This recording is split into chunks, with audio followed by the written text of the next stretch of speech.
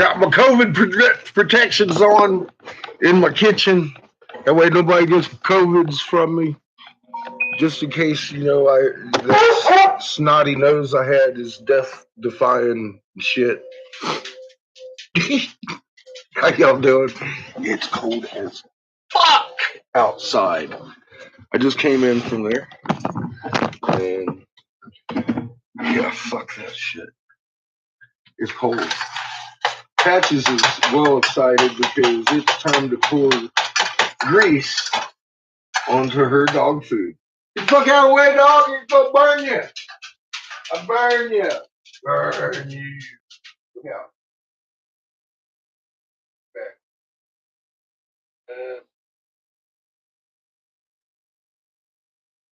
All right, now you.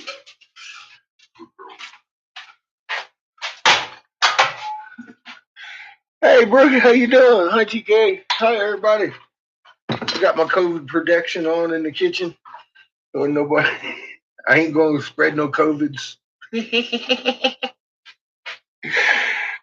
Shit.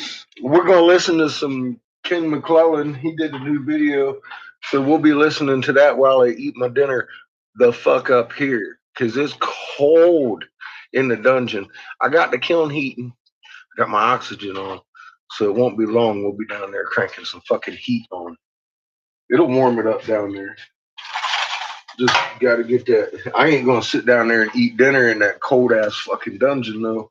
I was like, fuck it. Might as well have cooking the catfish first, right? So, welcome to the fucking kitchen. I'm making sausage spaghetti. Maple sausage. Out of maple sausage links, just because we like it like that.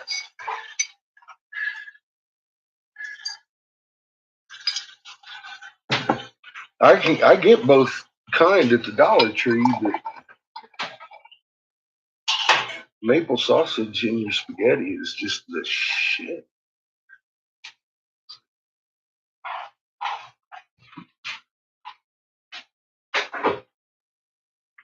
It's some really good stuff.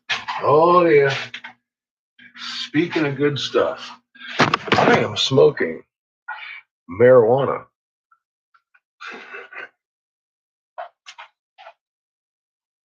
Wanted to get a good look at my COVID protection. That way OSHA don't have no questions about my kitchen activities. It's cold there too, huh? Yeah, dude. Yeah, I was talking about like -6. They're talking about like -14 now. I was like, fuck, you can't change my fucking forecast like that. That's not right. You've been watching Blade Runner. I guess that's a good thing to do on a cold fucking winter's day, man, is anything to keep you inside. I just went outside to squishy test my radiator hose so far. I don't know how cold it can get before I start getting ice crystals. So I'll be up late tonight checking it. I don't want no heater core problems. And I've had that whole, your plug laying on the ground incident happened before too. I don't need that either.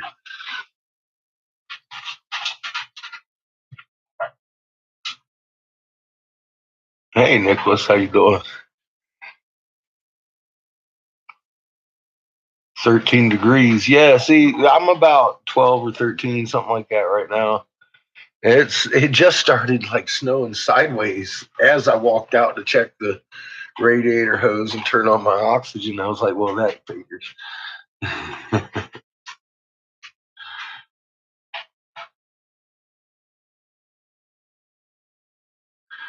Ain't got no gas in it. I got some gas in my propane hose. I'm hoping that's enough to warm the basement. I haven't blown glass in sub-zero temperatures in quite a long time.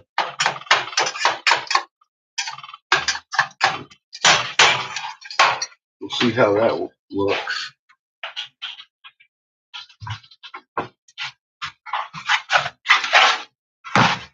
Probably just plain ugly. guessing. I'm guessing it was just plain ugly. Mostly because I'm the one doing it. Let's see. All right, I'm going to make coffee too. Because these chocolate Tootsie Rolls reminded me that I haven't had any coffee in hours.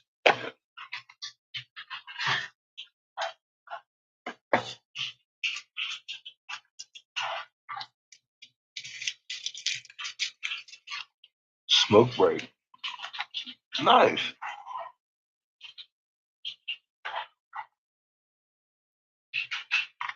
Doing the CPR thing. Uh-oh. Where you getting licensed for? What's she getting licensed for that? Child care? Or I had to do that for foster care. And make sure I was CPR trained for kids and old people.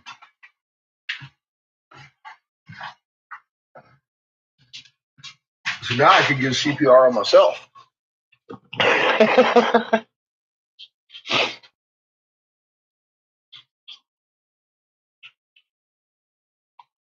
Cool. Yeah, it's a good thing to have under your belt. A lot of people don't know how to do that. Did I get out of it? No, I put them back.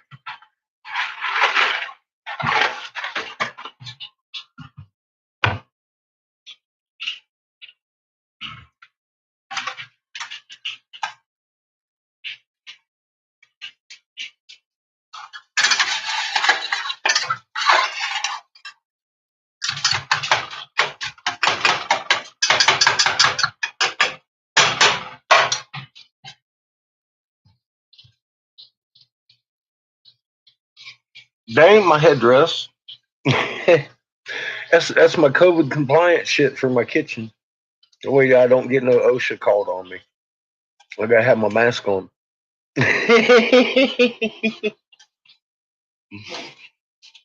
What, you don't wear yours like that?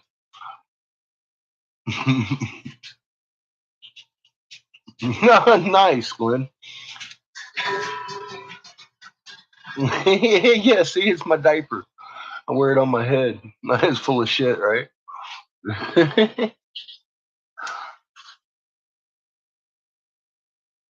Good. He's got some pretty good videos, man. I like him.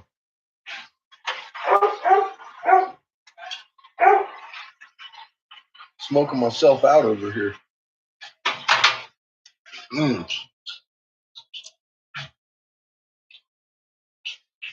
Open a can of whoop ass and pour it up in here.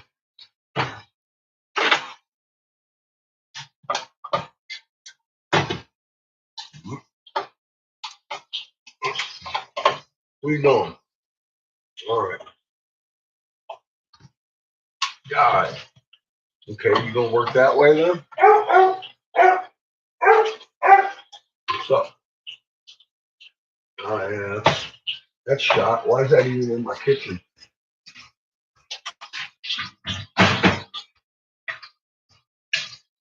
Where's my other shot one? Or at least it's not shot out so bad.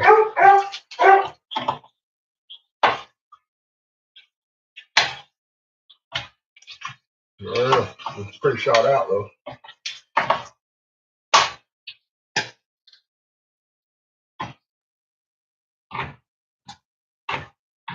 Yeah, spinning wheels. Spinning wheels, Patches. God dang it. I hate it when that happens. Fucking chewing through a can. Chewing through a goddamn tin can.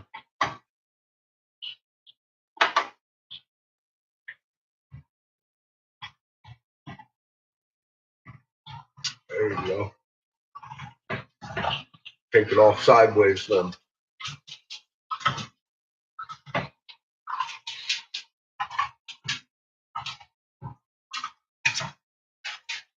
You just gotta be careful when you do it like that. Because that fucking edge is sharp.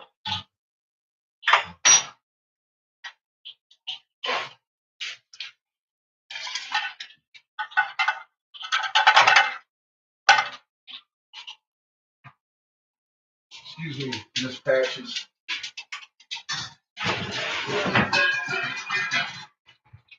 She says she would like something to drink, Master. No, you're not allowed. She's not allowed. Look, I got my COVID protection on. That way you don't get sick. Oh, God! Kidney punch! I know, Patches, it was brutal. You see how he took my safety equipment and threw it on the ground. I've trained him properly. Steaks on the grill. Damn, I'm coming over for dinner or something. Yes, there you heading out. You stay warm too, because it's freaking cold. I know. I know. The helium plots are. It's very telling. I'm all like, wow, that's pretty interesting. They've got ghost signatures all over them. I'm like, what? I mean, yeah, I don't even know what the fuck that is. So I ain't gonna talk about it. I got suspicions. John will tell you. He'll probably make a good video, better than I could.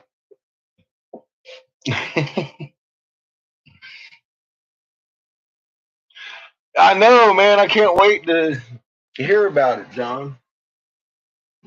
I'm gonna get the rifle through Ken's research and shit. I'm excited for you.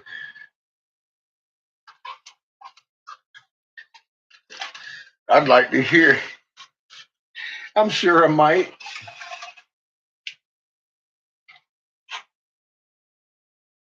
I have many a question.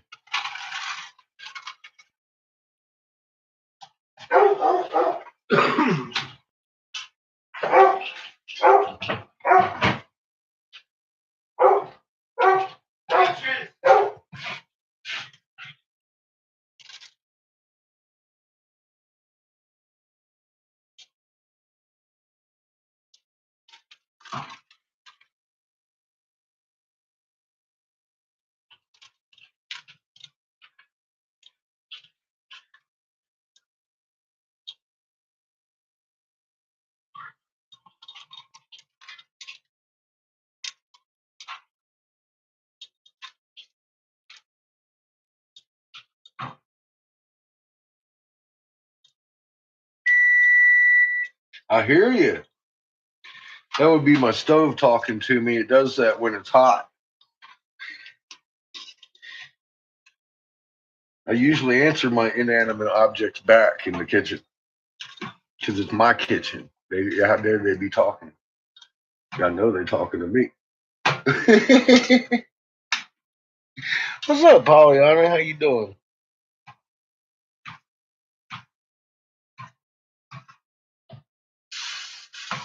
Matter of fact, how the fuck is everybody in this cold, wintry day? I'm not excited about the cold, but I'm doing just fine. I got a nice warm house. Except for my dungeon. Like I said, it's fucking cold as fuck down there.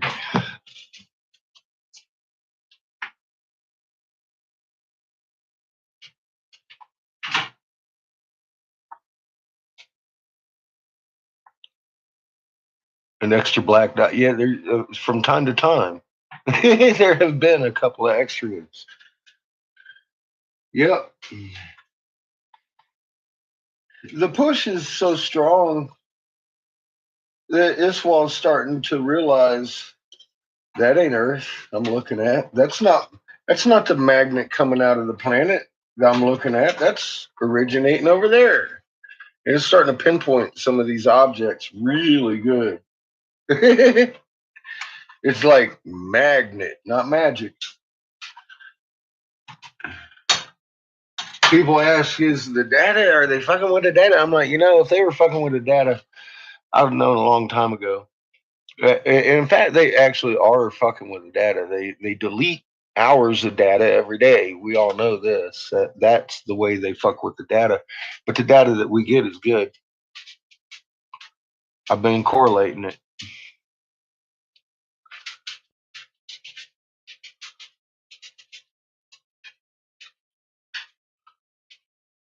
on the porch. What the hell? That's like my porch is freezing cold, man.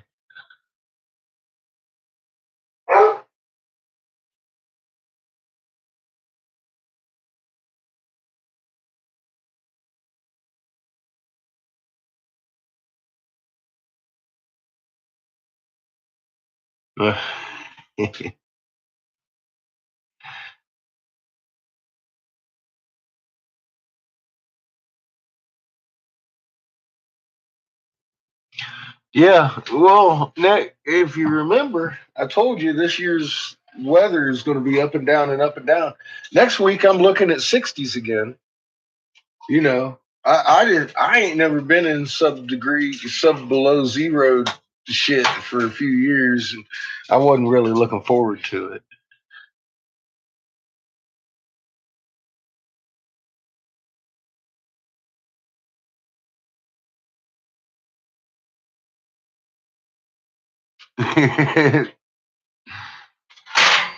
Yeah, my temperature's going to be falling all day tomorrow.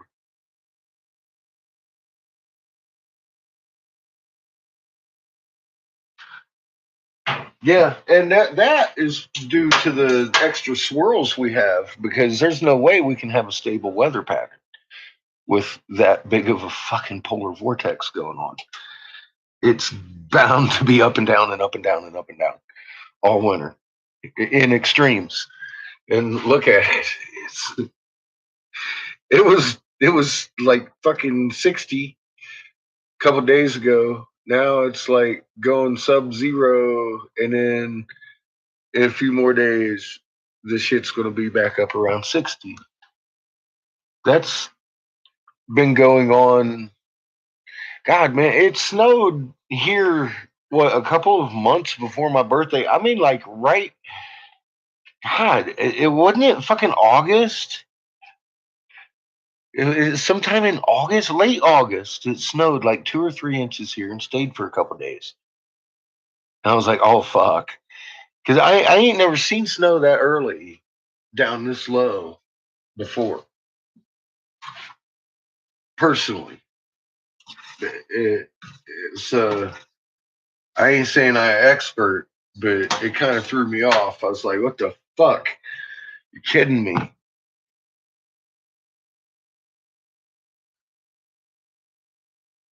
Yeah, the counterclockwise and the clockwise systems, dude. That's exactly yeah.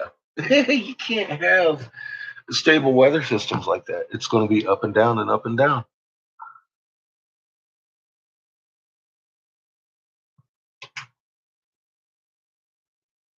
Hi, Berthonda.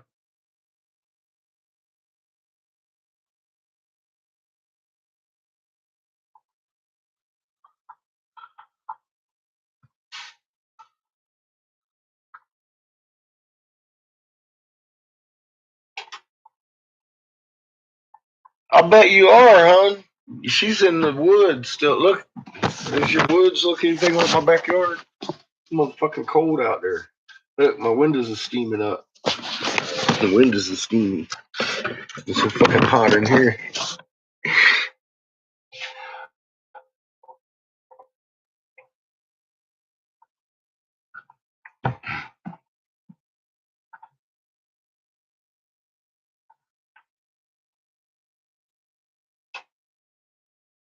Yeah, we're talking about the actual weather patterns down here.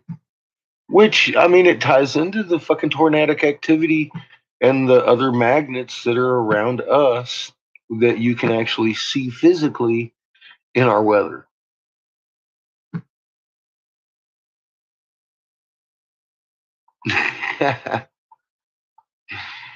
Yeah,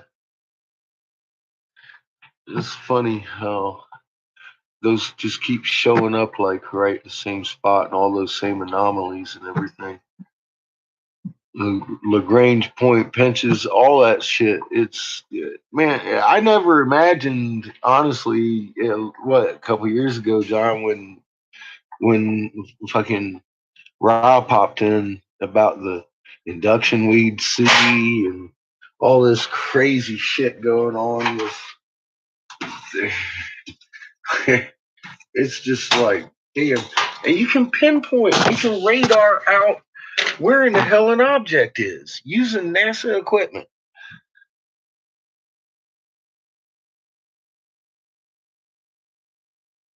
Was that the sun out my window? No, that's actually the reflection of my light. No, the sun is nowhere to be seen. I'm under some thick ass storm clouds. Yeah, it just started snowing really heavy too. It's been shitbird cold all day, and it's just been falling since noon. And now I haven't even seen the sun today. It's past noon, so I think it went back inside. I would, because it's fucking cold.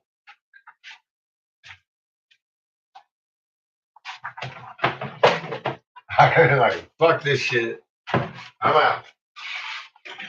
Actually, I did just do that a little bit ago. I was like, fuck this shit. I'm out. I went out, checked my car. I was going to start it and run it, maybe. And then I hit my radiator hose and it was full on liquid, didn't have no crystal iron, nothing in it. I was like, nice. I ain't got to warm up my car.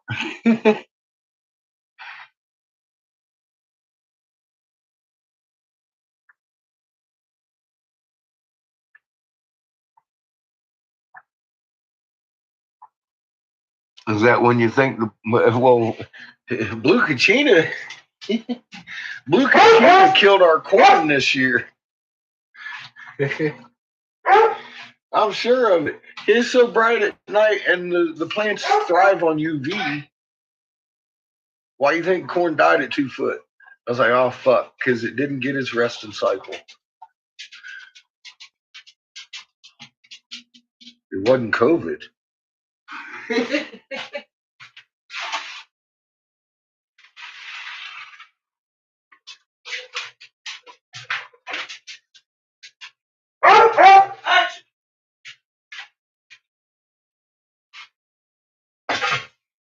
Yeah, I don't know what the hell she's barking at. She just had a whole bowl full of freaking sausage juice.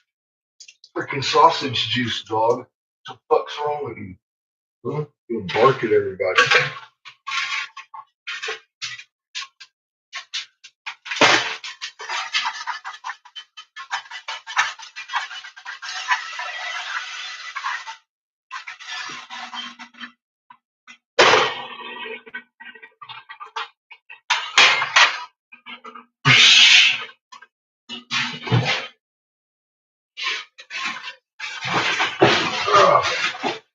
Oh, yeah.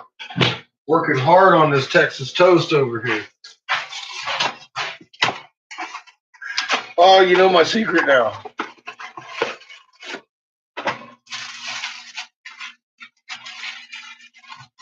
I get this shit for $1 too. You can't go bad with that. Yeah, that shit's hot. Isn't it? What the fuck is my shit still on for? Is it? Is that the one? Yeah, it is the wrong one. Damn it, Patches. What do you want? Come here. Drink here. Did you turn on the wrong oven? I did. Oh, good thing I didn't burn down the house, huh? And the spaghetti. Look, it's smoking. Smoking. It's actually steam.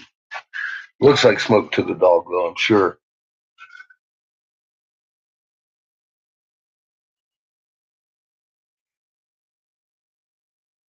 You've been connected to the sun. Uh-oh. I love cover stories. Cover stories rock. You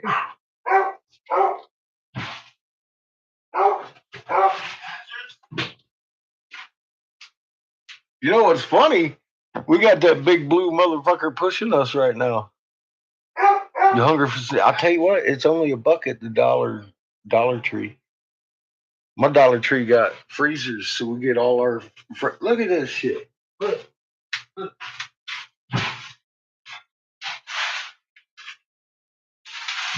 I know you're gonna hate me because you're paying $4 for these to $6. I know I paid $4 to $6 for them too. $1.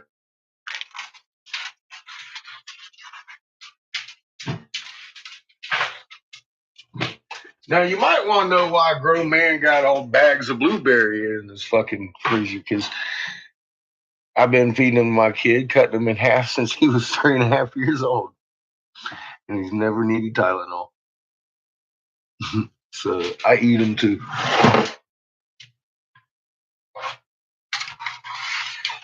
And we eat them a lot.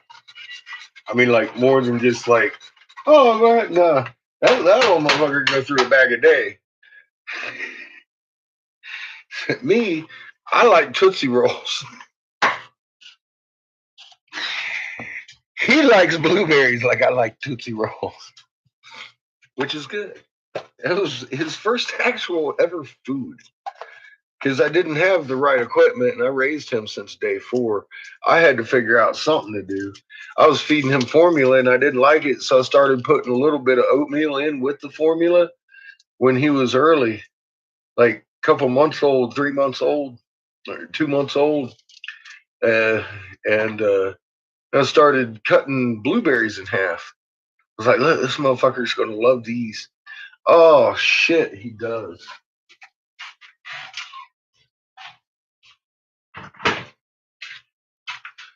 Do you know I never knew he was teething until he smiled and had teeth? I was like, dude, I'm not kidding. He never had a fever. He never complained. He smiled one day and I was like, I'm looking at tooth. I was like, where the fuck did that come from? I was expecting the whole teething sucks scenario. Never came up. The whole mouthful of them.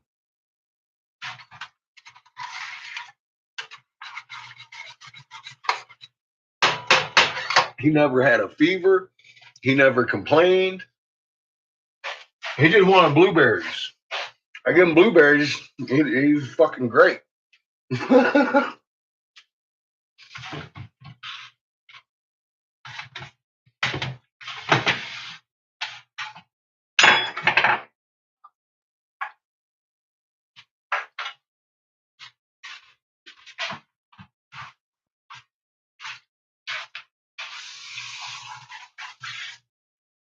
And the frozen ones are easy to cut in half and necessary to cut in half because he was so small, of course. I don't now. Fuck, he's 16.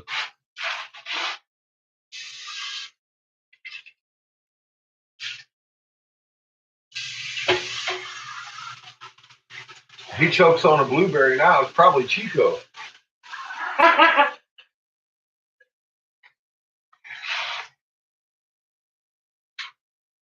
Chico choke on a shadow. That little motherfucker, he ain't got a throat that big.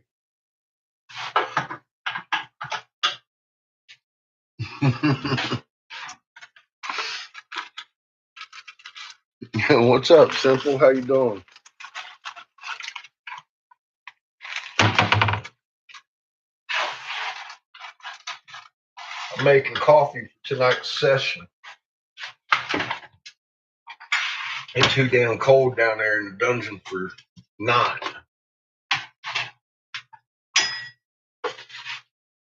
Well, like I said, I ain't eating dinner down there either. We'll sit up here in my bedroom and listen to Ken McClellan's new video he just put out yesterday, or maybe this morning. I don't know. About 20 hours ago, so yesterday.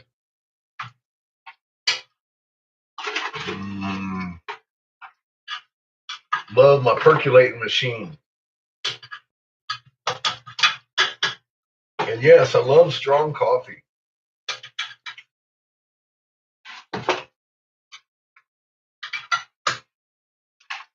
You may ask yourself, well, if you love strong coffee, why do you have country blend? Well, because I take that black silk shit and mix in with this. Good stuff. I make my own blend.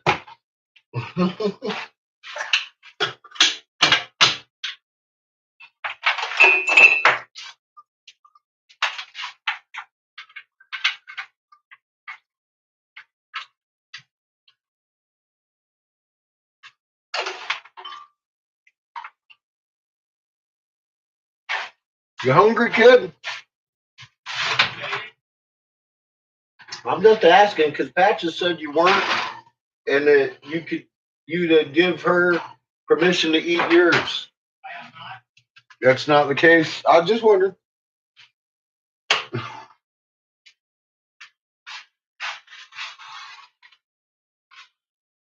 It seems you're completely fucked again there, Patches, on dinner.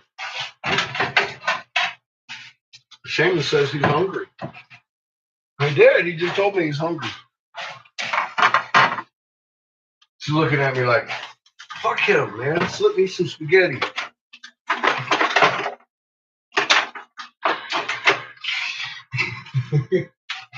Patches, how dare you say some shit like that?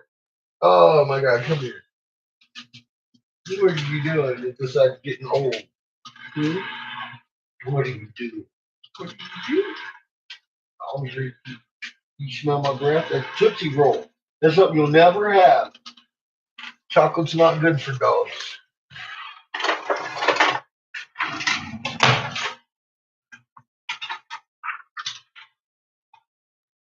Oh, the spaghetti's hot.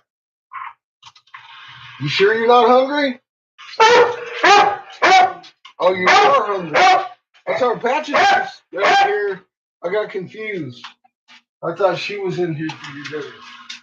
That's why I got confused. You better hurry before she confuses me again. I just swore she was getting your dinner tonight because she said you weren't hungry. And she was waiting in line for hers. That was the impression I got. Her anus got kicked in. Did she? Patches. You let her kick you in the anus. Oh my God, dog. She don't deserve it. What have you done exactly? Besides help her make noise. Help being annoying. Not being annoying. Oh my God. Oh my God. Patches. Patches. Patches. No yelling is needed over here. Patches. Patches. Don't worry. I might sneak you some of his. We'll see. Just a little of his. No, not mine. His. Patches. And then I'm going to give it to Chico. I'm going to lock him up in his upstairs with it all alone. None for Patches. None for Patches. None. None. Just hugs. Just hugs. You're too loud. Give her hugs. Give her hugs. No, he loves you. He loves you. He loves you. Yo, stinky hugs. Oh my God. Hey, settle down. He's done hugging you. Settle down. Chill out. Hang on a second. Let's talk about this. Just wait a minute. Hey, grab toast out of the oven. I have a Chico. I was talking to that. You better hurry or this shit's going to get black and ugly. No, it's not. And burnt. It tastes like charcoal. No. With garlic on it. I hugged Patches. And so much of the substance that used to be cheese. I hugged Chico. You hugged Chico? That's I did. Counterproductive. Look out. Where's the pad? You're supposed to just... Never mind. Get out of my way. But where's the hot Get out of my way before I eat Chico. I'm hungry. But where is the hot bed? Ow! Not here. It's in my room. I grabbed it with the wrong part of my hand there. Bad. I know. Evil. I can't help it. Evil. Not for you. For you patches. All for Chico. All for the Chico. Only Chico. Hell, Chico. Chico. Yeah. Hell, Chico. Okay, we'll give you a little bit, maybe. Maybe a little. Not now. Tomorrow. Not never. Tomorrow. Never. Tomorrow. We'll have some tomorrow. Tomorrow week. Tomorrow week. Tomorrow week patches. Tomorrow week. Yes, a week of tomorrow. Do you want one of these bricks? What? No, there's still one in here.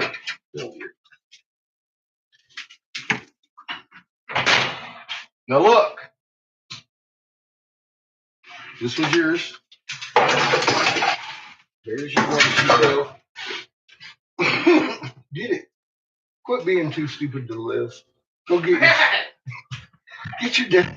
Get your dinner, Chico. Look at him. He doesn't know what to do. He's like, I'm confused. I'm too small. She thinks there's that patches you put in the towel. It's okay. It's all you. I put it in the cold pan so your little delicate self wouldn't get burnt. Oh, there you go. You finally figured out there's food in the fucking pan. I'll tell you what, giving him 5 minutes alone in the wild, owl food.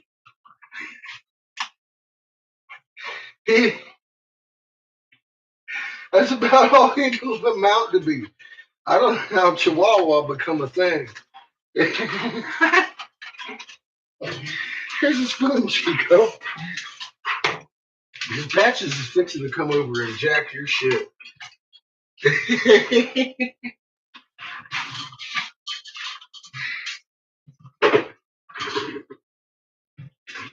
Oh my god. He's seriously a funny breed. I gotta tell you, that little dog. You gotta watch him. If he's stumbling around, he might have something in his neck and he can't breathe.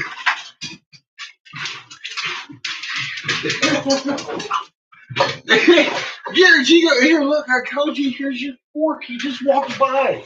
You're dumber than you look. You really are. He doesn't even have to act that dumb. He looks dumb. But there you got his fork now. We love Chico.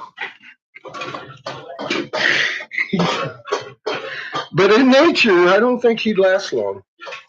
Giving him maybe 5 minutes and he'd be owl shit. That's about it. Oh my god. I can get something to drink.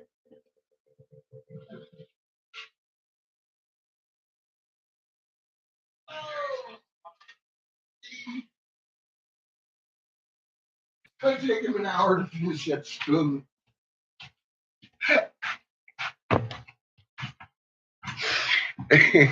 Oh god, he's so pathetic. It's comedy. He's just so small.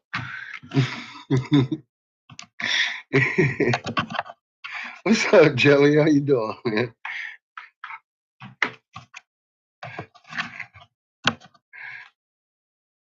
Oh shit, I'm trying to do stuff. I don't even have anything hooked up. I want to listen to Ken's new video. He's got a new one out. I listened to the very first part of it, and then I got started cooking dinner, and now I lost where the fuck it was. But I'm sure I can find it again because he's on my subs. I think I closed it down. But what am I looking at? Oh, I already looked at that.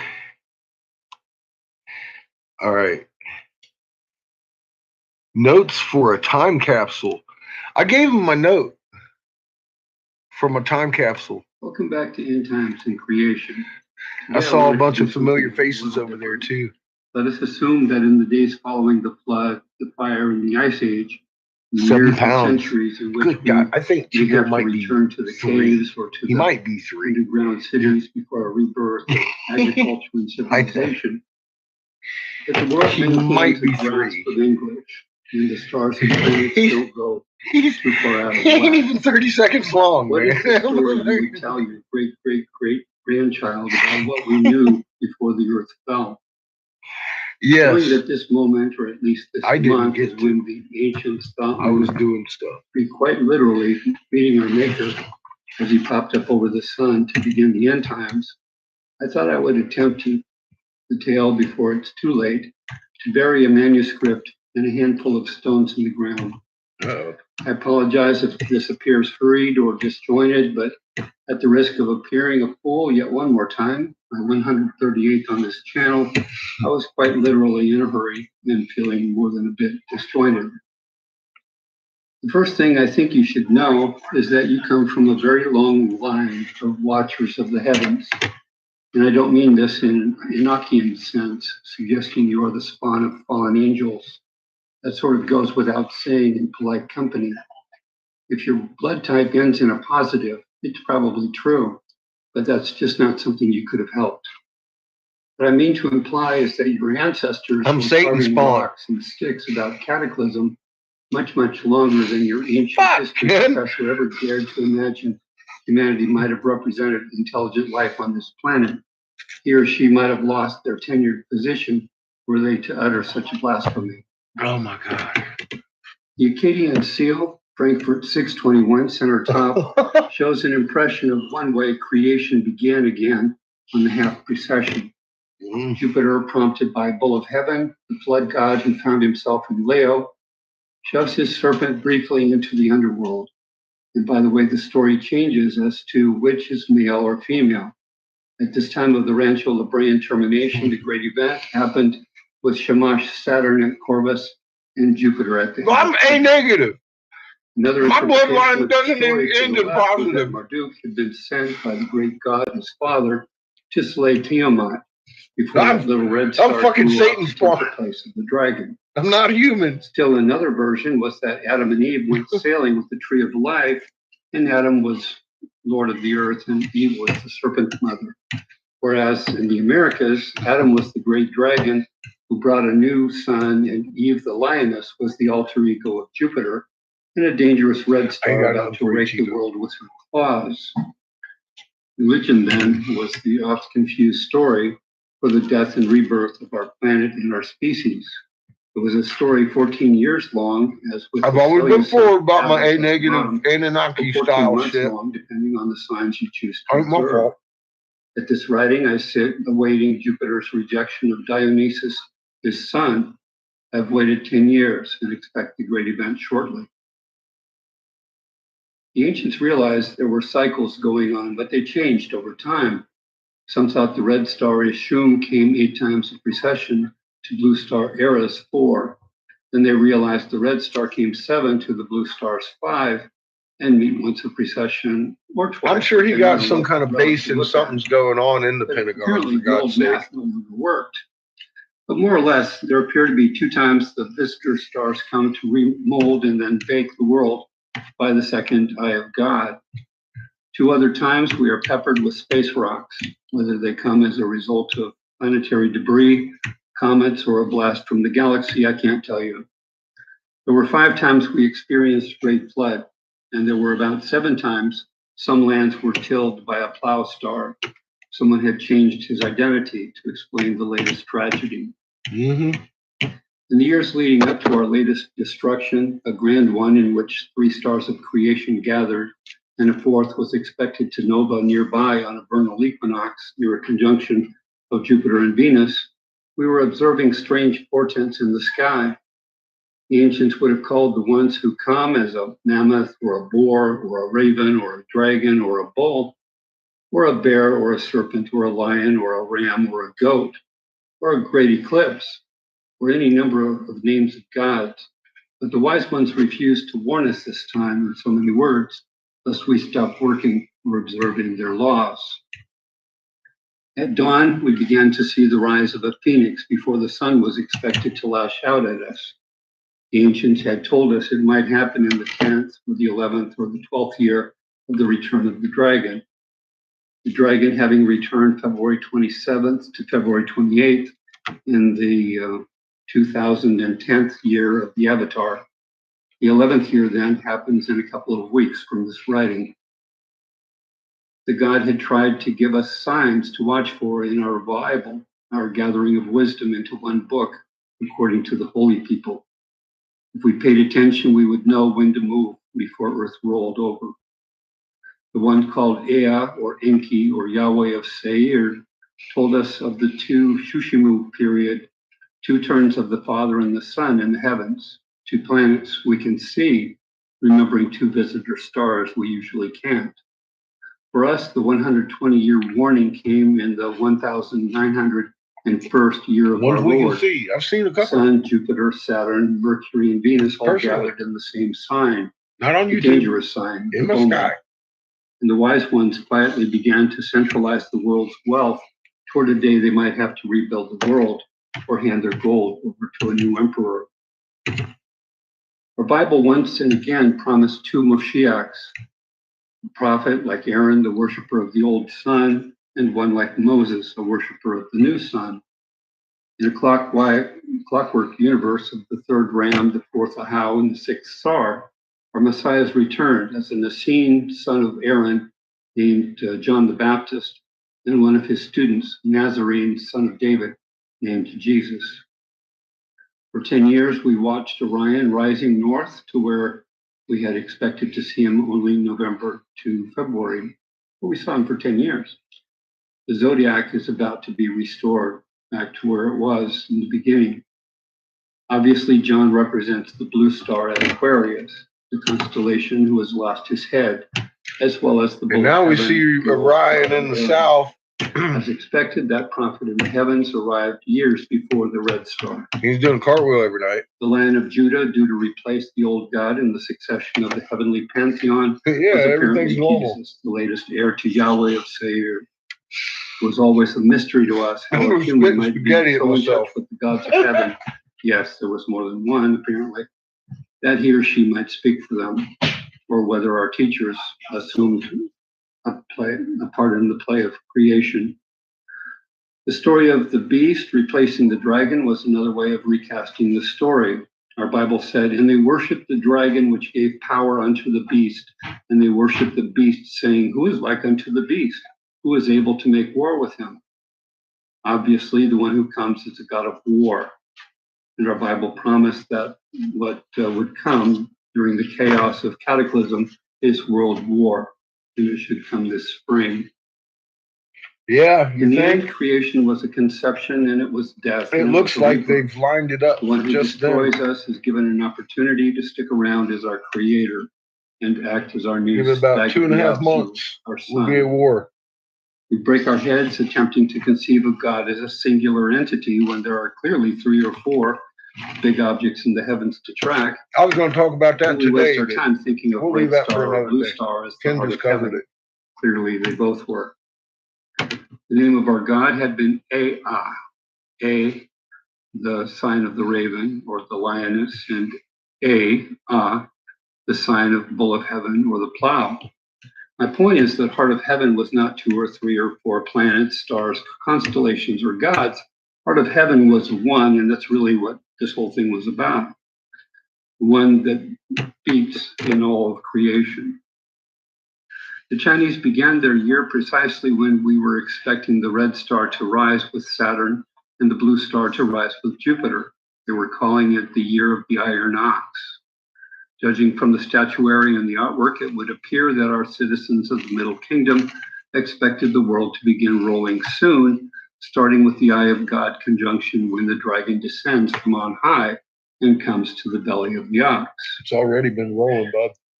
As we neared humanity's end and rebirth, we wished you well across the ages.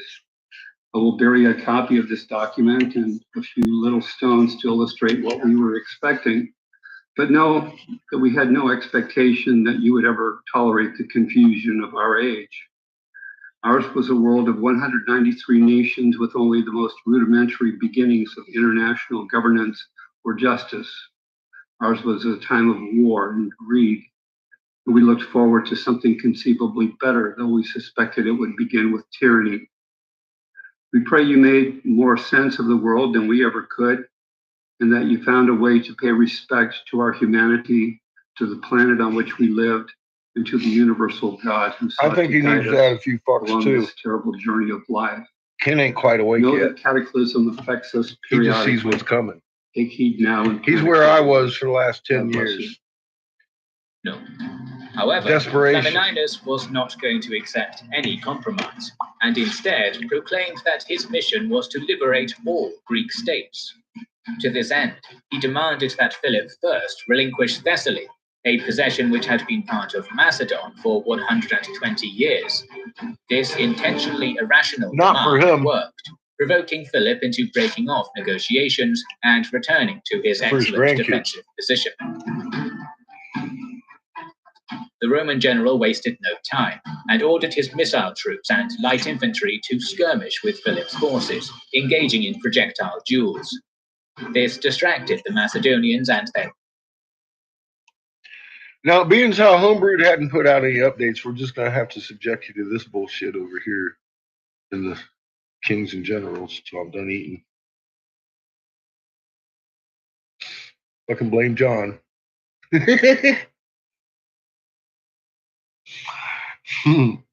I do. I need caffeine. I'm working on it. I'll get my weed.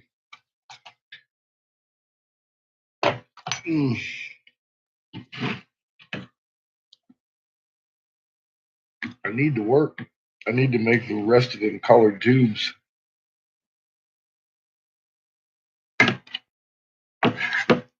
need to go out again next week. I think twice next week.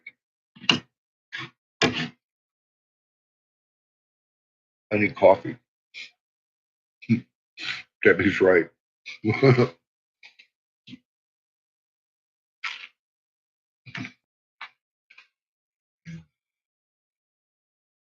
Either that or go outside and stand in the cold for a little bit. That'll wake me up.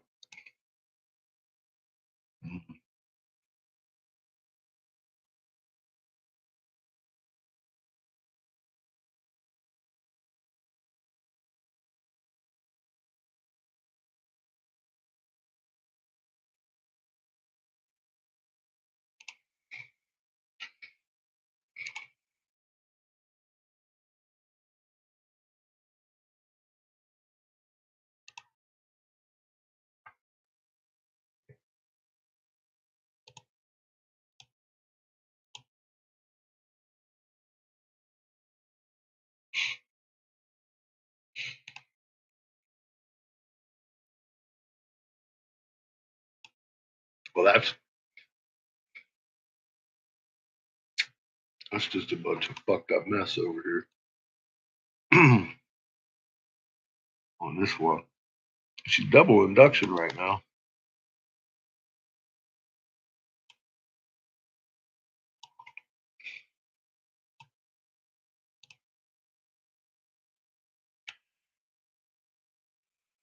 But the crunch is definitely screaming, we're going to have a quake. Oh, that's interesting. Flat spot.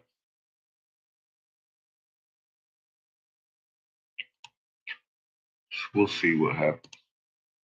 We're going to have a quake.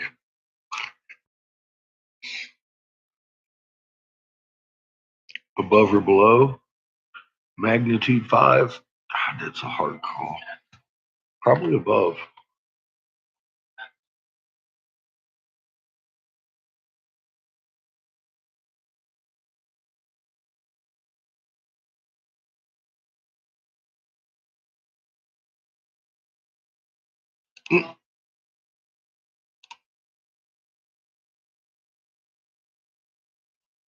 Oh my God. That looks important. Oh, this looks exciting. Welcome to the Disney Bundle, where Disney Plus, Hulu, and ESPN Plus come to life on all your screens.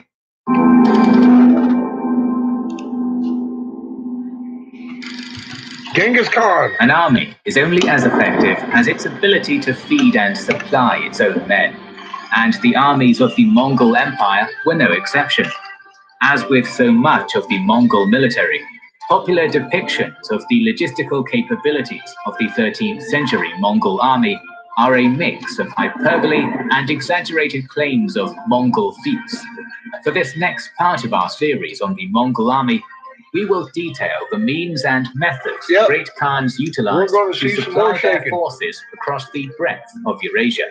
The sponsor of today's video, Brutal Age Horde Invasion, is a free-to-play strategy game available for free on Android and iOS. Forge your tribe with cities and outposts on the map, and push the border against global competitors. Challenges await. Prepare your warriors for a big hunt. Come to experience the most original PvE and PvP battles in this free MMO strategy game. Ally with your friends and be brutal in this prehistoric party. Become a legendary war chief. In Brutal Age, you can do everything you want to do in a strategy game. Train 15 barbarian troops with different skills, hunt mammoths, saber-tooths, and other ancient monsters, and terraform your land. Brutal Age just got an update. One new outpost and 3 new unit types. Buildings can now be upgraded to a higher level. For example, the highest level for Stronghold is now 30 instead of 25. A Valentine's Day event is now available in the game. Support our channel and download the game with our link in the description in order to get $200 in rewards. Upgrade your Stronghold to level 4, tap the event portal at the top right, tap the player invitation event in recommended, enter our code, and tap use. Quite rightly, most discussions of the Mongols' logistical ability have focused on their lives as nomads and how they utilized their animal herds, sheep, goats, oxen, camels, and horses. As pastoral nomads, their very lives provided them excellent experience in the skills of strategic logistics. Every seasonal movement had to be well planned and organized for timing of the weather and pasture availability. Pasture had to be carefully managed to avoid overgrazing. The animals kept in the right proportions for water usage and avoiding its contamination. Pastures for winter grazing needed to be secured and avoided. Lacking sufficient alternative fodder, the animals needed to be able to provide for themselves by eating through the snow. The sheep, goats, and oxen following behind the horses as they instinctively dug through the snow with nose and hoof. In turn, each animal provided milk, meat, felt, clothing, and more, providing nomads much of their requirements to survive. Each nomad had to learn how many animals were necessary to survive off of, and had a lifetime of experience moving vast herds of livestock from horseback over great distances. Any Mongol who survived to adulthood knew how to withstand harsh environments, live off little, make use of every part of the animal, and take advantage of local resources, all valuable skills for an army on the march. As stated, the Mongols did not provide fodder for their herds, subsisting them almost entirely off of grasses. In the Great Eurasian Steppes, this provided any nomadic people an immense advantage, not requiring the difficult and lengthy procurement of grain supplies for troops and horses. Larger horse breeds of sedentary societies, for example, cannot maintain body weight and strength enough to campaign from only grass alone, and require regular feeding of hay or preferably grain. For the smaller horses of the Eurasian steppe, grass provided their necessary nutritional intake. With no shortage of grass in the steppe, it was also much easier to field immense herds of horses, far more than any sedentary rival power could compare to. A single Mongol warrior could go on campaign with 5 or more remounts, rotating between the horses so as not to overexert a single animal. While the vast herds of their animals were a key aspect of everyday life in Mongolia, the 5 snouts were rarely all brought on campaign. Sheep and goats simply cannot travel as quickly or as long as horses. 5 kilometers per day, or 3 miles, is a reliable speed with these animals. Depending on the campaign, and as conditions allowed, we sometimes see instead a central, slower-moving army, which may have sheep, goats, supply and tool carts pulled by oxen, and some families, a base camp called an ordu, generally commanded by the Khan's or a general's wife in his absence. The warriors would ride separately in flying columns well ahead of the ordu. Traveling with only their horses, These columns could strike with greater speed before returning to this slower main body to resupply on those things which they could not have carried with them. This would mean stocking up on staples of the Mongol diet to carry back with them for the next stretch of the horse-only part of the attack. A group of 10 men, an arban, would stock up on strips of dried meat, bort, or dried milk curds called arul, or cheeses called izgi. The arbans returning out to campaign carried this among themselves and their spare horses, which themselves were a source of nutrition for the Mongols. Mares were preferred, as both their milk and blood could be drunk, providing nutritional value when other alternatives were scarce. If the horse died on the march, then it would be cut up on the spot for its meat to be reused. Even the bones would be used for a broth called shulen, thickened with millet and whatever pieces of meat and vegetables could be collected. These meals were augmented by hunting when they could, be it big game, enemy livestock, or marmot, a useful practice to keep their archery skills sharp as well. Little was wasted, and numerous primary sources remark, often with disgust, at the willingness of the Mongols to eat anything. But the Mongols knew quite well that picky eaters did not last long in the cold. If you want a rock star team like ours, you need Grammarly Business. Grammarly Business turned my market. Winter.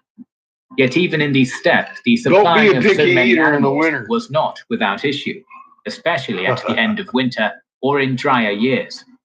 When campaigning against their enemies, this became an even greater struggle, for there were simply not the same expanses of grassland to rely upon the further they rode from the steppes. Kings and generals in order to overcome this, they're really the good Mongols relied on an exceptionally predatory foraging strategy. Mongol armies traveled in divisions and smaller units, spreading themselves out across the countryside, feeding their horses on both the smaller areas of grassland and local grain stores, while the riders would feed themselves on the peasants' harvests. This would also play into their strategy of harassing and driving the peasants from farms and rural villages towards major urban centers, spreading fear and straining the enemy's resources. It also had an advantage of making it difficult to react to Mongol armies. For the defenders, reports would come in of Mongols everywhere, coming and going in each direction. The chaos of the panic-stricken flights of the peasants would have certainly brought with them exaggerated stories of the scale of the enemy forces, sowing always further confusion. This takes us to one of the most popular myths of the Mongols, that they were a shockingly fast force, a lightning bolt from the steppes. This is a result partly of the intentional confusion caused by the Mongols. When they were striking cities hundreds of kilometers apart, it would seem they were crossing great distances at lightning speeds. But calculations by John Mason Smith Jr., noting, when available, the rough length of time and distance traveled by the Mongol armies, found there could be great variation in the speed at which they traveled. The greatest speed recorded was the Great Invasion of Western Eurasia under Batu and Subutai in the 1230s. Their journey from Karakoram to the Volga River, nearly 5,000 kilometers over an estimated 6 months, made an average daily speed of around 27 kilometers per day. This part of the journey, with little campaigning and nothing but grassland before them, was made with the greatest haste. In Smith's calculations, the average kilometers per day for other campaigns with available data was around 22 to 24 kilometers per day. Smith suggests that the speed made by Batu and Subutai was the maximum top speed for an army based on steppe horses in ideal conditions. Time in the day needed to be given for the horses to graze and sleep, and as it takes longer for horses to meet their daily feed requirements via grazing rather than grain, this puts a cap on the top speed of these armies. And yet such ideal conditions would not be met elsewhere. Smith is also able to make calculations for much of Hulagu's route during his march in the 1250s. At the fastest part of his journey from Karakoram to Almalik, Hulagu covered approximately 2,697 kilometers in some 6 months, some 15 kilometers per day. Across Transoxiana and Iran, Hulagu rarely made such speeds again, usually between 6 and 9 kilometers per day, depending, and often halting for months at a time. My coffee. For Hulagu, the campaign was much more methodical than the immense tidal waves they are often depicted as. The sources describe Hulagu marching in the mornings, then allowing the horses to graze over the afternoon and sleep through the night, while his own men rested and drank. It's important to note that for armies like Hulagu's, often estimated around some 70 to 150,000 men, only a part of the force was actually Mongolian. Aside from fellow nomadic people like the steppe Turkic tribes who would handle the journey similarly, semi-nomadic Khitans and Jurchen accompanied them, as did Tanguts, northern Chinese, especially as engineers, and other subject people along the route through Transoxiana and Iran. Such huge and varied armies could not live off Mongol mare's milk and blood. Instead, such campaigns took advantage of the ever-developing administration of the Mongol Empire. By the time of Hulagu's expedition, Great Khan Mongke ordered vast depots of supplies to be made for his brother's army along the route, immense hills of skins of flour and wine produced from across Western Asia. All pastures that Hulagu's armies may need were to be cleared and let fallow for their horses. Roads were cleared, bridges built and mended, or ferries prepared to aid in their passage, both for the men and the many carts traveling with them, carrying supplies, weapons, and tools to construct very siege delicate machines. operation. As Hulagu marched across Asia, he met with Mongol-appointed governors and vassals who had to arrange more supplies for the army. Marches had to be carefully timed, aiming to avoid the harshest summer weathers and take advantage of pasture availability. While it is popular to think of the Mongols living and fighting purely from their horses, by the time of their great campaigns, they needed supplies as much as everyone else. These marches were generally made without families and warriors. Even for Hulagu himself, most of his wives were only able to arrive in the Ilkhanate by the end of the 1260s. Only then did they learn of Hulagu's death in 1265. If even for a royal prince it was hard to bring his wives with him, then tonight, many Mongolian families whilst I work, permanently separated. So I'm going to be busting out a bunch of colored fights until that fucking kiln's full. Stationed on the you see me do it before, you're going to see me do it again. Consequence was outright stated. What you want to listen to? Without their a little bit of music, in the regions where these a little bit of Emerald Tablets of Tar. It really don't matter to me, because men took local wives. I'm going to be working with local cultures. Yeah, I listen to either one. The separation policy of the Khans accounts in part for the rapid absorption of Mongols into the Turkic and Farsi peoples in the west of the empire. Much of the aforementioned are also reflected in the arming of the Mongol soldiers. For their base equipment, each Mongol was expected to produce and maintain his own weapons, building his own bows and arrows, his own saddle, and the like. It's usually how I do grocery night too, Nick. Blacksmithing in Mongolia was difficult, but not impossible. Pizza. Access to raw materials was a great hurdle, and often relied on trading with the Chinese dynasties to their south. For these reasons, specialized equipment such as swords and full sets of metal armors would have been uncommon and restricted to those with the wealth and means to afford them. The birds are excited if then, the average Mongol trooper had a metal weapon, it was likely cheaper yet effective, such as maces and spears, or if metal armor, perhaps nothing more than a helmet. As the wildlife got to be. So too did their access to more varied weapons and armors. They're definitely more effective than we are. They must have repurposed looted equipment. Not like they know what's going on. Khan's orders were to collect and redistribute the weapons and armor of the defeated enemy forces, though doubtless the Mongol elite and bodyguards were given priority in this. From both not like they got an ISWA to watch, as well as the forced migrations of artisans. But they have an ISWA in their head. The Mongols gained reliable access to great numbers. It's messed up right now. And the raw materials necessary to their crafts. They're like, what's going on? On the eve of the invasion of the Khwarezmian Empire, one of the rising members of Chinggis Khan's Kind of like entourage us. and a great minister of What the the fuck's Mongol going Empire, on? Chinkai, founded Chinkai Belasagan, meaning Chinkai's city, in western Mongolia. Made of mainly captured and relocated Chinese craftsmen, Chinkai turned this into one of several manufacturing centers in Mongolia. Both a farming settlement and weapons production facility, it supplied Chinggis's Your hopes as they horseshoe moved blood west for the invasion of Khwarezm. doesn't congeal if Even not the kept cold. imperial capital, Karakorum, I ain't sure had what that smithies means. and arms But producers. I know I freeze. My It is blood will unclear freeze. to what extent these Because products I don't actually like made cold. their way to the regular soldiers outside of arrow I production. don't like it. It By don't like providing their me. warriors It bites me millions all of the time. iron-tipped arrows, the Khans would have been giving them the most effective and deadliest assistance they could. Except when I have good No evidence coffee. seems to indicate I took the that rest there of was my ever a picture concerted downstairs effort already. to I just armor came back the for vast y'all. majority of Mongol troops or provide them a regular kit. I Though could the have soldiers took were expected to my have some basic Pandoras with equipment, me. such as knives, bows, ropes, sewing kits, and other basic tools. The Franciscan friar, So I got my William Pandoras Lefebvre, right there. during his return And journey to motherfucking- Europe from the court of the Grand Khan in the early 1250s, They don't had ask me only 2 questions. of the 20 Like Mongols YouTube. assigned to Are protect you him still armed. listening? Both Stop were in you right in the middle hauberks of the of mail song. from the No, Alans as a matter of of the fact, Northern thanks for turning Caucasus, that off. according to Rubric.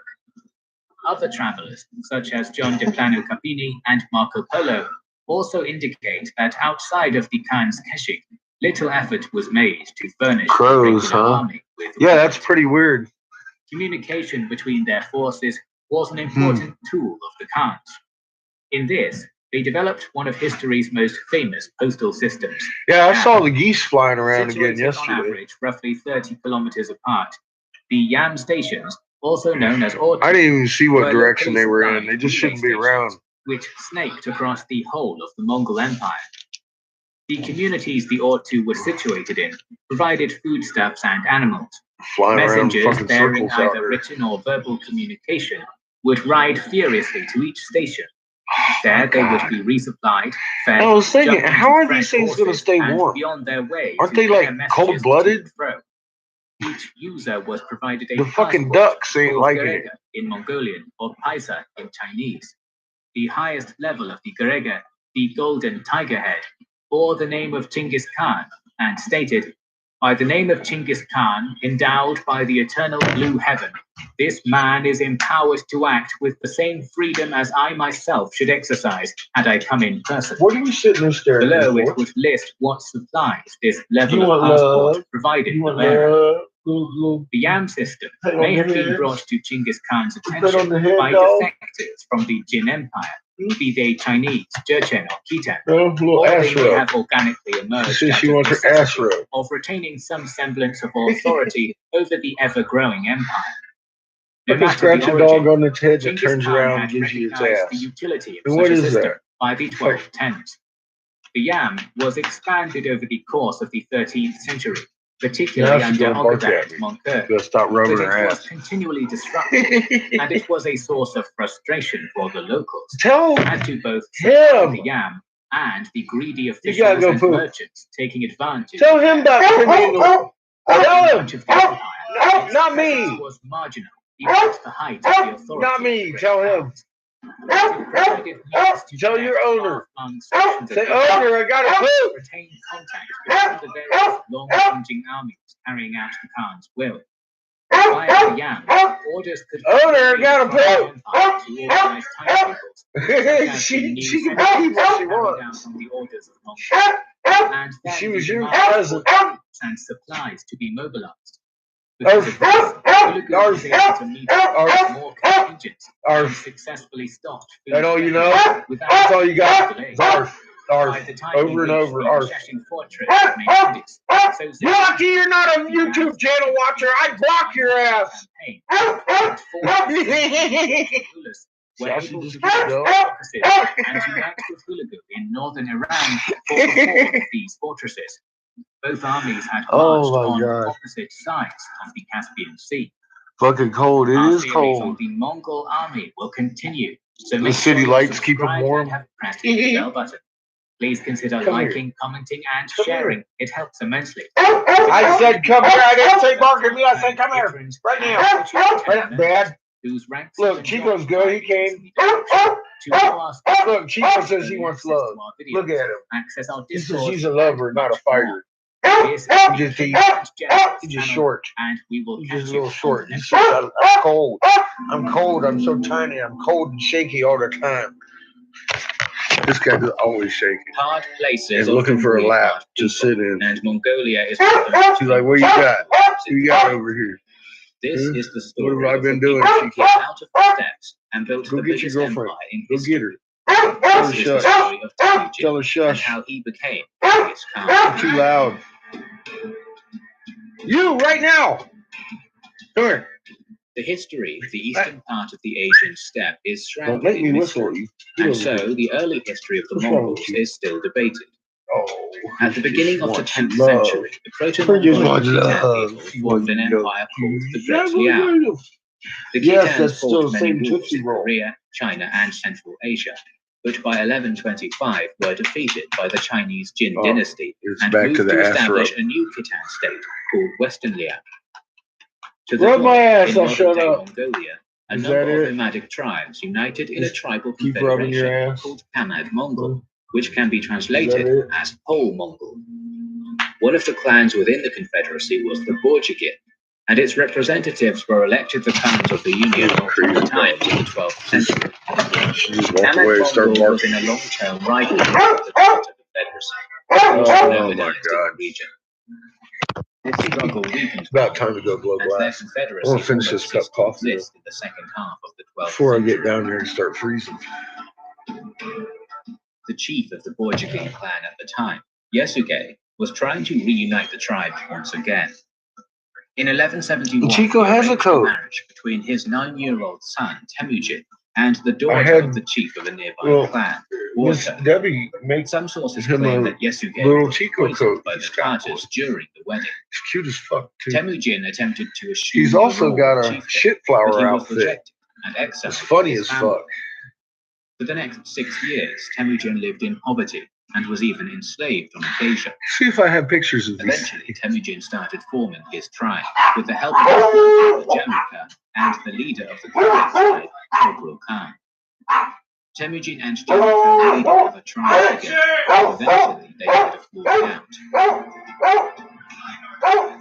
Jamaica supported the traditional Mongolian aristocracy, while Temujin gave positions of power to capable people outside his tribe. So there's his shit flower outfit. Rising popularity, Jamaica attacked him in 1187. Seamus's mom 30,000 sent him that. men. He's- Temujin's 20,000 men were decisively He beaten looks like a at shit the Battle flower. of Dalan el-Zut.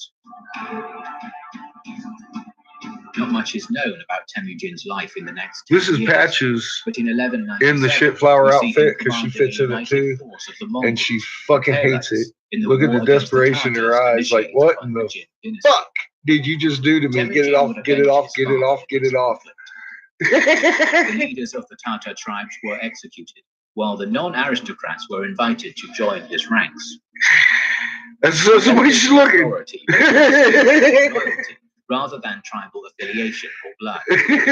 As an incentive, Temujin promised Just in civilians case you and didn't soldiers a recognize that portion look. of the war spoil. His new rules laid the foundations of a Shit. code of law which would eventually be developed and applied to his empire. His father's death influenced Temujin, and one of the laws was that hospitality was sacred. Guests and envoys should not be harmed. Temujin revolutionized the steppe world. Each victory brought more warriors to his side, and he reformed the Mongols into an army. The decimal system was implemented, and the army was divided into tens, hundreds, I do believe he thousands, stars in it in 10,000s. one of my videos, Transfers between the units were forbidden, but and if I don't one have any man pictures of deserted, him in the other his 9 in his coat. unit were put to death. Commanders were chosen He by just their had men, his coat on. except He'll for the probably have his commanders of coat the on again 10,000s, here in a so-called minute, Tumans, because who were he's going handpicked by the outside. Khan himself. As soon as I get up and beat This up chain this of little command allowed 16-year-old, make him walk flexibility, his dog. discipline, and loyalty.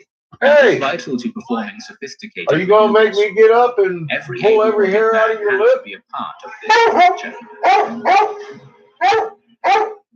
In 1201, a number of Persian clans called the Council, Because these dogs can go outside. declared Jin the Khan. This sparked a 5-year war between him and Temujin, and the latter managed to defeat his former blood brother at the Battle of the 13 Sides. That same year, Temujin assembled another council of the Mongol chiefs, who elected him as their leader, giving him the title of Genghis Khan, the leader of all. For the first time, the warring tribes united as one nomadic nation under one banner and one authority. In 1209, the Mongols began their first invasion against the powerful Western Shah state to the southwest.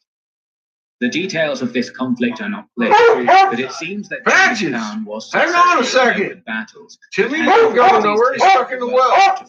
Cities. Temperature on The Junta. Mongols learned the importance of Burning. siege warfare. Fucking 8! The surrounding Burning. cities Fucking slowly 8! began to 8 degrees! 8 degrees! Time to go home! Burning hot. Time to go home! It's burning hot. Until this point, the Jin dynasty underestimated the Mongols as an 8 enemy on degrees. their northern border, Burning and even There's refused 8 to call for degrees. aid by the There's 8 Allies. degrees. By 1211, It's they 8. were on high Don't ground. worry. She acts like Even Timmy's demanded going the somewhere. Mongol submission, Sorry. which Timmy's led stuck to in the well. He ain't fucking going nowhere. in March Remember, 1211, that's your Genghis code Khan word for there's a party down the street. and prepared to wage war against China. Dog party. The Jin had a I massive thought she wanted to shit on Timmy. and mobilized around I mean, he's stuck in the 800,000 well. infantry. Most of 150,000 highly trained cavalry. This vast army was spread across the Great Wall and Patches wants me to several walk. fortresses. Meanwhile, the Mongols Chico had a got his coat on? 90,000 strong cavalry, which had 3 main components: Every single light cavalry scouts, 4 soldiers armed with composite bows, and heavy cavalry armed with lances and coats. I'm gonna put a shit flower outfit on you. Highly trained and loyal. Come here. Come here.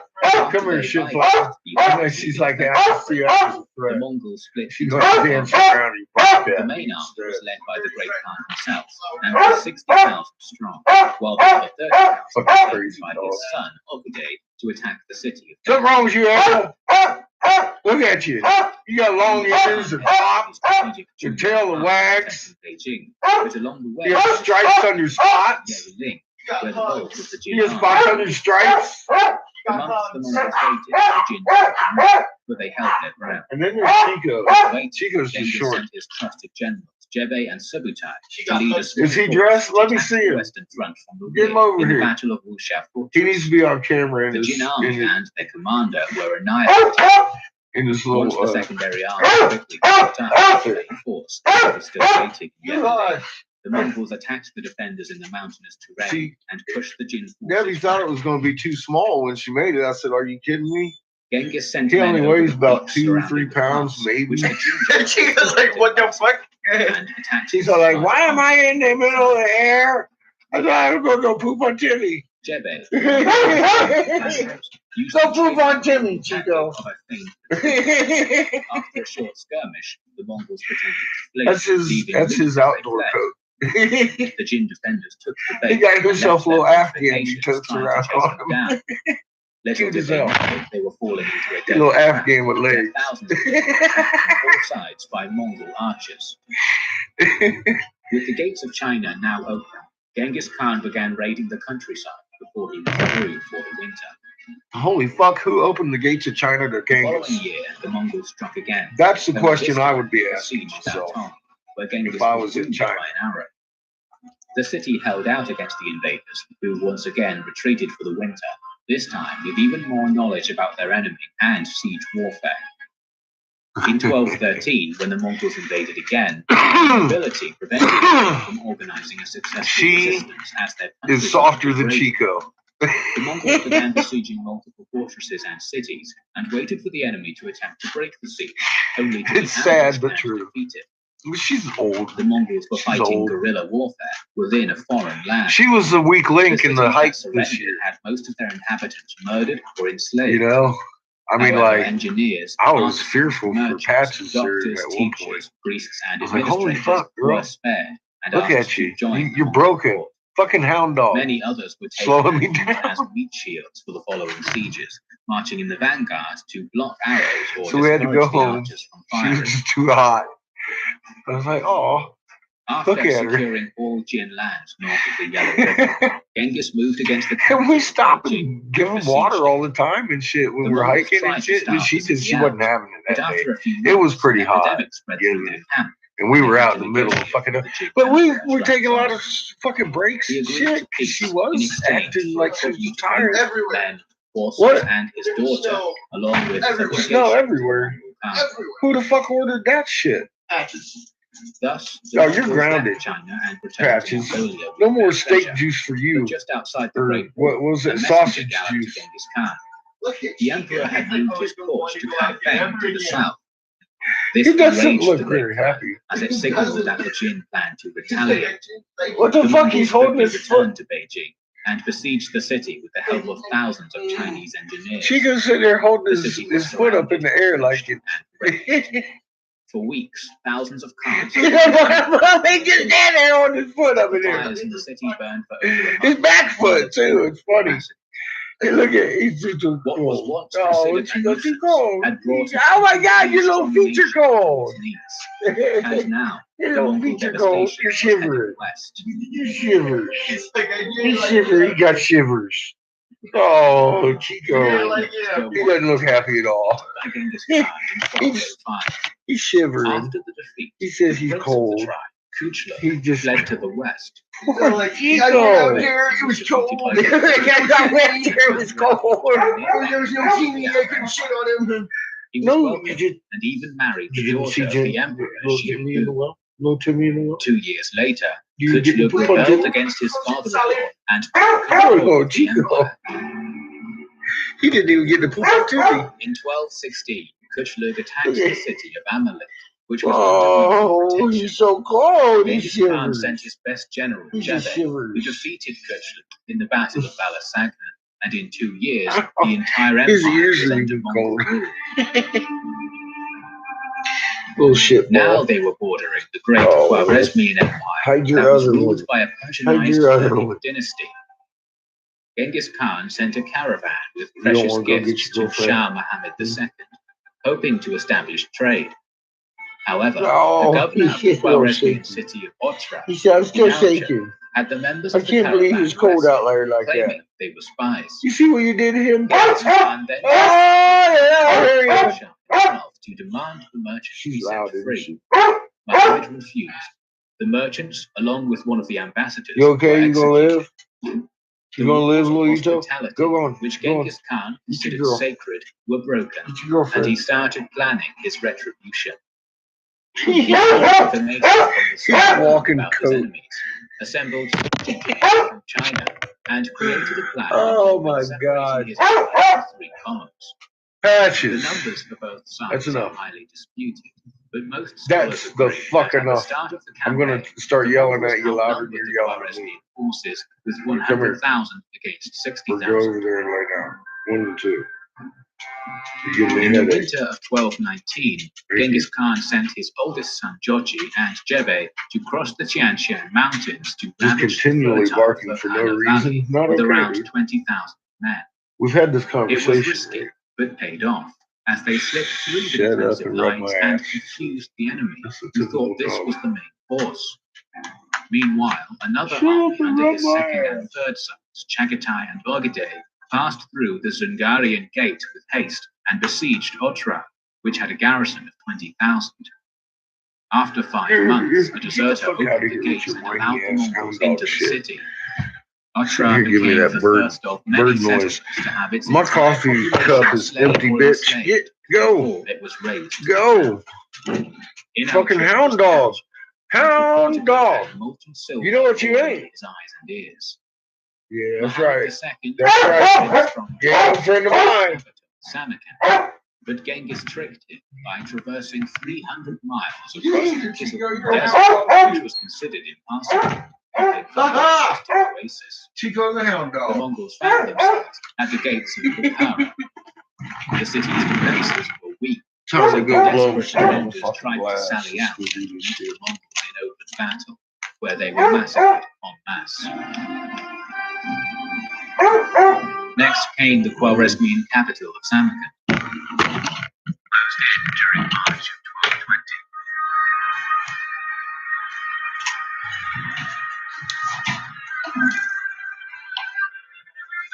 Assaulted the city and its 40,000 strong garrison. Prisoners and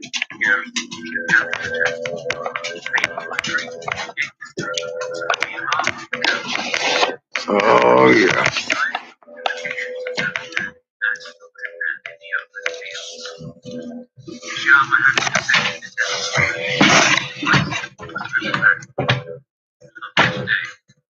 Put the child gate up so she can't get in my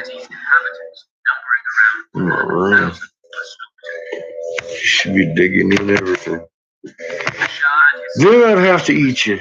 Look at this. Trouble and double. Trouble and double. Yeah. Mm-hmm. You too. Don't you wag your tail at me. Don't you wag your tail at me. I'm going to scratch your ear. That's it. You can get it. You can get your ear. You can get your other one. Oh, Chico. I got your ears. Love you, kid. What? Get out of here. Don't tell that to your dad when you're 16. You're supposed to say, fuck off, old man. Chef, what have I been trying to teach you? Jeez, man. Trying to teach you how to be a teenager and you just ain't listening.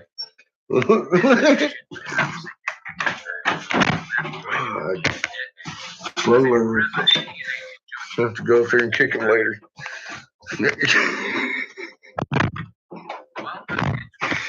Oh, God.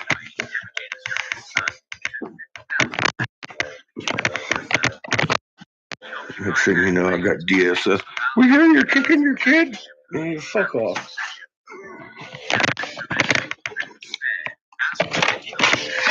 Oh, my God.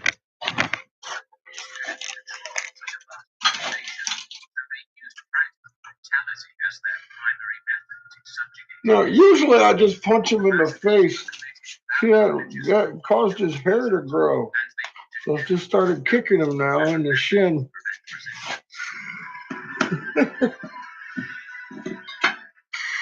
He got hair on his lip.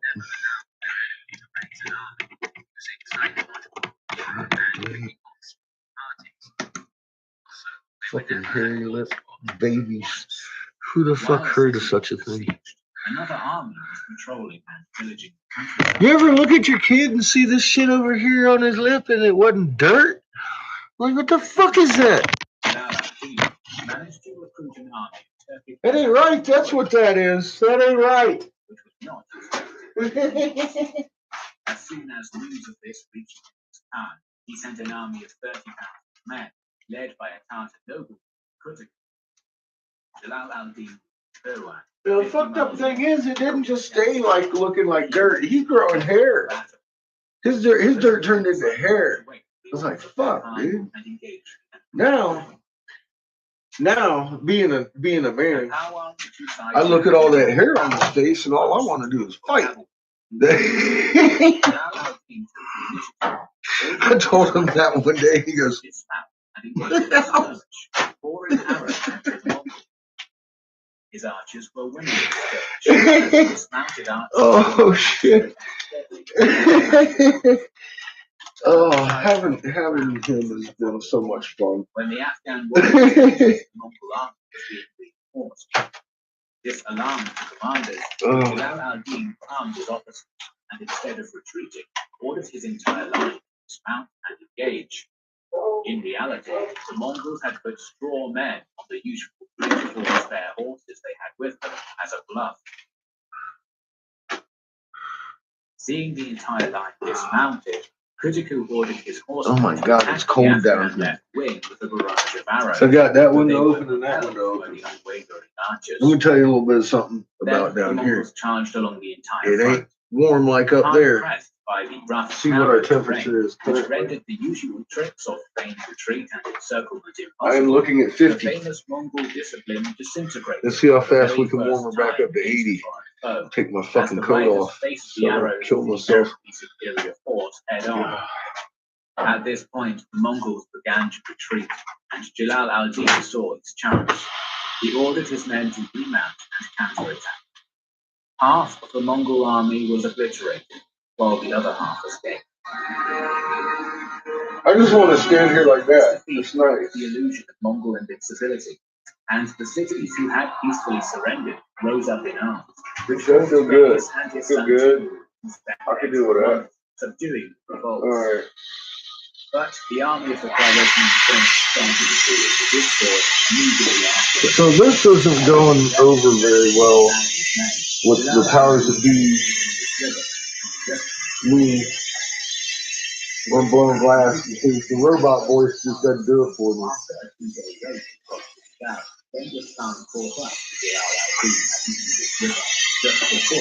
So we're gonna have to find something else to fucking listen to.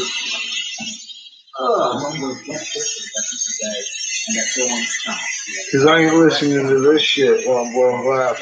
I can listen to Josh Reeves because he throws out a fuck bomb every now and again. You know, I mean, that's cool. And I can always listen to the talk or whatever. But I'm thinking music might be overwhelmingly what I should kick in. How you doing, Rebel?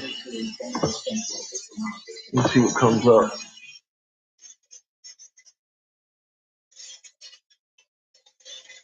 Oh Christ, there I am in my thumbnail. I'm seeing myself. It's scary.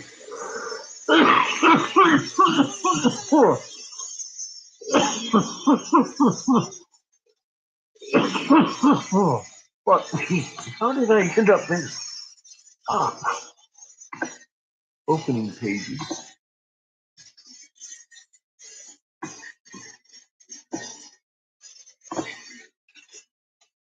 Then we'll go to my library. Let's see what we got. Oh, that's a lot of liked videos. See watch laters.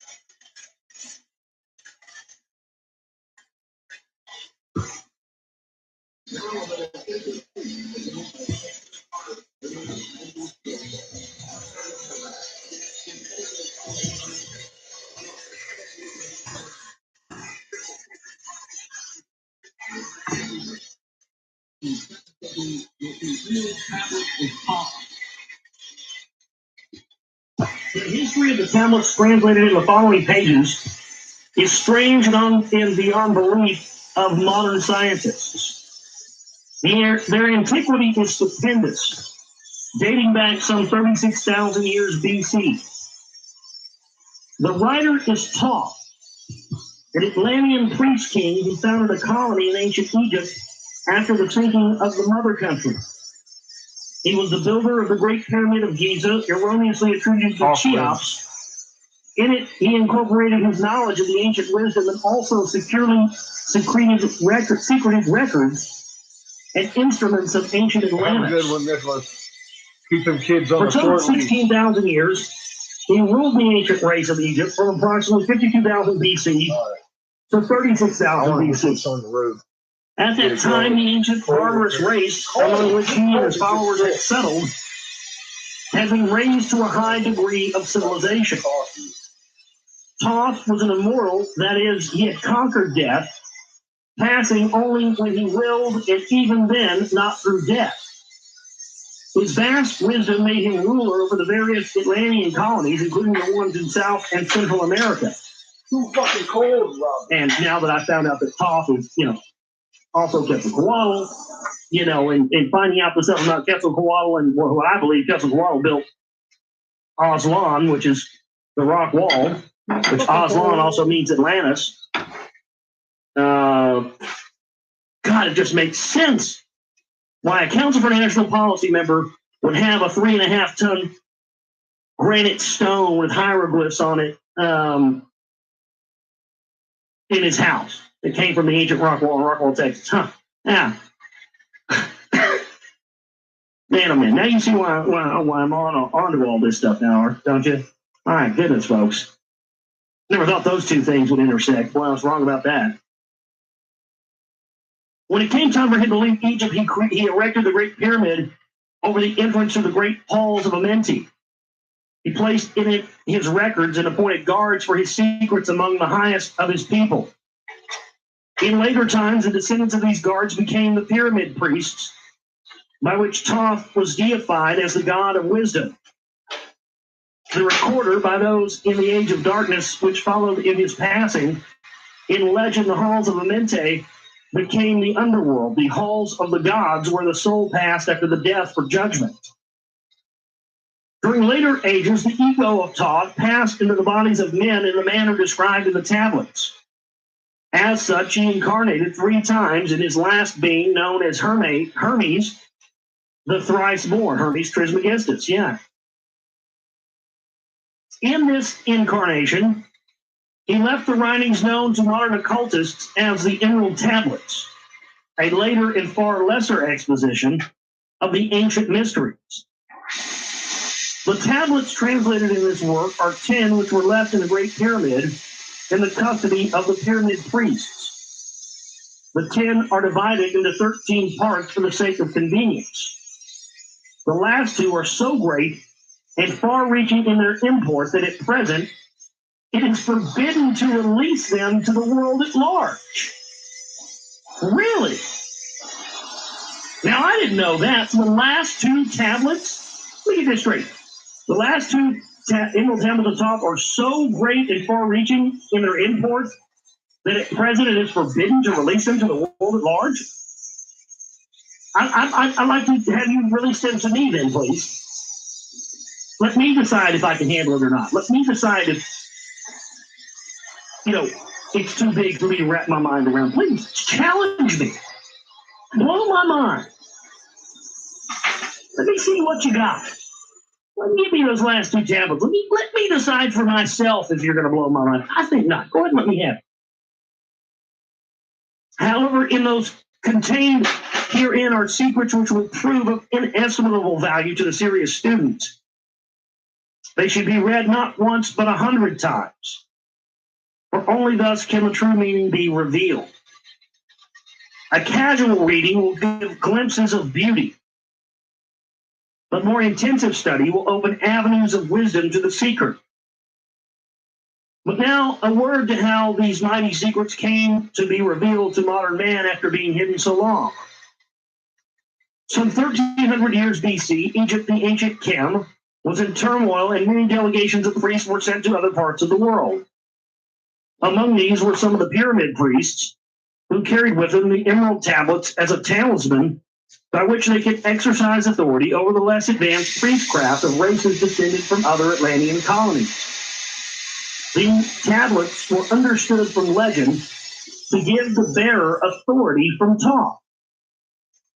The particular group of priests bearing the tablets immigrated to South America, where they found a flourishing race, the Mayans, who remembered much of the ancient wisdom. Among these, the priests settled and remained. In the 10th century, the Mayas had thoroughly settled the Yucatan, and the tablets were placed beneath the altar of one of the great temples of the sun god. After the conquest of the Mayans by the Spaniards, the cities were abandoned and the treasures of the temples were forgotten. It should be understood that the Great Pyramid of Egypt has been and is still a temple of initiation into the mysteries. Jesus, Solomon, Apollonius, and others were initiated here. The writer, who has a connection with the Great White Lodge, also works through the pyramid priesthood, was instructed to recover and return to the Great Pyramid, the ancient tablets. This, after adventures which need not detail here, was accomplished Before returning them, he was given permission to translate and retain a copy of the wisdom engraved on the tablets. This was done in 1925, and only now has permission been given for it to be, in part, published. It is expected that many will scoff, yet the true student will read between the lines and gain wisdom. If the light is in you, that's a very powerful statement. If the light is in you, the light which is engraved in these tablets will respond to you. Wow, I like the sound of that. Now a word as to the material aspect of the tablets.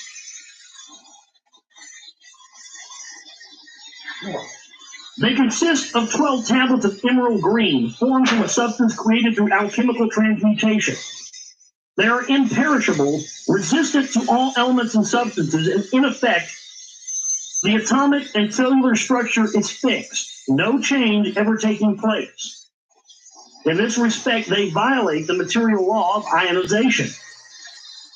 Upon them are engraved characters in the ancient Iranian language, characters which respond to attuned thought waves, releasing the associated mental vibration in the mind of the reader.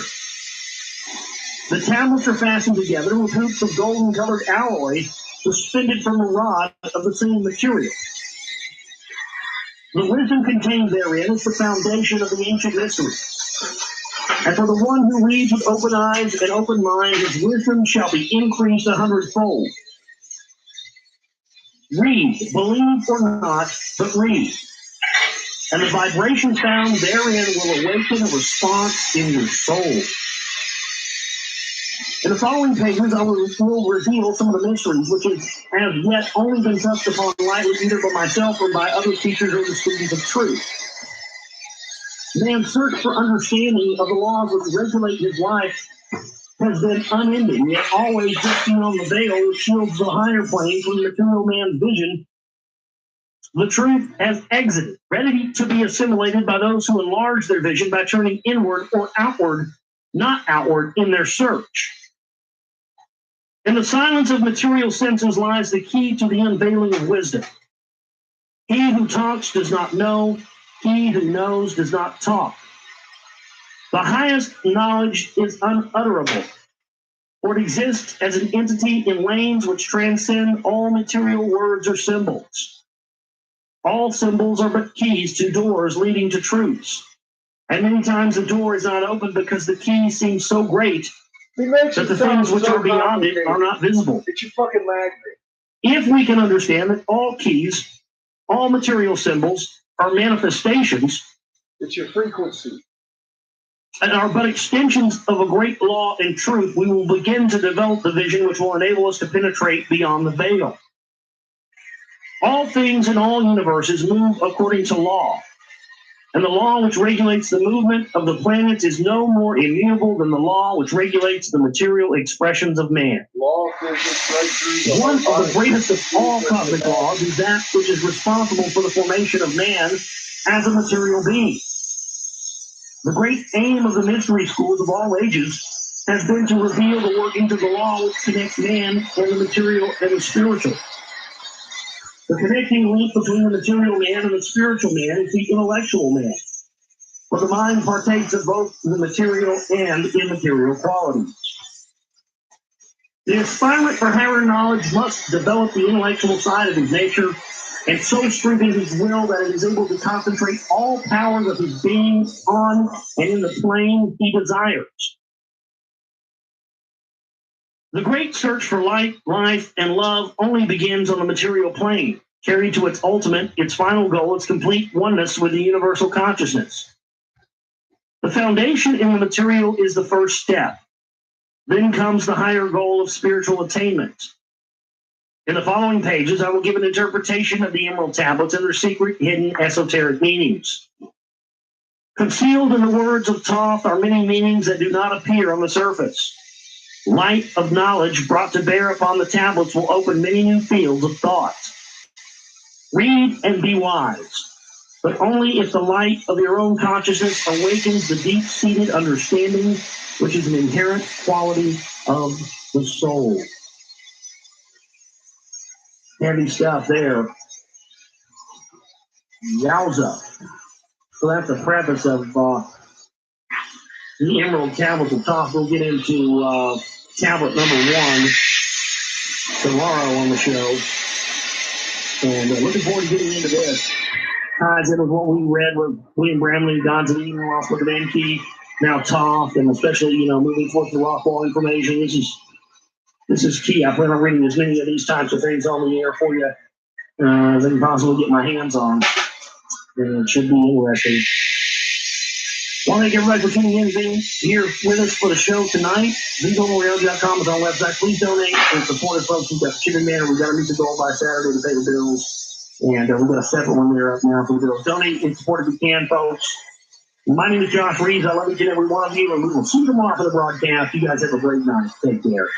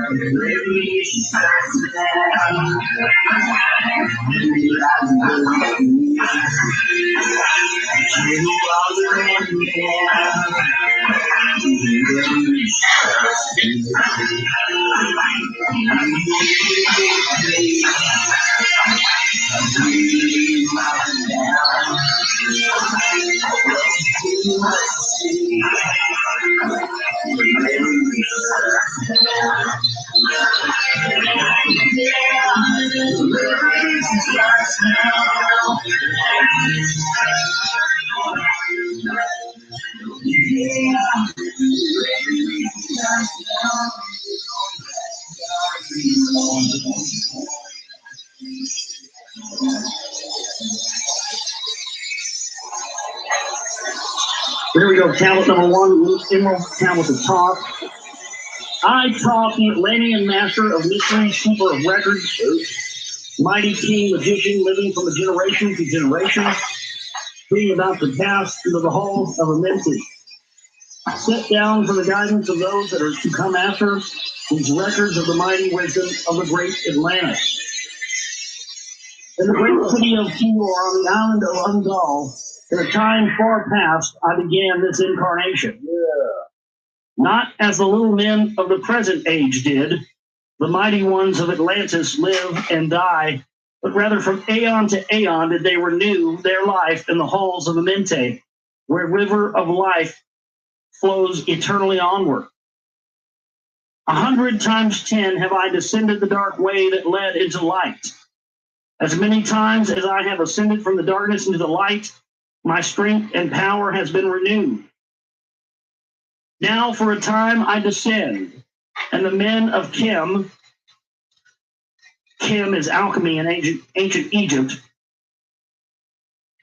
and the men of Chem shall now me no more. They shall know me no more. But in a time yet unborn I will rise again, mighty and potent, requiring an accounting of those left behind me. Then beware, O men of alchemy, if ye have falsely betrayed my teaching, for I shall cast ye down from your high estate into the darkness of cave from whence ye came. Betray not my secrets to the men of the north or the men of the south, lest my curse fall upon you. Remember and heed my words, for surely I will return again and require of thee that which you guard. I, even from beyond time and from beyond death, I will return, rewarding or punishing ye as you have requited your trust. You sound familiar here? Jesus is coming back. He's going to come back. If you ain't got your shit together, he's going to kill you. Sound familiar? Alien gods going around setting themselves up, telling everybody that they're, the all-powerful, getting them to worship them. Great were my people in the ancient days, great beyond the conception of the little people now around me. Humans, by little people. Knowing the wisdom of old, seeking far within the heart of infinity, knowledge that belonged to earth's youth. Wise were we with the wisdom of the children of light who dwelt among us. Strong were we with the power drawn from the eternal fire. In all of these, greatest among the children of men was my father. Taught me, keeper of the great temple, link between the children of light who dwelt within the temple and the races of men who inhabited the 10 islands. Mouthpiece after the three of the dweller of Unal, speaking to the kings with a voice that must be obeyed. Grew I there from childhood into manhood, being taught by my father the elder mysteries, until in time there grew within the fire of wisdom, until it burst into a consuming flame.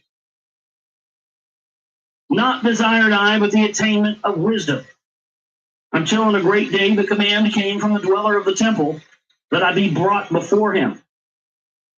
Few there were among the children of men who had looked upon that mighty face and lived. For not as the sons of men are the children of light, when they are not incarnate in a physical body.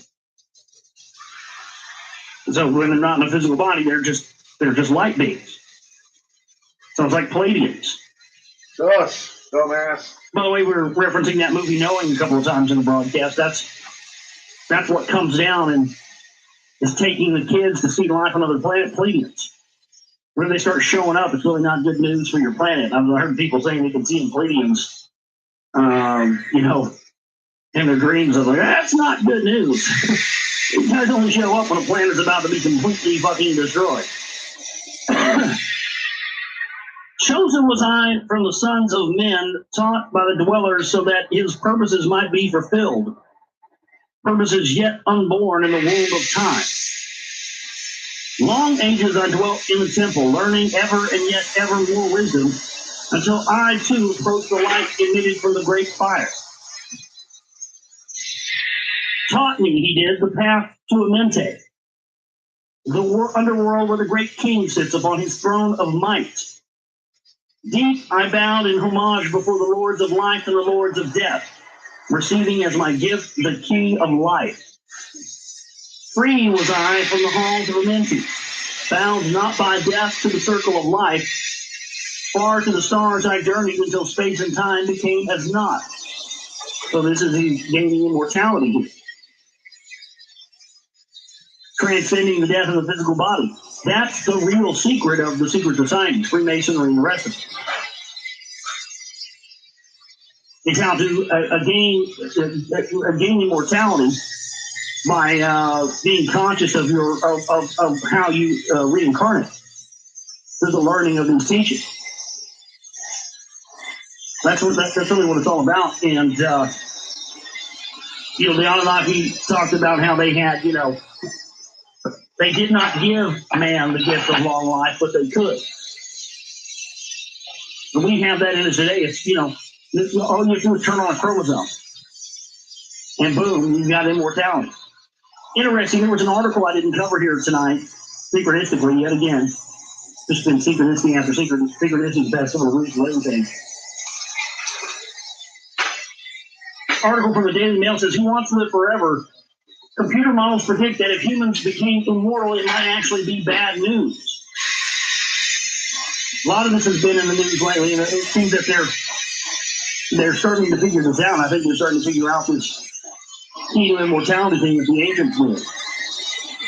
Because again, as I've said many times, we have a context for what these, the advanced technologies that these ancient texts were talking about 50 years ago, 100 years ago, we didn't. Then, having drunk deep into the cup of wisdom, I looked into the hearts of men, and there I found greater mystery, and was glad. For only in the search for truth could my soul be stilled and the flames within be quenched. I'm gonna get a tattoo of that. Coffee's getting fucking cold. Yeah, so cold down here. so it's my credo right there. Wow. For only in the search for truth could my soul be stilled and the flame within be quenched. Down through the ages I lived, seeing those around me taste of the cup of death and return again to the light of life. Gradually from the kingdoms of Atlantis passed waves of consciousness that had been one with me, only to be replaced by a spawn of a lower star. That's heavy. That's heavy. Let me read it. Oh, man. Gradually from the kingdom of Atlantis passed waves of consciousness that had been one with me, only to be replaced by the spawn of a lower star. This star, jackass. Oh my God. This is an interesting statement. That's like, very interesting. Like, yeah. One collective consciousness, and everyone in a community or a planet or a world or whatever, lower star, having the same consciousness, and then that going away and being replaced with something of much lower quality. We're children of a lower star.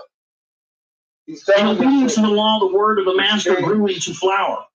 Downward into the darkness turned the thoughts of the Atlanteans until at last, in this wrath arose from his great Agwanti, the dweller.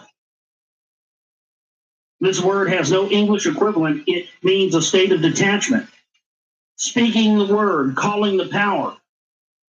Deep in the earth's heart, the sons of Amenti heard and are hearing and directing the changing of the flower of fire that burns eternally, changing and shifting using the logos until that great fire changed its direction.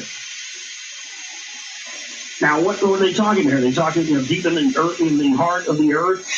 They're talking about changing the core, the direction of the core. We got trapped on a lower star.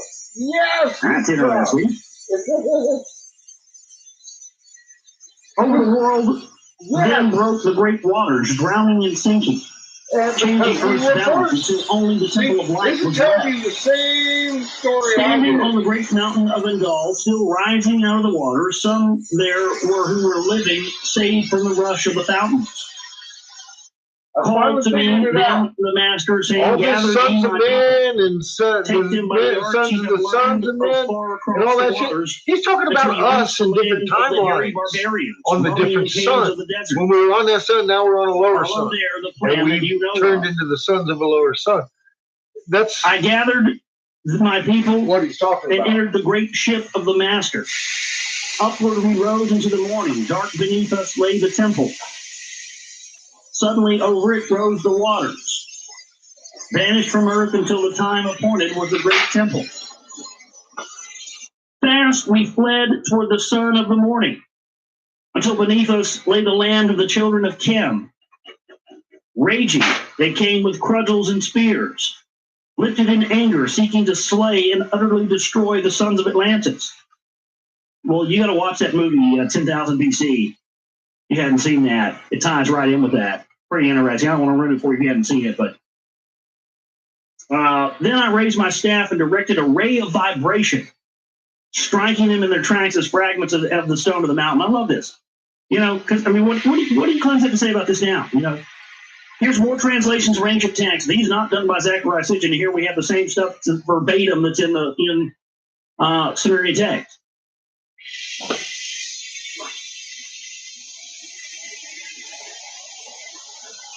Break free of your religious priest class programming and understand that this stuff is what they don't want to know about. If you understand this stuff, then religion has no place. So that's why there's so many disinfo clowns and haters and all that stuff out there.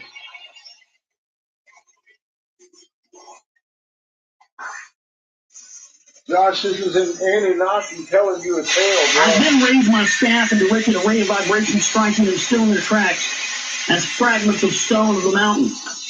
Then I spoke to them in words calm and peaceful, telling them of the might of Atlantis, saying we were children of the sun and its messengers. I cowed them by my display of magic science, until at my feet they groveled and I released them. Long dwelt with me in the land of Chem, long and yet long again, until obeying the commands of the master, who while sleeping yet lives eternally, I sent from thee the sons of Atlantis, sent them in many directions, that from the womb of time wisdom they might rise again in her children. For a long time I dwelt in the land of Shem, doing great works by the wisdom within me. Upward I grew into the light of knowledge. The children of Shem were watered by the rains of my wisdom. Blasted I then a path to Amente so that I might retain my powers, living from age to age as the son of Atlantis, keeping the wisdom, preserving the record.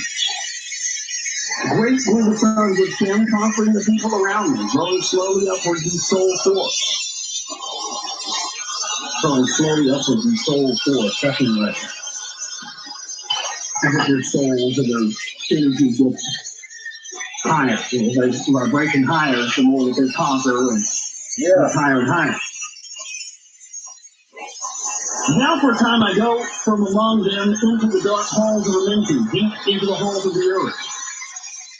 Before the lands of the powers, face to face once again with the dweller. That's funny, we have one of these, they might have something like the earth dwellers. We have called the dwellers. For sure, and then you can see that twice in the dwellers.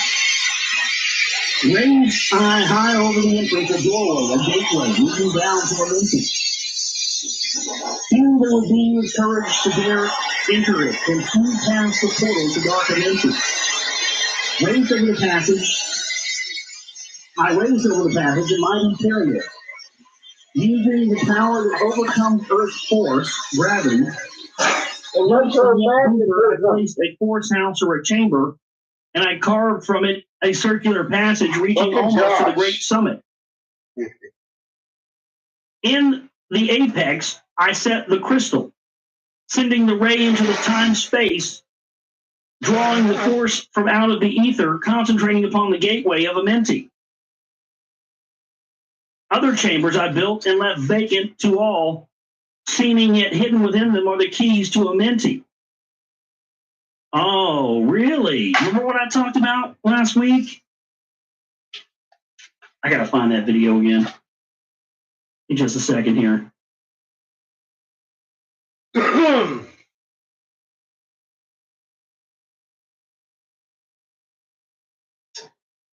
Great Pyramid, a strange sacred door at the top of the half in the Queen's Chamber.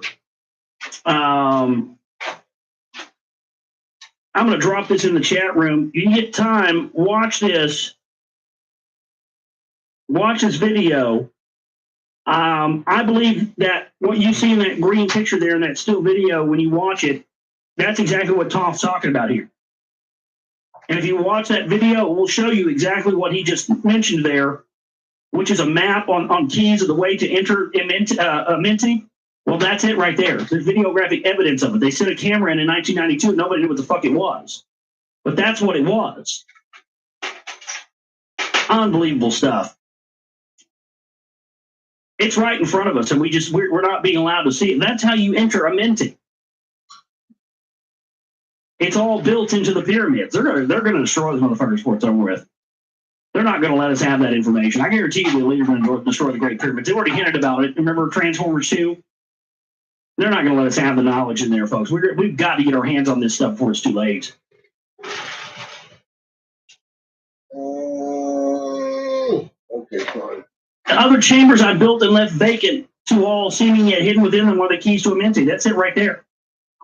That motherfucker's sealed. He who in courage would dare the dark realms, let him be purified first by long fasting. Lie in the sarcophagus of stone in my chamber, then I will reveal to him the great mysteries. Soon he shall follow me to where I shall meet him. Even in the darkness of earth, I shall meet him. I, Toph, Lord of Wisdom, meet him and hold him and dwell with him always. Builded I the great pyramid, patterned after the pyramid of Earth's force, burning eternally so that it too might remain through the ages. Just smells fresh. In it, I builded my knowledge of magic science, so that I might be here when again I return from Amenti. Yes, while I sleep in the halls of Amenti, my soul will incarnate, roaming free, We haven't and will gone yet. dwell among It is me fucking in men cold of down this here. form or another. Trying Hermes to warm it Christ up. born.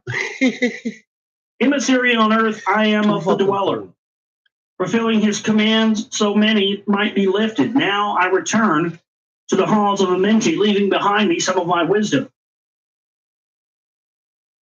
Preserve ye and keep ye the command of the dweller.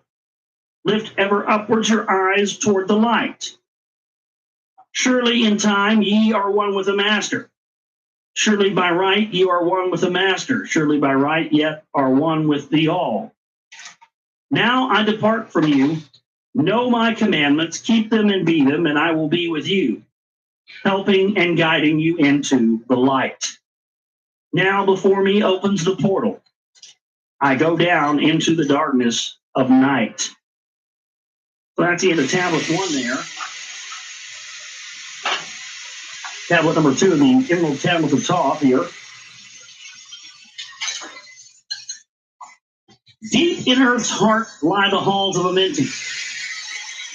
Far neath the islands of sunken Atlantis, halls of the dead and halls of the living, bathed in fire of the infinite all. Far in a past time lost in the space-time, the children of light looked down on the world, seeing the children of men in their bondage, bound by the force that came from beyond. Knew they that only by freedom from bondage could man ever rise from the earth to the sun. Down they descended and created bodies, taking the semblance of men as their own. The masters of everything said after their forming, we are they who were formed from the space dust, partaking of life from the infinite all, living in the world as children of men, like and yet unlike the children of men. Then for a dwelling place, Now he's talking about the Anunnaki. blasted great spaces by their power, spaces apart from the children of men, and surrounded them by forces and power, and shielded them from harm, they, the halls of the dead, built it underground in the earth. Side by side then placed they other spaces, filled them with life and with light from above. They then builded the halls of Amenti, that they might eventually dwell there, living with life to eternity's end. 32 were there of their children, sons of light who had come among men, seeking to be free from the bondage of darkness, those who were bounded by the force from beyond. Deep in the halls of life grew a flower, flaming, expanding, driving backward towards the night. Placed in the center a ray of great potence, life-giving, light-giving, feeling with power all who came near it. Placed they around it thrones, 32, places for each of the children of the night. Placed so that they were bathed in the radiance, filled with the life from the eternal light. There, time after time, they placed their first created bodies, so that they might be filled with the spirit of life. 100 years out of each 1,000 must the life-giving light flame forth on their bodies, quickening, awakening the spirit of life. There in the circle from aeon to aeon sit the great masters, living a life not known among men. There in the halls of life they lie sleeping. Free flows their soul through the bodies of men. Time after time, while their bodies lie sleeping, incarnate they into the bodies of men, teaching and guiding onward and upward, out of the darkness into the light. There in the hall of life, filled with their wisdom, know not to the races of man, living forever neath the cold. Fire of life sit the children of light. Times there are where they awaken, and they come from the depths to the lights to be among men. Infinite they among the finite men find. He who by progress has grown from the darkness, lifted himself from the night into the light, free he is made of the halls of Amenti, free of the flower of light and of light. Guided he then by wisdom and knowledge, passes from men to the master of life. It's almost like a song. It's a rhythmic almost. Guided by he by wisdom and knowledge, passes from men to the master of life. It's almost got rhythmic quality to it. That's interesting. You put this stuff to music, does the frequencies of singing this, open the fucking portal to the halls of Menti? I don't know, could be. There he may dwell as one with the masters, free from the bonds of the darkness of light. Seated within the flower of radiance sit 7 lords from the space-times above us, helping and guiding through infinite wisdom the pathway through time of the children of men. Mighty and strange, they veiled with their power, silent, all-knowing, drawing the life force. Different, yet one with the children of men, and different, yet one with the children of light.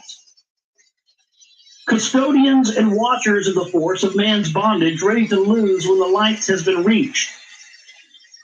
First and most mighty sits the veiled presence, Lord of lords, the infinite nine. Over the other from each the lords of the cycles. 3, 4, 5, and 6, 7, 8, each with his mission, each with his powers, guiding, directing the destiny of man.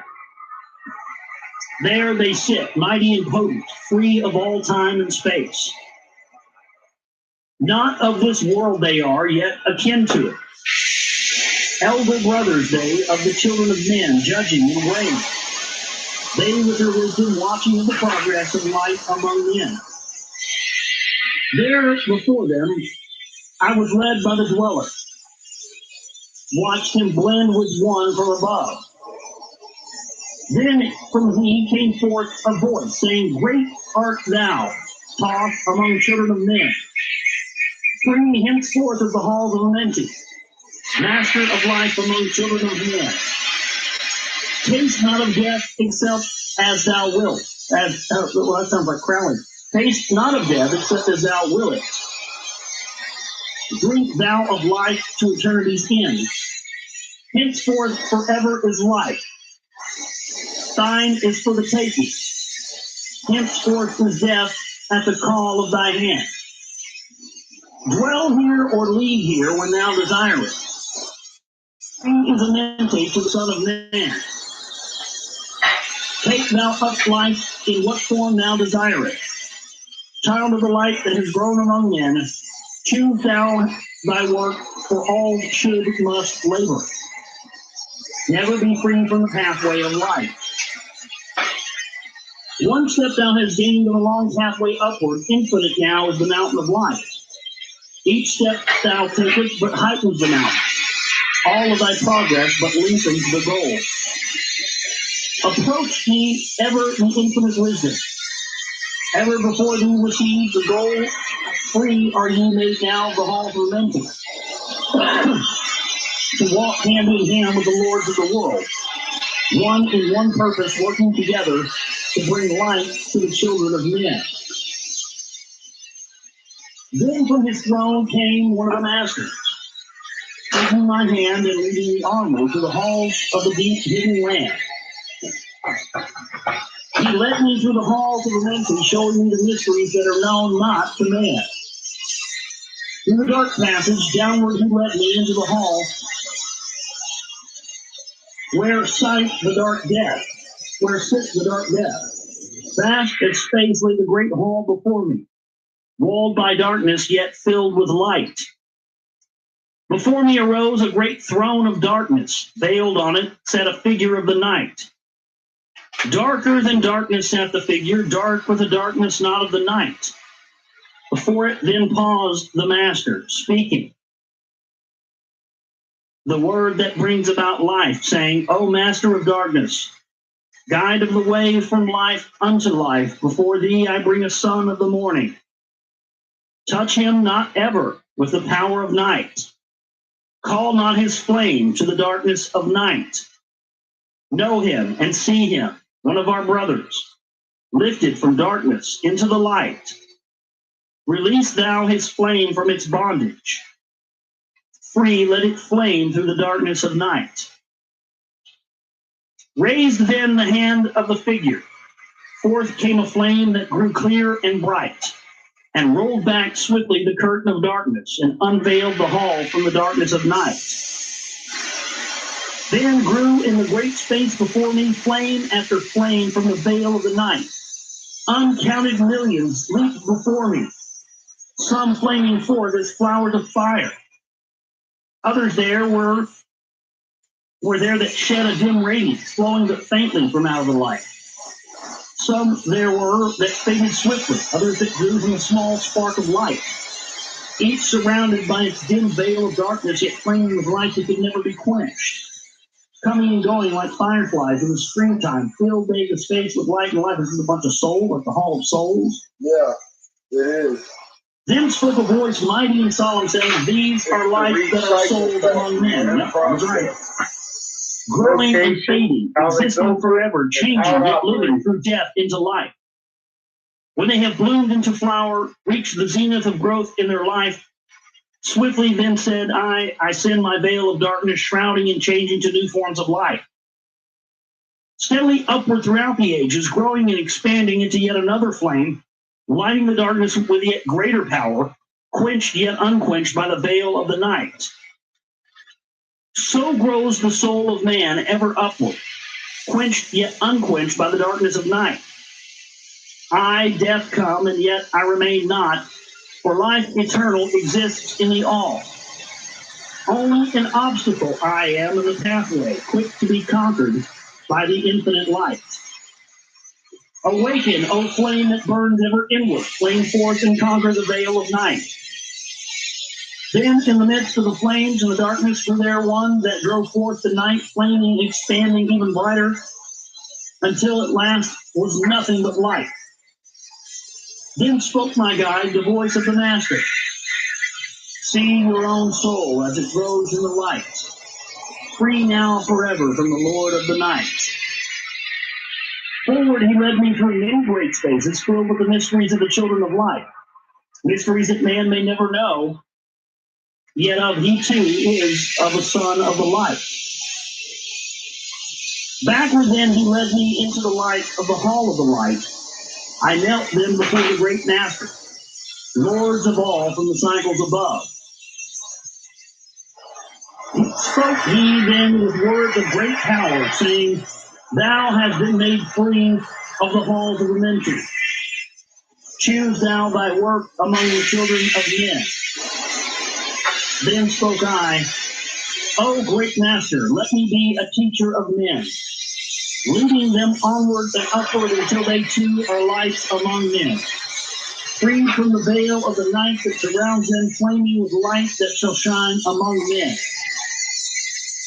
Then the voice spoke to me, Go as ye will, so it be decreed. Master are ye of your destiny, free to take or reject it at will. Take ye the power, take ye the wisdom, shine as a light among the children of men. Then upward the dweller led me. I dwelt again among the children of men, teaching and showing some of my wisdom. Son of the light, a fire among them. Now again I tread the path downward, keeping the light in the darkness of night. Hold ye and keep ye, preserve my record. Guide it shall be to the children of men. So that's the end of tablet number 2. Good stuff. You can definitely see what this is tying into all of the work and stuff we read about, William Graham, the job of reading the custodians, and the book of Angie with Toth and Marduk and Rosita and that whole deal. It's just amazing how these, texts from different times and places, coincide with one another and really lock in and work in together. It's just amazing stuff. But we're going to leave it there for tonight. Love to have emails. You can always send an email to me anytime you want. GorealityShow@gmail.com.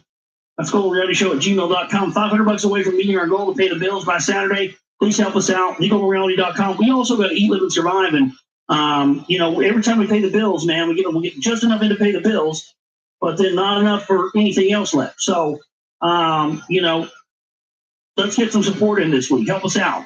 My name is Josh Reeves. I love each and every one of you. And we will see you tomorrow for the broadcast. You guys have a great night, great morning, great day. Take care.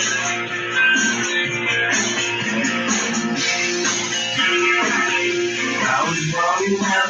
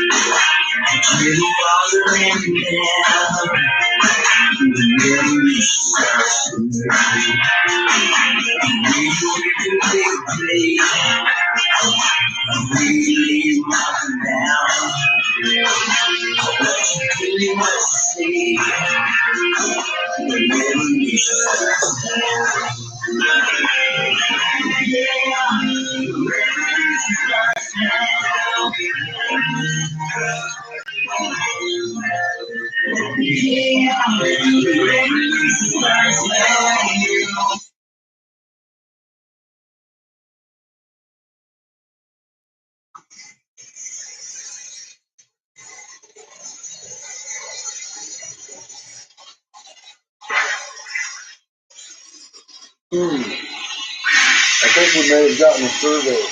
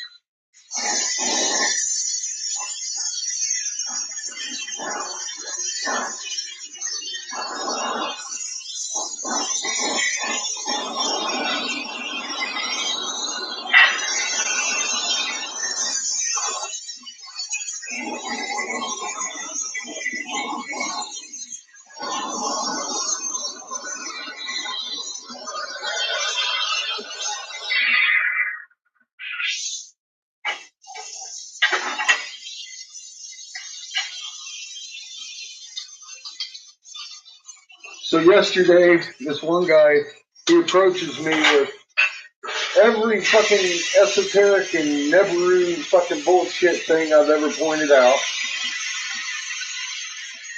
Acting like, you know, hey, I ain't wanting to have a nice conversation about it. I'm like, you know,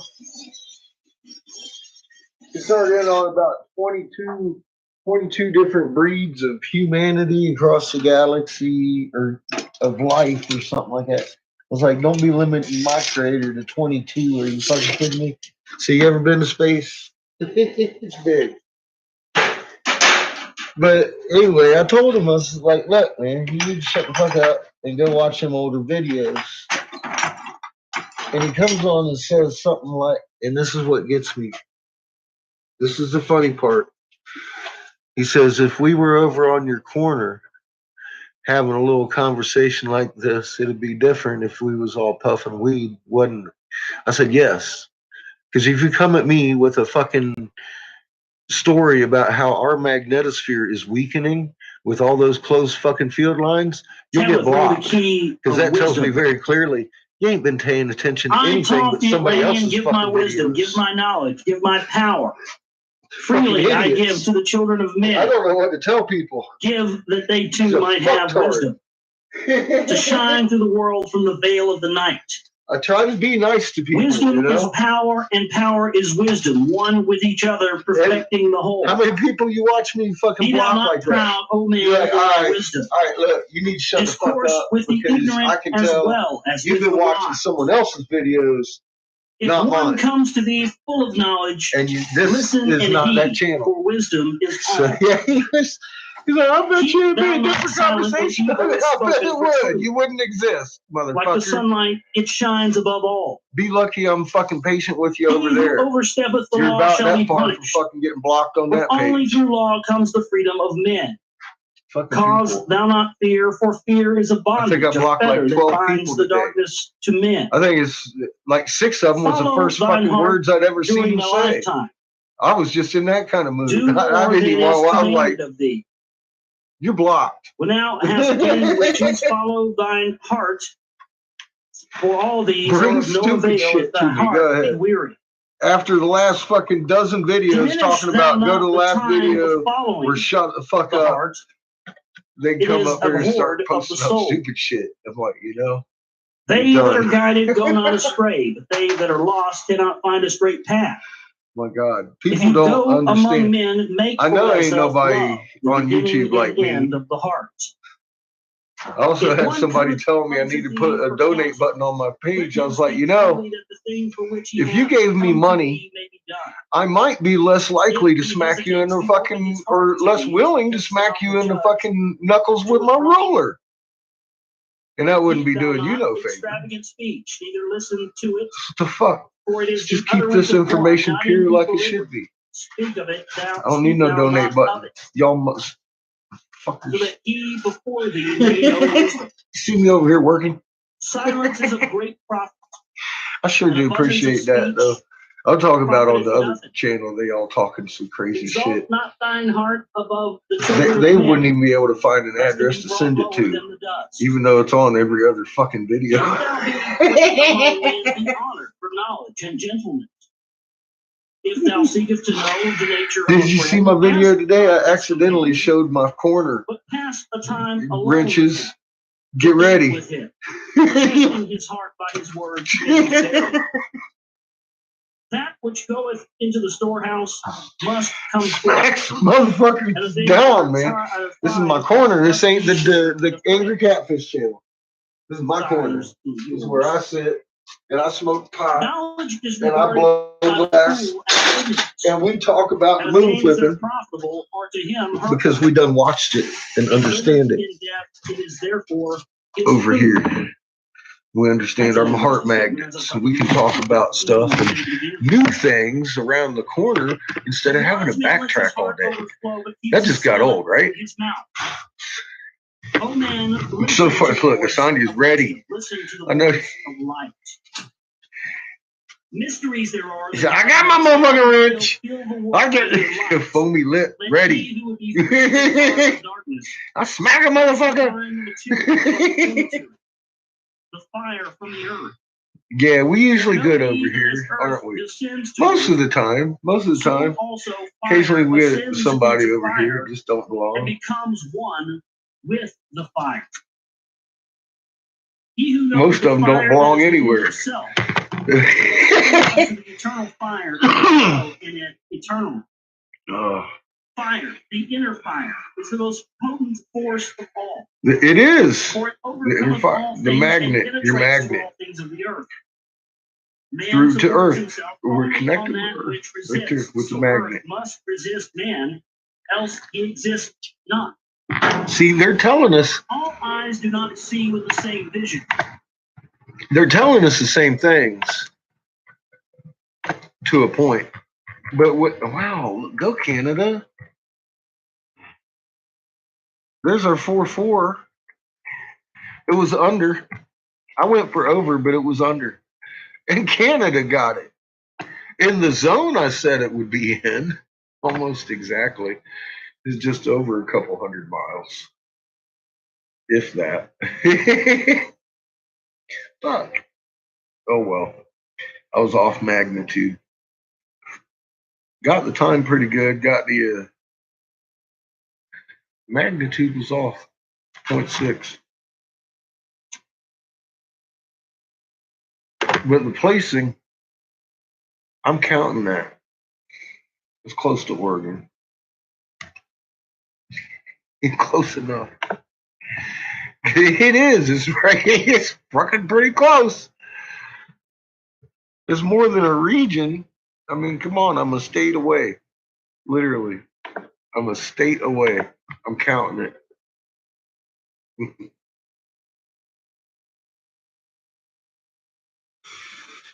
As a partial, anyways. I missed the magnitude. I said it might be over. I went the wrong.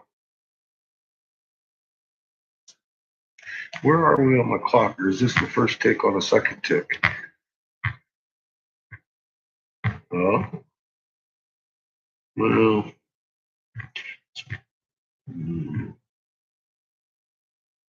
We might have another one.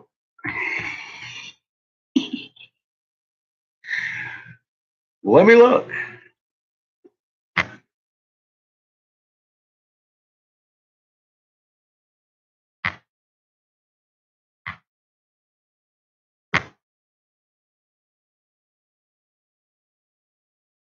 A lot of ropey dopey.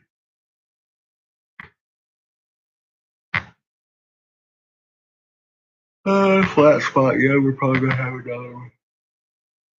Glad you that. Yeah, it's progressing. It's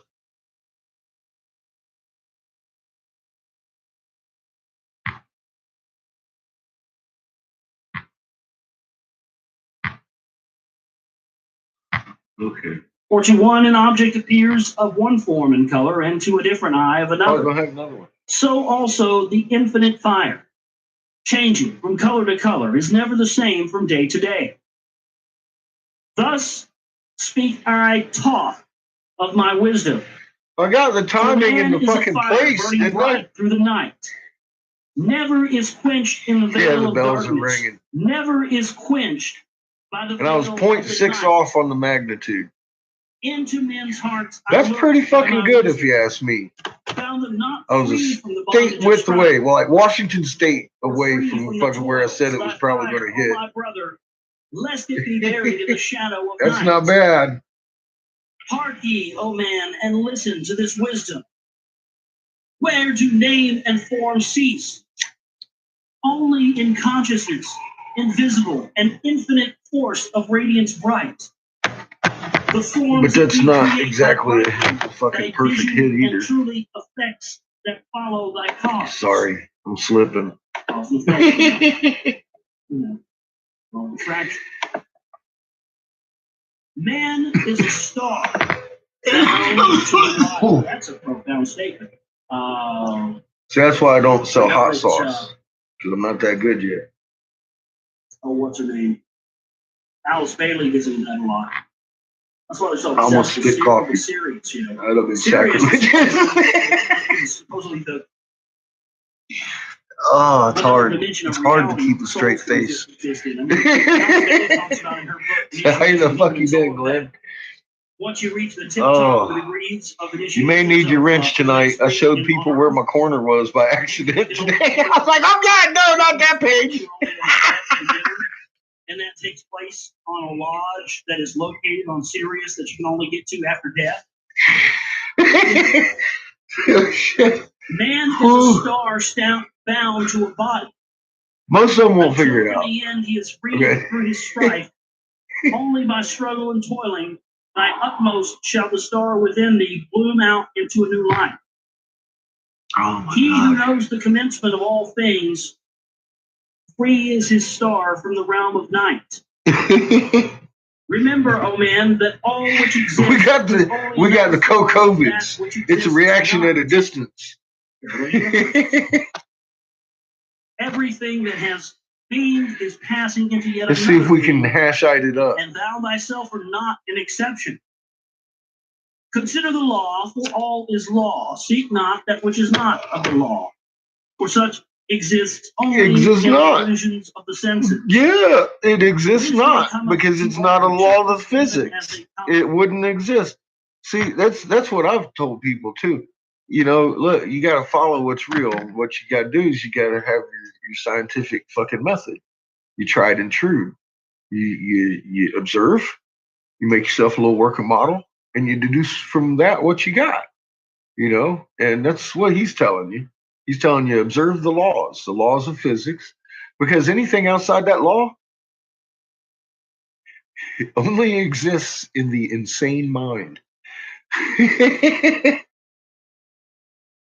That's what I'm hearing. How you doing, Nana? With the dabs mixed in, yes. I love my dabs mixed in. That's some good shit. That's old school.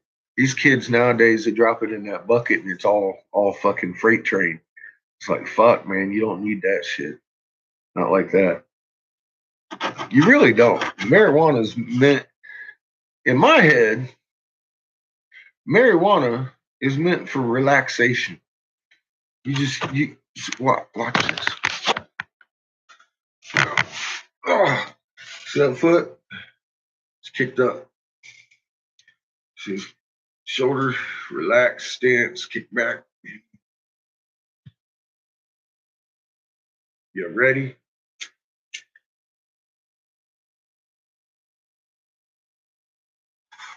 No, you don't need. I could have horked that shit and took myself in a great big. You don't need. You don't need that. You don't need that. It's just like anything else. Something good can be bad if not used in moderation. Simple as that. Not that it's going to kill the kids. They could be eating Tide Pods, which is worse. Yeah, I mean the 1 gram dude, that's like a fucking pocketbook. That's an investment to me. A dab, a gram of dabs. I like sprinkling my shit over my marijuanas. It enhances the flavor. It makes the bowl last longer, and it gets you high as fuck. And it's a really relaxed, mellow high compared to that.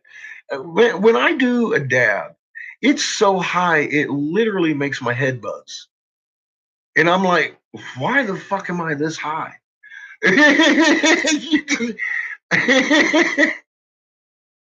I'm a lightweight though, because I do. I mean, you guys sit here. I might smoke a bowl throughout our session, maybe 2 some days when I'm feeling frisky. But I generally do it to keep from cramping and shit. You know, I use it as an actual medication. These fucking kids get out there and get fucking high, and they do it like it's water. It's like fuck, that shit's expensive, yo. Hey, relatively speaking, I mean, it's not really as expensive as it used to be, for God's sake. You used to get a gram of hash and 6 months later be all like, yeah, I got this little gram or little fucking half a gram I've been saving for a while, man. It ain't like that no more.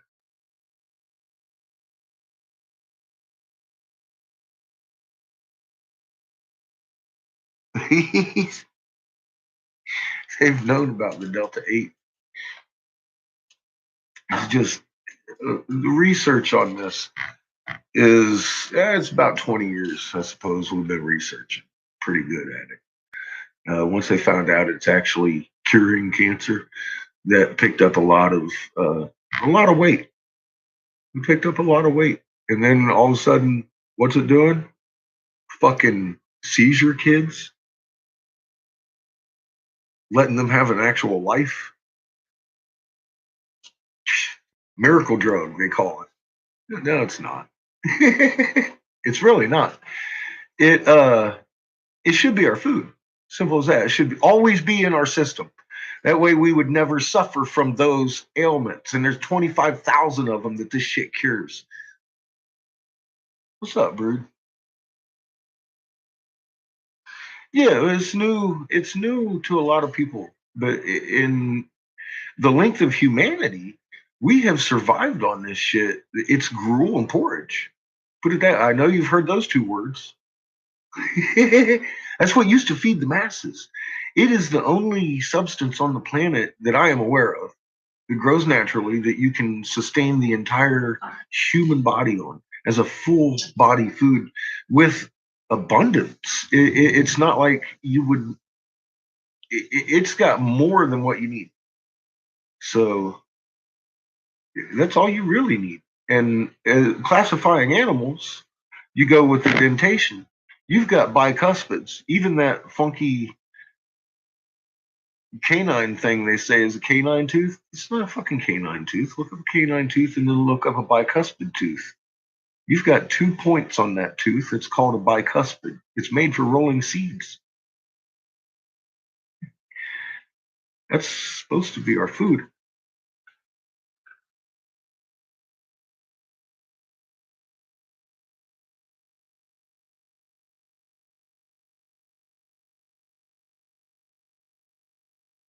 He says keep your fucking ounce of donut.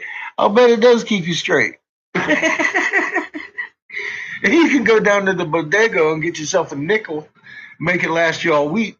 Because you grind up a little bit and put it in your bowl, and then you throw a little bit of that on there and you say, oh, fuck no. And then you set your bowl down and you think about it for a minute and be like, you know, I'm pretty high. I've been there.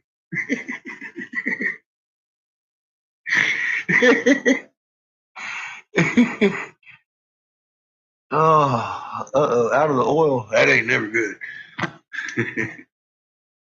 Nah, I'm not a big fan of the oil. I like old school Keef. We're nice, pure fucking A grade Keef, pressed hash, Lebanese, whatever. Good shit. Full flour taste in it. You know what I mean? Rich, oily, because it was just shaken, not stirred. Love it.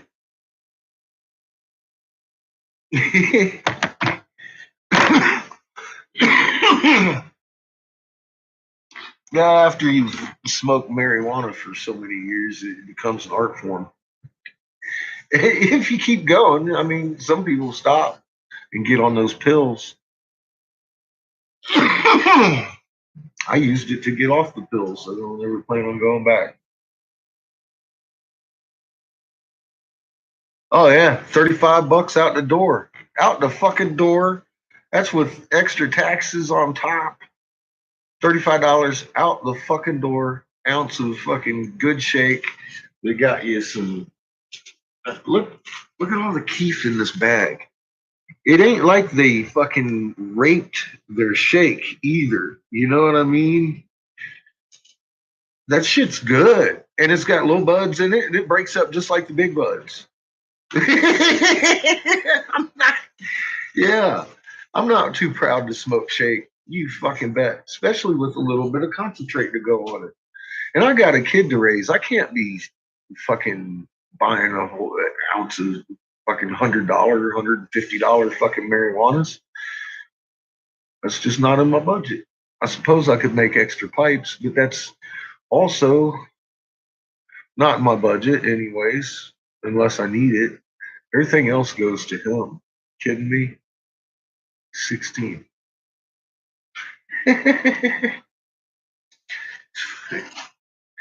Dollar store toys don't do it for him. Well, he loves his little pokey cards. What can I say? They only cost $1 a pack. So I was going to say dollar store toys don't do it anymore, but sometimes they do. Sometimes they do.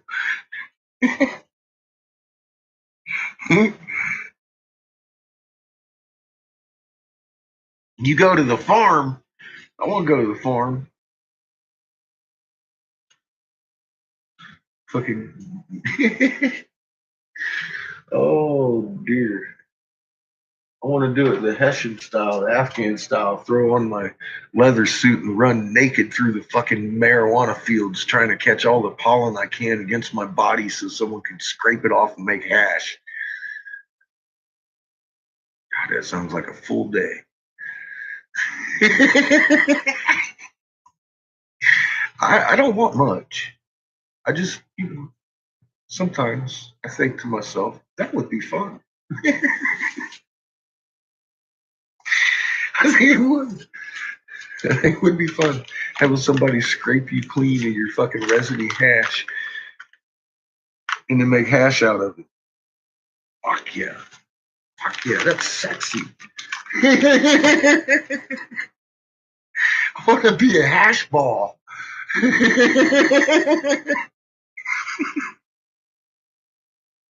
I said, I don't want much, but it sure as hell sounds like a lot of fun. Now, and yes, I do know that hash itches, but that's why they give you the tight-fitting leather suit. See, because you ain't really getting the hash on you, you're just getting it all over you. I love that shit.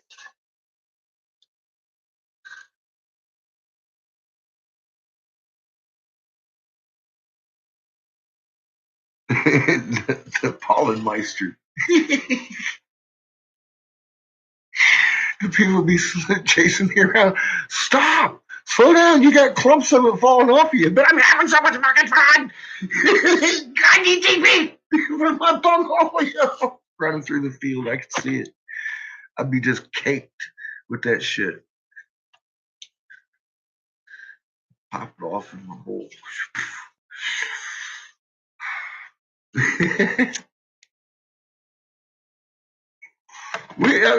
Trimming. If anybody's done any amount of trimming, that's kind of like what it's like. Sitting around with your bowl, you got your scissors going, and fucking it accumulates this big old ball on it, and it's like scrape right on into your bowl. Mm.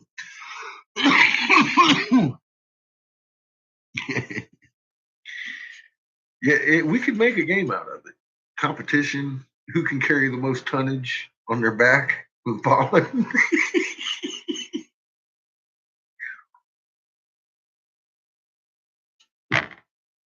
Now that it's fucking legal, let's do it.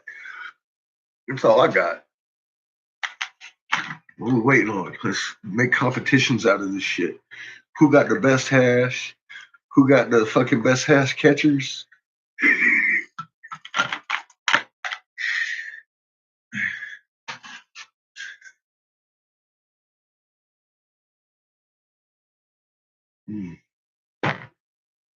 I want to know who got the best coffee. I don't need the best hash. I just need some pretty good hash. I'm satisfied.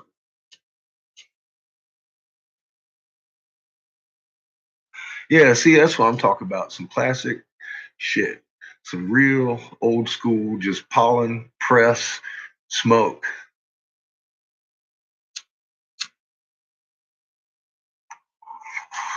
That's hard to find. Hard as fuck out here. Unfortunately, in Colorado, they just legalized it.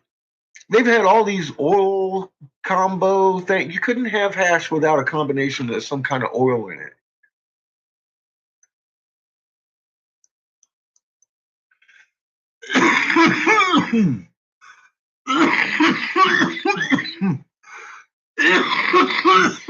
I don't know what the fucking sticky part of it was. I don't really care, but I think they just undid that. So people are starting to get a little bit of hash here in Colorado, but I still haven't run into too much. Yeah, I like me some Jack Hair too. Bobby, damn, you can't find that shit out here.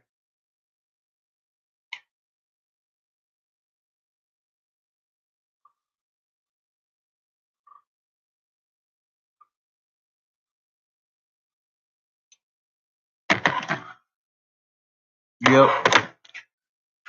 We used to mix Jack with Big Bud, Jack with Skunk, 1 through 5, Widow,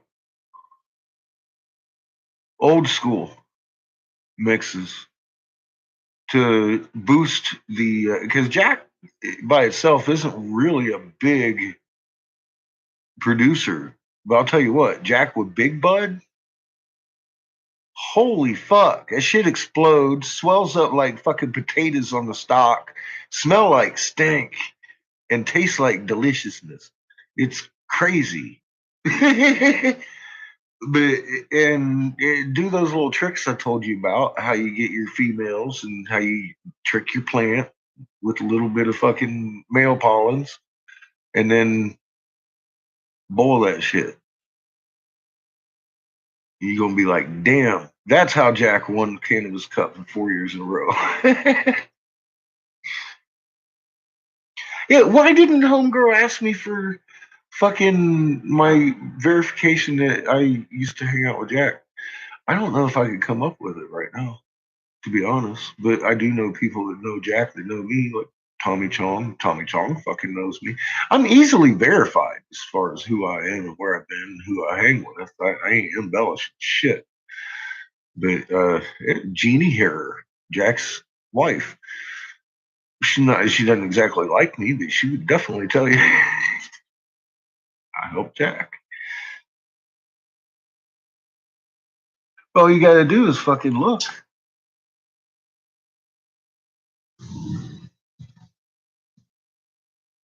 Yeah, he's an indoor house plant. Jack mainly. That's something you need to grow like what are those fucking flowers? An orchid. You gotta grow it like an orchid.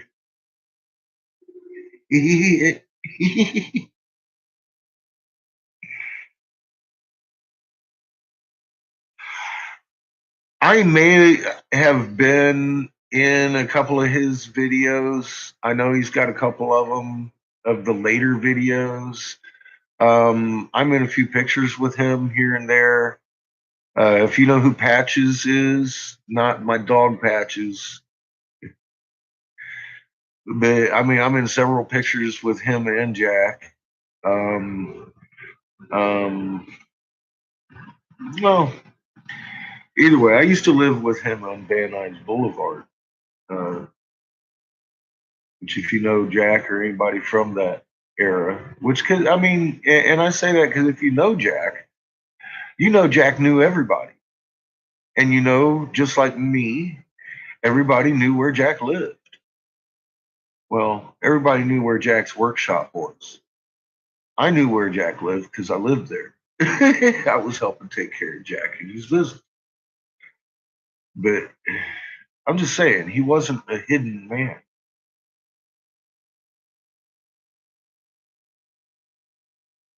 Yeah, right before he passed, well, then, oh man, I'm trying to think of the name of it.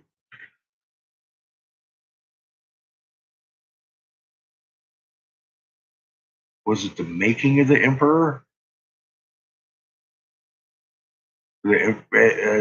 Some shit like that. It was one of his fucking silly videos. I forget what the fuck it was.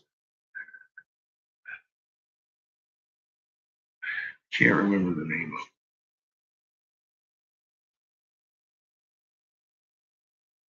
it. Hey, you, Chad.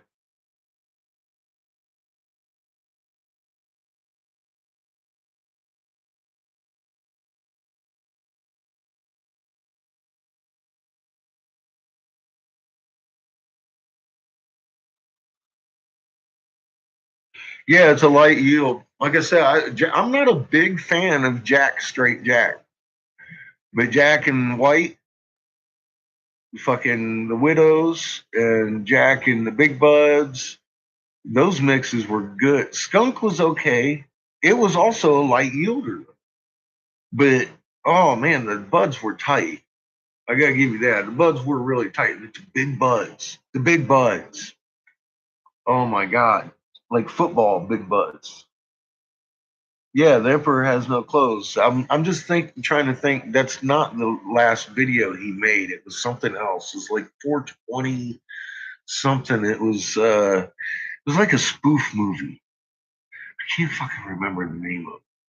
But yeah, that's his book.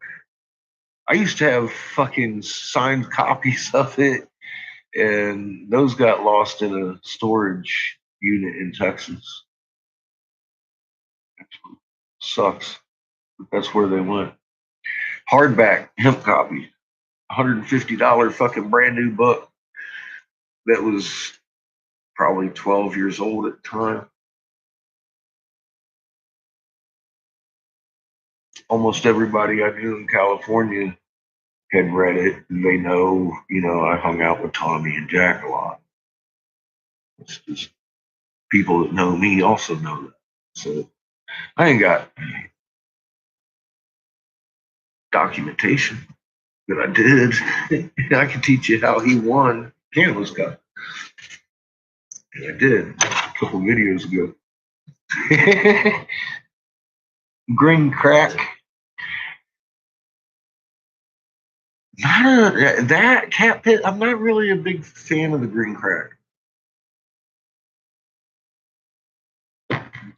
It's okay. I mean, it's weed. I ain't gonna turn it down. I'm not gonna go out hunting for it. That's for sure.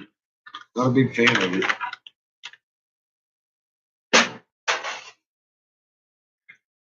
I love fruity shit. I love my endos. I love flavor. I love stink. It just permeates your orifices everywhere. It's like, oh my God. Greasy. Like a bubblegum blueberry. Something like that. That's one of my favorites in the world. Right there. Outdoor. Hardy plant.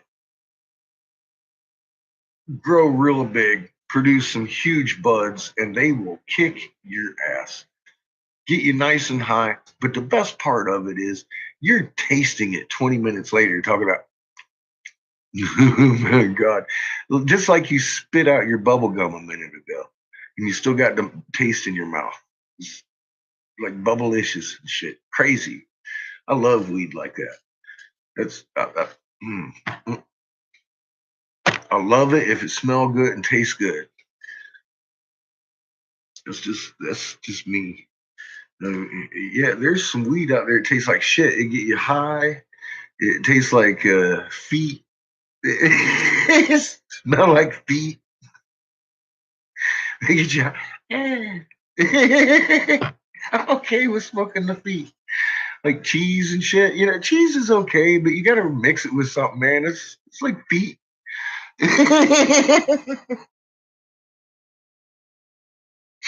I'm just picky. I can't help it. And some people love that. They love the cheese. Like, I want some cheese. I'm like, yeah, cheese is all right every now and again, but every ever think it smell like feet.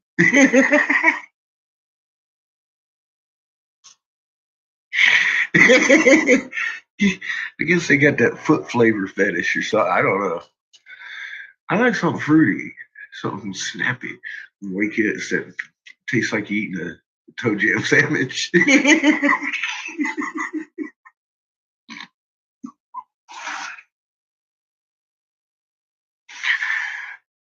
Oh, I'm picky. I told you. I'm connoisseur snob. Even though I smoked the fuck out of some shake, it's some good tasting shake.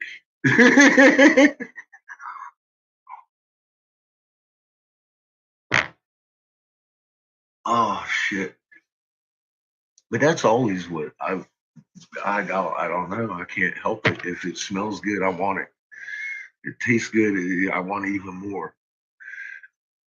Even over the stuff that gets you fucked up even worse.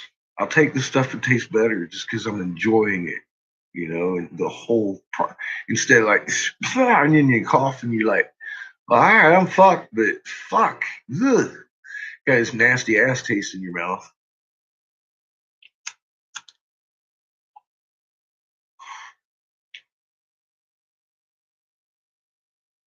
See, now I taste sweet right there. I taste it. Very sugary. I don't even know. I forget what the fuck color or what the fuck flavor I have here. I think it's wedding cake. I can't remember because they left it unlabeled this time. They labeled the outer bag and I didn't keep it.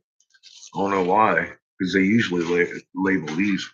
I forget what. I think it's wedding cake, which is fucking very sweet tasting when you're smoking it. I really I really appreciate the way a creator made these plants with that kind of enhancement to them. It's like if you're smoking this shit, it fucking tastes like other stuff. It's like, what the fuck is that? That's awesome, isn't it?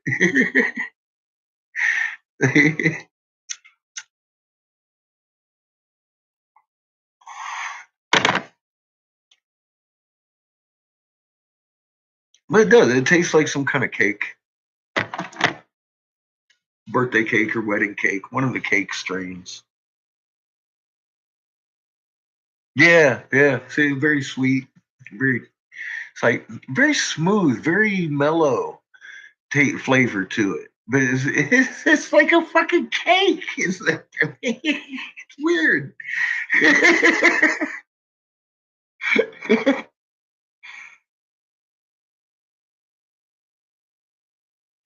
You know, the debate's over. It's good for you. It's a human right violation to keep a life-saving and or altering medication away from human beings. That's how I won for the babies in Texas. I hand wrote the legislature reminding them that, and they allowed the children of Texas to partake in THC so it would stop their seizures, and told the adults of Texas it's not good for you. I'm not kidding. Even the cancer patients.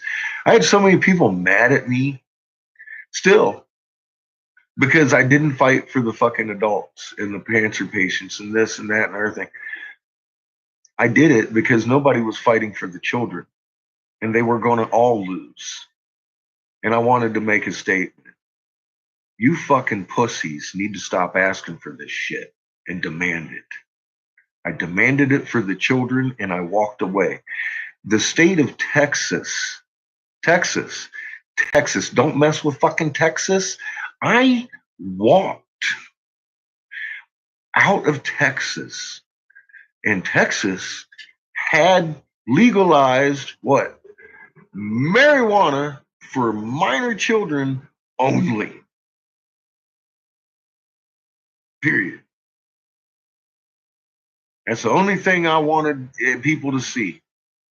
And then what? 6 or 8 people went medical that next year. They were like, "Fucking Texas is giving it to their kids. It's over." If you're still in a place where you can't get it, and you're in the States, it's your fault.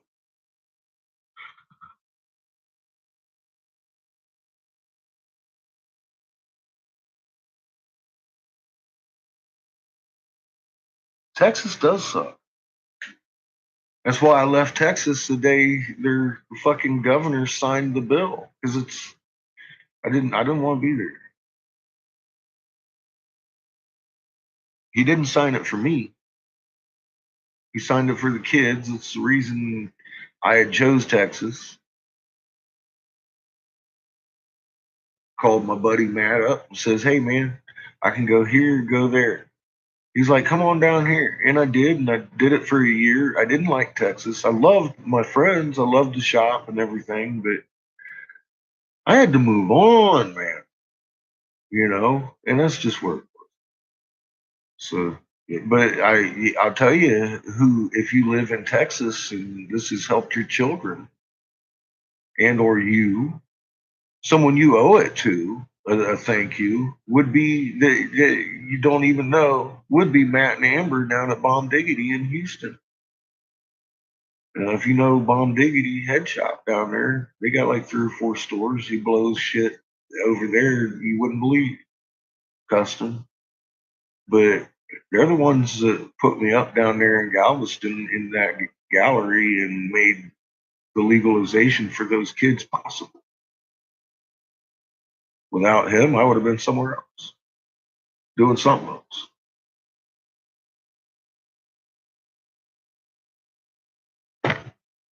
Just saying. If you're anywhere in the Houston area, you can stop by Bomb Diggity and say, "Hey," and see what they got. They're good people, Matt and Amber. I taught Matt how to blow glass when he was driving tow truck fucking long time ago. he had met me through a friend of Seamus's mom, and we were on the road in the RV, and Cody's all like, "Hey, man, look, I got this friend Matt. He wants to see you blow glass." I was like, "All right, cool." So I went over there and hung out. And Matt was like, "Man, why don't you guys just park this shit over here and then we'll blow glass in my garage? You should." And I was like, "Fuck!" I think we stayed there a few months, couple months, anyways. You know, showed him how to blow glass, and then we come back every now and again, show him a little bit more. Next thing I know, motherfucker got himself stores going on and shit, blowing glass. He's premier fucking Texas MaryWanna guy, fucking legalized and blowing glass and shit. Good people. But I've known them for a long, long time. Like I said, when he was driving tow truck, I knew Matt when he was driving tow truck. He got an interview, I think it was in Fuse or something, one of the big glass blowing fucking things, and it was funny.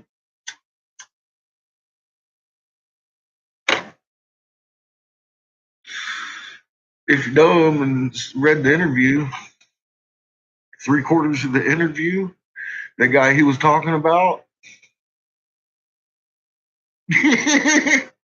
me. He didn't name me, but he said there's this crazy fucking hippie. Well, it was me.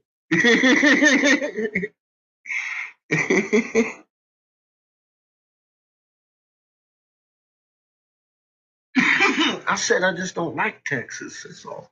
I just never did. I never liked Texas. Texas is fucking spooky, man. I mean, like fucking energy spooky in some places, but then again, everywhere's got its weird energies. I mean, it's got some, yeah. Everywhere's got their weird people, but they're weird in a special way.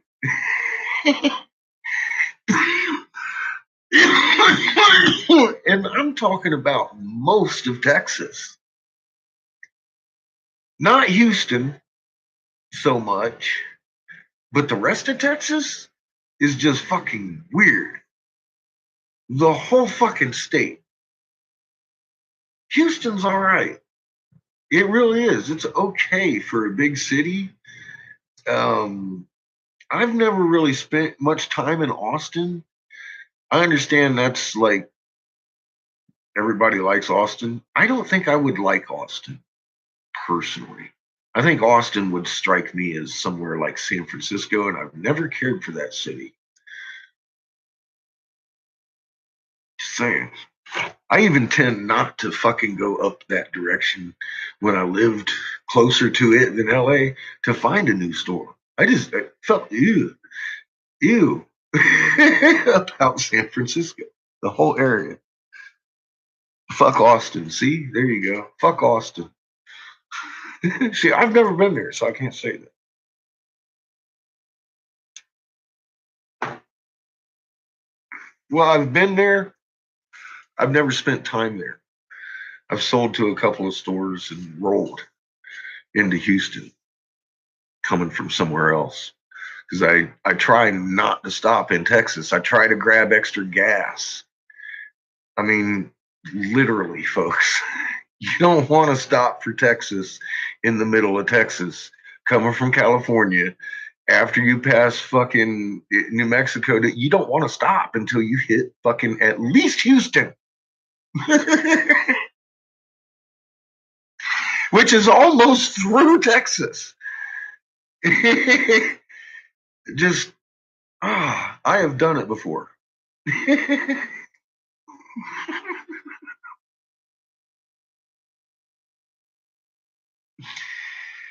Let me tell you a little something about fucktards in the middle of fucking nowhere, and they love for fucking calling 911s. Texas. Carry extra gas if you gotta through Texas, because you don't want to say how you doing to the gas station attendant in the wrong dialect. Because you will have a Johnny sitting on top of each side of the fucking town watching you roll out after you put gas in your tank. Oh my God, I got in a fight with one of them one time. I was like, bitch, all I want is fucking gas. I said, fuck you. I'm going somewhere else. Fucking rolled out. Fucking cops was like, we hear you causing a ruckus. I was like, I ain't causing no fucking ruckus. I said, I'm leaving. I'm leaving this fucking town. I said, I already left the fucking store without buying gas. Said the fucking cunt can shove it up her ass. I asked her where the bathroom was. She asked me where my ID was. I was like, are you fucking kidding me? You want my ID to use your bathroom? That started a thing.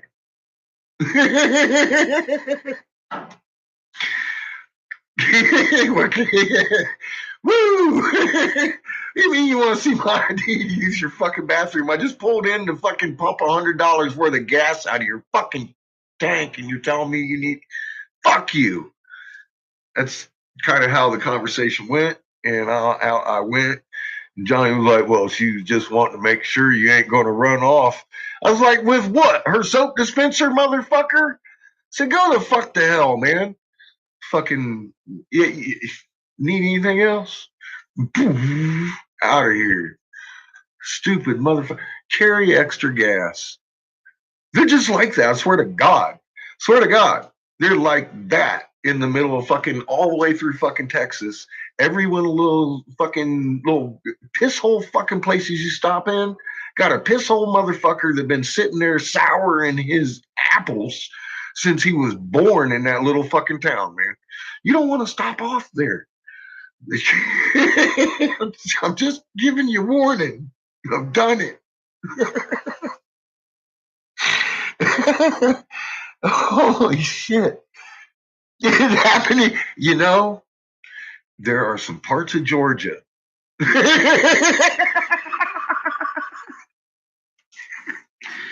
But we ain't talking about 800 fucking miles of fucking that. We're talking about some parts in southern Georgia and in southwest Georgia. Yeah, I can see that. Hey, I lived in northern Georgia. I mean Jacksonville, Florida, for a long time, or I mean southern Georgia, they call it. I've built fucking houses out in fucking Jekyll Island with what was his fucking name? Terry Logan. Terry fucking Logan. And oh, there was another one too. Who else did I work with out there? Well, John Merritt. We were doing some roofing out there.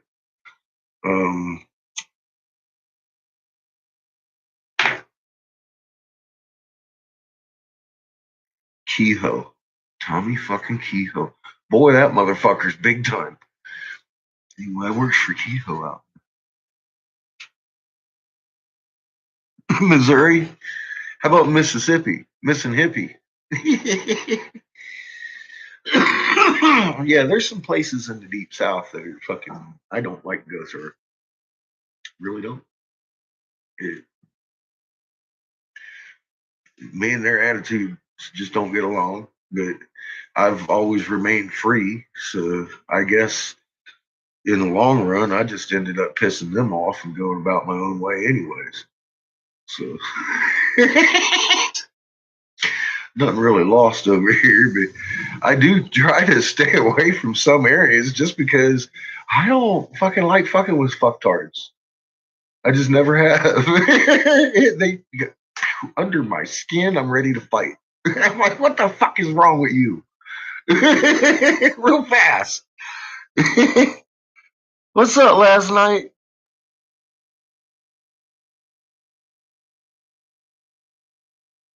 Welcome back from your chores. But yeah, Missouri is pretty bad. Misery. Some places, Arkansas, not real fucking cool places to be.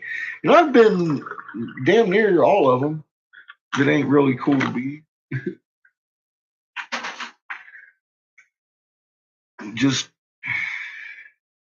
I don't know. I couldn't see myself sitting in one town anywhere, anytime.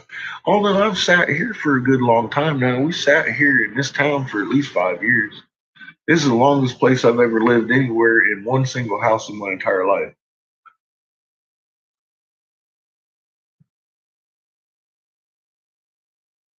Did I get some thumbs down?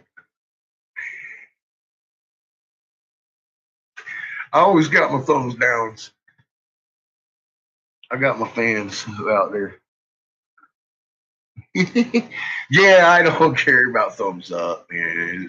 Actually, especially this channel. I'd rather not this channel get out there. That way I don't have to yell at too many people. You know? And I don't want to yell at nobody, chase them out of here, block them. That is kind of dickish. That's me. I'm a dick. So I'm not going to change it. I'm just saying.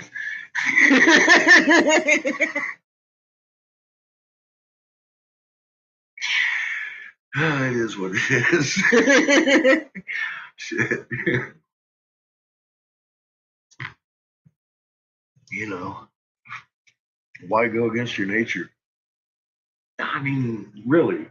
I like somebody said that I should have the donate button. You know, now honestly, look, I had a beautiful lady offer me $125,000 fucking dollars 6 months ago. And her watching this probably know exactly who it is. I mean, she will. Would I be more willing or less willing to smack her fucking knuckles if she got out of line? I really don't know, and I don't want to test it. Because as it stands now, I beat the fuck out of her knuckles. And that's probably the best thing for her. You know what I mean? So I'm not taking money. I appreciate the last time y'all did that. That was great, and I needed it really bad. But I seriously, I could have got out of this. I really appreciate it. I mean, seriously, think about it. Think about it. That's why half of these fucking channels don't fucking give you the truth, because they know the truth would freak their fucking people out. But the thing that makes me wonder is, aren't they looking for the truth? The people who find the truth, if they had a viral channel already, man, they could fucking change the world. But they're more worried about their fucking, how are they going to look? I don't give a fuck. See?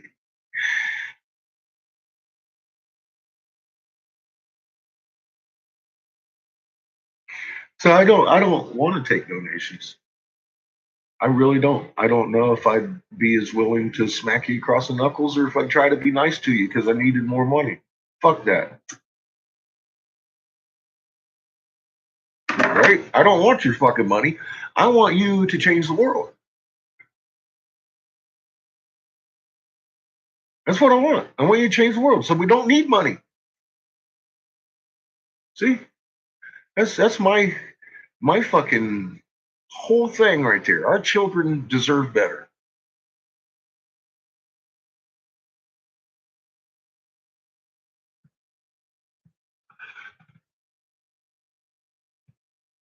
Now you understand why I don't want your donations. Because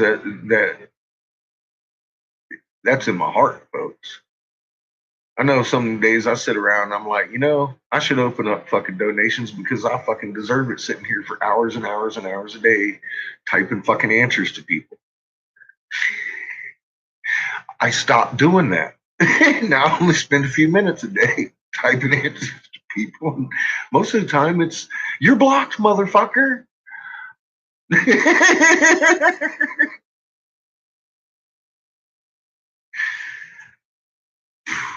It doesn't mean that they can't watch the content. I just don't have to look at them say stupid shit anymore. See, yeah, that's selfish for me. I don't give a fuck. That's me again being a dick. And I'm telling you, I'm a dick. So there you go. And, they're not fucking sitting there wasting both of our times writing paragraphs. Instead, they could be watching a video.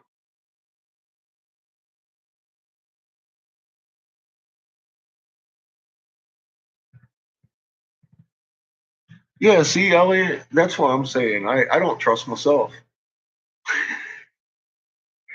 I don't trust myself.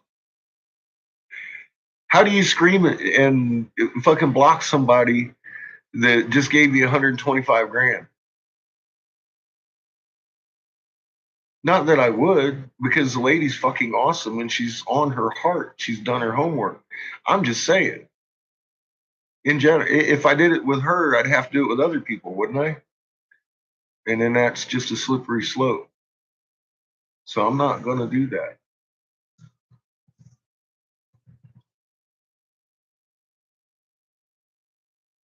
The only thing I do, I give everybody my address, and if anybody, because then you got to send me a money order. But the sticky part is your return address is on that, and I get to send you glass, no obligation. You send me 125 fucking $1,000. You're the next thing. You're the only thing I'm working for the entire fucking year. Your house is gonna be so full of fucking glass because you gave me your return address.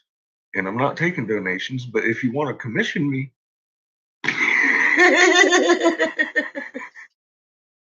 you know what I mean? That's cool. And I still might crack you in the fucking knuckles. I have a couple of my actual businesses decide not to deal with them because they're fucktards. What am I going to do? Fake in my real life too? Nah. See, that's not me, man. I'm not going to fake anywhere. I don't care. I'll find somebody that's smart enough to watch the moon that I don't have to talk to every time I walk into their store about the same fucking thing.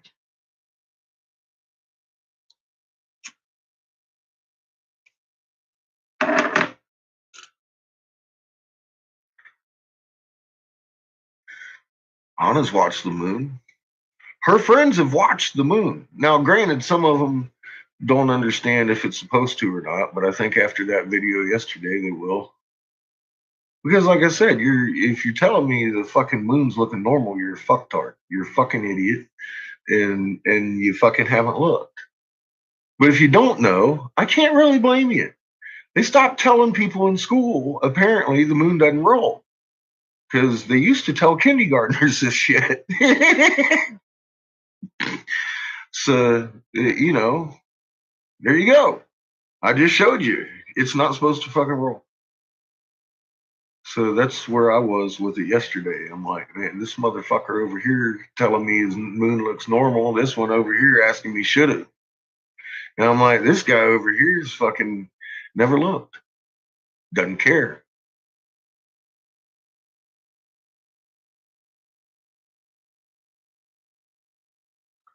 At 22 now. Well, 400 or 500 people will watch this.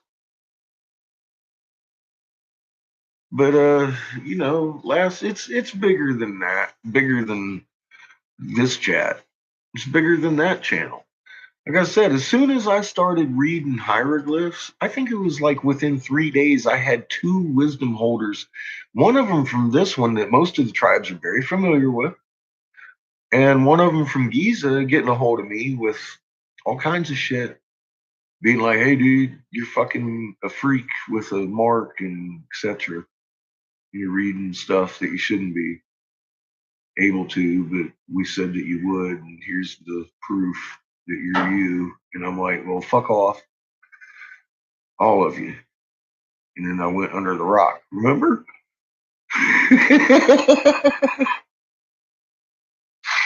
I didn't want to be that guy. And then I realized, someone got to be that motherfucker. And I can't help it. I woke up, read the hieroglyphs. Now you guys can. And then in afterthought, I'm thinking, in your desperation to make yourself not a unicorn, I kind of shook the world. At least I shook yours and taught you how to read the ancient language. Now you know. And that makes it so much fucking better because there can't be someone's uncle come in and confiscate my 72 million trunks that I got and then give you misinformation back out and say this is Tesla information.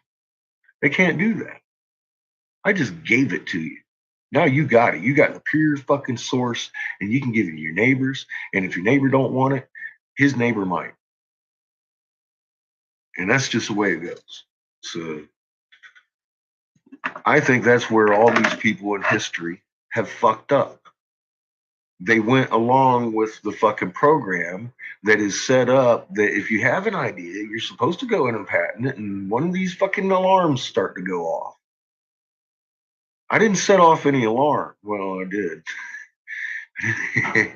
In any normal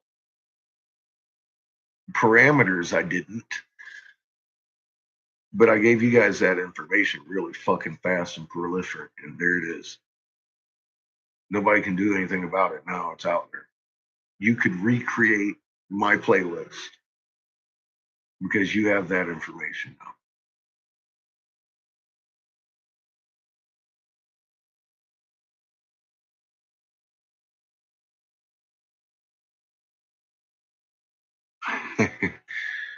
Mom keeps telling me when I read my name, I'll then be fully awake. So that's part of this legend. That's the part I just don't talk about.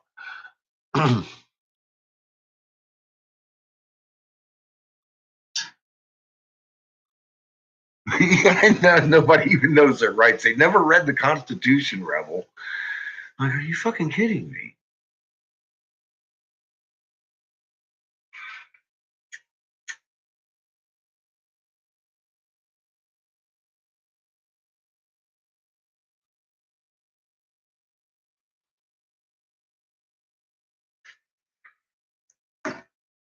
I read it on the wall, Peter. It ain't my idea.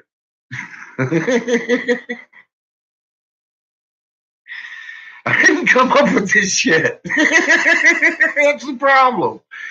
And I tried. I don't know if some of you were around, some of you have seen the video and the progression of the videos, and I was debunking all these. I got all the Bible ones, showed you where they come from, said this ain't no fucking prophecy. These motherfuckers have seen this shit, and they're writing a script telling you what they're going to do right up until the day this fucking shit happens again. And they've been following it like a fucking script, and you can follow it from the paper trail from X to today, right through the Vatican, World War I, II, Balfour Declaration, the Jews were not Jews in Israel, who are Zionists, etc., the ones that killed the Hebrews, all this shit that's going on. It's all scripted out of fucking Rome. That book that John wrote, what John? They've never told you what John. It's always been a scholarly debate. What John wrote, fucking Revelations.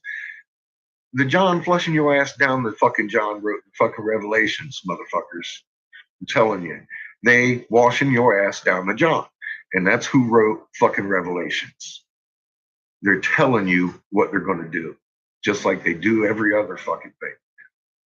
Well, I got to the Hopi, and I'm sitting there, I'm telling you what, on video. Oh, this is bullshit. They changed the whole fucking culture to hide this and lie to you so they knew when the truth came to you and fucking this and that. But it was bullshit because they've seen it 5 times. And then I read the rest of the Hopi prophecy. And I was like, how did that fucking blue swastika get in there on the guy that woke up and read these languages? Very specifically. How did that happen? How the fuck? And I still see, now I want to go on for 20 minutes. How the fuck? And I know how the fuck. Because the creator drove them nuts in their fucking dreams and told them to give the earth back. And they never have. And he kept fucking showing them me. Now, what he showed them about me, I'm not really sure. I mean, they wrote it down. But, and it seems to be right on, man. I can't read myself out of this shit because I have that mark. And I woke up and read the fucking language. Everything happened exactly like the fucking prophecy said it would. And it wasn't the Nazi mark. It was my star, which is in the shape of a swastika that I designed. with my buddy Wayne. I didn't even realize that it was in the shape of a fucking swastika because I would have never put it on my body. And I hid it for 25 years, so it's still brilliant blue. Fucking crazy. And I'm sitting there reading that shit, and it's like, are you fucking kidding me? So I had to make a retraction video, didn't I? I was like, no,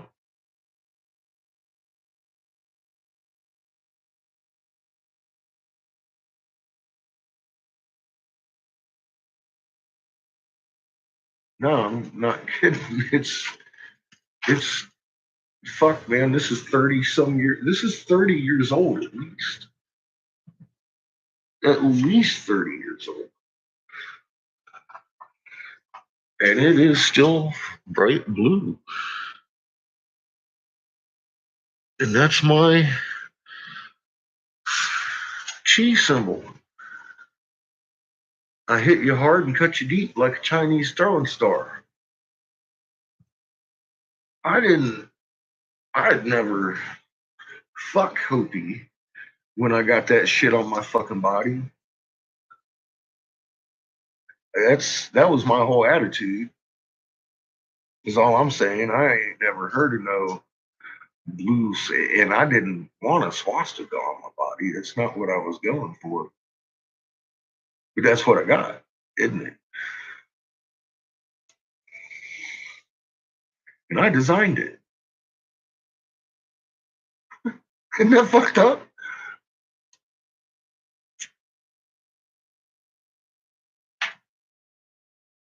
With my buddy Wayne McDermott, I paid 2 little barrel tabs of acid for that tattoo. Did you hear that? Government, I paid 2 little barrel tabs of fucking acid for that tattoo. Almost 30 years ago. What's up, Nick? Back with the babies, back from eating. Welcome back.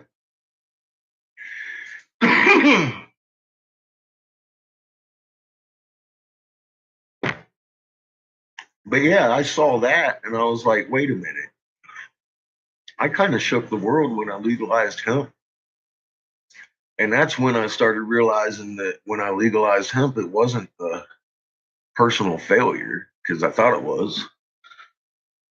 I had gone to North Carolina to legalize medical and threw the hemp in on as an extra. And then that Davis picked it up and ran with it. And we got hemp. And I did. I looked at it as a fucking failure, but I mean, fuck, it's legal in 50 states and medicine good for people and dogs and everything. So I guess it was a little gentle shaking because it's also a gentle medicine. And I was like, man, how in the fuck? I mean, really, everything I read about that fucking dude that wakes up, and I'm like, I have to make another video because I was wrong about the Hopi prophecy. It might actually be a real one.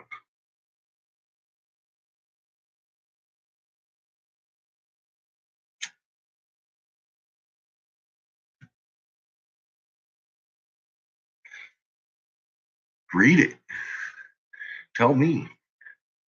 Tell me if I'm reading too much into it. Read it. Fuck. If you go back, and I've got a video from the one where their actual prophecy began in Giza when they spelled their name differently. Still Hopi, but they were one of the Giza tribes. And it mentions the same fucking thing. And the wall that gets pierced and all kinds of shit. So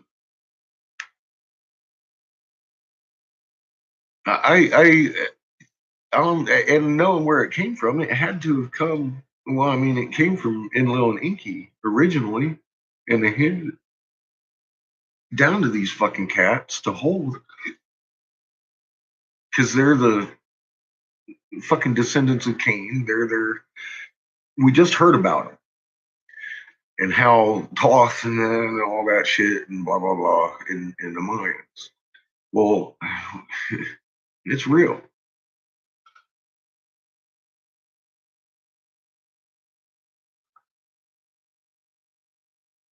Yeah, it is. It's going to be a new moon soon. Well, I mean, it is a new moon. You can't really see it right now.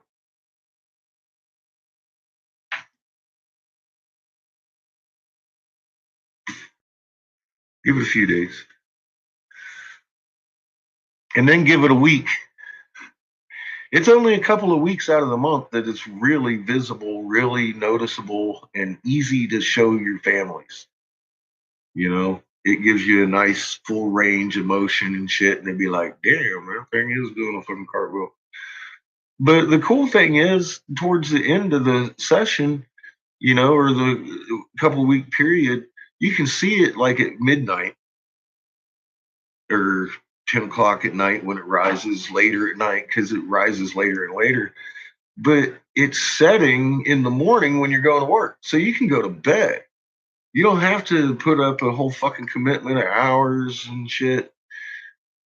You go out and look at it and then wake up in the morning and be like, now look, there's Tycho Crater.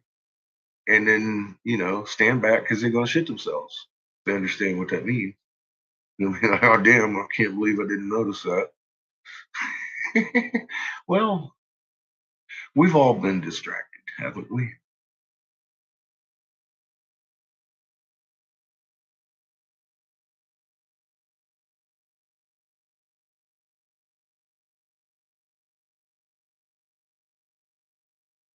Swastika under a turquoise pyramid.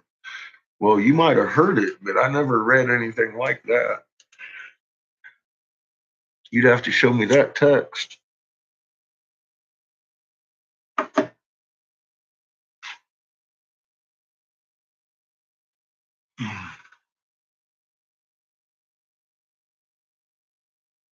How you doing, Todd?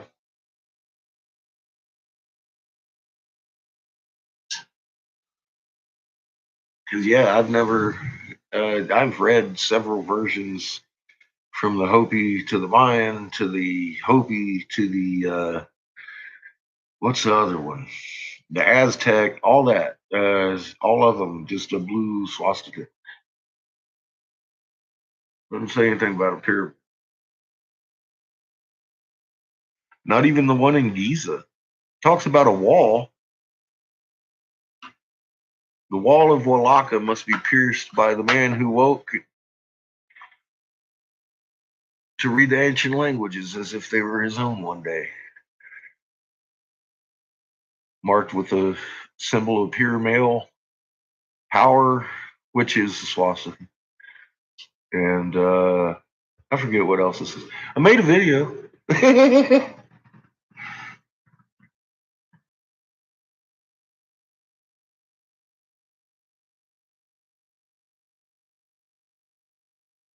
A group moon watch. Uh-oh. Well, hey, we've done it before. Why not? We've had moon watch parties. We can do it again. I don't know if it's going to help much in the big thing, but you know, we can try. Everybody here's that's the whole thing about this channel. Y'all have already watched it, or at least you're supposed to.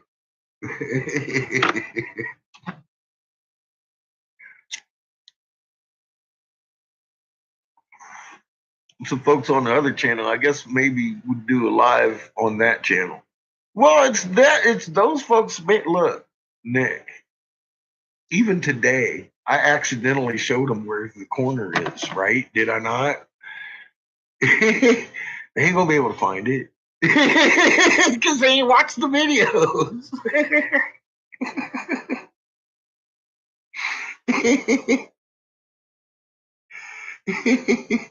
I know, that's what I'm saying. I think maybe we should do it on the angry channel because those people over there need it more than we do over here. The average viewer over here does, because that's the whole prerequisite thing for you to be able to speak in here. well suppressed watching the moon, and you know where your magnet is and all that. So, yeah. Oops, I didn't show you that. I know, right? I was like, oh, fuck. Now I'm going to be blocking fools. I don't know if you was here a minute ago. I was just telling about this cat. I don't know if you may. I saw it this morning. He's talking all kinds of like 22 races of beings across the galaxy and blah, blah, blah, blah, blah. And I'm all like, dude, come on, man. Shh, before you get self-blocked. And he was like, well, if we was over in the corner channel sitting and smoking your marijuanas, it'd be a different conversation. I was like, yeah, you'd be blocked already. Consider yourself lucky you're over here on the angry channel where we debate. I'm trying to help you. What can I say, man? This channel is not for that because I left that over there. That's the only way I can stay sane. We don't debate shit over here. We talk with people that have already learned. That's great. I love that. I love chatting with you because we have gone so much further. Out of this chat comes what? Stem cells when you fucking get goosebumps. You know, shit like that. That's what I'm talking about.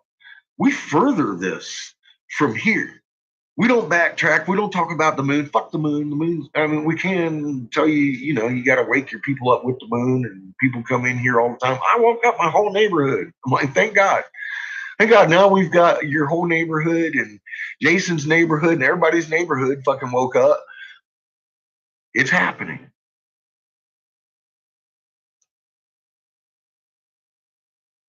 Yeah, I don't make those videos for you fuckers. Kidding me? That's why. That's why I try and tell you. That's like what I say. If you've watched my previous videos, this one's not for you. Because I really mean that. Yeah. It's for the ones that have watched like the last 6 videos and they'll be like, oh yeah, I've watched all your videos. I'm like, no, the fuck you haven't, dude. Shut your mouth because you're making yourself sound stupid.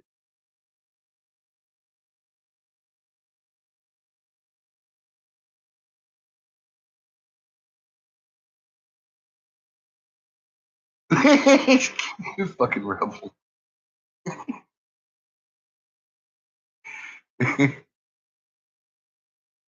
Yeah, well, you know, it's kind of hard to deny when a motherfucker grabs the camera and says, here, look, do, do, do, do, do, do, boo. And it's like, oh, fuck, that's what this guy's doing.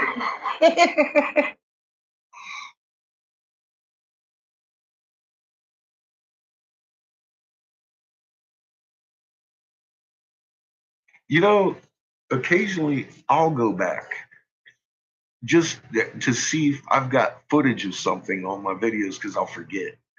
And I'll have to watch a couple of them.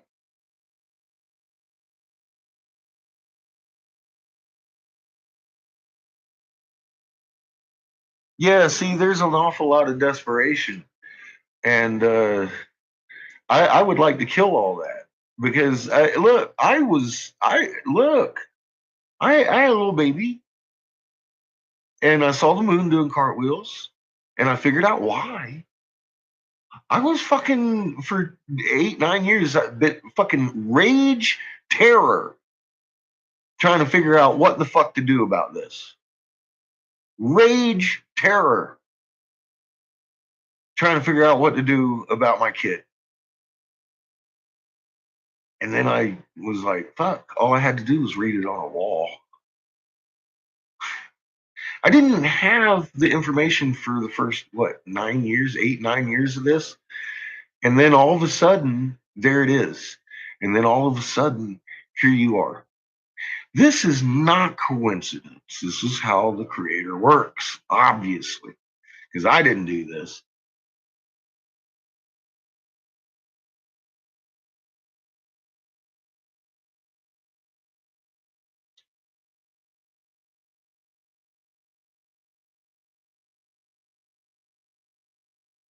Golf balls, chickens, all that. Whatever you need to do to put a shadow on.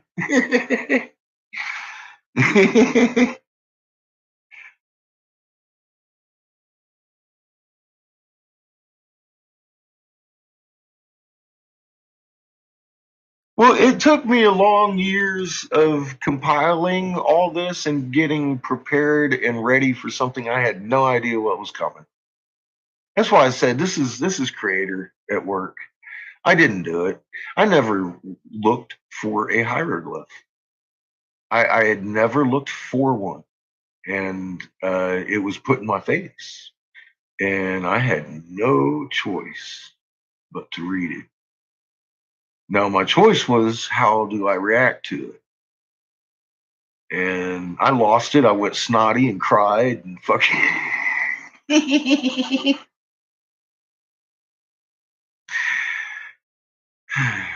And then I crawled under a hole and I had it fucking cross checked 15 times. And then by 3 experts.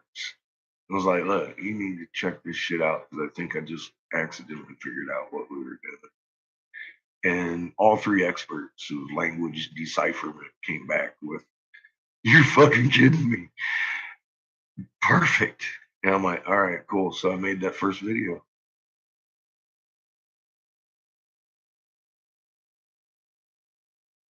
No, I sure as hell didn't.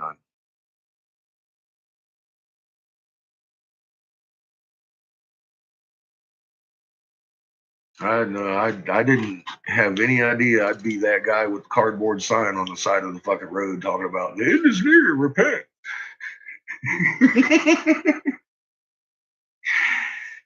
Here we are. This is my cardboard sign.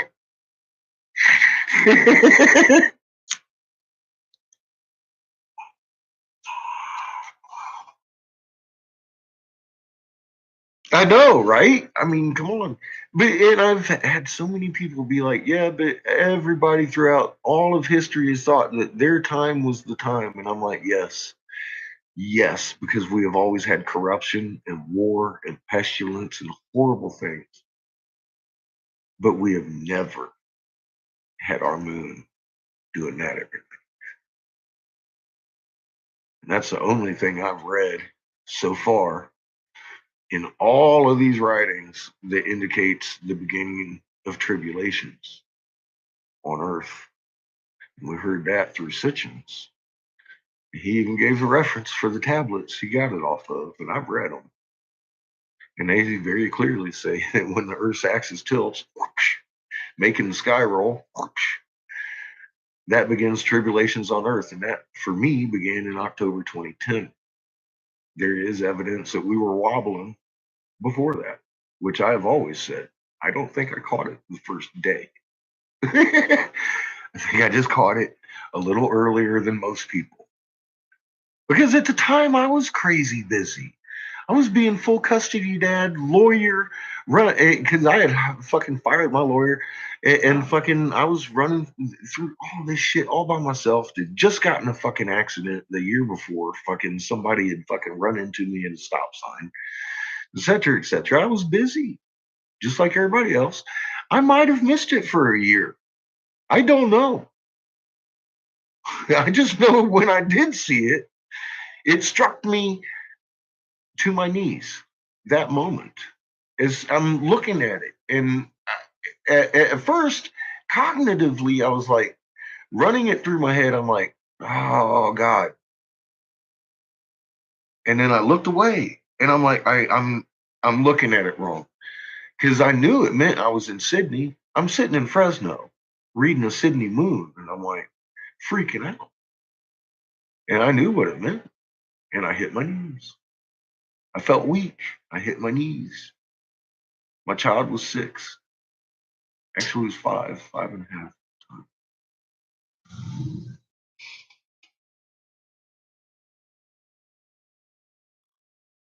Yeah, anti-God, me too. And I had to correct myself.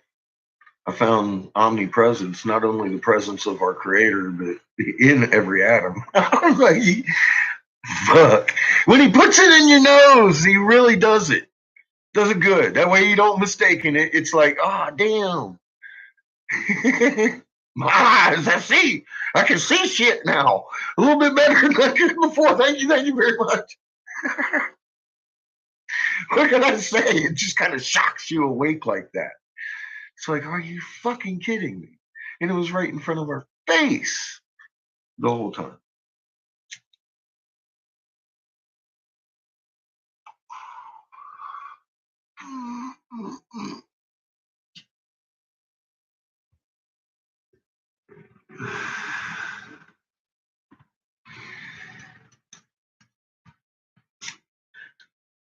I thought it was pretty incredible. And I had stopped looking for any kind of answers like that. That's why I keep saying this has gone but way beyond any scope of what can I do about this situation that I might have been wanting to find.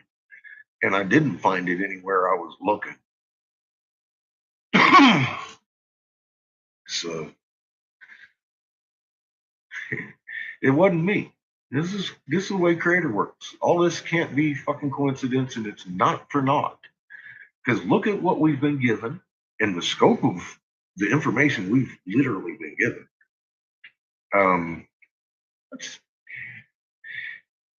If everything was going to go poof in a poof of smoke and everybody be gone, what would be the sense in giving us that if we can't use it?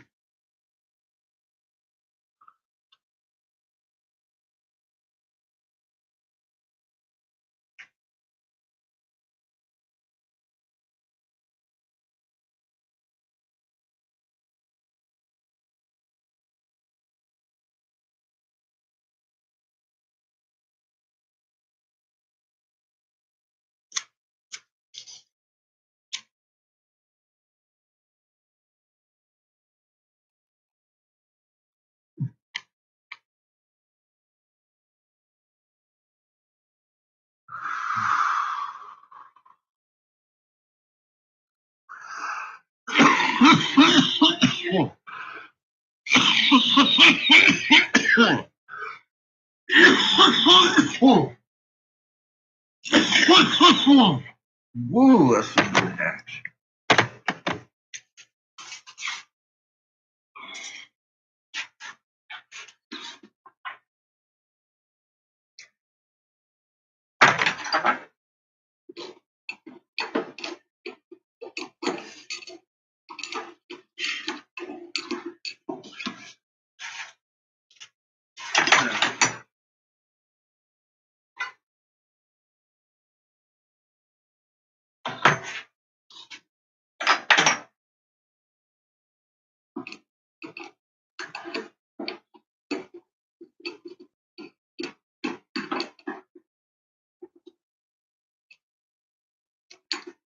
Ow, ow.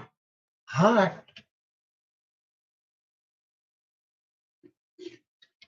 Ah, fucking hot.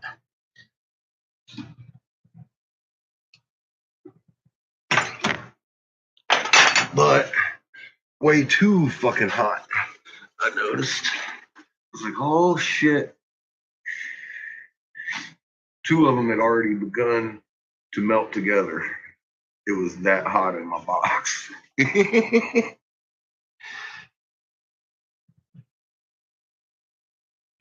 That's what I was trying to avoid the other day when I had it full. I was like, oh shit, it's almost getting too hot. I better quit. It just got too hot. And two of them literally started sticking together. And I was like, oh, fuck you. Turn that shit down.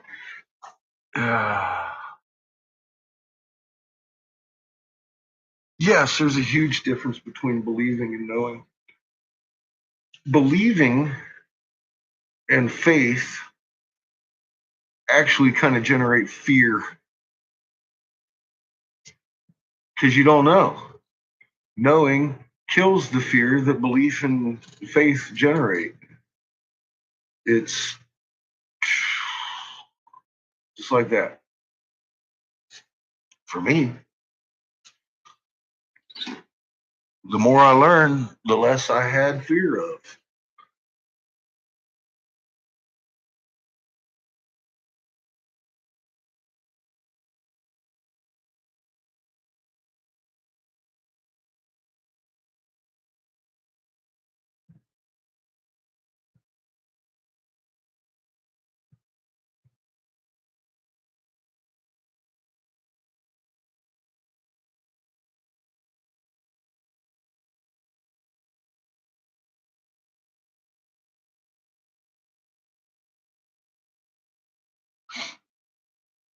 Yes, it does. Takes 2 or more. The Ark of the Covenant is a working machine to emulate what the humans can do when 2 or more come together in his name with meekness and the fucking planet's magnetosphere in their chest. We can create holes and talk to Creator instantaneously. We just got to learn and remember how to do it.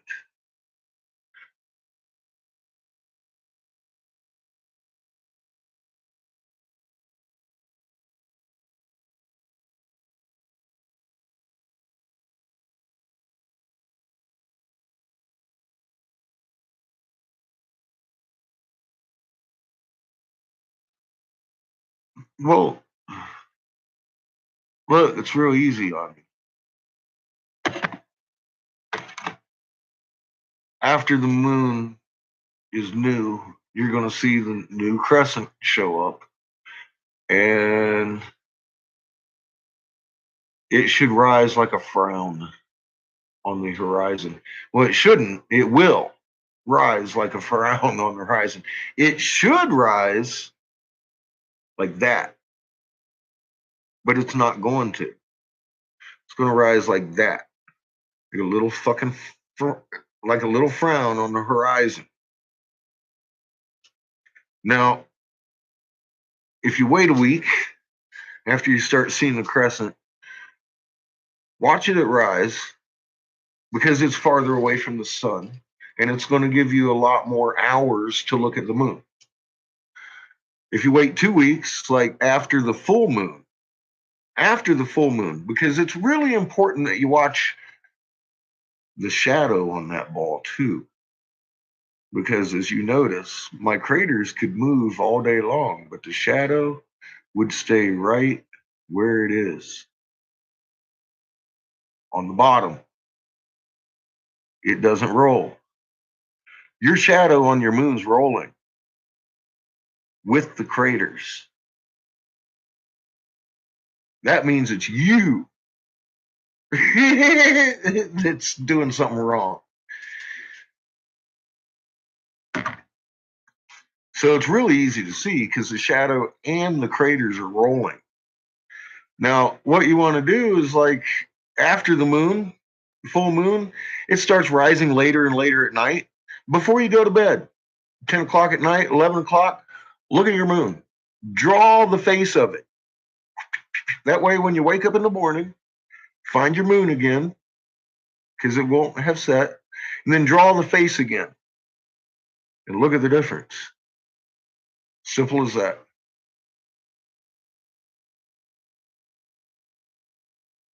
Now, the week after the full moon is the best time to look at it because you'll get the full range of the moon. Leading up to the full moon is pretty good, but you kind of have to stay up late and watch it all throughout the night.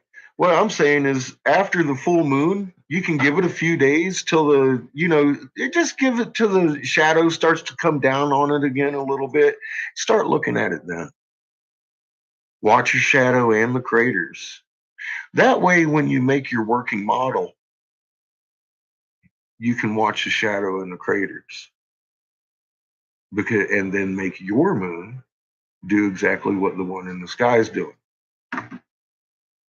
And that's as hard as it gets. Yeah, about 3 or 4 days after the full moon. Give 5, 6. A week is fine. But see, no, that's the thing. It depends on how late you want to fucking stay up to see the moon rise, because it's going to get later and later. So what I'm trying to do for you is make it easy on you, because it's usually in the sky for about 12 hours. So if you look at it around the time it's going to rise at 10 o'clock at night, that's a little bit after the full moon. It's got a nice shadow on it, shit. And you can look at it and be like, all right, and then draw that shit, draw your shadow in. Then go to bed. Have a good night. Wake up nice and early, 8, 7, 8, whatever. and look for your moon. You'll see it. It's in the west-ish somewhere. And draw it again, and then compare the two drawings. That's just all you got to do. And then once you get that done, take that and go to NASA. I wouldn't go anywhere else to look at information on the moon. I mean, they've been there. Granted, they never give you a straight answer, but they're not going to give you wrong information about what the moon usually looks like in the northern hemisphere, because honestly, if they started doing that, there is a lot of people that know better. And boy, that would bring some attention to it. And that's the one thing they don't want to do.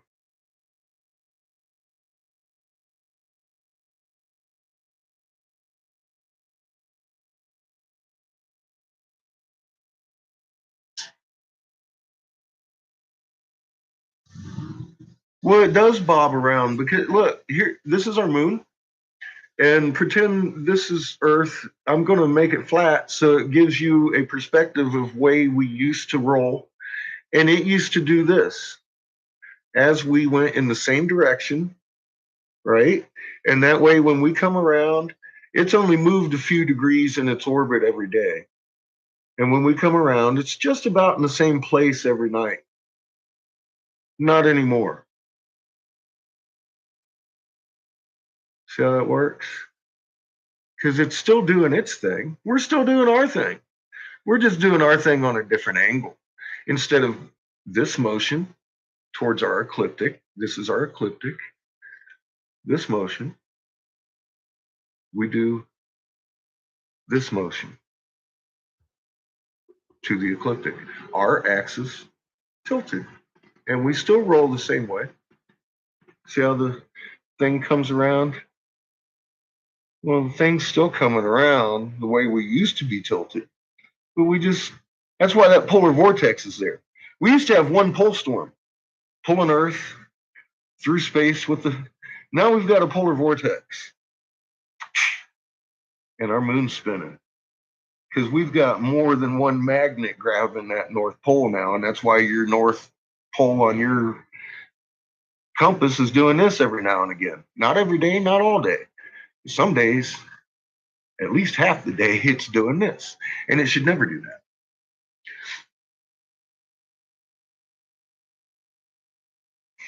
Yes, and that's our polar vortex, and that's why we have hot, cold this year. And I was telling people because we were going to the extreme that we are. I never even thought of that much extreme, but we're hitting extreme. Up and downs. We're going from 60 to fucking negative and then back up to 60 again in a week. And we've been doing that since late summer. And I've been telling people we're gonna. And it's not because of guesswork. It's because, I've been keeping an eye on shit. I know how things work. That's just, I had a head start in my Navy training, for fuck's sake. I keep telling people I had a head start. I'll give you that. I learned how to navigate. I learned weather chart. I learned all this magnet and transmission and stuff like that, how to drive ship in my fucking moon. All of that when I was fucking 17 to 19 in the fucking Navy, cruising around shooting tomahawks at Saddam Hussein. And I gotta say, we were not shooting selfies. I don't fucking woman. Oh my God. She has to be like in her young 20s or something and thinking that everybody in the 80s was like, selfie time, or some shit. Look, I'm shooting off tomahawks at Saddam, what the fuck is that? Seriously, I'm like, no, I don't have it. Honest to God, though, my mother has some pictures of me in my fucking stupid white hat with my dark suit on and my white suit on. Because we had to take pictures both in the winter and the summer suits. And my mom has pictures of my was it YMCA days.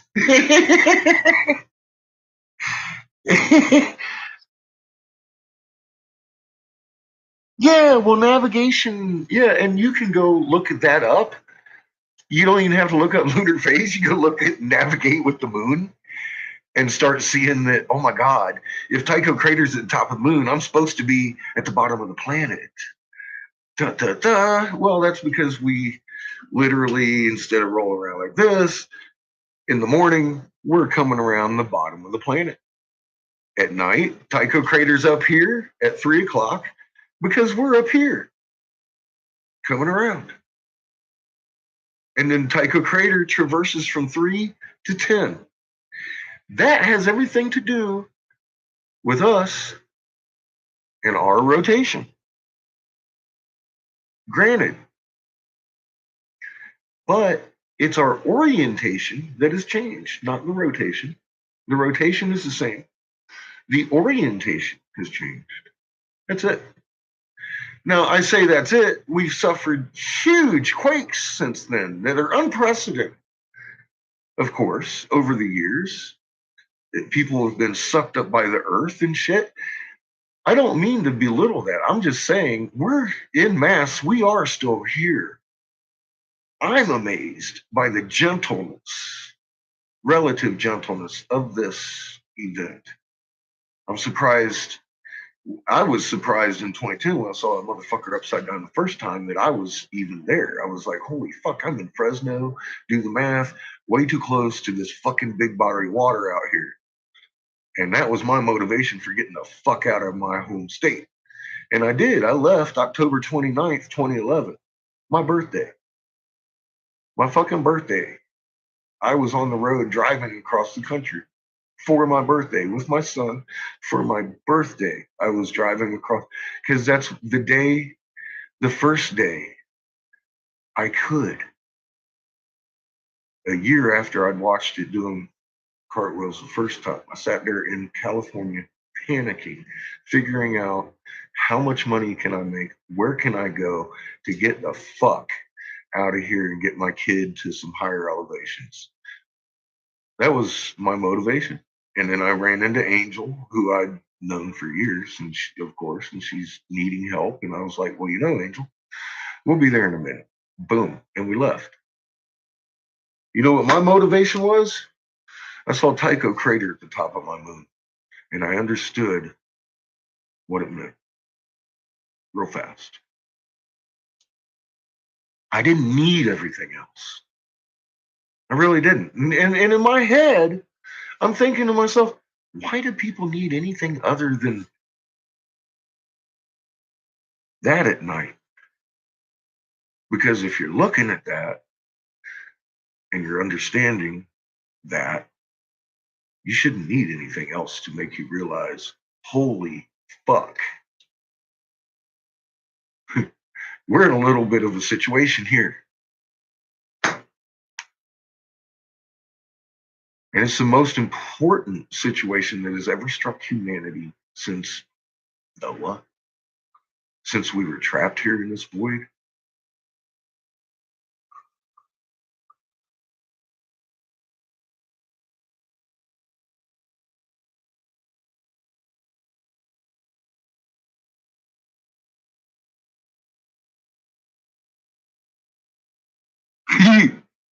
Now you know how to find Polaris. You know exactly where Polaris is. Is it still our rotation star, Nicholas? I'll ask you that.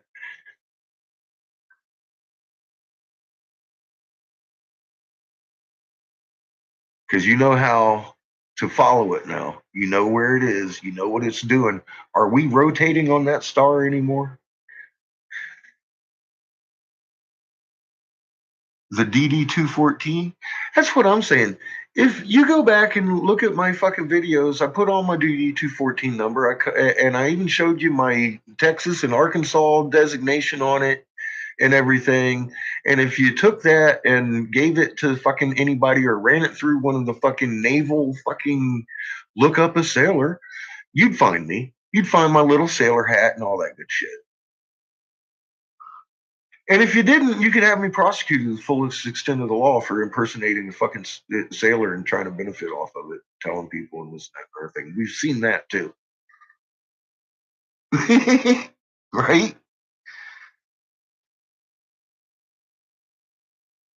because that's against the law, right? You can't do that. It's against the fucking law, and you can't do it.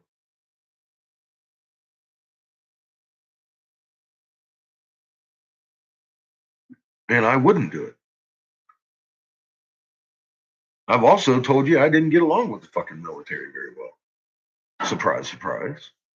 I got letters of commendation. I did my fucking job really well. But I also told them to shove it in their ass. In the end,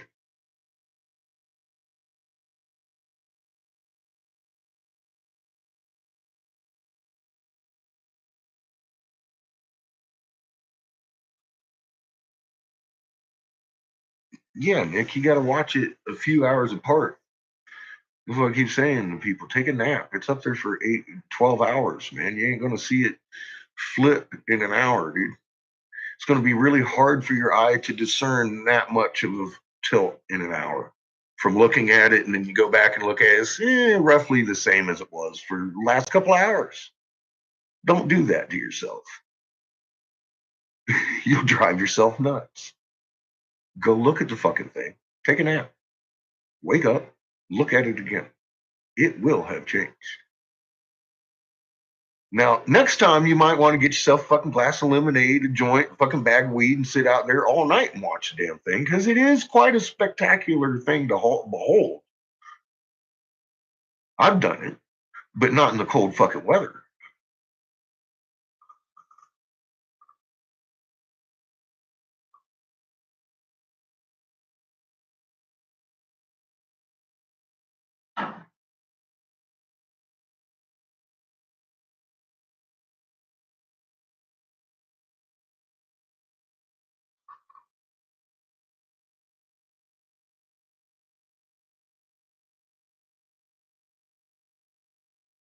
They refuse to take.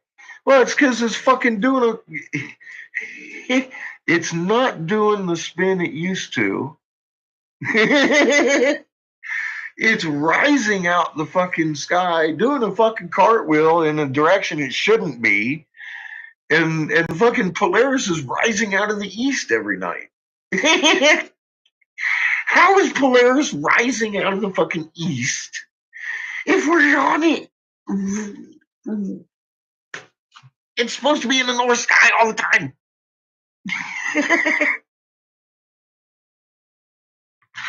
And I see a motherfucker coming up out of the east in front of the Big Dipper. It's not how it's supposed to happen. But it is. It's pretty interesting. And if you watch it, you know, you can turn around at the same time and then watch Orion do his fucking cartwheel across the fucking sky. It's like, yeah, baby, we're on our side. We tracked that whole thing, got the ecliptic sitting at a 90, dude. Sitting at a 90, not a 23, a 90. We're sitting on a 90 to our fucking ecliptic. It is what it is, and you can see it.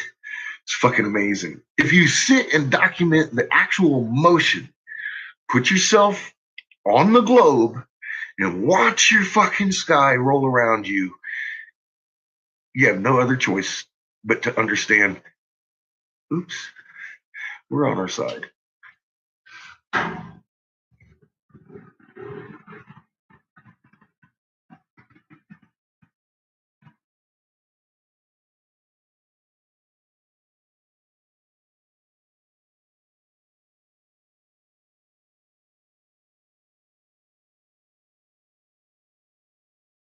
Head on the cot. Yeah, they will doctor things that we don't really know what you're looking at. But if you look, I've made a few videos about star nav. I'll give you good search terms to look at, because the U.S. Naval Academy, et cetera, you know, Boy Scouts, pages that are dedicated to like making money because they showed you something nice, you know, that helped you survive in the woods, et cetera, et cetera. Although, I mean, honest to God, man, you can't use it anymore. I don't know. Well, I do know. They have just stopped teaching it. They've just stopped teaching because you can't fucking use it.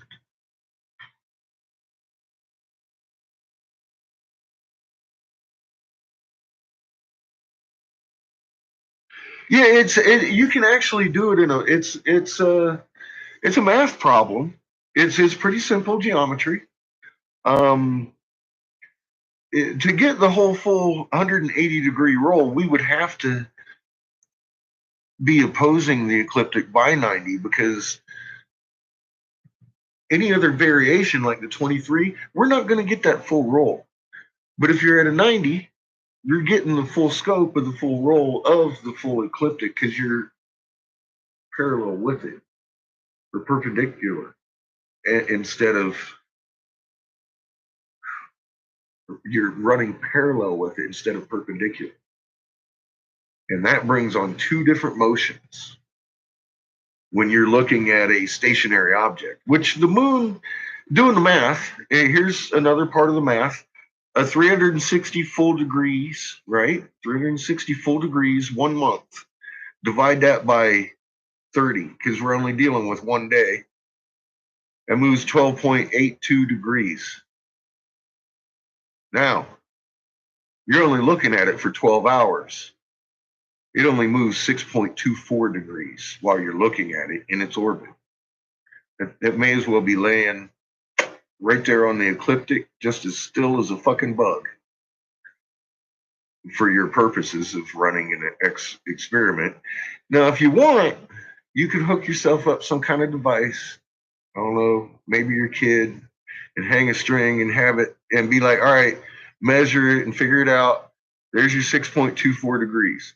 So as you're doing your circle with your GoPro or whatever you got on, so you can see the result, you can have your kid move your moon a little bit on the table just to make you feel better. Make sure it's not that causing that motion going on.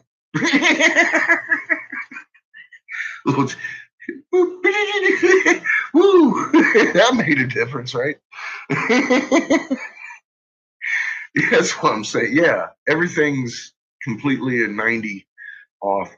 So and it's funny, the math comes out to 66.6 degrees because we used to tilt basically at 6 or 23.3 full, and you know, it's funny math.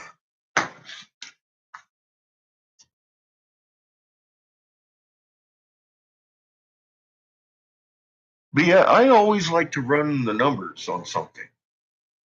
It has to be numbers or it doesn't work. Just like Toss says, pay attention to the laws, because if it's outside of the law, it doesn't exist except in the mind of the fucking mad. Pretty much is what he said in an ancient way. If it doesn't fit into physics, it's an illusion.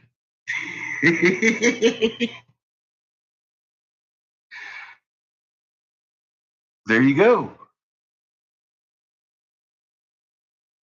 Yes, it has been beat the fuck out of, and I think Spalding claimed it. Somebody did. Somebody did. Somebody claimed the moon, and it's #1. It's extra large too. Extra light.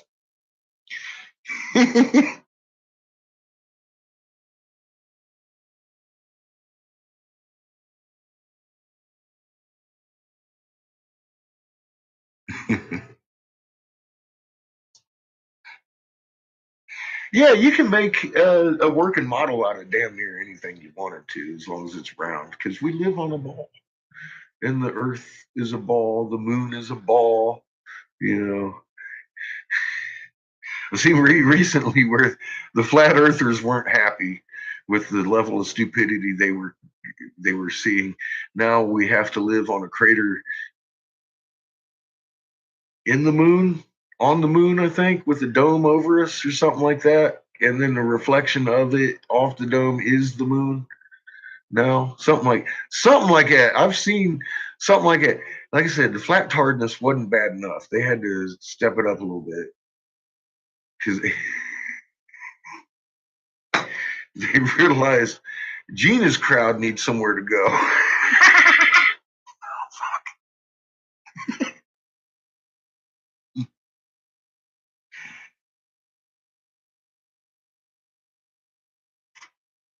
Oh, yeah. I would go to source on you. I would go to the source and read the actual prophecy itself. It's not too long. I've actually got copies of it all over the place that you could go and or you look it up yourself. I mean, it's easy to find. But yeah, I'd read that because it doesn't say anything about a pyramid.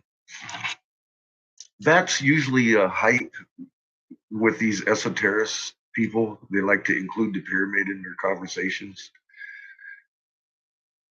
They have no idea what the fucking pyramid is.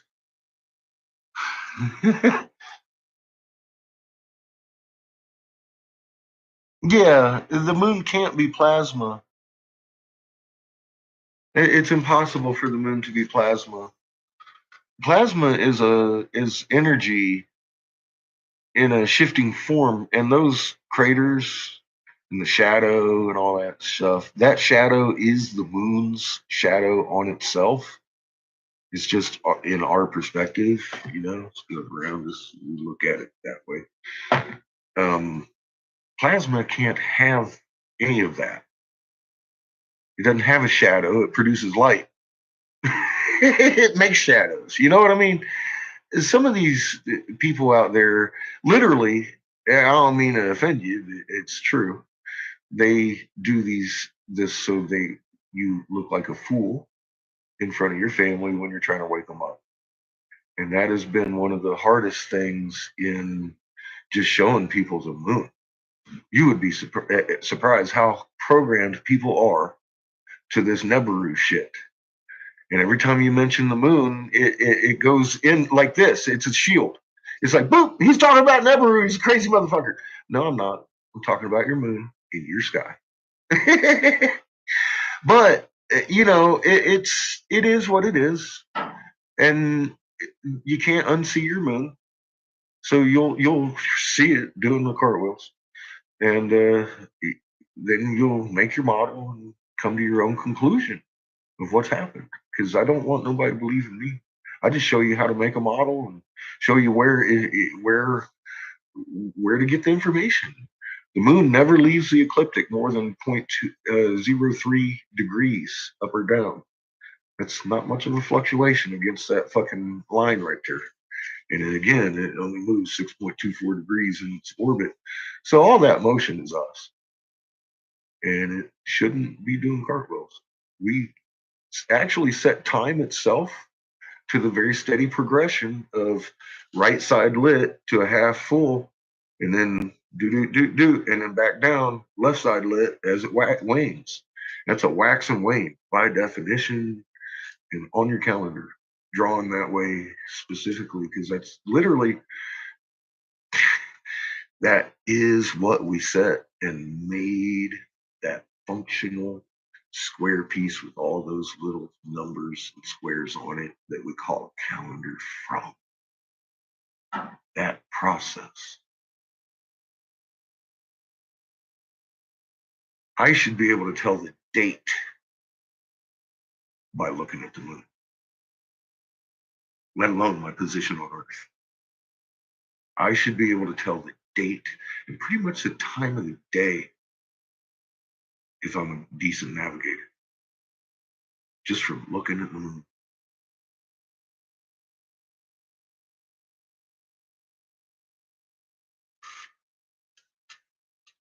Most reliable navigational tool ever until recently. Now it's doing cartwheels. And anybody that knows navigation watching it will see the fucking Tycho crater on the top of the moon. And if they've missed it, somebody with navigation, show them Tycho crater on the top of the moon. They ain't going to have to look at it any more than that.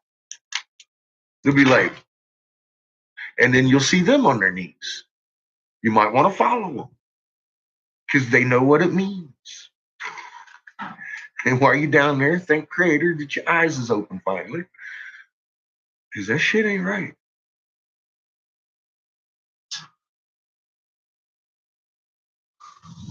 Hey, Virginia.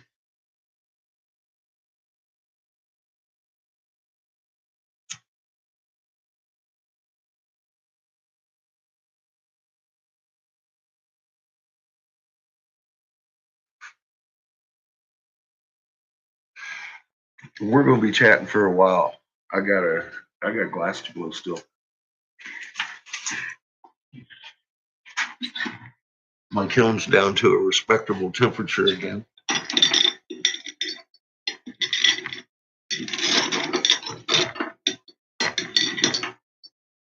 But I want to let you see what happens when you heat your kiln too much. Do you see that?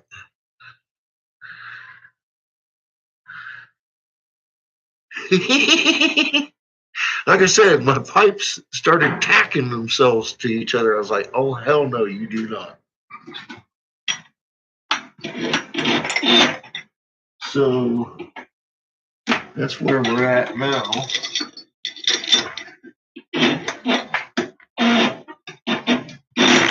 Throw them back in there on top of each other because I'm cool enough to do that now. Did you see that? My tube bent. I had the droopy going on.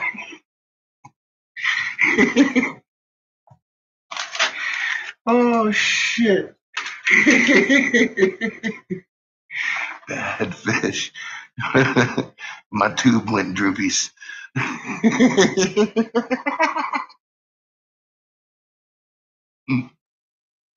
Yeah, that's why I said I better cool it down in there before my shit starts to fucking flatten itself and look stupid, tie itself together.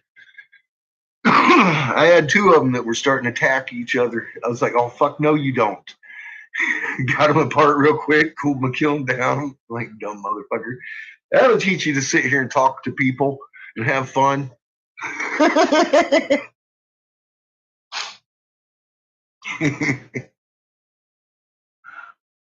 My tube is hanging mighty low. You don't want to know about my tube. It's been.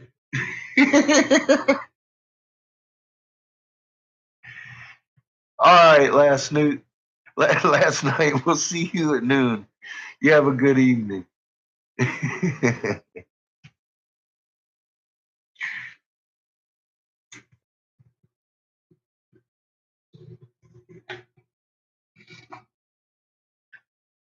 Oh, shit. See, we love to have fun over here.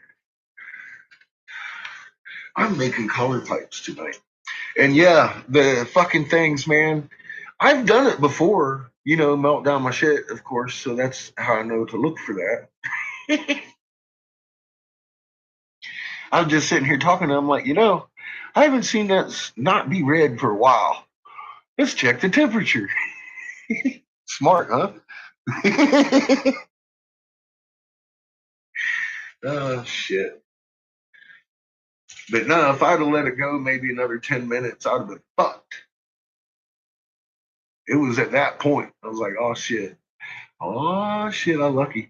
But yeah, that light color right there, the light color, it doesn't have much metal in it. So it melts a lot easier than the blue. Because my blue tube,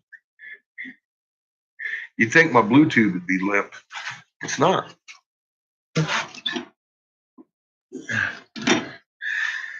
Straight as an arrow because it's got so much metal in it that it doesn't melt at the same temperature.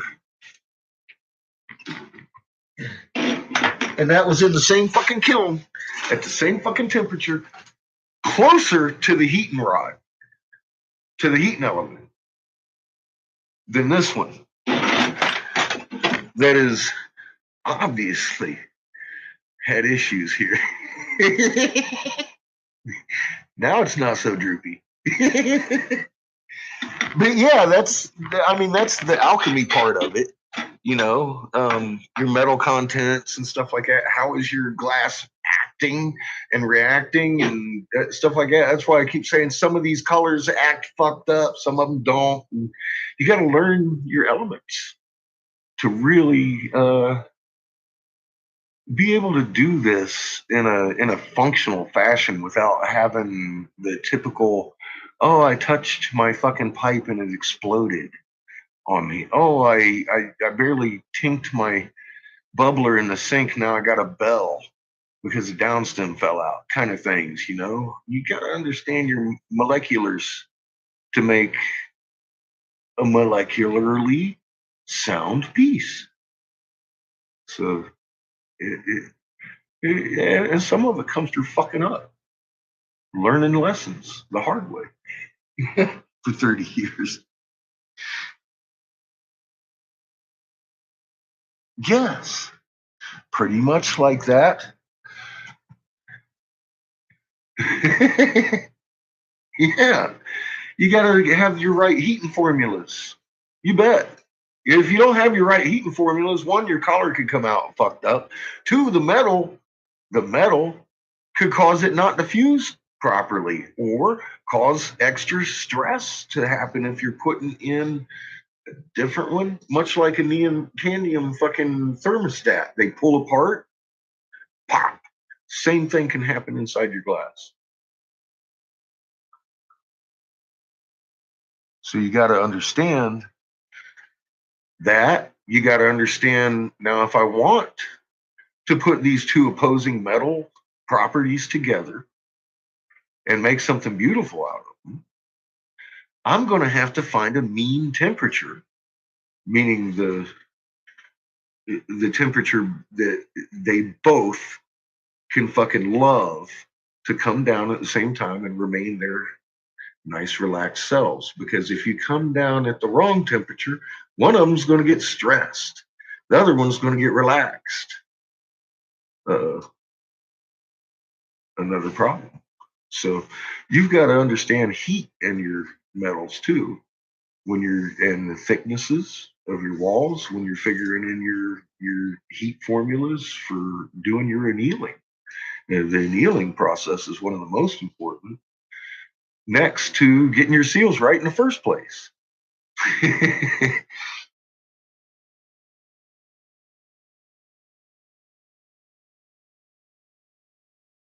That's it.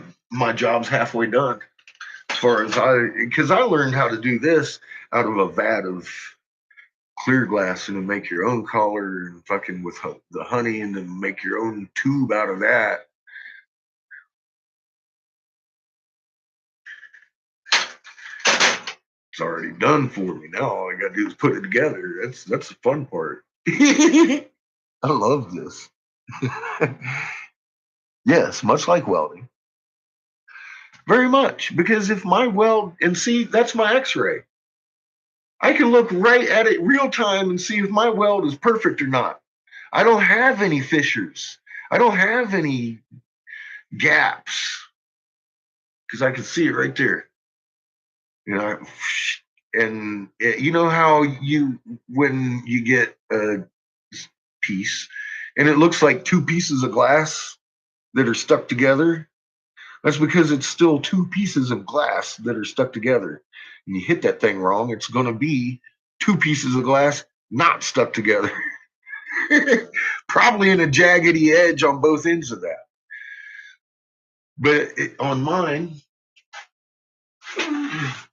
for example, you can't see. You can see where I welded it, but you can't see a line. There is none. That's one fucking molecularly structured piece of glass right there without any separation whatsoever. And that's only because I could look at it in real time and I don't have to trust my weld, is what I'm saying. Because metal workers have to trust their weld until it can be x-rayed and checked. I don't. I can look at it as I'm doing it. I suffer that luxury. But yeah, that would be the only difference basically between, well, welding glass and metal. Is I actually get to see real time my weld go into place and fall. You can see they just that line just goes away as you're heating down it.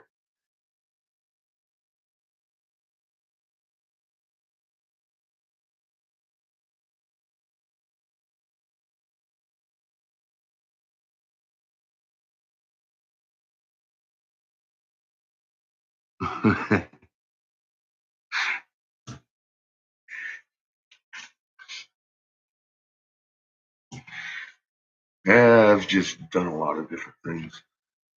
You know, trying different things. Found one I really like.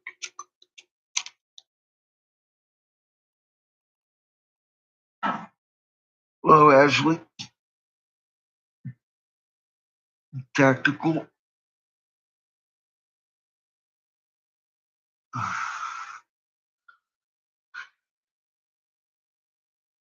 Happy Saturday. Oh, Lord. Oh, Jesus. Uh-oh. Shit, fuck. We have company, folks. Oh, my God. Now we're going to have to go over and read all that. Holy shit, we got 130 people in here. Oh, shit. What are you people doing?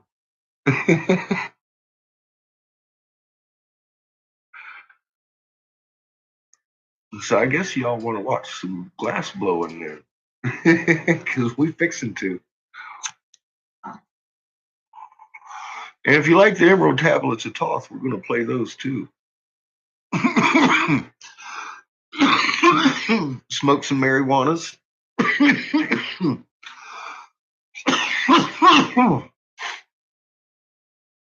And don't worry, it's legal here in Colorado. Oh my God. Everybody blowing kisses. That's awesome.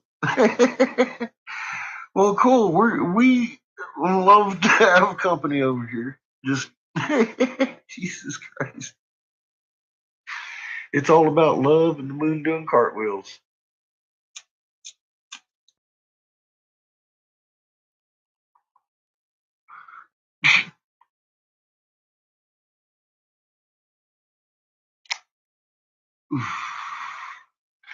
Oh, it is Happy Valentine's Day, isn't it? Coming up here. I gotta wish Miss Angel a happy birthday. My friend Angel's birthday is the day after Valentine's. Or no, my bad, it's the day before. It's tomorrow, isn't it? Or no, it's Sunday, I think her birthday is. I am in La Junta, middle of nowhere, Cowtown. If y'all get a chance, check out Shepherd Ambellis. I don't know where he came from. This is funny as hell. Check out Shepherd Ambellis. He used to be like big producer for Alex Jones until Alex Jones sold out. Well, he released this documentary on COVID's on Christmas called Shackled to Silence. I would suggest you go check that out. And check out my Angry Catfish page if you guys want to read hieroglyphs, because we accidentally discovered how to do it. And there's a few thousand of us over here sharing how to do this. And welcome to the channel.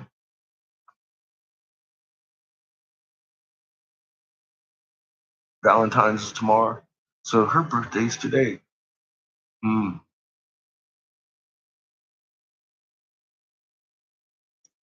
Montagraph channel. I've never heard of Montagraph.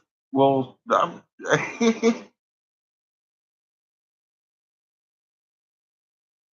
you're the room riders, huh? Nice. Well, hi y'all. For a minute, you was fucking talking so fast I couldn't see you. That was so awesome.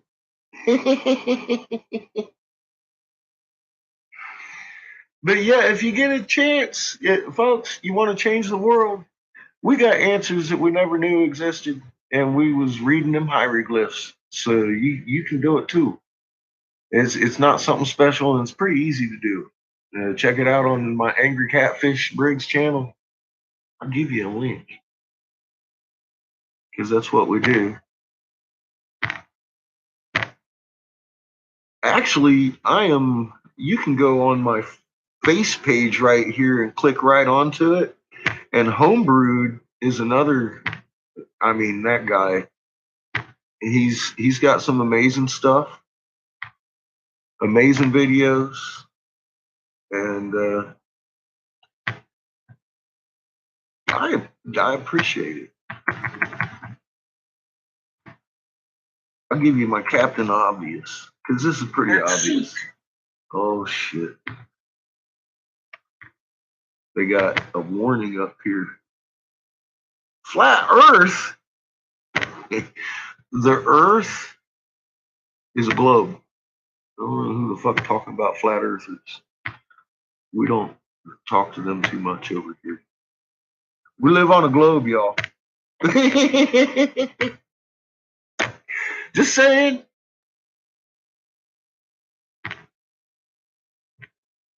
It's been rocking and rolling too a little bit, huh?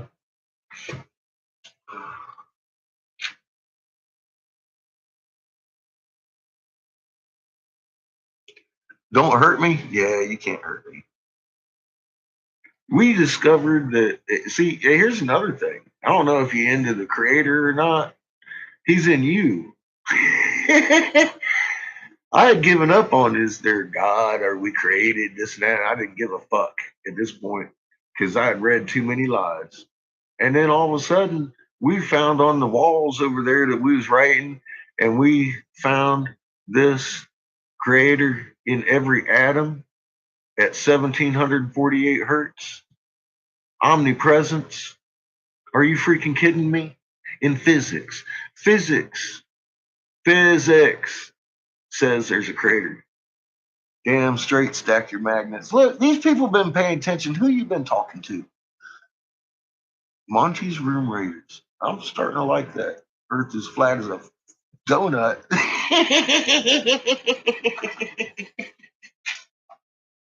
That's some funny shit. What's up, dog?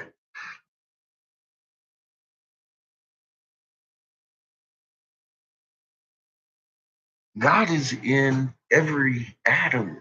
Every atom has a torrid field, which all the magnets. What torrid field is a magnet. All magnets ride at 1748 hertz. Instantaneous action at a distance. See, they're trying to confuse you with some kind of quantum theory when it's actually long established scalar physics. They're doing might clue you in on what they're really doing at CERN, and it's not what they say they're doing. It's not making your black holes, because that's easy to do. We already know how to do that.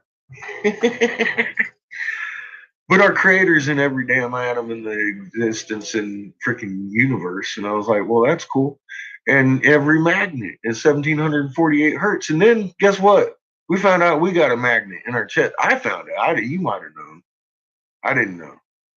And when you get its goosebumps, it's your electromagnetic energy going through you. At 1748 hertz oscillations on your fucking hair and follicles. I was like, that's not coincidence. That's your electron magnet showing its frequency. That's your connection with each and every atom and creator simultaneously. You're a lot more powerful beings than they would like you to believe. And that kind of shit is what we have proven over here at Catfish. And it's not a belief thing either. See, that's the cool thing about it. It's not belief. We actually proved it. We actually fucking proved it. So you don't have to believe it. You can know it now. And without the knowledge, you might end up dead. Can't help that either. But if you don't know the current situation, like I said, you might want to go over there to Angry Catfish and check out where we're at. But some of you seem to have already figured all that out. I don't know who Monty is, but hey, go on, Monty.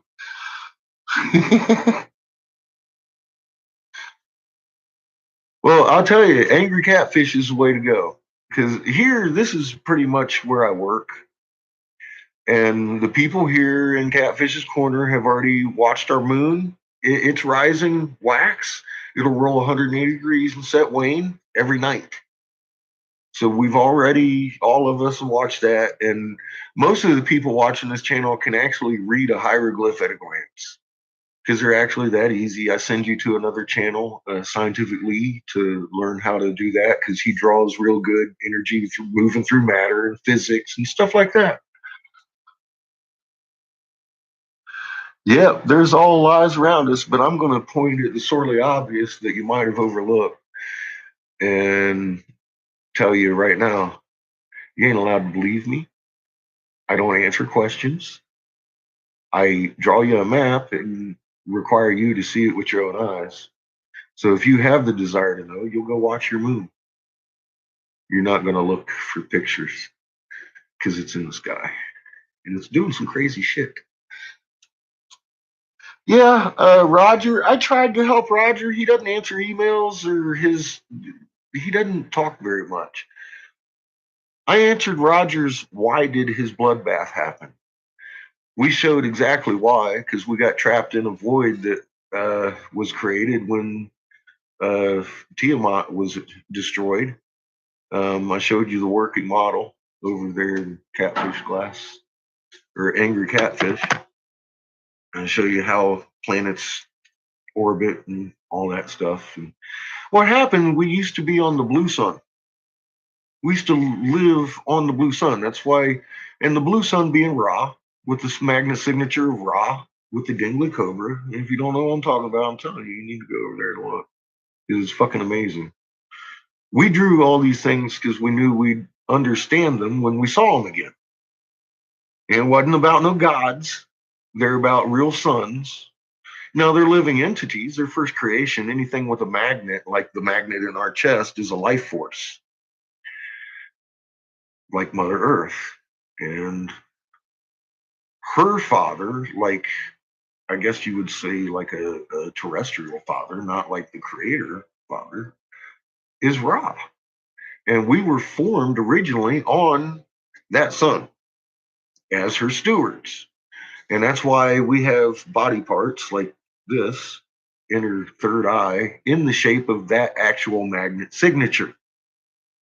Now, it's not what people say it is. It's not going to ascend you when you open your eye. What that is it's a UV sensitive fucking eye attached to your ocular nerves because the blue sun's a UV sun. See, all these physics and physical things start to make a lot of sense when you start reading what we were fucking drawing on those walls with the right context. Amun Ra, yeah, that guy. Well, see, the Anunnakis had taken over, and they knew that we didn't have the spoken language, but they knew we were drawing these things, and they had no idea what the fuck we were drawing. And they told us in their own words, those very words. We didn't know what the fuck. So we took on their personifications and tried to hide them from themselves. Well, that would be when Marduk assumed the personification of Ra. And his brother Narshu assumed the personification of Thoth. Thoth being a planet, mother's brother. Both of them children of Ra, a sun, a blue classified sun, UV. And we drew that very clearly in stone.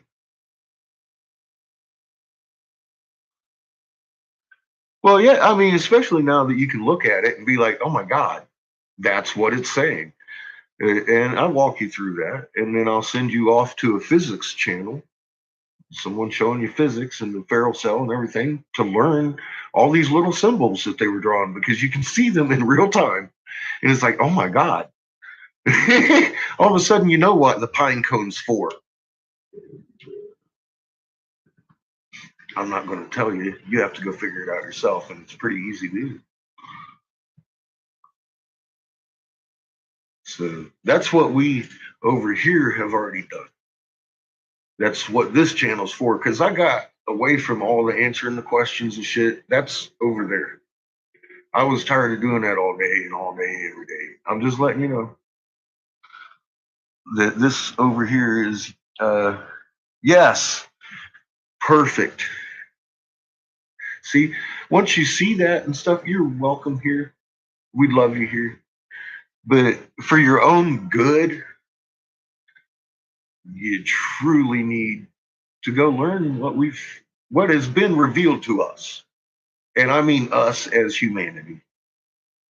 It's all about magnets and the one in your chest and the ones around us. Fucking amazing. Fucking amazing. Hey, Lauren, how you doing? No, I'm an asshole. Don't let me fool you. I will smack you and block you real fast. I'm not kidding. You can ask anybody here. I swear to God, I will. I have. See, here's my reasoning for that. I can tell you anything, and then you can walk away believing me or not. I don't want you to believe me. I want you to know this shit. You need to know this shit. Because without the knowledge, you can't attain meekness. If you don't know what you're being meek or what even meek means, what frequency means, what stacking your magnet means, who your creator is and or first creation and where you are in creation. These are things that have been revealed to us. These are things that you need to know. And without that knowledge in these days, you will surely die. So I can't tell you. I've shown you. And I've given you homework. And I stand here like a little nun with my ruler. And I'll crack you on the knuckles if you talk too much. I'm a dick. And I also, very importantly, have no donate button. Don't ask me to, because if I, perchance, some lady offered me over $100,000, said I'd know what to do with it better than her. And I was like, holy fuck. But would I be willing to smack you with a fucking ruler and save your fucking soul if I did? We'll keep it pure. I can't trust myself with this kind of information. There is no donating. You learn, you change humanity, you improve the world. We've got free energy, perpetual motion, no fuel needed. It's all magnet driven. We just had the damn configuration wrong. We could run the world on magnets, change the world, and hopefully somebody does. I'm not the engineer to do it, but I didn't give it to a corporation. I gave it to the world.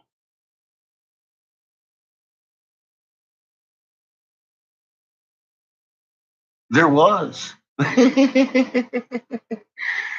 I know, that's why you're here, Lauren. I'm talking to the 150 other people that just came in and rushed.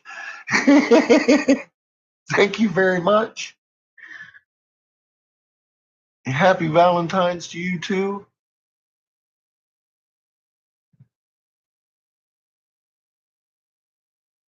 Well, I certainly appreciate it. That's awesome.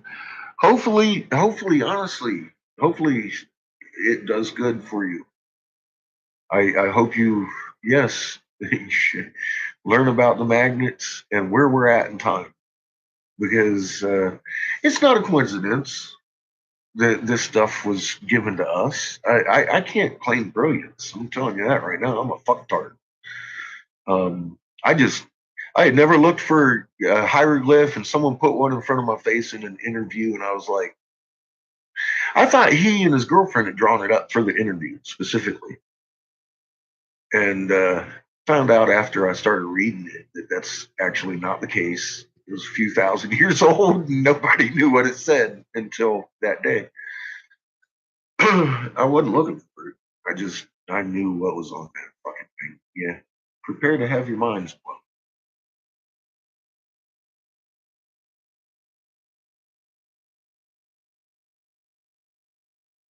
Yeah, your moon's doing cartwheels. Yes. There you go, fellow nobody. That is me. In my hoodie, in my basement, working my glass. It's cold in here tonight. Just kind of got both my windows open. It's like, it's, I think if I ask, it's going to be like, it's colder than fuck, quit asking. Because I've been asking all day, and I'm like, God damn it, are you kidding me? And it's going to get colder. me find out what my temperature is. What's my temperature in La Junta? It's 8 degrees in La Ah, Junta it's fucking 8. Fucking 8 degrees in La Junta right now. It's not good. So, fuck, that's cold. It's supposed to be like minus fucking 14 tomorrow. It ain't going to do anything but fall from this point. I'm cold in my fucking dungeon. Hey, Virginia.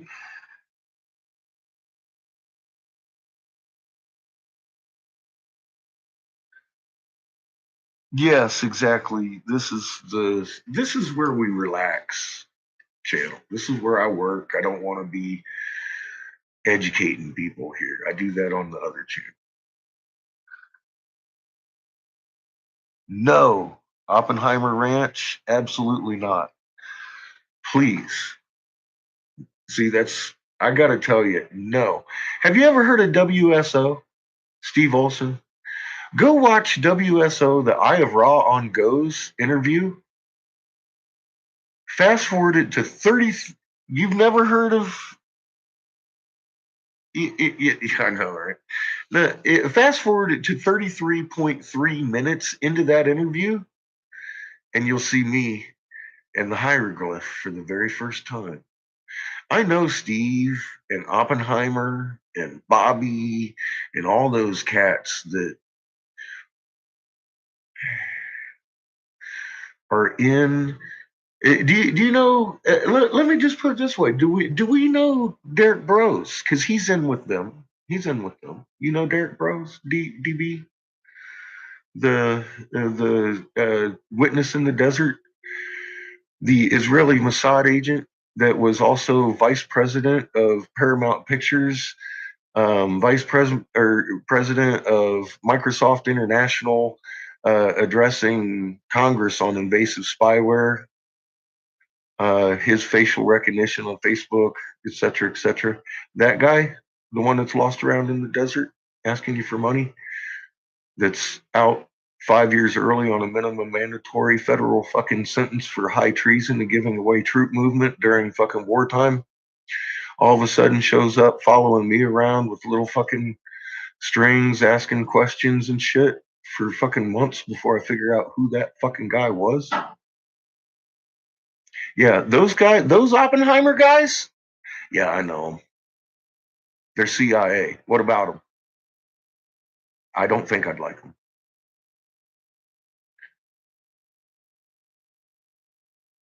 Yeah, very interesting. It is. You can look it up. Scary, actually. Very scary shit. Very fucking scary shit when they start infiltrating your life. See, I worked for Senator Jim Davis, Republican, North Carolina. My work resulted in the very first unanimous decision in North Carolina's history against the core curriculum, federal implemented fucking education standard process. First unanimous decision in the state's history against a federally implemented thing. Yeah, I worked against the system, inside the system, and then I found out a plot to kill off 3/4 of us, and I stepped down. Hi, this is what that looks like. And then I woke up and had Israeli Mossad agents that are following others around, asking for fucking money in the desert, all this stuff. It's crazy.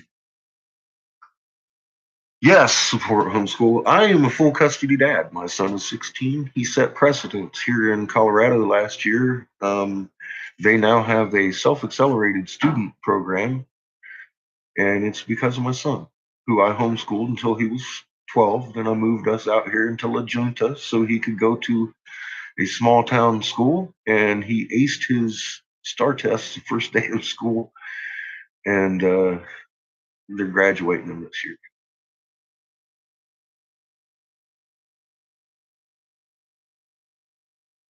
Well, I didn't have much of a choice, Lauren. I knew I was in between a rock and a hard place, and I was going to have to make a choice. And my mind made that choice instantaneously for me.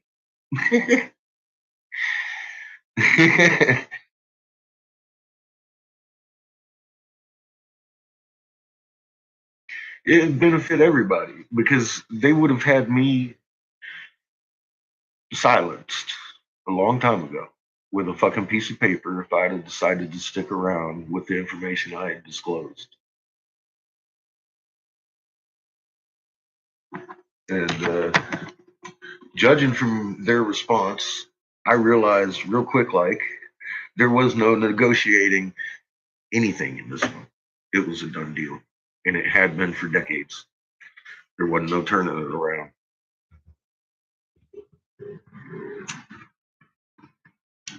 Not from that position. I think we're doing okay over here, though.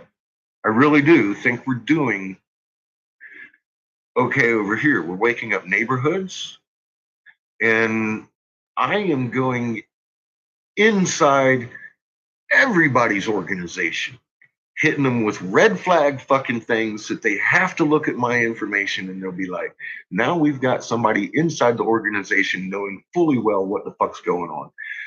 It's a cog in their wheel. And doing it one at a time. What can I say?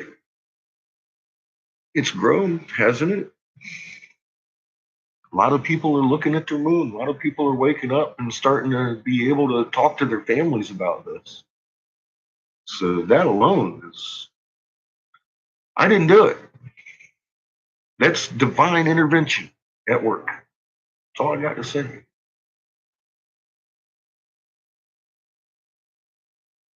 Well, yeah, I'm using their tools against them. It's their tools. They made them.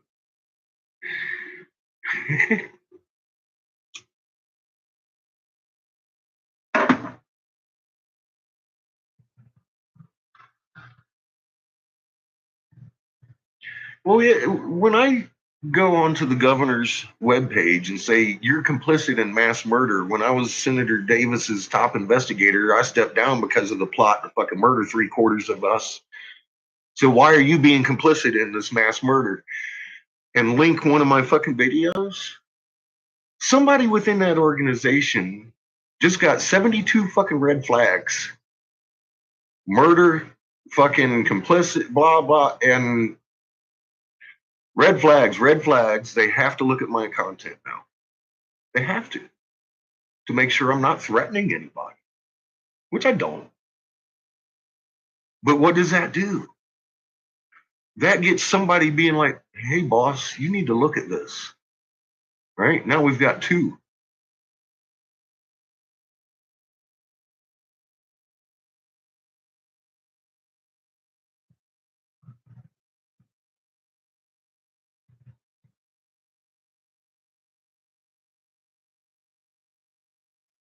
Well, yeah,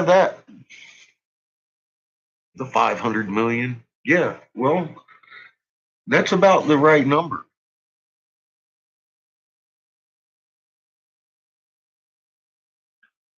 Yes, and our tool bag just expanded hugely.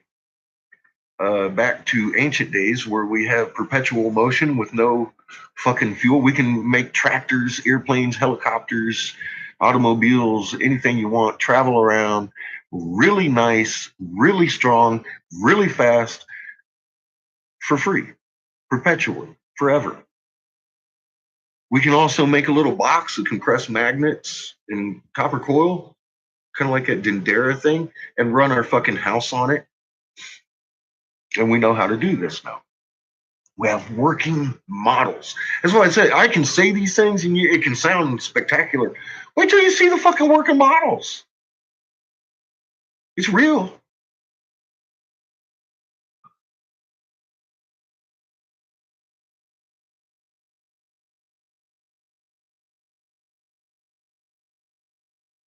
Good night, Peter.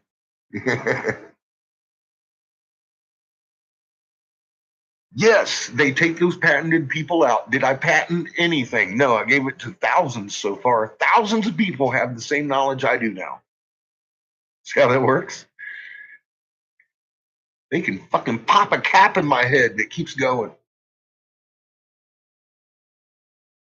The world will change and our children will have a better future than the fucking one we were handed. If I have anything to say about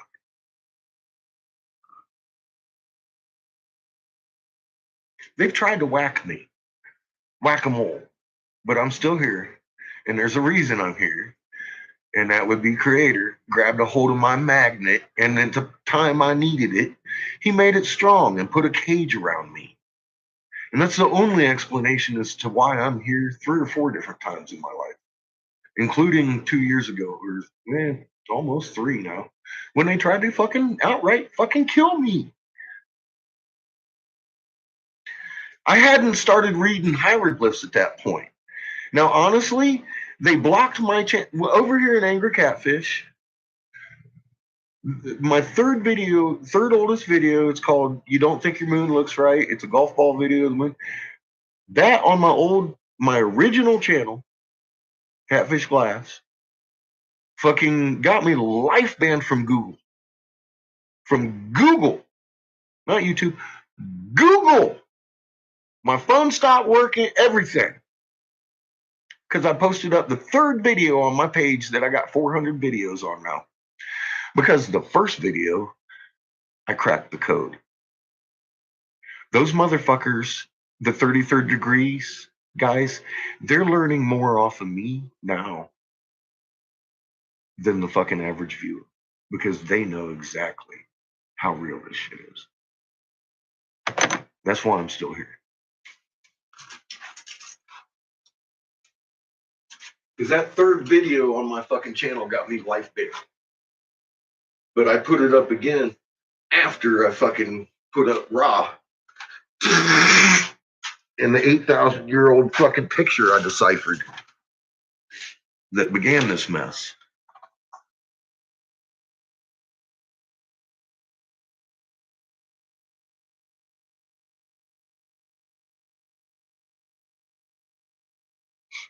I've been banned from a lot of them for talking about the moon, trying to point up and simply talk about the moon on a truther channel. Motherfuckers will block you because it's too real. None of these fucking truther channels give you anything real. They always give you speculation and maybes. Well, watch your moon. It's the most real thing you've ever seen in your life.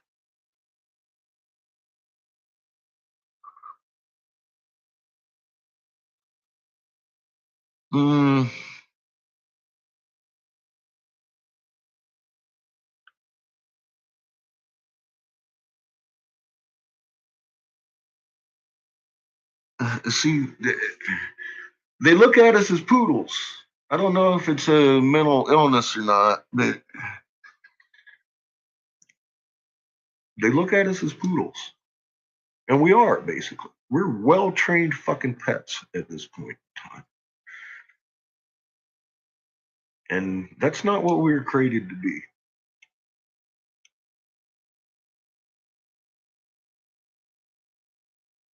Feels like you're in a computer.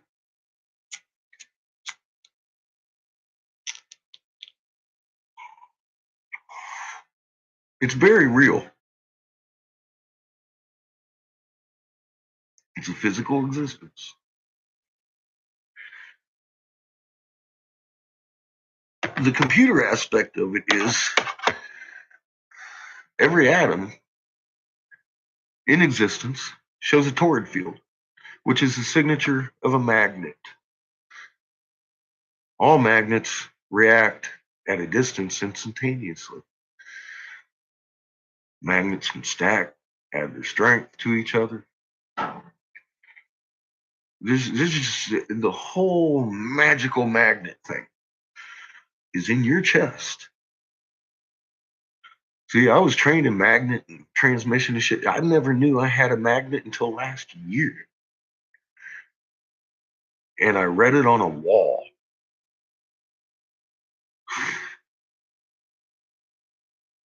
The moon's rising wax. You roll 180 degrees and set wane.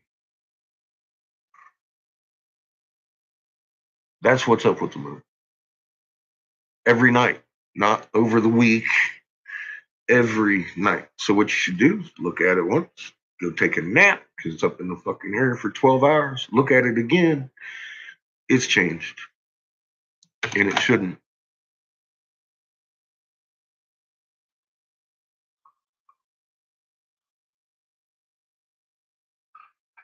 Well, you got to at least describe it to them a little bit there, Rebel. Give you the link. No, it's the moon in your sky, Kip. I'll give you my Captain Obvious video, but it's the moon. I mean, there's pictures of it, but who's to say I didn't tilt my camera? Actually, they're not my pictures because I don't take pictures. Because if I did take pictures, who's to say I wouldn't have tilted my camera? Because I know you didn't go outside and look at your moon. You need to look at it with your own eyes, though. Yep, birds do have magnetite. So do you.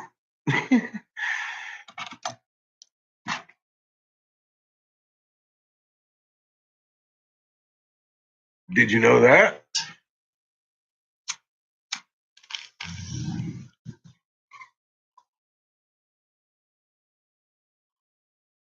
Yeah, I'll show you what it's doing right there in that video. I'll show you exactly what it's doing. And you can be like, bullshit. And then go look and you'd be like, damn, he's right. There you go.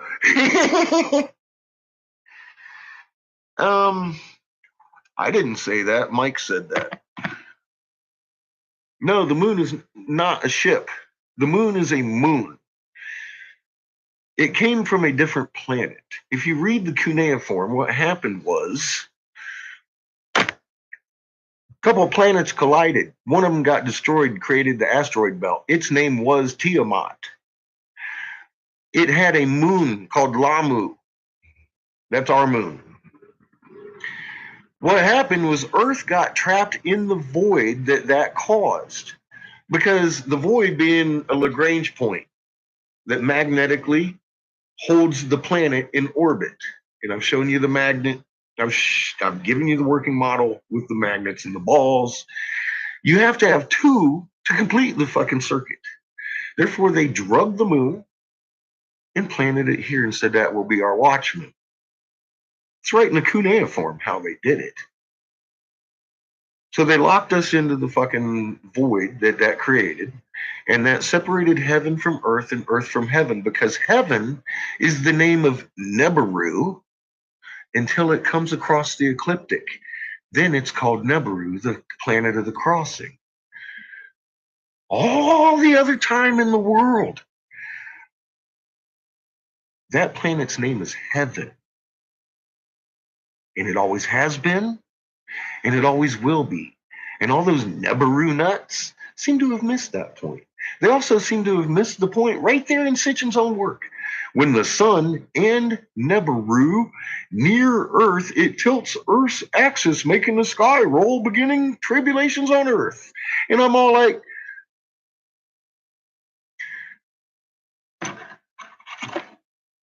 so if Nebaru's traveling with the sun, getting close to Earth, that means Nebaru travels with a sun getting closer to Earth.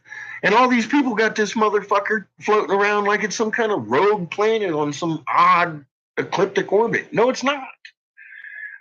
It's in Horus's box. It comes with fucking 13 other fucking planets. 6 of them bigger than Jupiter. That's what we were drawing on the walls. You bet.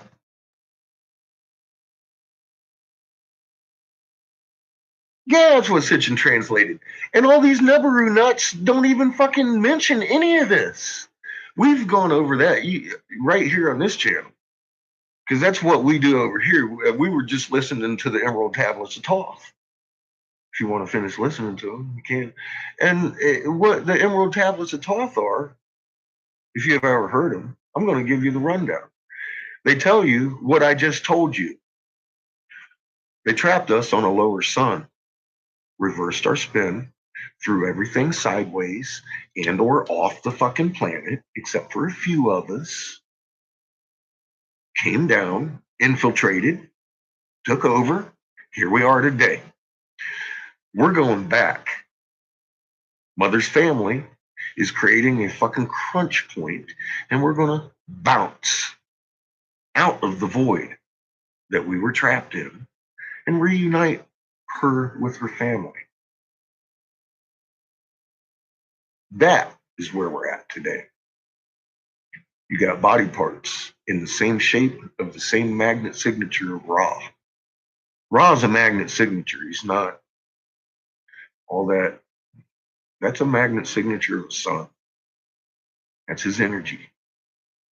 There's reasons your body parts look like that. Because we were on a planet that was on the fucking sun when we were formed. And our body parts are formed in the shape of that energy moving through matter. It is also a UV sensitive eye in your third eye. It's very UV sensitive.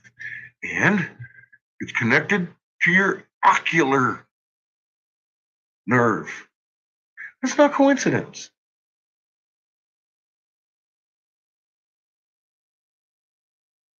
And all of that's what we were drawing on these walls.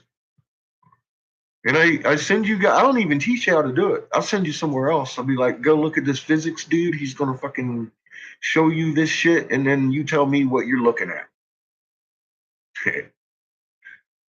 That easy. It's like 1748 hertz on a metal plate. Looks just like it did back then too. And we got matching 1748 hertz fucking frequency plates right in the center of a fucking amazing informational text. And it was like, oh my God. And it's all physics, not one word.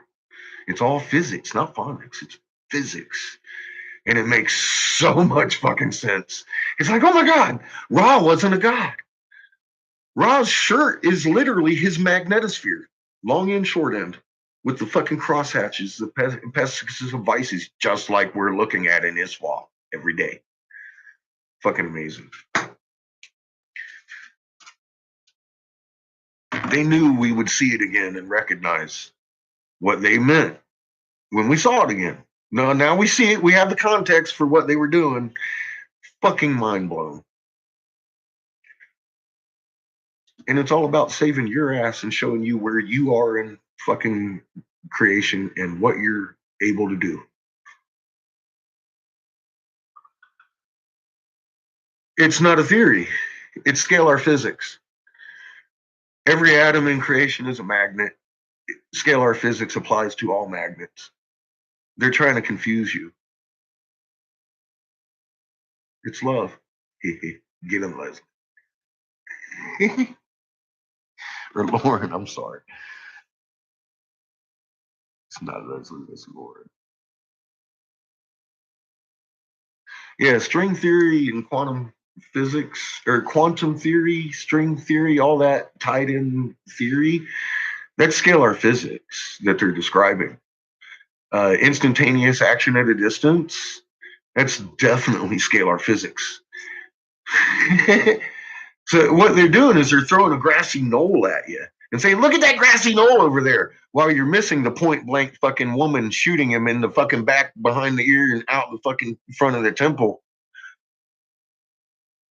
Just because how could you imagine Jackie O being the fucking daughter of a Jesuit priest that fucking honeypotted the president?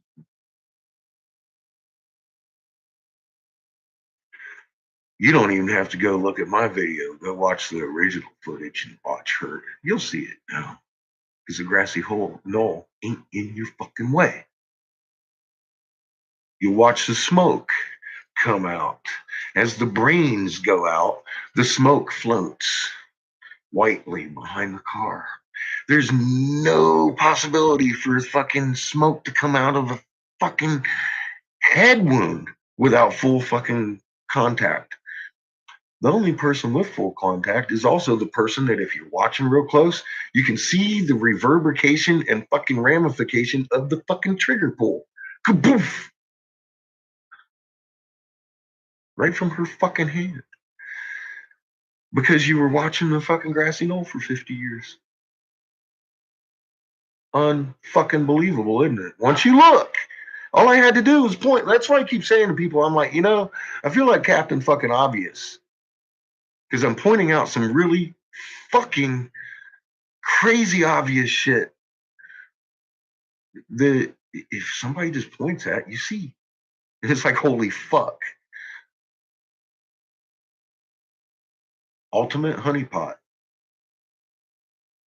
Go against the Crown Vatican DC Corporation one time, see what happens. You get the daughter of a Jesuit priest made the fucking hero of a nation after she pops cap in your ass.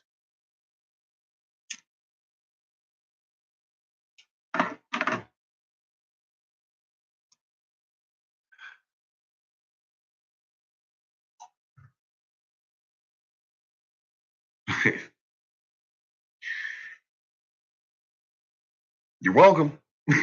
And like I said, it wasn't about Jackie O. She's dead. Who gives a fuck who actually shot Kennedy? He's fucking dead. The point is, misdirection is a very fucking powerful tool. Because you can't unsee it now. That's just like the moon. I pointed at the moon.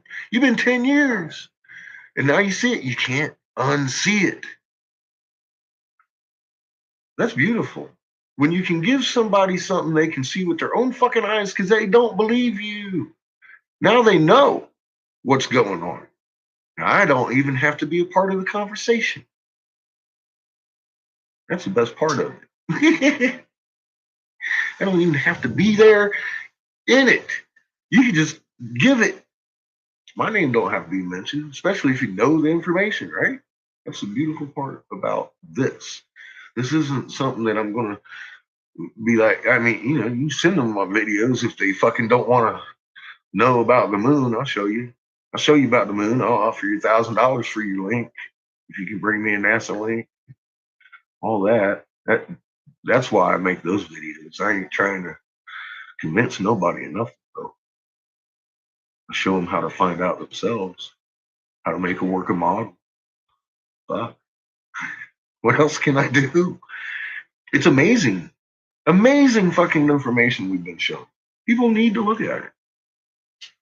We need to stop doing what we're doing because we have the right way to do it now. Holy shit. That, like I said, that's my donation. This shit's free. Please fucking use it.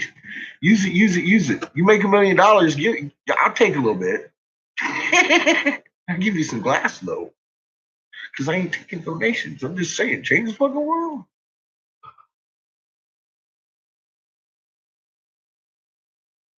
Yeah, I do have something in return. It needs to be a brighter future for our children. I'm serious. That's nothing better. I'm 50. I've been around the world. I've seen it. You've seen it. We've been, nothing for me, but it is for me. It's very selfish because I'm invested with my 16-year-old. I'm full clarity.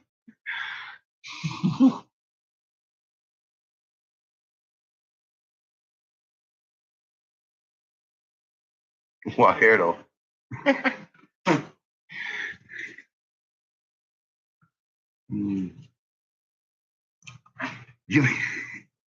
Did you just call me a guajero?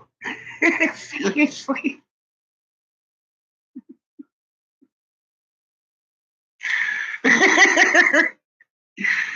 I'm assuming you know what a guajero is.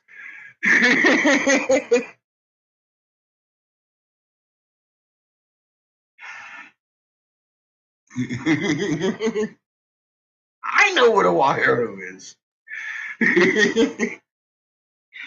Oh shit, and that's cool. I can accept that. I'm just laughing because that's some funny shit. A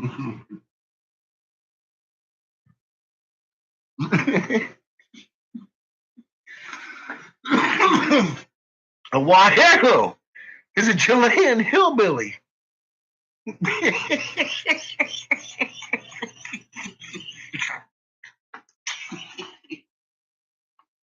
That's what a Wajero is. The same.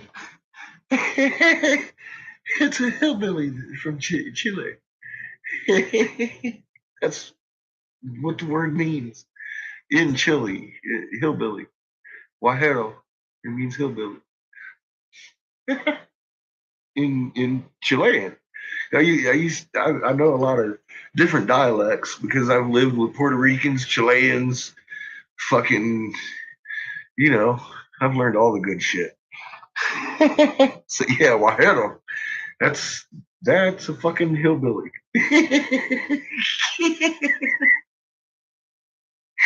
So I'm sitting there reading this, I'm like, yeah, I see.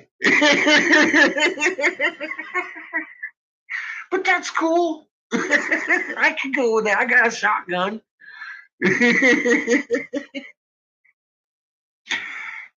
And a fucking hound dog that I picked up in North Carolina living on a mountain. So I can deal with the hillbilly label. It's good.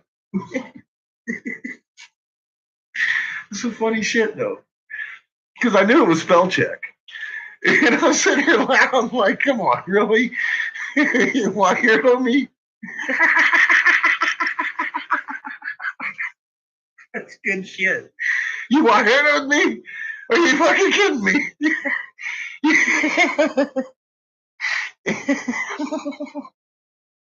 Fucking love that shit. It's great. It's for those fucking hillbillies, she says. Yay, spell check. We know it's not duck. That's for damn sure. We ain't sure if it's Wajero or not. Oh, spell check, keeping us on our toes. Oh, shit, that's good stuff.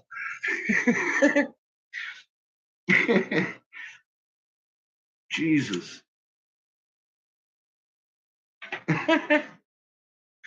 Did you see we got channel bombed? I lost track of what was being said. There's a lot of hearts and shit. Wajero. See? You fucking hillbilly.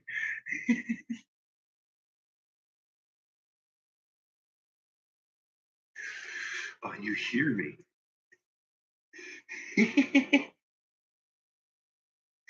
No, you hillbilly me. That's good shit. We got channel bomb. What the fuck is that?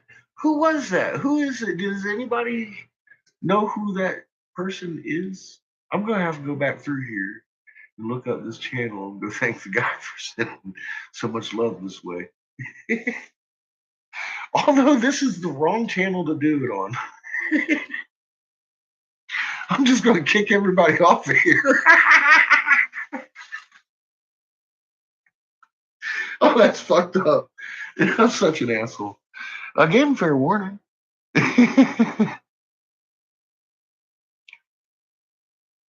Montagraph. I don't think I've ever heard of that channel.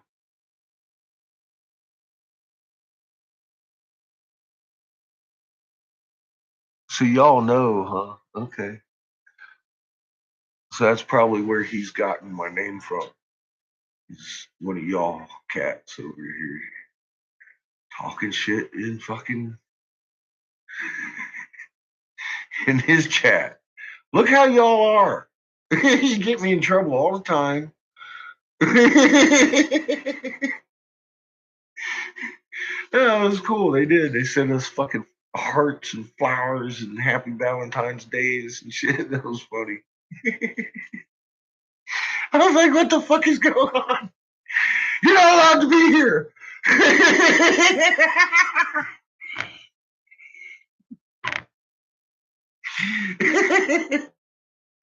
And then I realized, I'm like, give it a minute. What the fuck is going on here? That's some funny shit. Oh.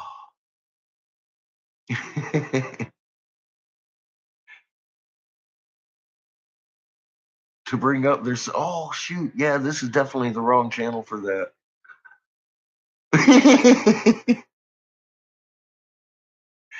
Okay. He wants to blow it up. That's beautiful. That's funny.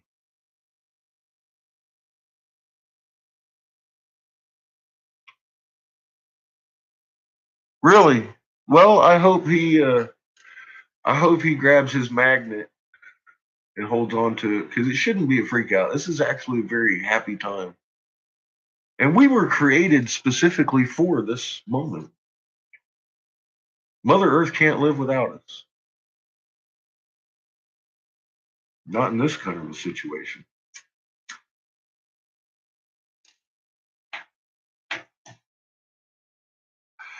It's like a symbiotic relationship of breathing in plant farts.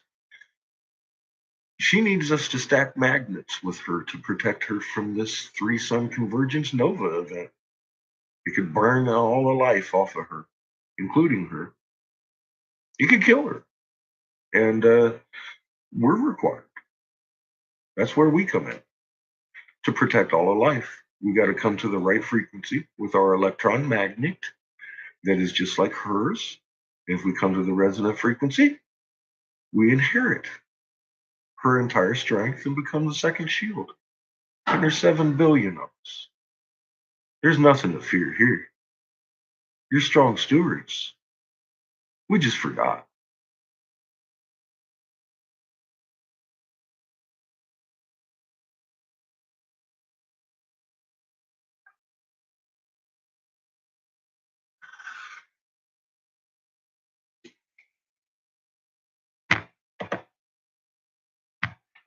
You learn, and you have to know this.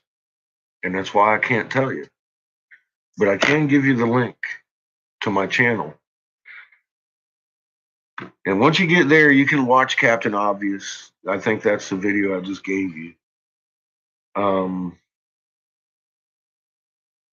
It's like 15 minutes long. That's kind of a summary of about half of what we've discovered, maybe, over the last 2 years. I would suggest going to the video page, hitting oldest first, starting from the first fucking video. Most of them are the most long they are is 15 minutes. And they're going to show you in the physics in a ferrocell. A ferrocell is basically really high fucking tech, but amazing. It's two pieces of glass with liquid metal, basically in oil, ferro fluid, squished, and then you wrap it with an LED light and you plop a magnet on there, and you can see the fucking whole field 3D fucking hologram all at once instead of having to throw filings at the shit anymore. I mean, amazing, amazing that this little invention came out in the exact time we're starting to see magnets have 4 poles written on the fucking walls, and in the ferrocell they have 4 poles, not 2. Fucking amazing. Fucking amazing. The shit that we were drawing on these walls. They were telling us exactly what you need to know. And that's all I got for you. If you believe me, you're fucked. If you know the things we know, oh my God, the fear is gone from anything. Your creator is in each and every atom in existence at 1748 hertz, including you at all times. And all you got to do is learn to reconnect to your own magnet. That's all you got to do. And I know it sounds easy, but fucking it's not. We've been programmed for eons not to be who we are because we scare the fuck out of these people that rule over us.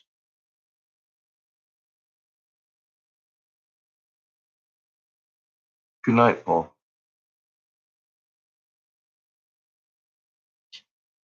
You have a good evening, man. Keep that magnet calm. And I didn't even know we had a magnet in our chest. And I mean like a nice, powerful magnet in our chest until last year. I'm sitting here, I'm like, man, I looked at the hieroglyph. He's telling us all this shit. And I'm like, bullshit. And I went and I started looking in medical journals. We got a fucking magnet. They read it out to 8 foot. And the only reason they stop at 8 foot is because that's all the farther their equipment reads. And I'm like, that's all I need. Like, holy fuck, we've got an electron magnet embedded in our chest. That is our life force that was given to us by our creator. It's the same magnet that burns in the sun and in the middle of the planet. An electron magnet. If you reach the same frequency, which I'm assuming would be meek, you're going to inherit the entire Earth's magnet strength in scalar physics and become the second shield. In a way, yeah. We're sons and daughters. We're children of creation. And our creator is way greater than I had ever. Fuck, man. Wordless. Actually, in the whole scope of the creator. Blown my mind. Huge. It's not just Earth that is first creation. When they said the suns and the moons and stars and all that shit, anything that got a motherfucking magnet signature is alive. It's a living being. You imagine the life force of a fucking sun, and a sun is not what they say it is. Have you ever seen an induction furnace or an induction kiln? It's run by a magnet with a coil. Carbon around it heats up and glows. That's what we're dealing with. A huge induction furnace. That's what a sun is. And the way a planet orbits, you've got a big magnet in the center and 6 opposing magnets on the outside. You can roll steel balls at those magnets, and at the Lagrange point, boom, it traps 2 of them. You spin that motherfucker and they orbit. And I mean traps 2 of them in the middle of space. Think! And here's your magnet in the center with its overlaying magnets. And you twist that motherfucker, and you can move it around the fucking world, and they follow the fucking thing. Totally not touching anything, but it has to be 2 metal balls. They always come in 2 metal balls. And I show you these things. These are toys you can literally buy. And that's how we moved the pyramids, etc., etc. All that. We do this almost every night, but I don't allow people in here generally that haven't looked at all that information. I've got a long block list from over here. People telling me I've looked at all your videos, and there's some stupid shit coming out of my mouth, and I'm like, you haven't looked at shit.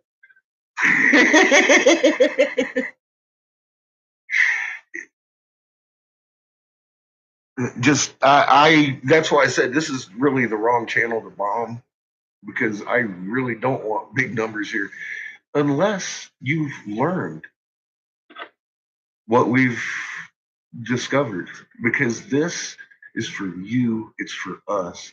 There's no donation channel, no donation options. The donation comes when you wake up and wake up your neighbors, because I know a lot of people that are on here, they're older than I am. We've watched our moon not do that for decades. Now all of a sudden it's doing that every night, and it's confounded. It's confused by definition. It doesn't know if it's a north or south hemisphere. It's not sure if it's a wax or wane moon at night. I can no longer, as a naval helmsman qualified navigational trained fucking sailor, find my way around the planet using my moon anymore, or my stars. Neither can the Inuits. And they've actually had to change their lifestyle. It hasn't bothered me like that. because they hunt, and they've been getting lost and dying out on the tundra. So they've stopped hunting until night, and they only have about a 4-hour window every day now to hunt for their livelihood, because they have to make it close to home at night before it gets dark, because they can no longer navigate using the sky. So me either. I didn't feel so bad once I found out that they can't. I was just trained in it. Their life requires it, pretty much. They know it better than I do. But yeah, because this here is actually you're welcome to watch and say hi and stuff. But yeah, we don't. And if you see us talking and shit, it's best if you talk while I'm over there and be real low key, because my wrenches will get on you if you start talking about Nebaroos, and because it's all lies, and we're trying to break through the lies here that they've been laying out for 20 some years to get people desensitized for when people started seeing the fucking moon is doing cartwheels.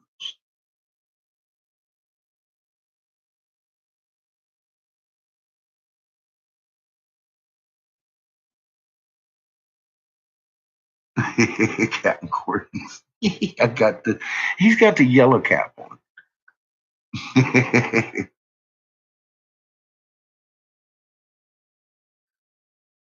Awesome. You're welcome. So that's what your moon's doing, and it shouldn't be.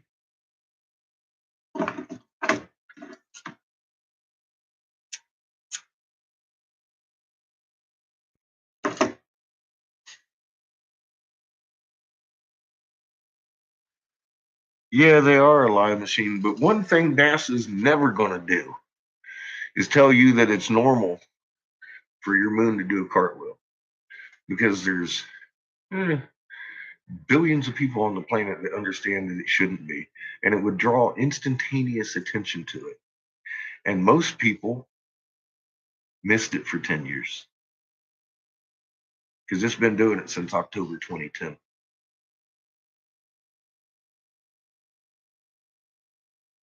I'm glad you did too. Hopefully, you get something out of the videos. Most people do. And I'm glad you came in on the live, because I can tell you, don't ask too many questions.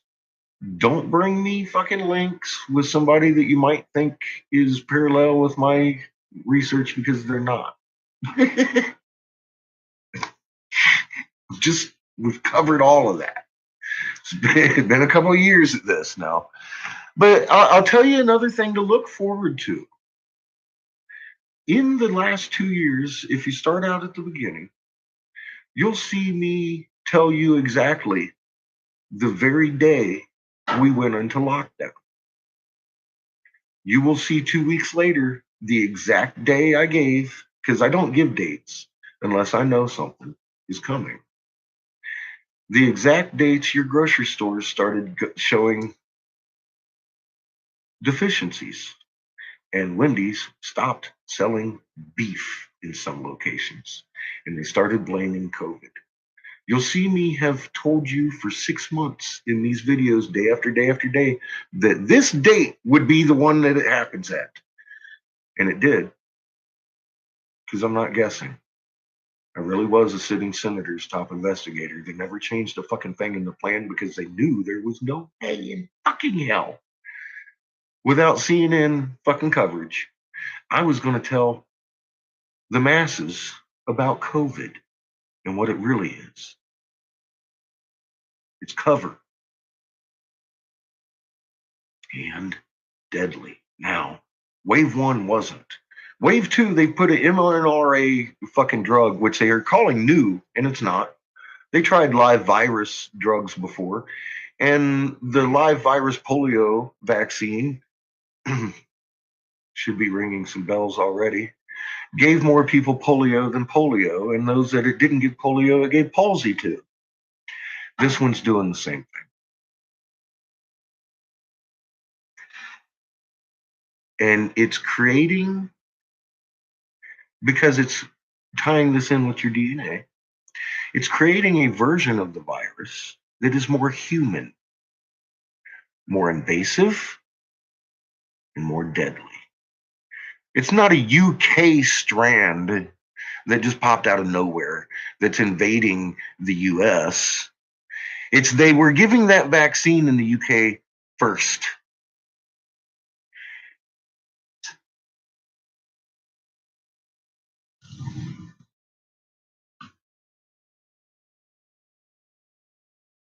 It does. It does. It does. It creates a permanent disease because it fuses with your DNA. You are permanently putting off and shedding a deadly fucking virus and the antibodies to one COVID strain. Coronavirus is the cold virus, the common cold. You can't cure the common cold because the common cold virus, corona, mutates 3 times in each host on the average, sometimes more. So every time you get sick with cold, you give off 3 different versions of that virus. You can't vaccinate against that shit. It's impossible. They're fooling you into taking a drug that's going to kill your neighbor and or you and your family because they don't want you to know that our corn grew 2 foot tall this year from Denver to Dallas and died, along with the vegetables and every fucking thing else that was supposed to be harvested. And they blamed the nightmare fucking we're all going to starve to death on COVID? No. Have you noticed how bright it is at night? Your plants never got a resting cycle this year, and they died. What are you going to eat? That's why they're killing off fucking people, because they need to make it stretch before you realize we're out of fucking food because they cannot control you if you knew we were out of food. That's why COVID.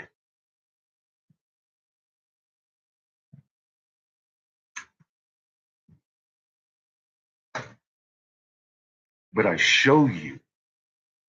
I don't just tell you. I show you that channel. I show you.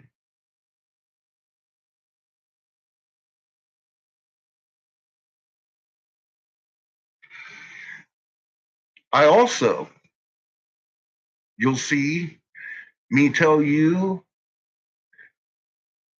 the 5s are going to turn into 6s every day, and 6s to 7s. Well, we kind of skipped the 8s, and we're starting to hit 9s now on the Quake map every day. I told you this 2 years before it began, almost every fucking time. Also, on Shepard Ambellis, if you know him, do you know Shepard Ambellis? His Shackled to Silence documentary about COVID that was released on Christmas. That's me. On there, I predicted the 7s that we've been having in public on the record well before they began. And it wasn't because I was guessing. It was because I know what situation we are in as a planet, as a globe. And I was making an educated prediction of what's going to happen. Kind of like pointing at something obvious. It wasn't guesswork. So it's not that I'm psychic. That's for fucking sure. I've had people be like, you're psychic. No. No. Yes, that's right. They forgot to tell people about that, didn't they? Very good. You know that. Start behaving like humans instead of fucking animals. Yes. Oh, and by the way, if you don't like the word fuck, you're definitely on the wrong channel. Because I've discovered that spelling correctly keeps people asleep. Spell. I try to misspell a lot. I try to shock the fucking human system into fucking. And every time I do the fucking fuckities, I feel it. It makes me goosebumpy. Whew. They don't want that. So deal with it or don't. It's up to you. We got homebrewed. He never says fuck a whole lot. He's actually. I love his style. The moon's upside down. Your fucking planet is on the side. You may as well kiss your ass fucking goodbye. Hello, welcome to my channel. Have a nice day. It's fucking beautiful. Oh my god, that's fucking great.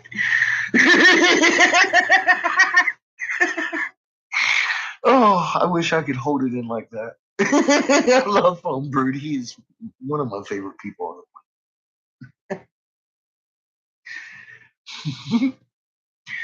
Well, I have coined a phrase called fucktard.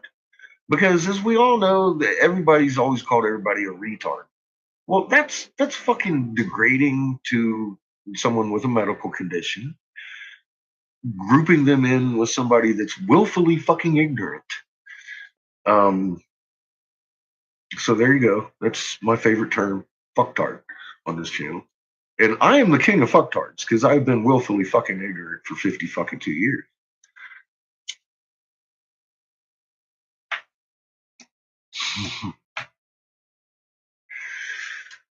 The fucking spell checkers in the fucking chat.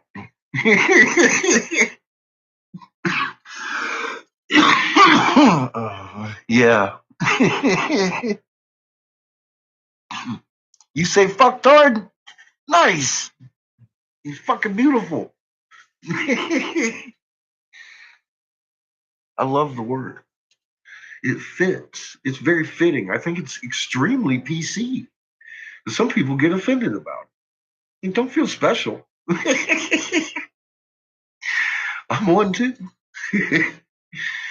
Just yeah, you know how people are. They get offended. So I'm just letting you know. If you get offended easy, whew, boy, you're on the wrong channel. So I'm liable to call you a fucktard and talk about your mom. You never know when it's going to come out of my mouth. But on the other hand, I'm just as likely to pat you on the back and say, I love you, man. That's fucking awesome. I love hearing that because a lot of people will come back to me and be like, oh my God, you've fucking opened the fucking world to me. You've helped me wake up my family, which I've been trying to do for years the wrong way. Fucking, you know, all these, my neighborhood is now watching the moon with me, etc., etc. This is growing, and that is my donation. That is my donation button. When you do that, that's my donation button. That's it. That's all you got. So if you want to donate to me, you go out there and fucking learn for yourself. Well, is that not right? Tough love, baby. I got my ruler. I'll crack you in the knuckles. Just because I block you don't mean you can't watch my content. It just means you got to shut the fuck up for a little while. And then you can make a second character and come around and say, look, I watched the moon. I understand. Get it. Unblock me, please, God. And I will.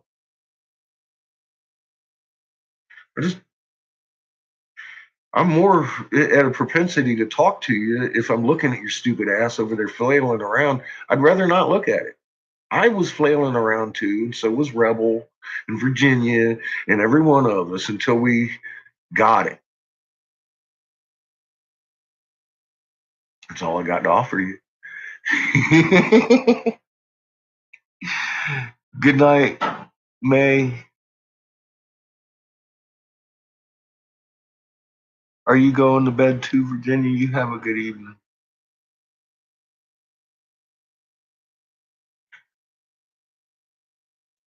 And as we say, keep that magnet calm. Because magnet's here. You gotta shut this one down. You know what's another fucking amazing thing I haven't even mentioned tonight? The neuroganglia. The neurons in your gut outnumber the ones in your brain pan.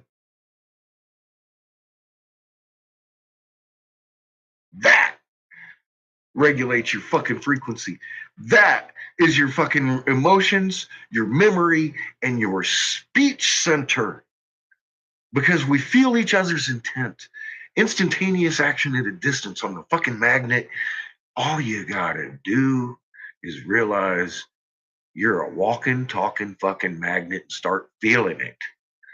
And you'd be like, oh, damn, go with your gut. It all makes sense. Instantaneous action at a distance. Yeah, we're healers. With the right frequency, we can kill any fucking ailment. We can heal bones. But we can also blow a leg off if we do it wrong. So I don't practice it. We're very powerful.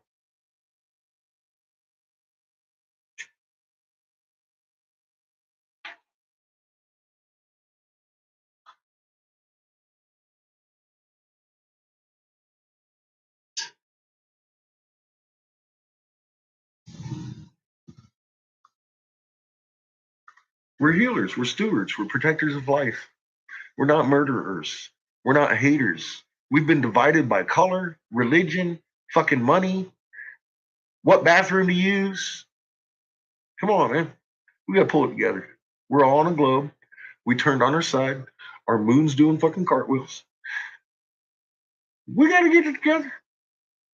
Stop hating each other. Stop killing each other for the very few people that say that we should. Here's the breakdown of the hierarchy. Like it or not, it's a Crown Vatican DC corporation is the NWO that everybody's looking for.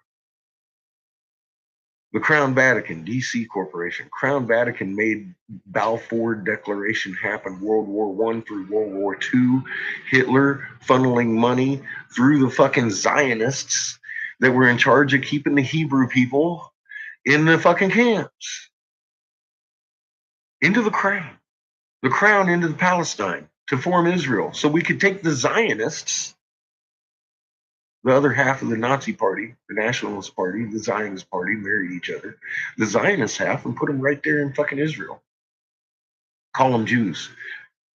Just like they wrote the script in Revelation 6:6. Israel will be occupied by Jews that are not Jews. You know who the Jews are? The ones in the funny hat and the beard sitting there holding up signs talking about down with Zionists. Those are the Hebrews that lived there in Palestine for centuries in peace with the Muslims until the fucking Crown Vatican moved in. Now, if they wanted a peaceful fucking ending to fucking WW2, not having to do with anything with the script that they wrote in the back of that mysterious fucking book,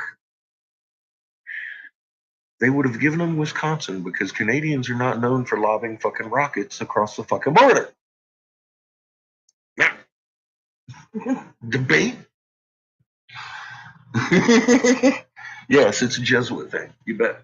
A lot of people think it's Israel that's in charge. Nope. They are a tool.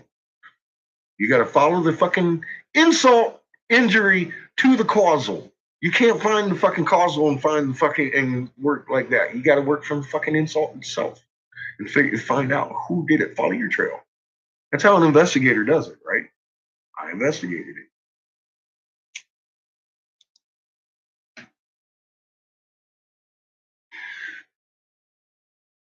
So, like I say to everybody, I didn't mean to, but I put down every answer to every question I could imagine a human being asking in video form. Some of them are 5 minutes long, some of them are 15.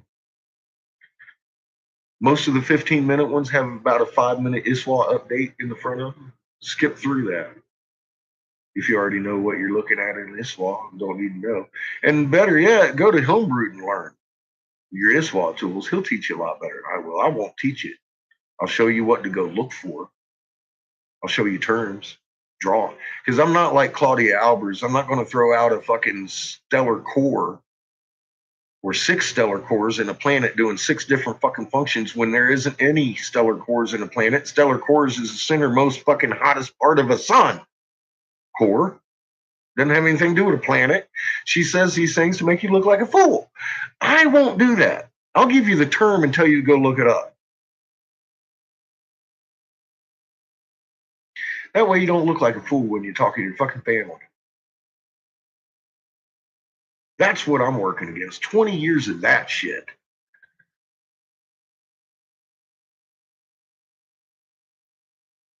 Yep, Crown Vatican. 180 nations get their fucking money printed out of the fucking UK central banks. We established 180 fucking nations, fucking central banks in blood and war over a lie. And that's why marijuana was made illegal in the first fucking place, because we were running it in our tanks. We could run every electric generating plant on it, and et cetera, et cetera, et cetera. Renewable fuel, fucking, we were pouring gasoline in the ocean as a waste product at the time. And they had to make the dependency of oil happen. And if hemp was legal, they couldn't do that. So they had to confiscate the alcohol that we were burning in our tanks and re-legalize the fucking one drinking. But notice we're using gasoline. We're dependent on oil. We have to fight for fucking oil, et cetera, et cetera. It's all about fucking oil and power. No, it's not. We never needed oil in the first fucking place. And they knew this.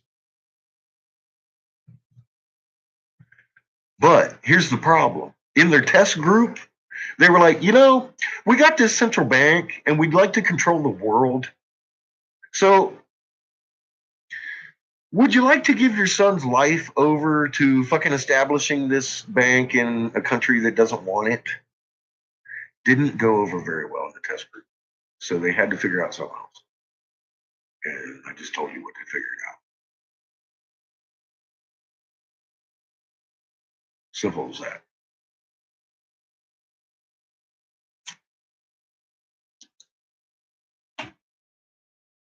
Who taught me? Life. I read a lot. I also helped. I don't know if you know who Jack Herer is, but he saved my life.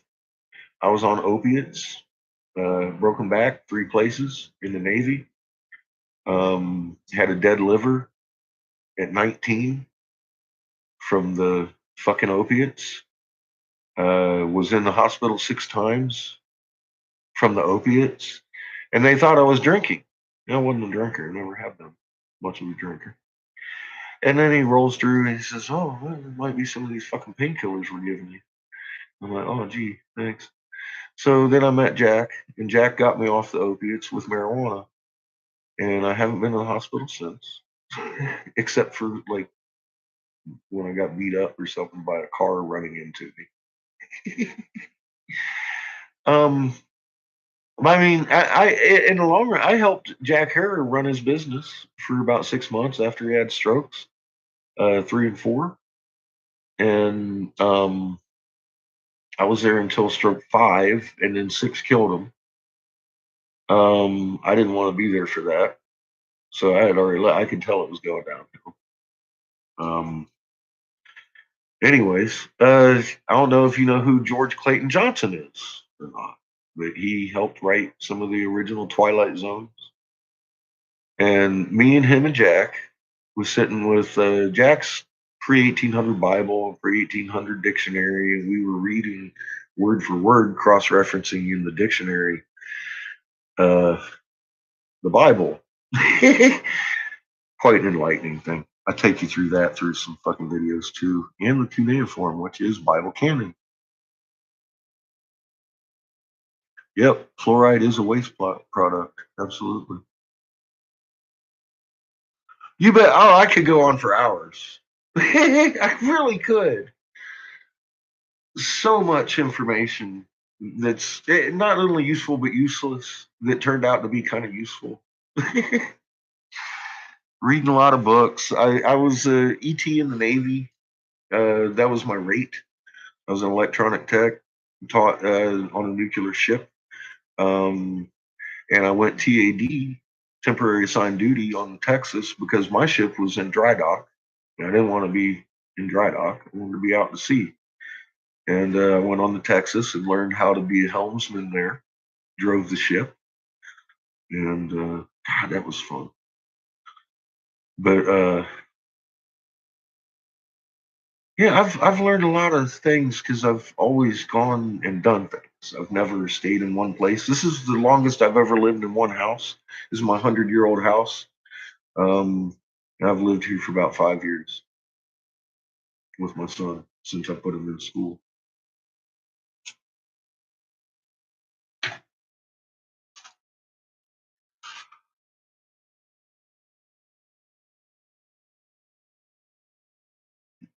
Oh, okay. Nice. Nice.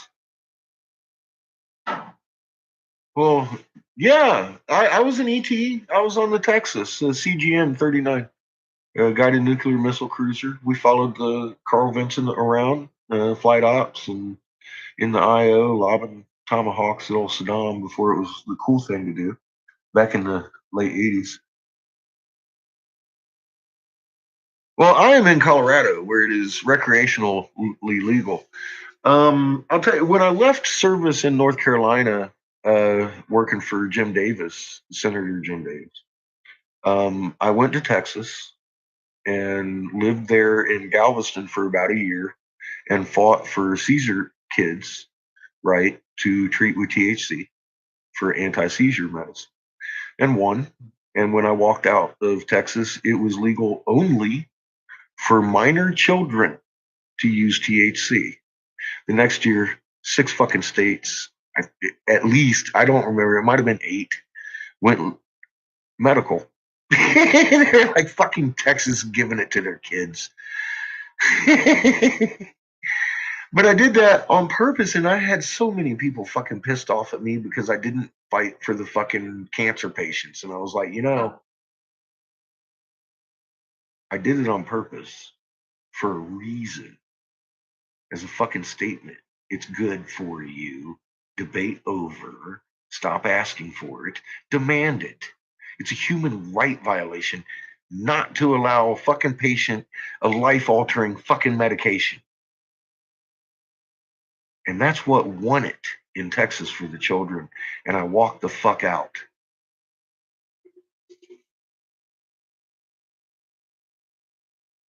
It is all connected. Like I said, this is divine intervention. I was led on a path that steeled me for what I needed to do here. This is the most important thing I've ever found in my life.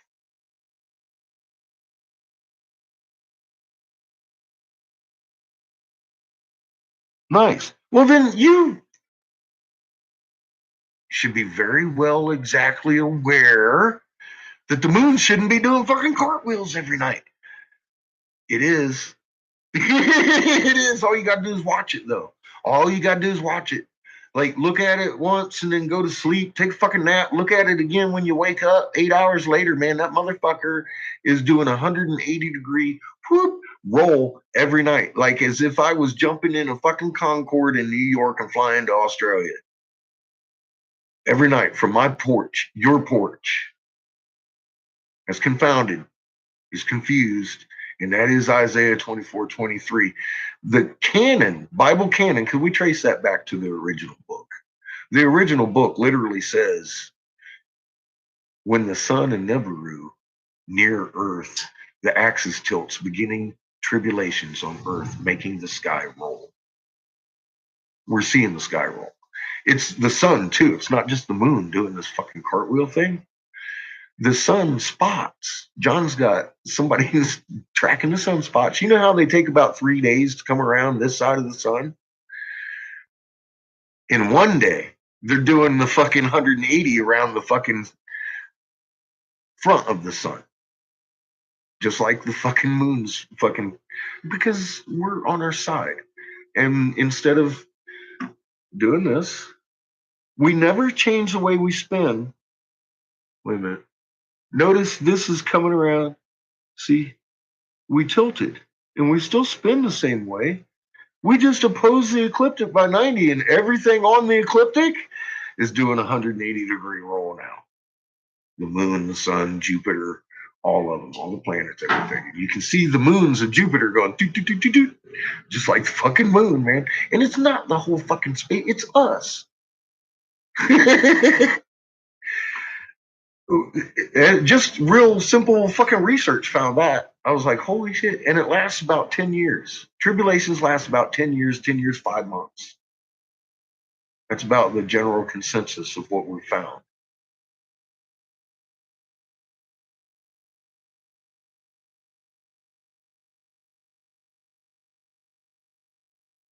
What, the moon's supposed to roll from wax to wane every night? Is that what you're saying? Because if you think that's true, I'd like a NASA link, and I offer $1,000 for that to prove that Tycho Crater should go from 3 o'clock to 10 o'clock on my moon face ever. All night. Yes, one night. One night. One night. And it's not just the moon. I mean, Orion's doing the cartwheel, everything. And if you want to argue, that's fine, but you'd better look first because it's really happening. If that's what you mean. Like, you don't believe it's happening? Watch it. It is. Yeah, that's what I'm saying. Watch it. Watch the moon. I wouldn't watch the channel. I wouldn't watch this channel. I would look at my moon. And if you haven't looked at this, the first 2 minutes of this video is going to show you exactly what I'm talking about. If just in case it's not clicking in your head what I'm trying to tell you, your moon's doing that every night. It does, though. Look at that video. That's not even my fucking footage. And here's another one. Here's another one. Independent of anything we're talking about here. Go on your YouTube, and in your YouTube search bar, full moon time lapse. That's all you got to do. You're going to come up with 10,000 fucking videos. Start watching them. The moon's cartwheeling globally every night and has been since October 2010.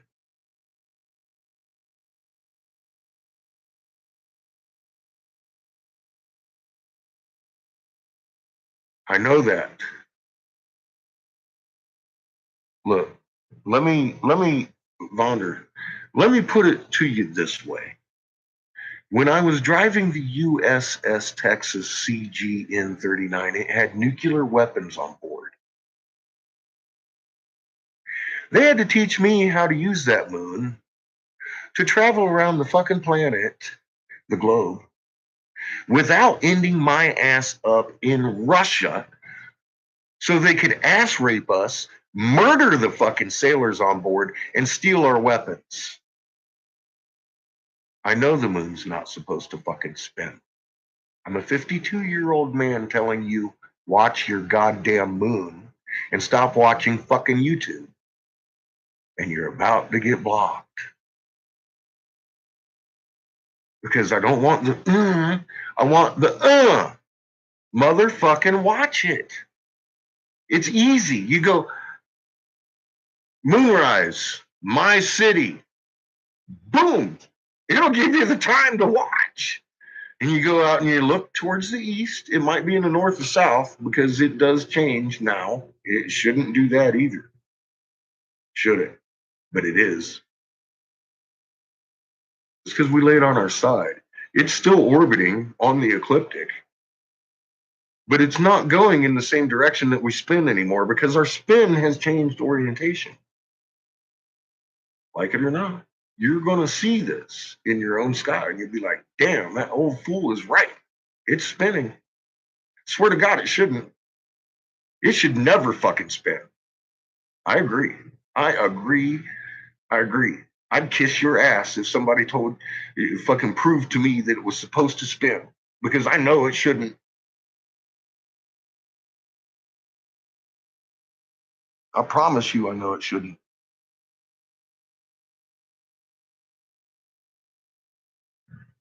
But if you watch it, it is. Uneasy as it is, it is. And it has been since October 2010. every night, not just every other night, not once a week,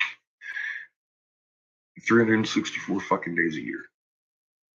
I've watched over 4,000 cartwheels of our lunar surface in the last 10 years. One rotation every night, 180 degrees from wax to wane.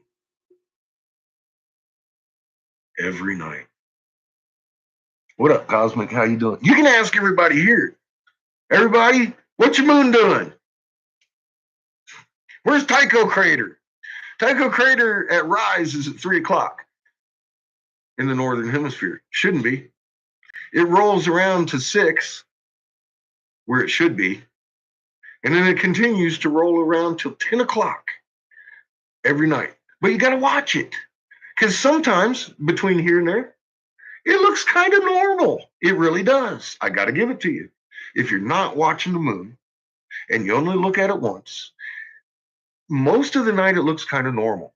However, if you watch it and then look at it again, that motherfucker is doing a fucking cartwheel, dude.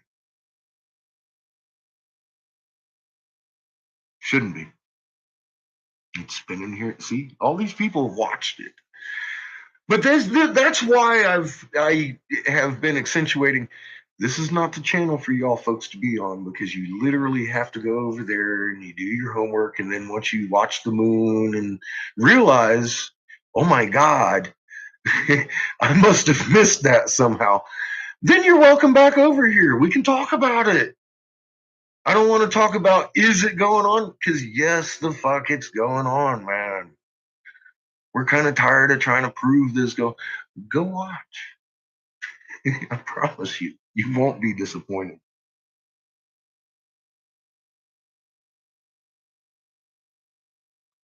Oh, you don't need binoculars to see this. This is your moon. It's big. You can see the shadow. Look, the craters, Tycho crater, you know Tycho crater. It's boop, doing that. So is the shadow. See? So's the shadow. I can't roll the shadow on this ball. Not until I bend the fuck over. Because spinning this way will never do it. Spinning this way never brings a motion like that. Yeah. It's fucking simple stuff, man. But like I said, you can't be fucking blamed. You've been busy. There's life. There's kids. There's jobs. There's rent. There's bills. There's fucking everything they throw at you. You're not paying attention to the fucking moon. Now you are. And you're going to see it. That's why I call myself Captain fucking Obvious. Because honest to God, I'm just pointing out something that you can see with your own eyes.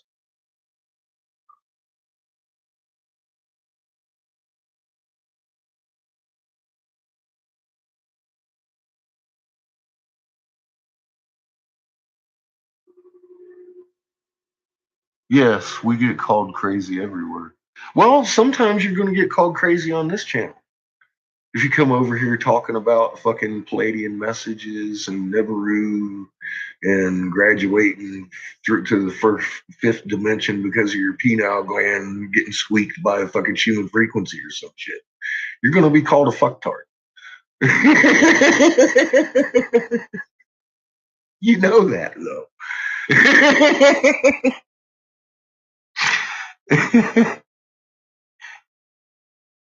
Yeah. And like I said, you know, once you, and the first step, though, is watching your moon. That way you realize, I'm not as crazy as I sound. And then you should probably go to the first video I've laid down there, not the last one, and work your way to the last one, because you'll see the whole process of learning I took, and so did everybody here, because I didn't know this shit. I did not know this shit. I read it on a wall. And just that alone should spike your fucking, because I know most of humans were like intrigued with Egypt, and I just personally wasn't.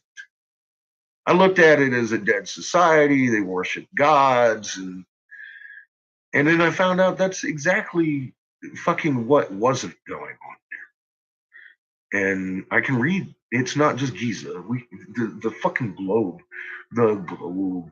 We were writing the same message. It's just the difference is in South America they put a little more fancy flair to it, but they did it so technically correct. It's just prettier than the one in Giza because they did it to the technical dingly fucking cobra perfection of the actual magnet signature that will never change. They went and they brought us the metal plate with 1748 hertz pattern on it because they knew that would never change. And it still looks the same fucking way that it did back in that day that it does today on a metal plate vibrating at 1748 hertz. And that's how they were drawing those. That's as simple as that. Once you get that concept into your fucking head, you can read the hieroglyphs too. And it's fucking easy.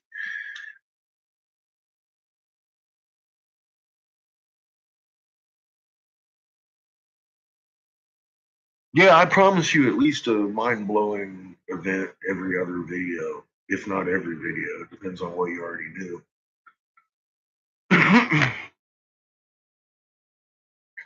And coming from my mouth, it don't cut it.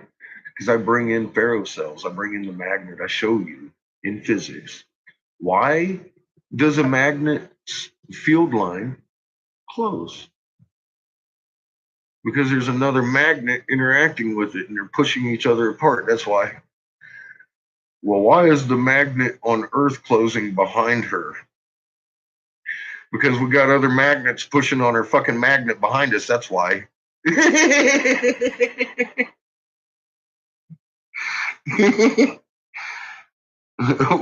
Hi there, Barbie Thor. Welcome back.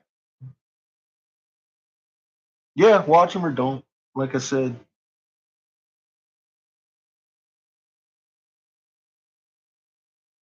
Yes. Very simply, we still rotate the same way. We just turned on our side. We used to rotate like this, and nothing flips, according to the ecliptic. Now we rotate like this, because we tilted on our side, still moving the same way. Not back and forth, but in one slow motion. And the moon used to orbit in the same motion that we spun, right? That's how it used to work. That way it never changed but 23 degrees every month because it was riding the ecliptic around our tilt, right? 23 degrees every month. It changed a little bit, but now it's doing 180 degrees every night instead of 23 degrees and back every month tilt. It's doing 180 fucking degrees every night because we laid down. It's still orbiting the same place on the ecliptic because its magnet is not affected like ours. And we're still on the ecliptic. We haven't left the ecliptic. We're held in that Lagrange point. So we're still seeing everything on the ecliptic, but we tilted. And now in the morning, we're coming around the south end of the planet. That's why Tycho crater's at the top of the fucking moon, because we're in Australia. And at rise, at night, we're coming around the top of the planet. And that's why Tycho crater is all the way up at 3 o'clock, because we're well north of where we should be. As we come down, it rotates down to 6 o'clock, where it should be, right about the 23rd, 33 fucking degrees, fucking latitude across the fucking globe. That's right where we're at, and that's why Tycho's there. But here's the problem. We keep rotating. So it keeps moving around to 10 o'clock. Again, we're coming in the bottom. That's why. That's navigation telling me that. I'm going up and down the planet now instead of like this. My navigational, that moon's an Australian moon. Every night from my porch. It's fucking crazy.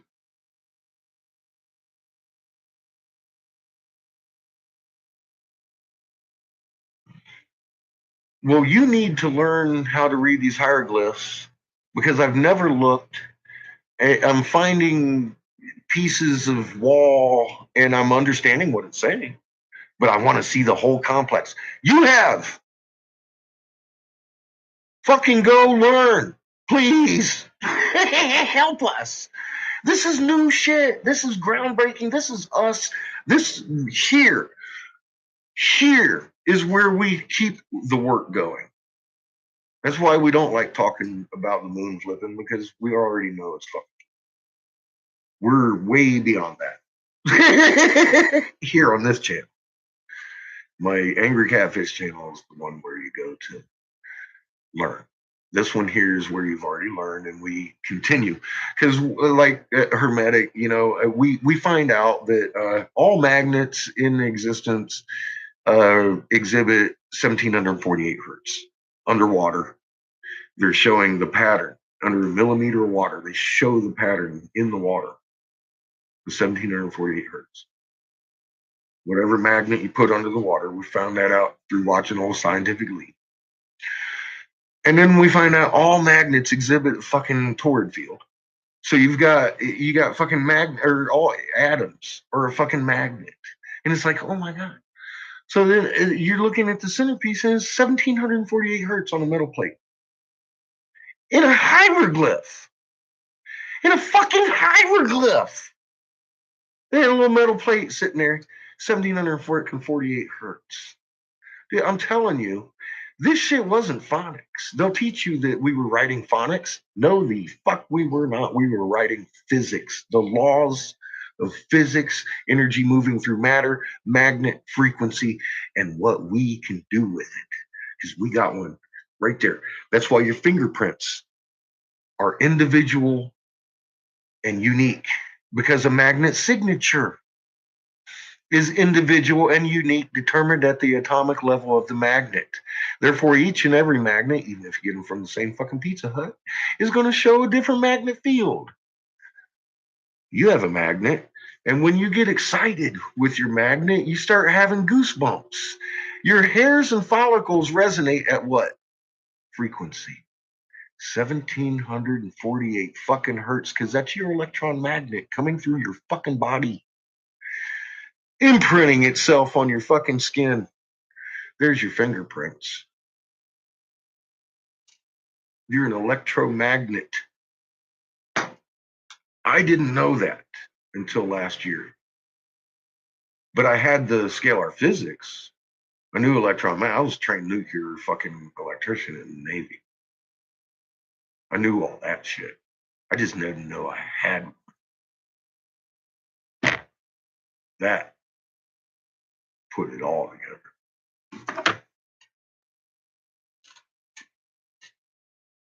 And I read it on a wall. I didn't believe it. I had to go to a medical fucking journal and all these medical sites and be like, these motherfuckers knew we had a magnet and they didn't tell me. Doctors, you know what I mean? I mean, it's a medical fact. We got a fucking magnet. We got more brain cells in here than we do here. But you're fucking kidding me. All that fucking boom, right off my shoulders. Mind blown. You're an electron magnet. You bet. Yes, because we're on our side, and we're actually at this point we're starting to do this number on our side. We're starting to shift again. We've been pretty steady for about 10 years, but now we're starting to wobble because these things that have grabbed a hold of us are 10 years closer, and every little move they make, we feel. They're no longer a distance point of interest. They're a local point of interest, and we can see them in ISWAP now. That's how we saw the electromagnetic signature of Ra. I don't know. I mean, on that video, you're going to see it. You got the fucking dingly cobra and the ball on top and the conical hat, just like every fucking stone carving in Egypt.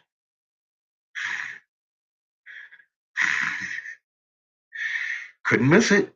I was like, Jesus Christ, do you see that? I recognized that. And I've never looked at Egypt. I was like, oh my God. Fucking goosebumps, man. Fucking Ra. He wasn't a god. He was a fucking blue sun. And Horus, who travels with him, he's a red sun.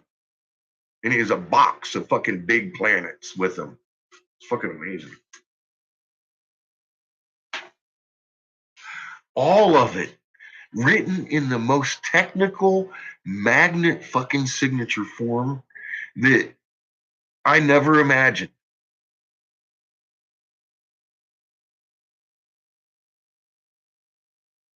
On the walls in stone.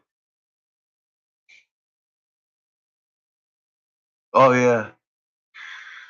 Well,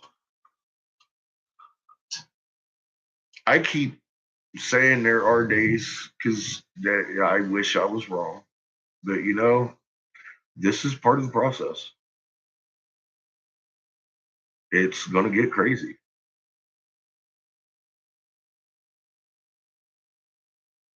That's why we're all here now, learning, so we don't lose it, and we do what we're supposed to do when it comes time.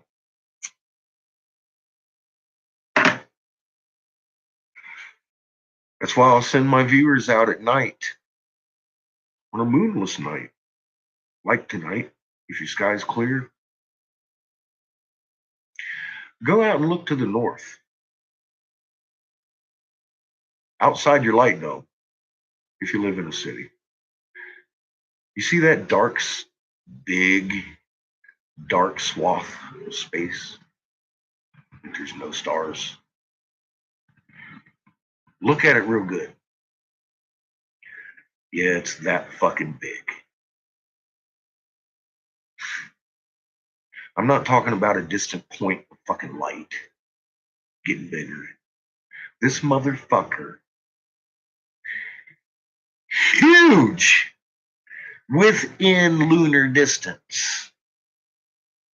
And you can see it at night. It's got moons.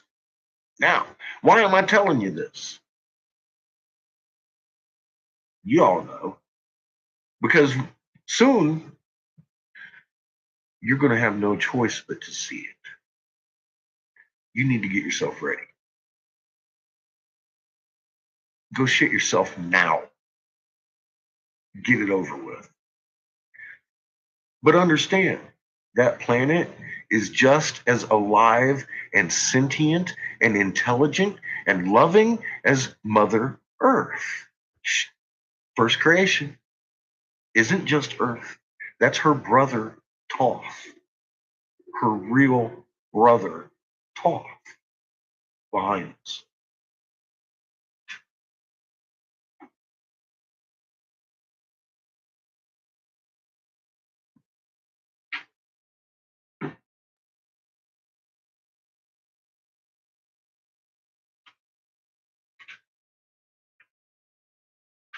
Cool.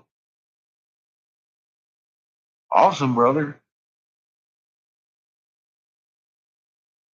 Past 20 years. Yeah, it has been a slow train wreck. It's been a slow train wreck. It has. I mean, in 2014, I started telling people that we were going to have multiple 5.0 quakes every day.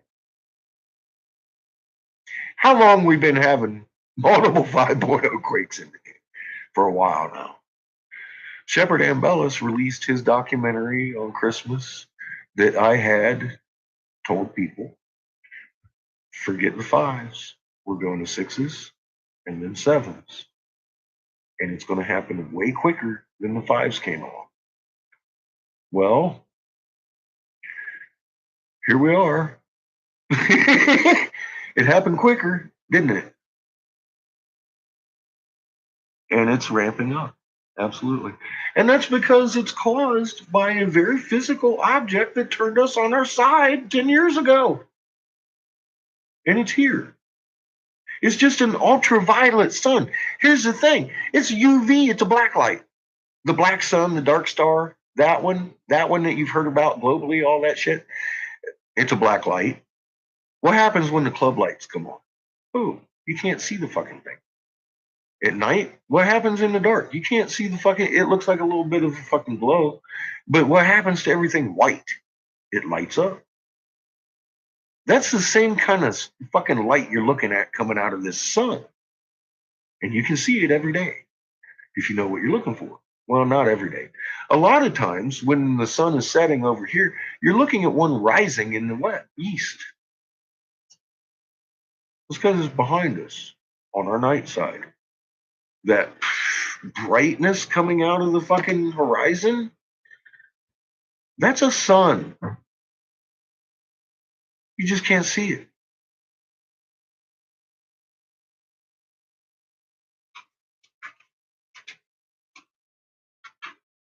Well, Long Valley is a much more dangerous caldera. Yellowstone's going to go off, that's for sure. It'll probably be leaking lava soon.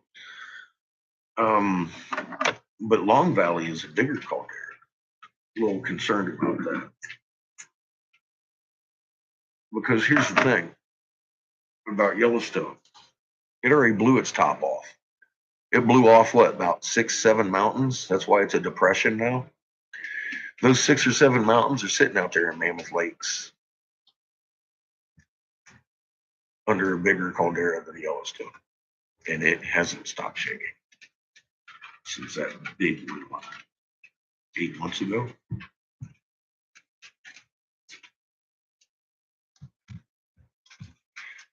Nobody's talking about that.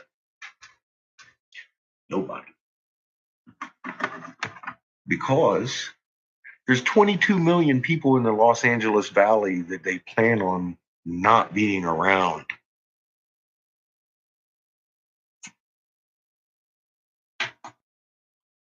So once the magnetic braking begins in earnest, because NASA's already told us that the Earth's rotation is slowing. They left it a mystery, said it might be the moon. We're not sure. It's not. It's called magnetic braking. We have magnetic pressure coming from other planets around us, surrounding us, and we're fucking slowing down. They don't want us to die this time. That's the whole point. We're going to slow down. But at some point, the fucking slowing has to fucking happen a little quicker. So if you're getting visions of yourself drowning wherever you are, get the fuck out of there. That's what I got for you. There are safer regions than a West Coast situation because when the magnetic braking starts, the induction heating really begins. The waves start coming in and the fucking caldera pops. Now you've got fire and water. Where are you going? Get the fuck out of LA. That's my advice. Now, where's the safest place? Where are you going to live? How are you going to survive through this? Literally, you were made for this moment. And the only way you're going to survive it is through the magnet in your chest. I promise you that.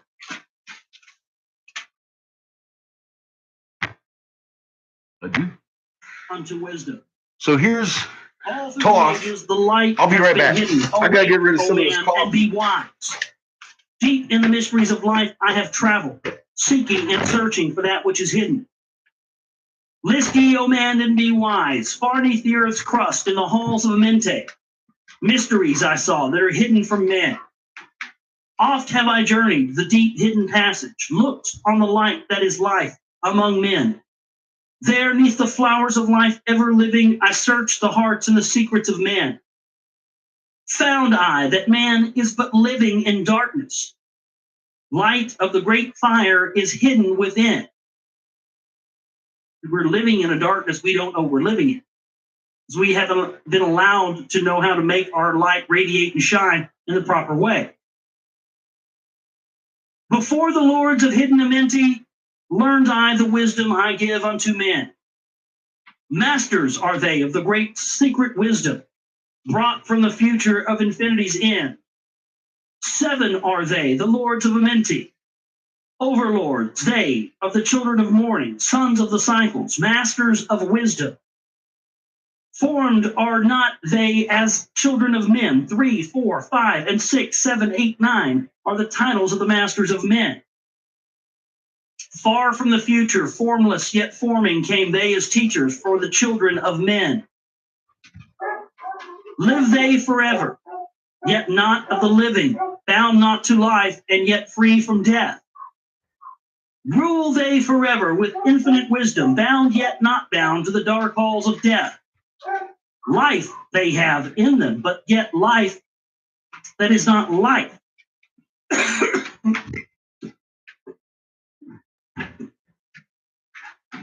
Free from all are the lords of the all. Those are my kids. My 16-year-old and his Forth from hound them came dog, forth the and logos, Chihuahua. instruments. Fuck, they it's cold of in my power dungeon over tonight. all.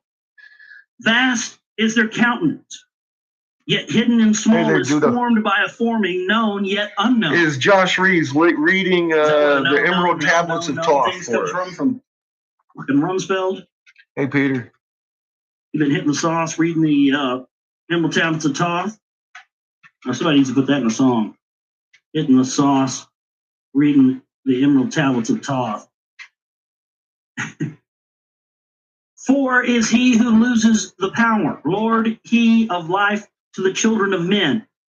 Light is his body, flame is his countenance. Are we Freer debunking of stuff? souls to the children of men. Oh, Five more is the cameras. master, the Lord Damn of it, all Cosmic. magic. Key to the word that resounds among men. Oh, Five yeah, masters. no, 6 is the Lord of light, the hidden pathway. I did. Path of the souls of the children of men. I said, you know, people and cameras, 7 is he I wish who I is was the there. Lord of bastards. I can't tell Master you, of because you know space and me, the key I won't of even time. take pictures of our moon. 8 I make is you he go who look at it, orders the progress, ways, and because I balances could have tilted my eternity. camera, right? 9 is the I don't Father, know. vast he of countenance. I'm guessing fucking probably forming and fake. changing from out of the formless. Although I know there's Meditate fucking on objects the back there, we symbols can I see them. indicate. Keys I don't are know. they, no hidden I don't know from what to tell men. you. Reach ever upward, O soul of the morning. Turn thy thoughts upward to light. You wouldn't doubt, I mean, I wouldn't doubt it if it was fake, but it came from a bunch of different people too, as far as I can tell. I don't know what happened there in Dubai. Seek ye with wisdom. Turn thy thoughts inward. Close not thy mind. I was standing on the back of my fucking Oxygen Man's truck when me and him watched a shadow shoot across our fucking sky and grow bigger and bigger into this fucking planet that looked like it could swallow us for about 5 minutes time, and then fucking disappeared back behind the fucking cloud of fucking Cherenkov radiation. So I don't know what the hell them people saw.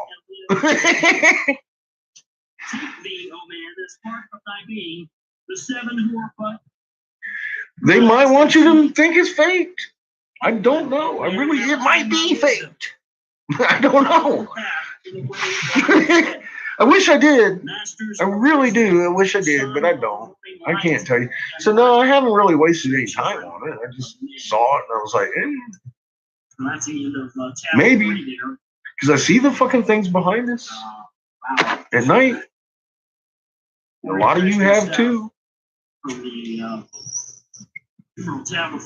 Are they blue and green? Fuck, I don't know. I haven't seen them that close.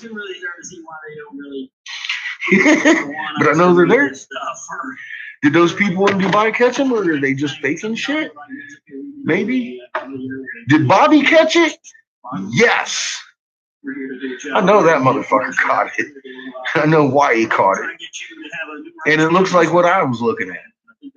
The little one. But he caught it at night. Yeah. Looks exactly like it looks like to my eyeball. And I know Bobby. And I know he was watching my live feed that night when he went out and took the fucking picture. Because he was stammering and fucking couldn't even tell you why he went out there and took a picture at night. I told you to. It's fucking right there. And fuck yeah. He got a picture of it, didn't he? They cussed me out about it. To the voice of wisdom, listen to the voice of Thoth. See, he's crazy. He's crazy. He's talking about planets and shit. They fucking, and then he takes a picture of one. Master of mystery, son of the morning, living forever a child. I don't know.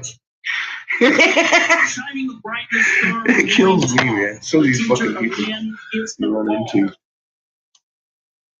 Long ago, I in my childhood laid the stars. Look at that teeth-laden bag. Now I gotta tell you this right now. I buy MaryWanna shake from the cannabis clubs because they're $35 fucking an ounce, and that ounce got more fucking damn teeth in it than a fucking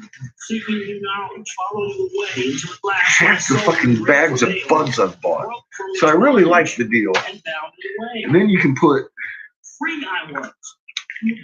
some very pure THC crystals all over that shit.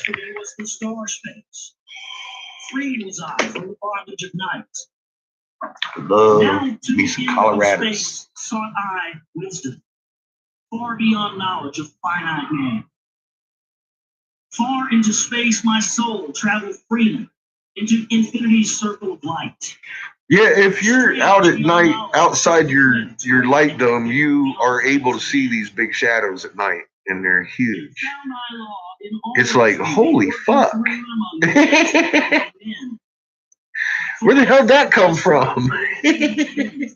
Yes, this is my favorite medication right here. Strains of harmony filled all the air. Shapes there were, moving great and majestic as stars in the night. Mounting in harmony, order and equilibrium, symbols of the cosmic life and law. Many of the stars Then you light passed in my lightly journey, and inhale deeply. some reaching high as the stars of the morning, some falling low in the blackness of night. Each and all of them struggling upward, gaining the heights and plumbing the depths. At times, exhale. Ooh. Oh boy. Oh boy. Is thy heritage. Oh boy. Darkness is only a veil. Oh boy.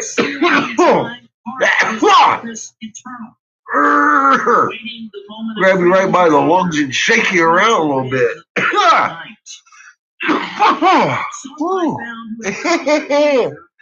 Free of space, Ah. while yet they were men. Using the force that is the foundation of all things, far in a space nice. Constructed they a planet. This sounds like Star Wars. Yeah, you take your fucking VA fucking medical records to a fucking pot fucking analyst, and they're going to be like, you need medical marijuana? It's about that easy. It's a good thing. You know, long time ago, Galaxy 448. I was on their fucking painkillers forever. Well, when I was a kid, for years. It almost killed me. It almost fucking killed me. Cryptocurrency is bullshit. I'd stay away from it. If you're looking to save currency, buy silver. Silver goes up exponentially compared to gold. Gold, it's the big attraction because it's like, oh, it's $600 an ounce, and then all of a sudden it's $1,200 an ounce. All right, well, you doubled it. But at the very same time, silver started out about $12 an ounce, and now it's up to $150. Exponential growth, always, with silver and gold. Dollar for dollar, you're making an awful lot bigger profit buying a little fucking silver coins. And I mean bullion, 99 pure, not fucking circulation money, but real gold or silver. Like the shit I buy for fucking, or used to buy, I bought it when it was $6.80 an ounce. Back in 01, closed down a bank account and bought silver. And I've still got it. And I use it for work. But boy, I bought it at $6.80, and it's never been back down that low. It's been close. It's been down to about 14. Now I buy another ounce here and there. But it'll shoot up to 40. It's going to go crazy. But here's the thing. In the situation we're in right now, what you really need, peanut butter rice, beans, and water. Toilet paper might be currency. It's worth more than the toilet paper they're passing around in your wallet. And that's been absolutely true since they married our treasury to the Federal Reserve over this COVID thing. I don't know if you remember that, but they did because they couldn't legally pay for COVID because it was against the law. So we had to marry the treasury to the fucking Fed. They just handed you over directly to the Bank of England. Is what they did. You have no money. They just haven't told you yet.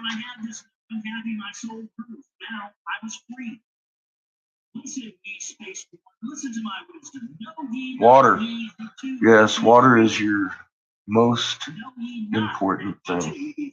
Listen to me again. And to my wisdom. Your duty was fun. I had fun too. I really did. But you know, I mean, we had a job to do.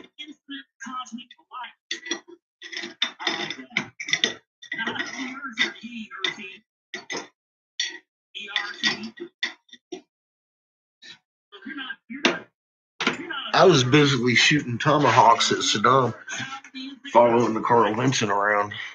But I volunteered for that too. I could have stayed in dry dock, but I didn't want to. I was young and dumb and wanted to go kill people, obviously. I didn't know what was going on until after it was going on, and I was like, oh, Jesus. Yeah, I signed on in 87 because CNN there had shown this cat riding up on a donkey. Fucking jumped off the fucking donkey, grabs his fucking rocket launcher off of his donkey, blows the fuck out of this fucking Russian tank, jumps back on his fucking donkey and starts talking about Mr. Freedom Fighter, Al Qaeda. And I was like, I want to help that guy. It was the Kurds, right? So we went in there, and then we led 400,000 of them to their death. And I wanted to quit. I was like, you're fucking kidding me. So eventually I did. And like I said, you know, I went on working for medical rights for years. And then I wanted to help my friend in North Carolina get medical because she had early onset Alzheimer's. And I had watched the moon flip, and I wanted to get me and my son out of Fresno.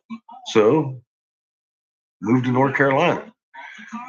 In the process, I found out that they were implementing the core, and I wrote an angry letter to the management, which literally became the very first unanimous decision in North Carolina's legislature history against the core curriculum. A federally mandated fucking statute of fucking education. They was like, you know what? Suck a bag of dicks, sir, federal government. We're not taking it. Unanimously. First time ever in their whole history. So then I had 3 senators wanting me to work for them. I did a lot of work. I worked for Senator Davis on the hemp bill. Got it legalized. First fucking state sanctioned fucking legal hemp since the Tax Act. Now everybody's got CBD. You know? I ended up, that's how I ended up working for the fuckers. I sent an angry letter, and it was poorly punctuated. I've even shown the letter.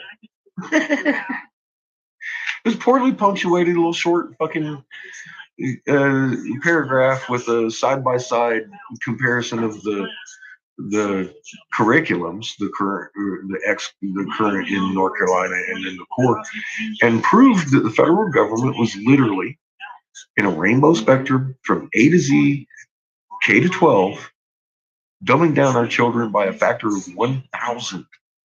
I even did the math on it. They were like, oh, fuck that. The year after that, I actually had the state superintendent prosecuted because she broke the first fucking unanimously decided on law with the federal government and implemented the core into North Carolina's education system. And she got her ass fucking prosecuted for it. Hey, what's up, sweetie? No, I'm not doing no Village Peoples tonight. Silly.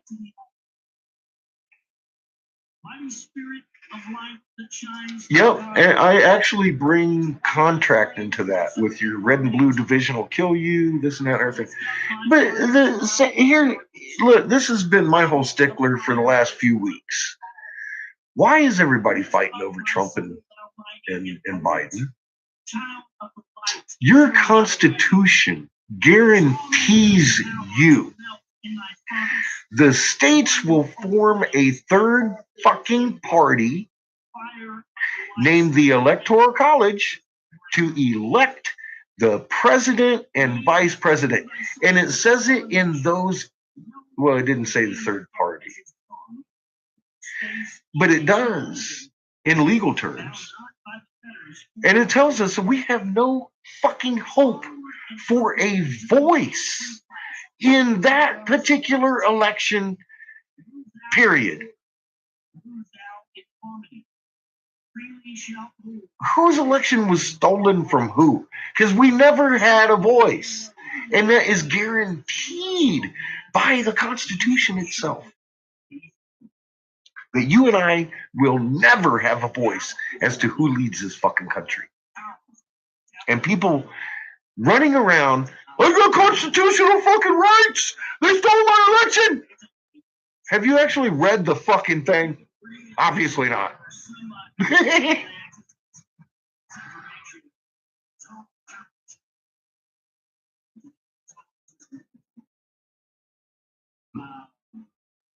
Well, welcome back, Barbie.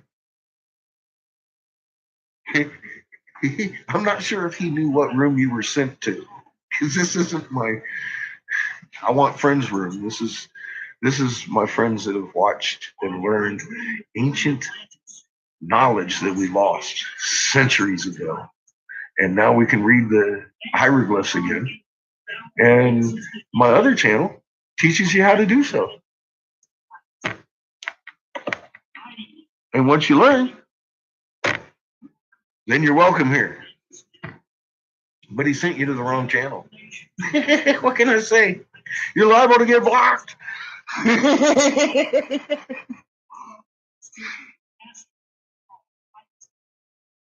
I know, that's what I'm saying. They really ran into a blessing here. I'm not sure how that happened, but I don't ask questions like that anymore. I'm giving you what you came for, and you didn't even know you came here for it. Stack your magnets. Beautiful. See, Maria, she's learning quick.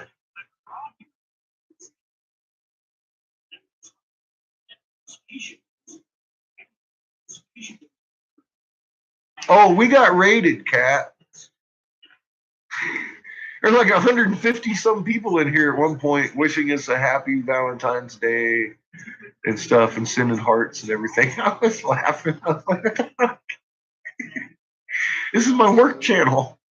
This is where we hang out and talk about the moon.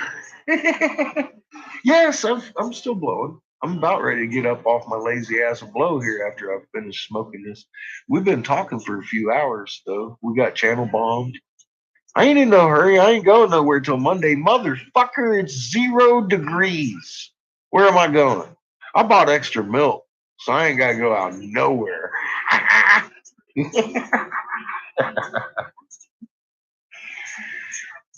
You have no idea how epic. It was crazy. I can't. You go look at. The chat was going. I was like, oh shit, we're getting hit. What happened? It was fucking crazy. Yeah, that would be my best advice to you. I promise you'll probably end up hating me if you stay here, because I'll yell at you and block you. I do. I'm an asshole. I may give you the fucking information that changed the world and helped you in your life, but I'm still an asshole. Ask anybody.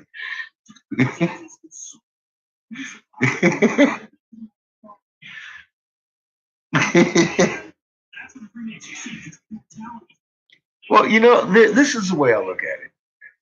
The words coming out of my mouth can be believed just like any other channel online. I don't want that.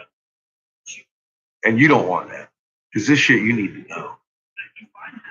And if I start hands feeding you shit, you ain't gonna know nothing. So I'll stand here with my little ruler. And if you get out of line, I'm gonna be like, Matt! All right, that's your warning. Next time it's the block button. And then it's not like you can't watch. You just can't talk. And that's for me. Because I got thousands of people over here asking stupid fucking questions. And I'm the kind of guy that'll sit there and tell you. And I ain't doing you no favor. I ain't doing me no favor. I'm full custody dad with a 16-year-old. I got plenty to do.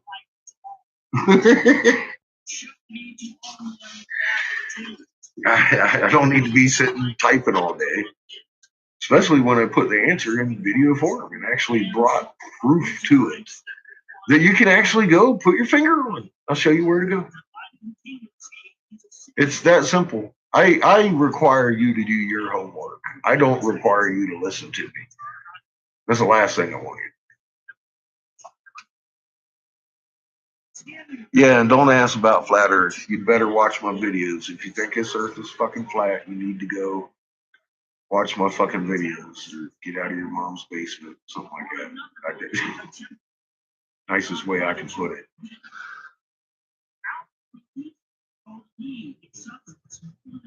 Happy VD. The Day of the Black Hearts. I'm a monk. Happy Valentine's Day. Oh, I get that all the time.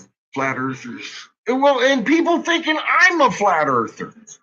There's literally articles out there how I'm a fucking flat earther. I'm like, wait a minute. Just because I'm telling you your moon's doing fucking cartwheels, all of a sudden I'm a flat earther. No. Your Bible tells you that too. It says your moon will do cartwheels. It'll be confounded, confused. In the end of days. Guess what? It's the end of fucking days. Because the moon's confused, confounded. I didn't make it up. I didn't write it. I just observed it.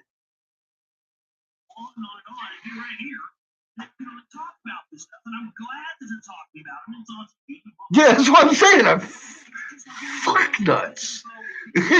Here's another thing. I can explain exactly why the moon's doing a 180-degree roll because we live on a ball. If we lived on a fucking frisbee, I'd be like, all right, who started the fucking moon spinning? And how in the hell are they doing that? And the hologram moon. Why would they start flipping the hologram all of a sudden? Are you fucking kidding me? It's not a hologram. It's a fucking moon. All these fucking things people have thrown at me and tried to tie this theory into. I'm like, man, get the fuck out of here. You know, that's not what we're talking about. None of that. Promise.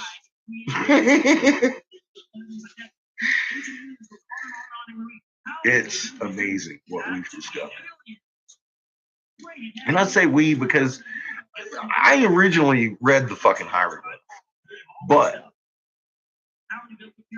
coming off of that, people doing their own homework and going out and learning this shit, bring new shit.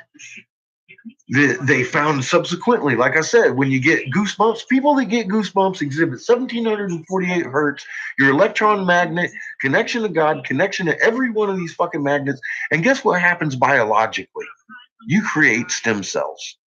The one fucking thing that can cure and or repair every piece of your body.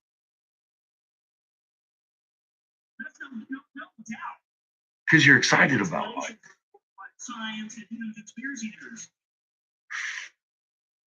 Another little tiny tidbit, poof, blows your fucking mind. It's like, Oh, wow. I would have never known that without somebody else going out and looking at what I found in a different avenue. And they were like, look, look, look. I was like, oh, wow. And it grows. Our knowledge base grows right here. And that's why, like I say, if you're coming in and we're having to have this conversation every day, we're backtracking. That's what this channel's for. We're moving forward. We've already got free energy, perpetual motion, the unified field, every fucking thing I wasn't looking for. Just kind of fell in our laps right here. Welcome to the corner.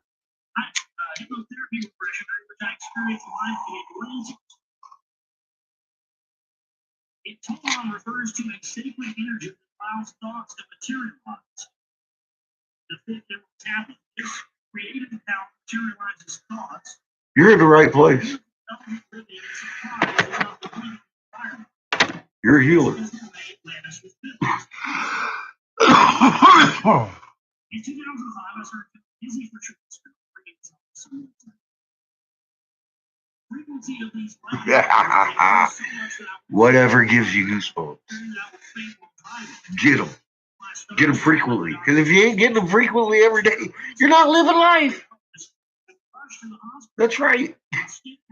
Whatever it takes. Music, your whatever it takes.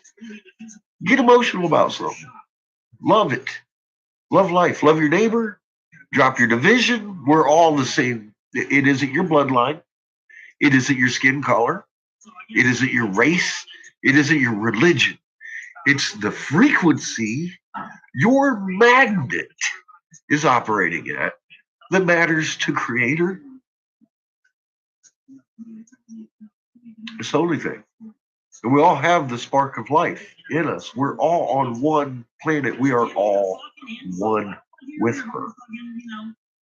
And connected through our hearts. Everything that happens to her happens to us. Everything that happens to one of us happens to all of us. We feel it. We've just ignored it for a long time.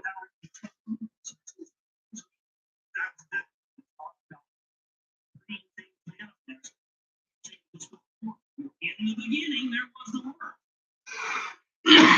the Word. And we prove it in physics. Prove it. Science proved God exists. And it's not God, it's Creator. Gods are little people that need people to kiss their feet. Our Creator is a little bit beyond that.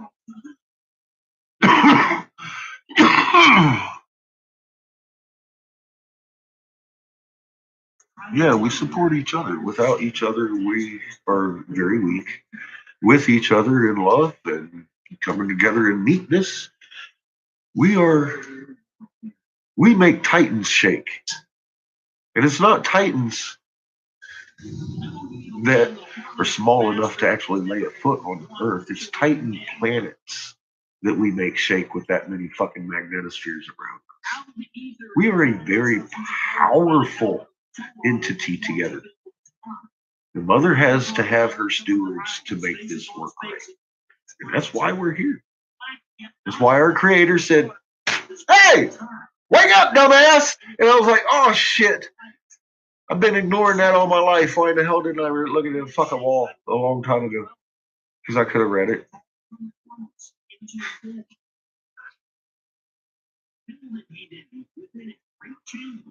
Well, give them your moon. Like I said, you go to that channel, you get your education on, you start to learn, watch your moon, watch what he's doing, and then give that to somebody and walk away. Just be like, hey man, the fucking moon is doing this. Show him what it's doing. Talk to him a little bit. Say, and just like I did here, you got to watch it, go to bed, look at it again in the morning. Not the next day. Look at it all in one time in the fucking sky, and you'll see that thing is doing cartwheels, and it shouldn't be. That begins the waking process because it's not a book, it's not a video, it's not a Nebaru. It's your fucking moon, and they can never unsee it. So if it even takes them 2 or 3 days to notice after you tell them, they're going to come knocking it. Hey, dude, you were right. The moon's doing cartwheels. It's like, well, yeah, I know. You know, I would have looked like a fool if it wasn't. And I was sitting there telling you it was. So, yeah, I kind of knew I was right before I told you, but go ahead.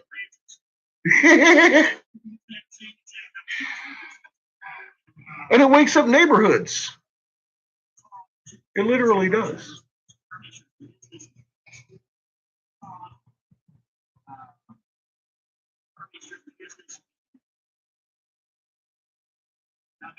Now, I am a man. I'm not the man. The man with the plan. He made it perfect. And I had discounted all that shit too. But then again, I had no idea that it was scalar physics and electromagnetic field that was the glue that makes everything. One of the most interesting things that I've ever known about in my life, I've always loved magnets and their properties and stuff and playing with them, and understanding how they work.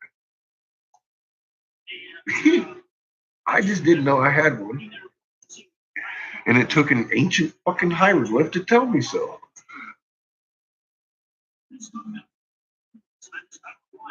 Yeah. It's not out tonight, I don't believe. It might be. I haven't checked. I think it's closer to a new moon. It's probably already set.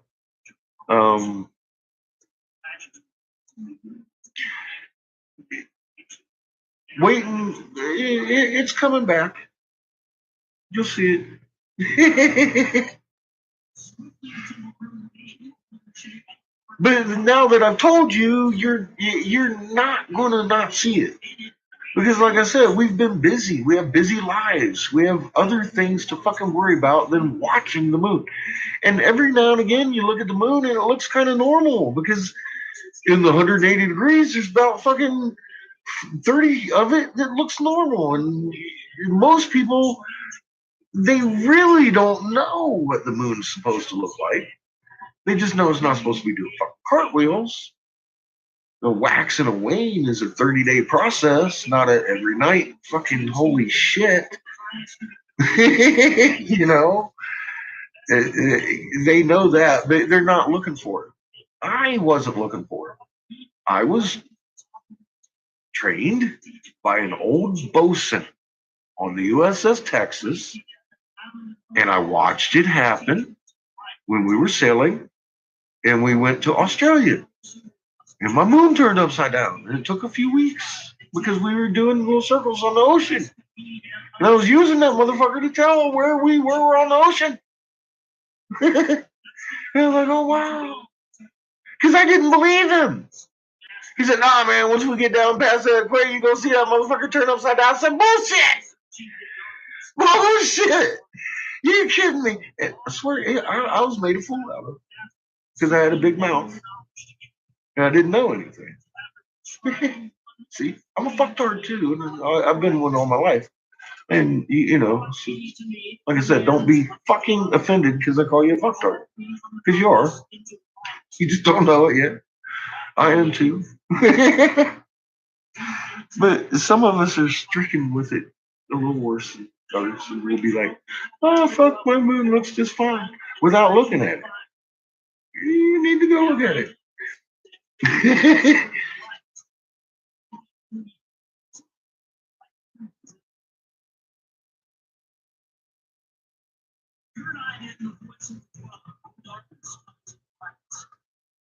Yeah, bless her. That's not a fucking painless procession right there. That hurts.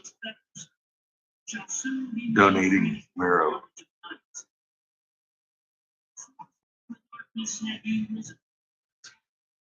You know, this information that has been given to us can help you. Reiki is real. And with the intent and knowledge of where it's coming from, it makes it a little bit even better. We can heal with our hands and our electromagnetic energies. We're truly magnet based creatures and energy based, we can manipulate all kinds of stuff that I haven't revealed. But it's also our communication, right down to, I mean, like, I've had people with Down's kids tell me that they're communicating with their 30-year-old child for the first fucking time because of this. And just go on from there. I mean, it's been incredible the last couple of years, and I'm telling you, you have it in you to help your kids.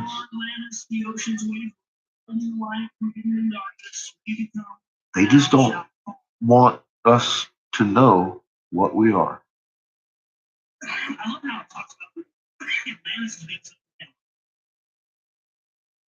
And now you know how to produce his own stem cells. Get him excited. Get some goosebumps going on. He'd be producing stem cells. And that's a medical fact. Like, wow.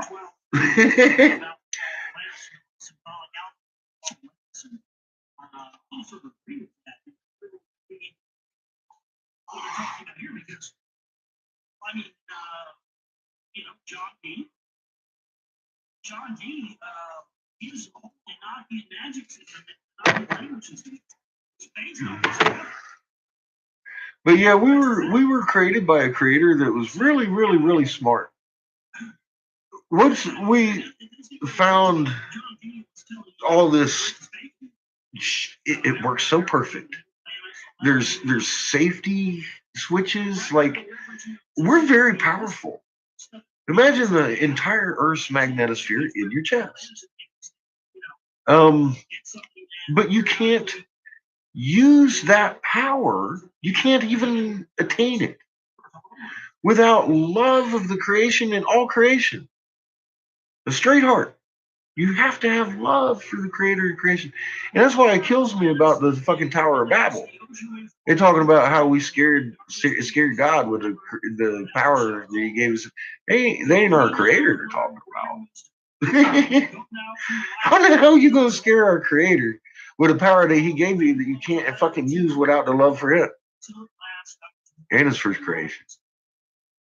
See, there's, and you can't fake the intent of your heart. You can lie out of your fucking mouth, but the intent of your heart is pure. You can't fool the creator with that. That's what works. You can't have your power unless you know these things, because belief and faith, what do you know? You have to know.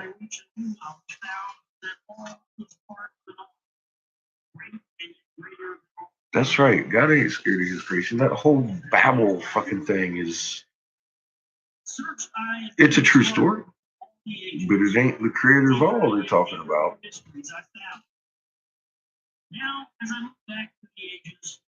Intent. That's right. We can't lie to each other if we speak our old language. Even the fucking Anunnaki say we didn't have spoken language. They thought we were fucking. Well, look, this is the victors of the war speaking here, right? So they called us what? Primitive. Well, what happens in every war to this day? You got to dehumanize your fucking opponent, right? So we lost, and they're calling us fucking knuckle draggers, but they didn't know what we were drawing. They tell us they didn't. They had no idea what the hell we were carving. They took on the identities of our pantheon, which wasn't a pantheon, but they took on the identities of Ra, Marduk Ra, Ninursu Thoth, his brother, Thoth, Jesus, so they could hide us from ourselves. And I was all like, oh, Ra wasn't a god. Ra wasn't Marduk. Ra is a blue sun. Ta-da.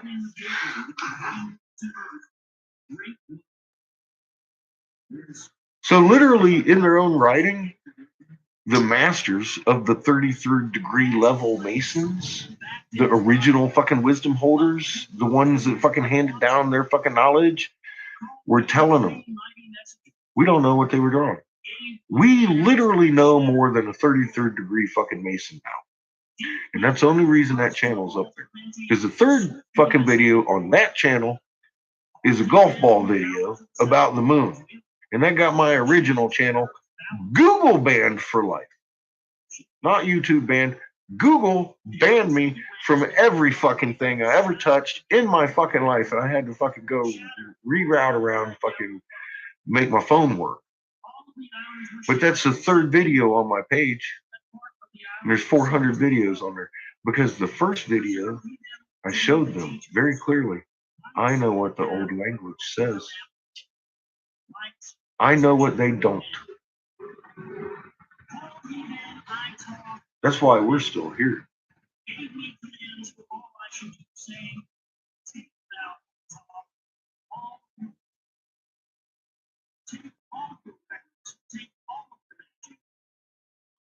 Oh, yeah. See? Yeah.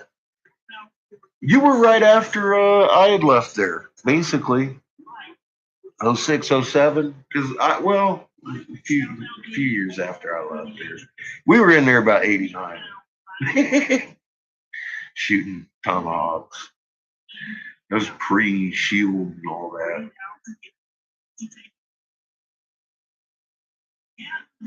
Pre-everything.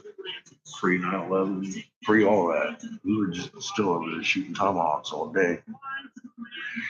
That was back in the day. I don't know if you remember or have ever seen the footage of Saddam with his shotgun out on his fucking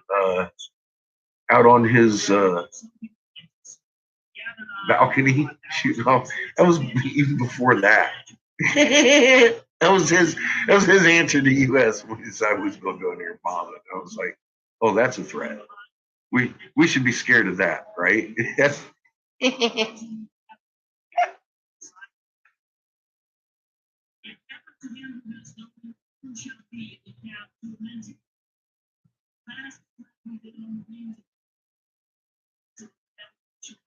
Yeah, it's not a very safe place, war zones, especially for the people we're shooting at. We do gun everybody, pretty much.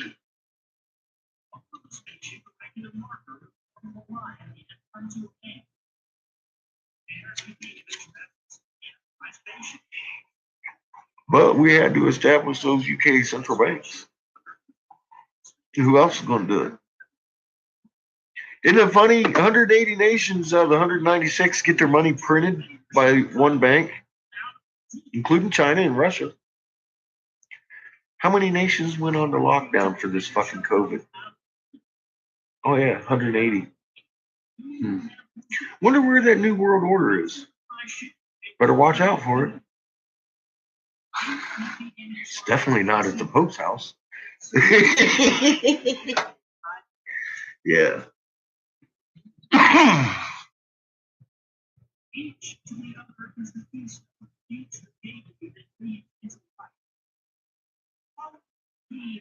Did who hang? Or was that who? Epstein? Oh, you mean Saddam? You know what? I don't know. They probably killed his ass. I don't know. They sodomized him in the middle of the fucking road. Yeah, I think it was hideous what we did. Personally.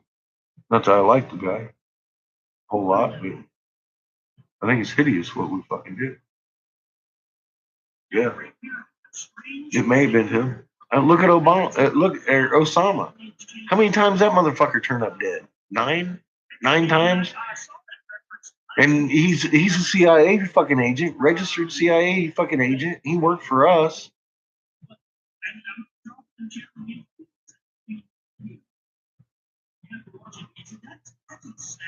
Well, I did a video on MLK. I show you who did it.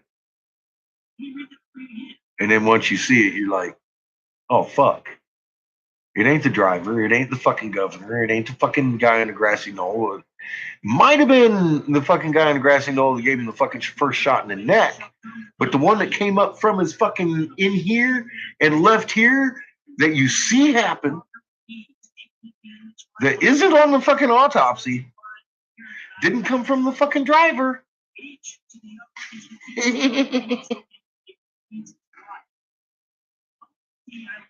Yeah, it's called fucking Jacqueline fucking Kennedy.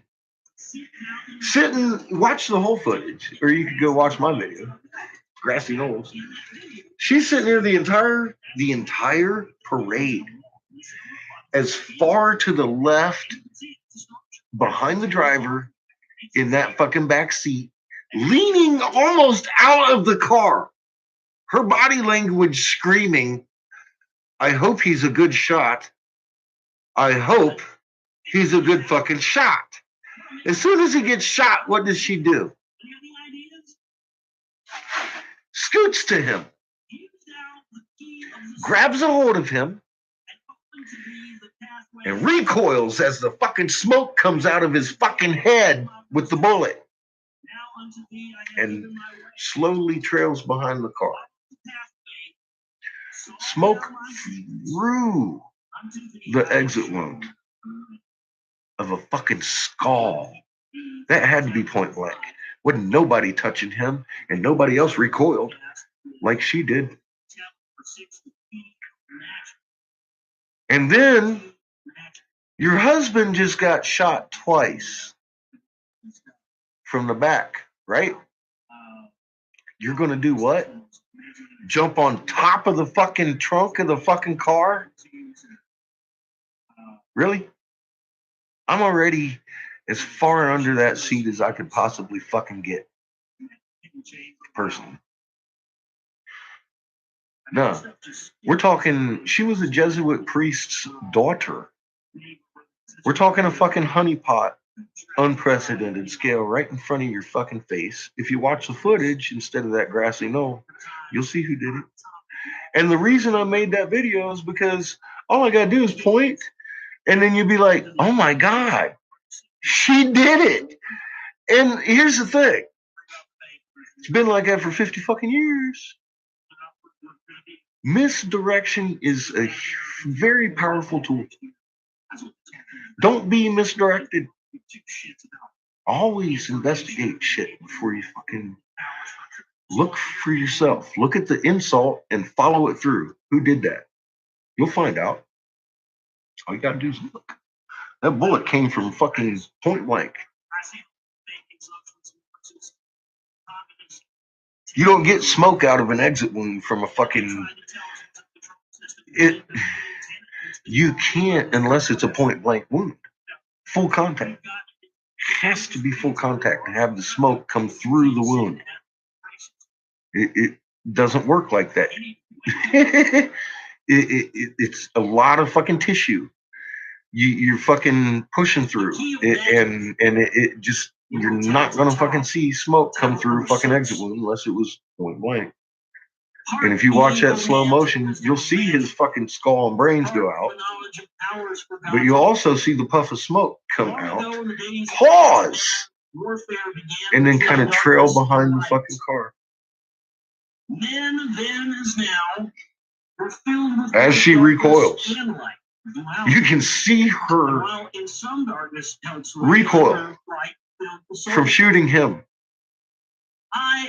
Throw the gun behind the seat as she's crawling out the back of the fucking trunk.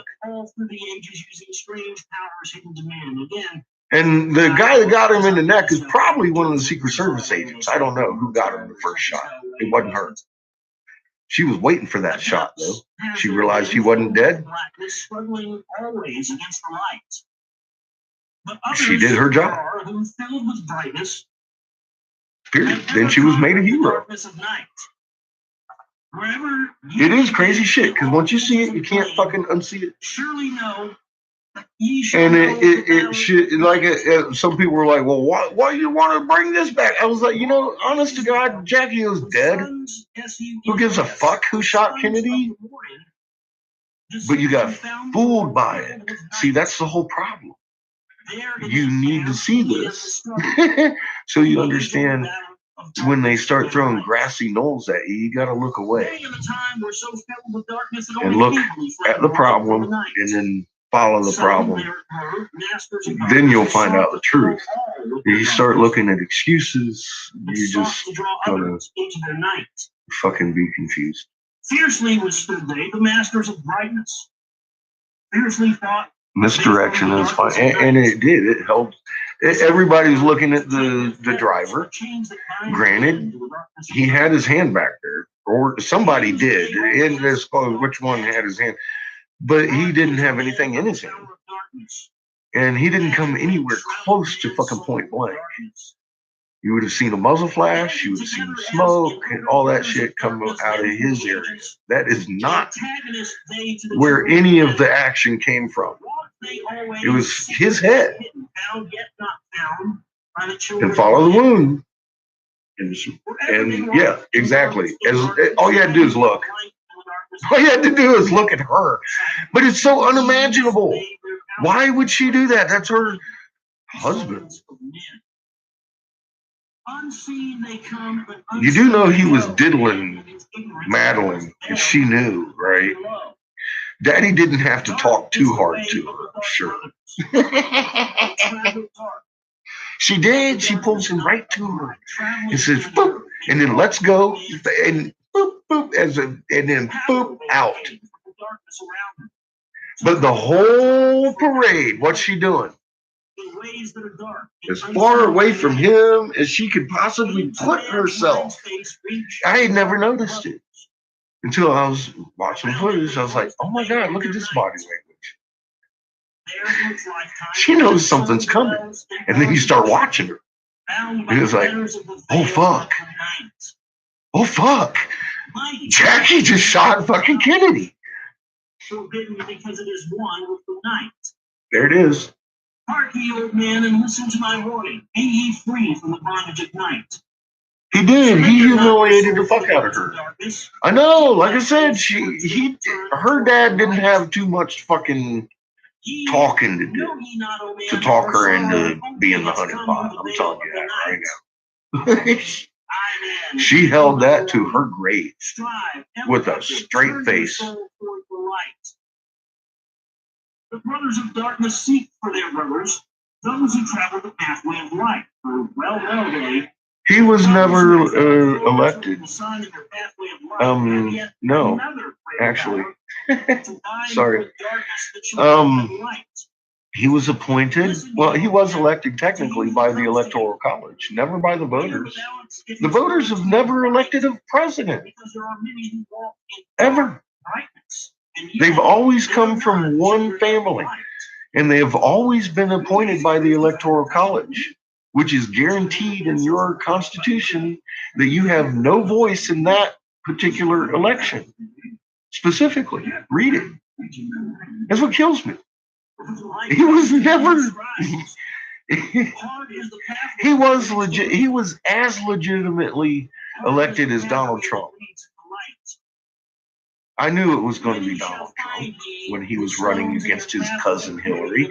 Hillary is a fifth generation fucking mudblood.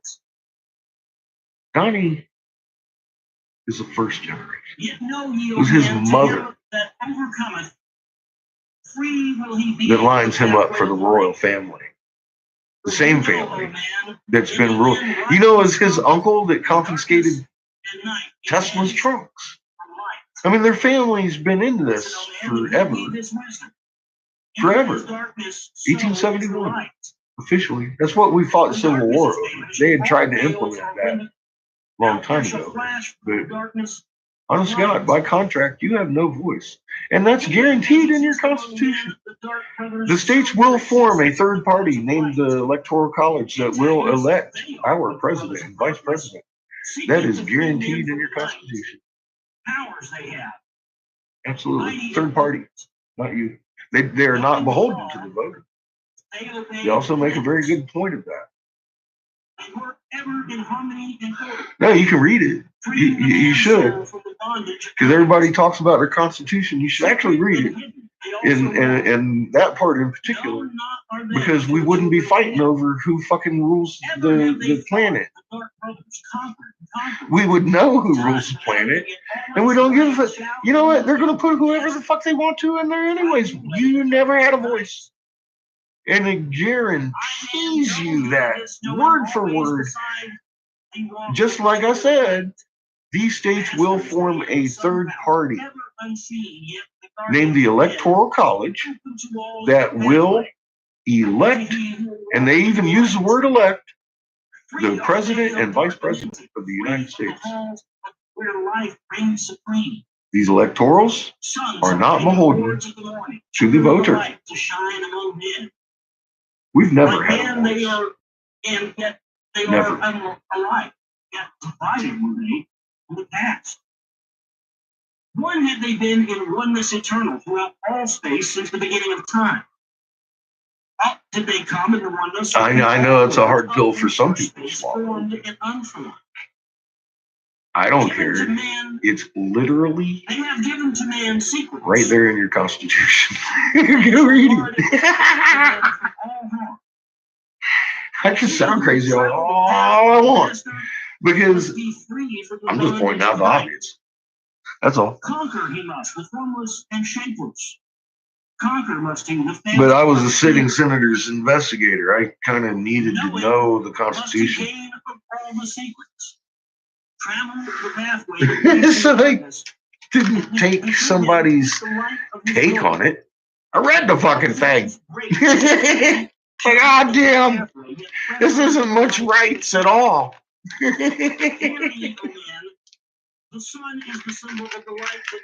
Mostly the Constitution is writing us away from any rights that they accidentally gave us in the first place. The dark power.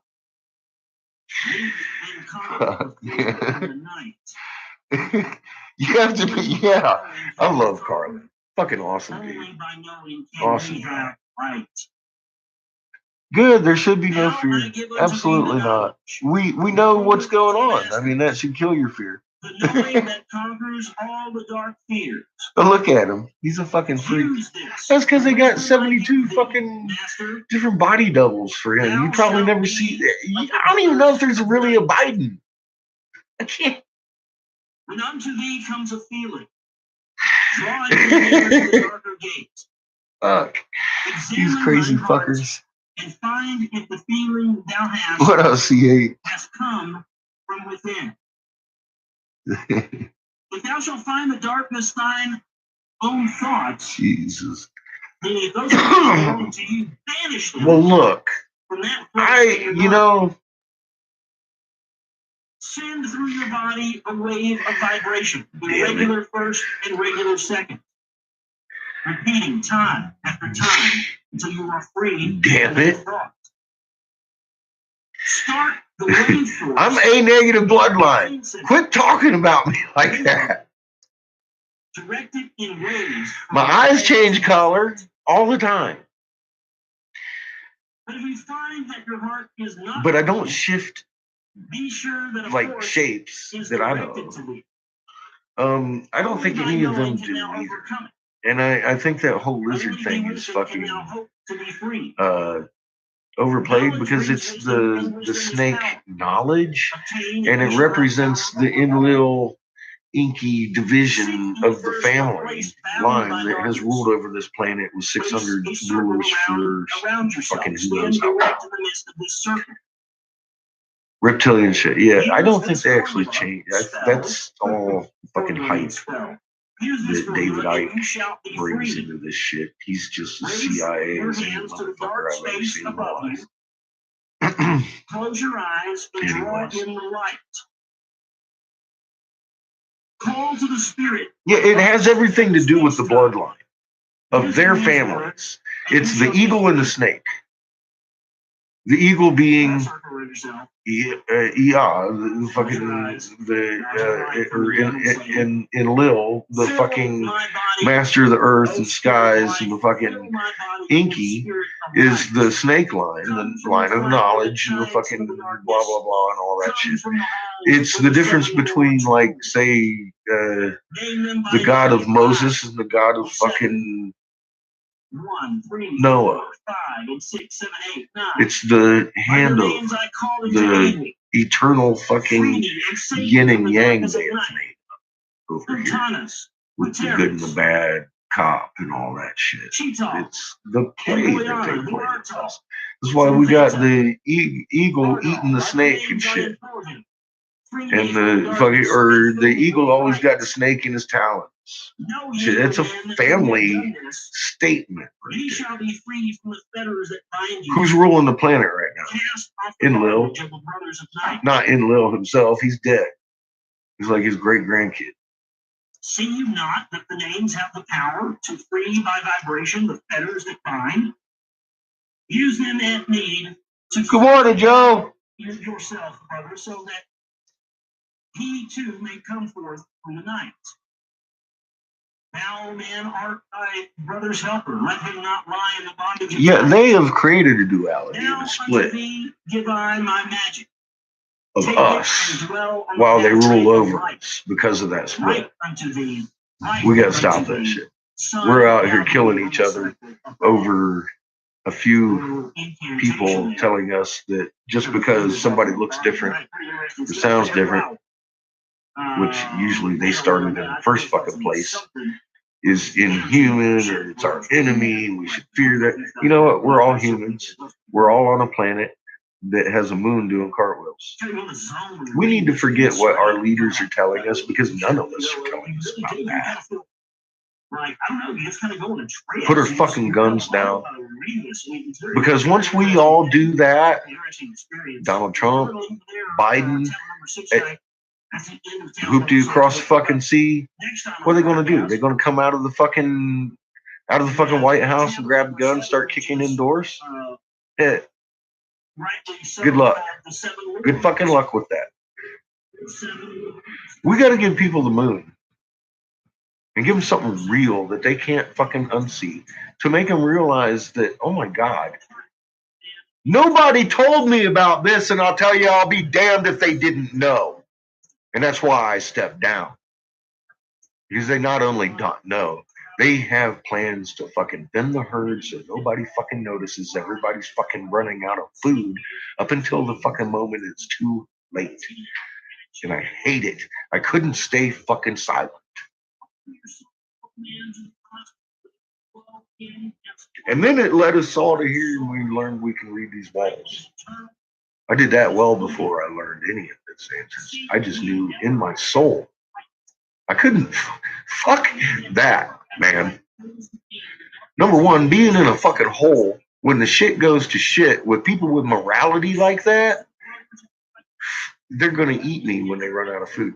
Fuck that shit, man. Fuck that shit, number one. Number two, I would have never been able to live with myself if I knew and didn't tell you. I didn't care. I give a fuck what you think or what you call me. I've never stopped. And I'm not talking to you, I'm just saying in general, fuck that shit. Since 2014, when I stepped down as Senator fucking Jim Davis's fucking best investigator that ever hit the fucking borders of North Carolina, I started screaming about it, and I haven't stopped. They tried to kill me, and by the miracle of my magnet and the creator that knows how to work it better than I do, I'm still here.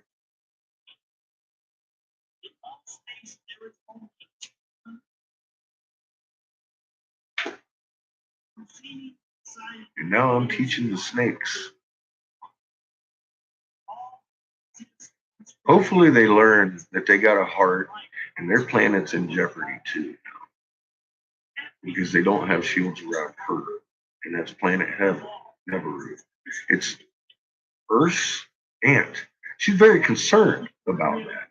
And this whole fucking thing is about getting them to understand their place in creation, which is the same place we occupy. They're stewards of that planet, and that's why their fucking atmosphere has gone poison.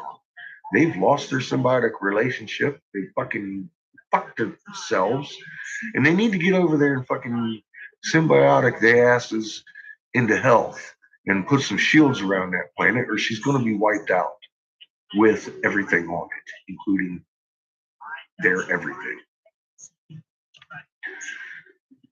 That's what their fucking Enlil and Inky were fucking writing about. Their demise. And my coming and bringing of it.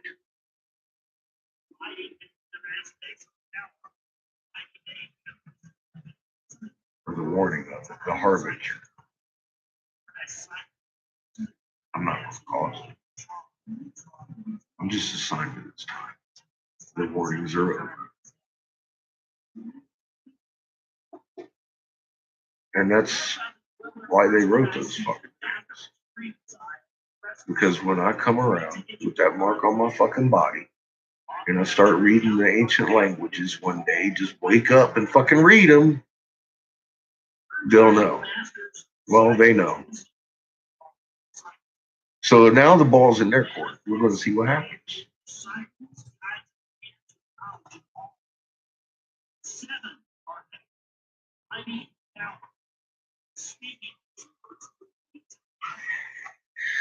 Hun, there was 150 or so people in here just rattling off in the chat earlier. It was fucking awesome.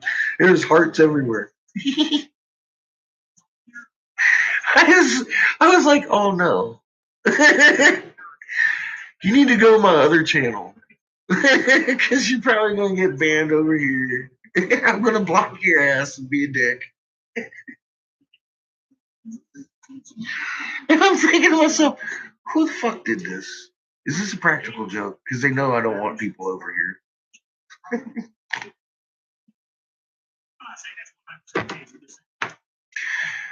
It wasn't a practical joke. And that's cool. I really appreciate it. Because hopefully y'all listening, you go over there and fucking learn instead of making me yell at you over here.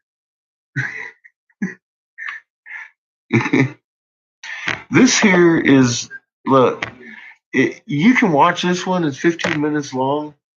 But on that channel, go to the first video I made, the oldest video I made. Don't even look at the newest video I made. Go to the oldest video I made and work your way back to that new one. That is my best advice to you. All of you. Because this is information we lost centuries ago. You can now read a hieroglyphic glance. You just learn a few basic things about physics and frequency. Metal plates vibrating to 1748 hertz look just like a metal plate back then, vibrating at 1748 hertz that they were carving into walls. I was like, oh my God. So yeah, if you want your mind blown like that, there you go. Go to the oldest video and work your way back here. And we will be here.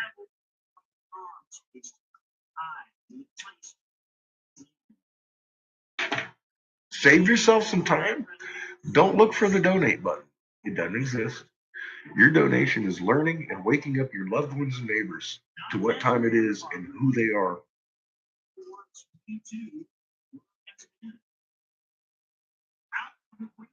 Don't look at my first videos or my last videos. I'm telling you. Go to the first ones. Work your way back. You will. I promise you're going to have your fucking mind. You're going to have to pick it up out of your lap a few times. If you do it like that. Because you watch me get snotty nose crying and understanding and learning too. And everybody else. This is shit that's just mind-blowing. Period. From the atomic to the galactic, we have it figured the fuck out. And it works. And it's not just figured out and talking about it. It's like I show you exactly what we're talking about in evidence and then show you where to go look. to make sure that, you know, cross-check me. And then usually when somebody does, they'll bring something new to it, be like, add to it. And this whole thing has just grown like that. There's been several inputters into the information, like the 1748 hertz on a metal plate. Homebrewed brought me the metal plate. I'm sitting here trying to fucking figure out the dots and the math and the fucking angles, and I'm all like, what are they fucking trying to tell me here? He's like, look. And I was like, oh. Very good, sir. Now, what does that mean? And it still took us 6 months to figure out that that's the electromagnetic frequency. That's the fucking 0 point. That's the omnipresence. That is the unified field, 1748 hertz. It's that simple. It's not complicated. It's not E equals MC squared. That math problem is redundant anyways. Doesn't even work. But here we are.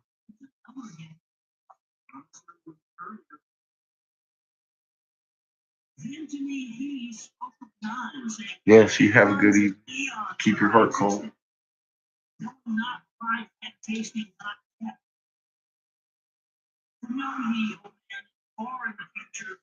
People will be like, oh, do we have enough time? You know, obviously, you wasn't brought here to fucking waste your time. Creator wants you to know something. You got time. It really ain't that much. I mean, you could probably watch them in what, a week? Because none of them are 15 or more than 15 minutes. That's my limit on my channel over there. This one I can go hours. So that one I'm unregistered. Because I brought it back after being life banned from fucking Google for putting the third video that's on that fucking channel there. On my other channel, it doesn't exist because they fucking killed it. But anyways, yeah, that's how it happens. So it's there now because I'm reading stuff that they never could. And they're learning more than I keep saying the average viewer. But that's very true. These people, though, they've learned and they know what I know. It doesn't take long. It's not complicated. You don't need a slide rule or a calculator. It's pretty easy.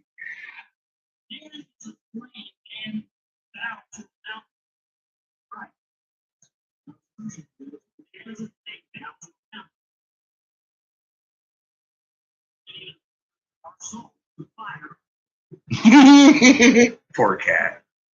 Clean it up, puppy poop.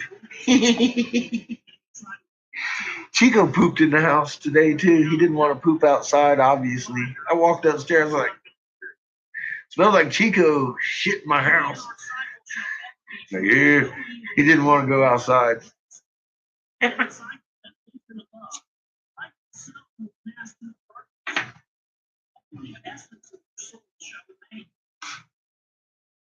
God dang it, Josh.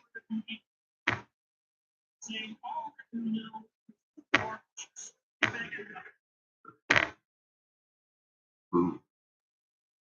Where are we at? In Japan again?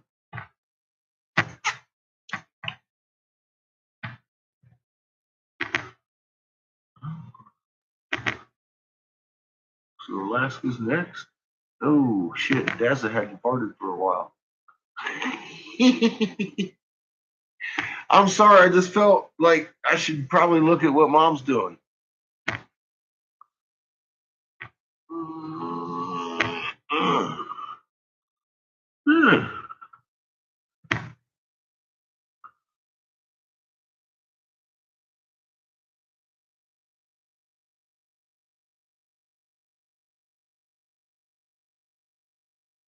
A lot of top heavy IMF-ery going on still. Same pattern.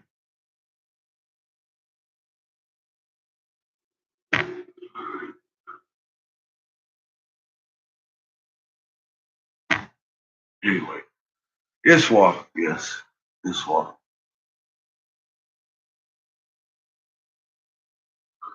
How can you get my 3-hole pipes? Well,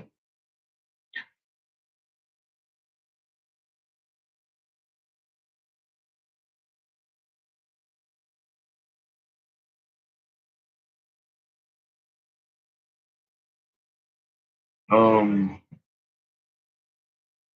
would like to order what?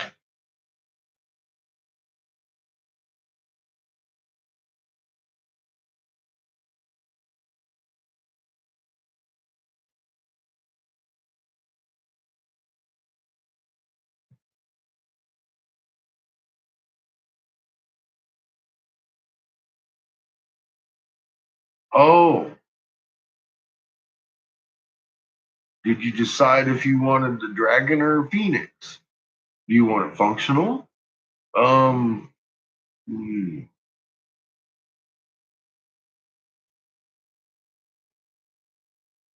and I could give you a range. It would run, oh, I don't know,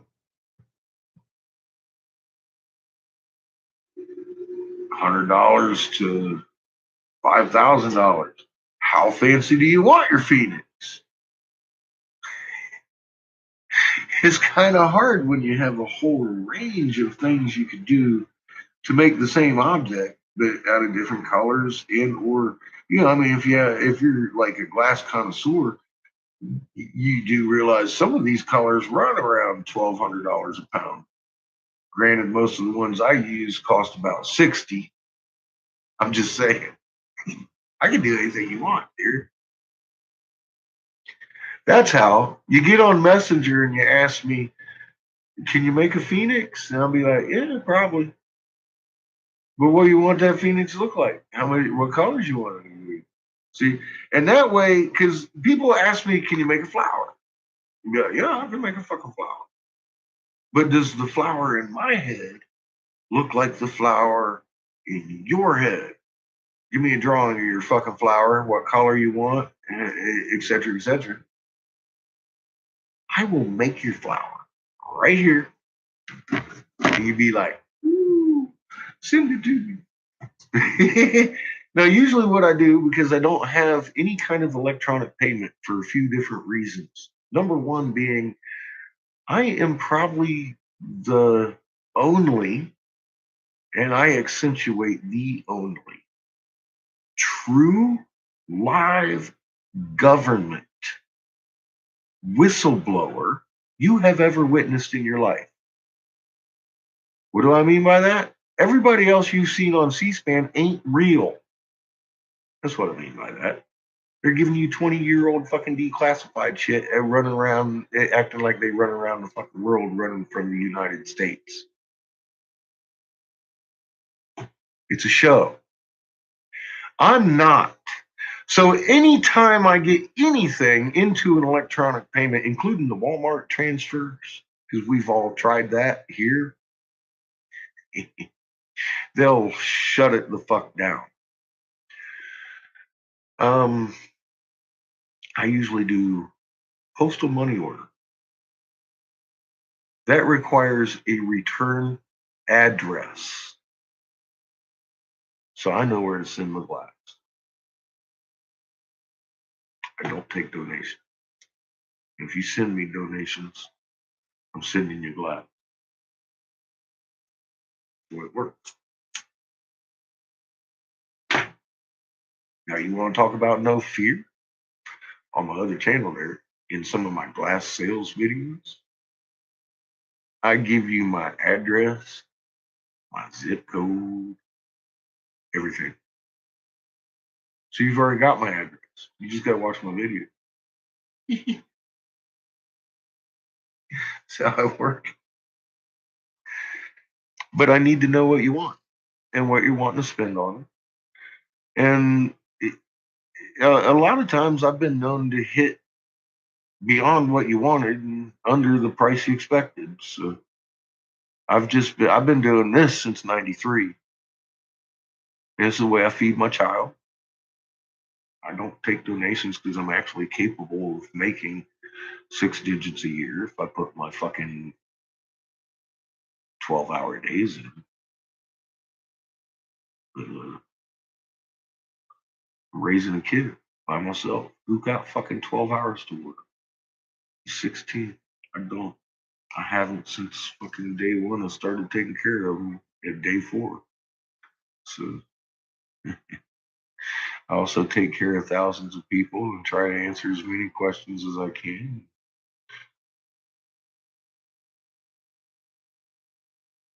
Learn myself. Because I never knew any of this shit before.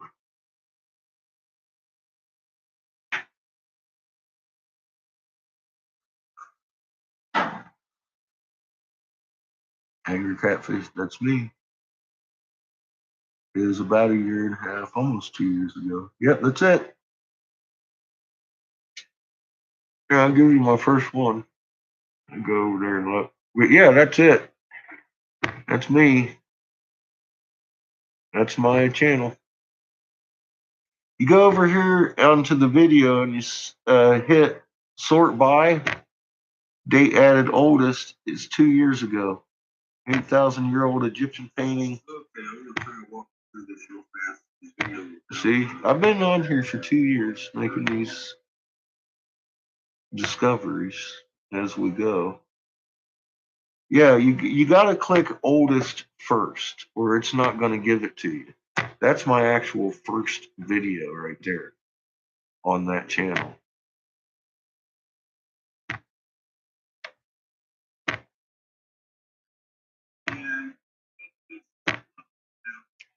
This one's funny. Listen to this. Explanation that Eric has about the phenomenon we're looking at. And this all Do you recognize that voice? I think we're making it too complicated sometimes. That's not my voice. But this is what we found out from him a couple of years ago. And I'm just going to read his kind of bio. He writes this in his Facebook. And I don't have permission to show this. So that's the one that got me Google banned. I'm just trying to be real here. Still right? there. And I'll get you on the show if you want to come on. So just write to me. I don't have your email right now. Eric Briggs writes, we have 3 suns, a red dwarf, G19, and an M-class ultraviolet blue spectrum black light Kachina, and their 9 massive planets have returned. So says my ex-boss, Senator Jim Davis, North Carolina Republican. I can neither confirm nor deny this is an accurate quote, by the way. This is just me reading the blog of Eric Briggs, who makes this claim. And I have no reason to disbelieve him either. When I presented my findings as his top investigator on the polar vortex lunar roll, do you recognize that voice? Investigation I had worked on for 3 years. You very well may. Scared he would think me insane, his sister Kay stopped my presentation and began the naming sons, changed the narrative, and he quit. And he moved into kind of an independent lifestyle, and he's made a couple of rough videos. One of them, which you're going to see here, is the best. To me, one of the most elegant explanations of planetary dynamics done on a rough board with golf balls I've ever seen in my life. Okay? 9 months ago, they tried to kill me for pointing out the moon is doing 180 flips every 12 hours to people that should have noticed long ago. That includes me, by the way. And I have noticed. He's ex-Air Force. I do know about it, and I do see the moon flipping. That's Steve Olson from the WSO channel talking. You know, it's just another one of those obvious things, like the big sun halo. It's like after a while, it's like, okay, I've said it enough. I'm not going to say it anymore. I'm videotaping him, videotaping me to get my videos back on the fucking online because fucking they took that shit down. And you know, it's before I was reading just another Nibiru guy, right? Just another Planet X channel. Listen to what he has to say. Yes, I mean, it's a rule. It usually does this. Which I got space rubble. It's realistic. I got space rubble with my moons.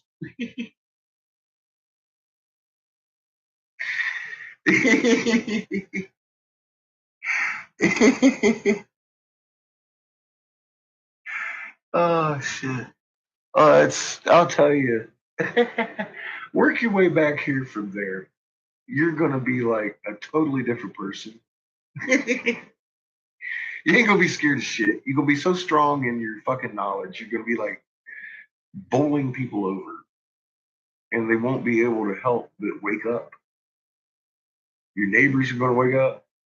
Fucking, and that's if you learn it and do it right. Don't go off on. I know people that be all getting all excited about their politics and get themselves in a fucking mental ward and be like, oh, man, you know, That's not your moon. Your moon. Something they can't see. Something you can prove. You can't prove anything about politics except for fucking what's in contract. And most people don't even read that shit. We go back to the Constitution. Exactly. No fear. This kills the fear. Knowing kills fear. That belief and faith instill in people. That's for damn sure. I've experienced it. Like, the hell am I afraid of? Nothing anymore. You know, spiders. Spiders kind of freak me out. Not a big fan of spiders. All right. They terrorize me. They terrorize me. I'm afraid they're going to eat my face. I don't know. It's just creepy.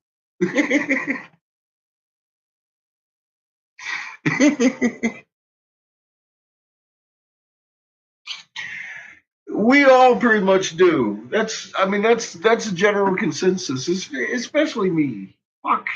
I can't believe this shit happened. I can't believe this shit's happening. You know, but it is. And speaking of creepy spiders, let me show y'all some crazy shit here.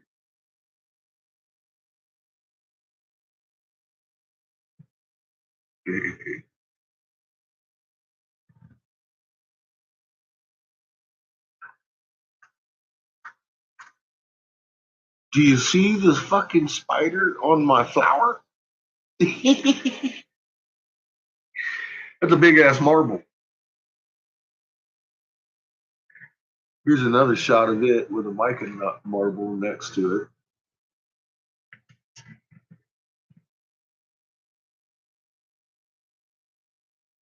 Here's a different angle of marbles. This is one of my favorite shots. That's on my glitter pillow. Makes everything like purple and blue. I like that shit. Fucking awesome stuff. But that's the kind of glass we blow here. That and cheap pipes. Tonight we're doing cheap pipes.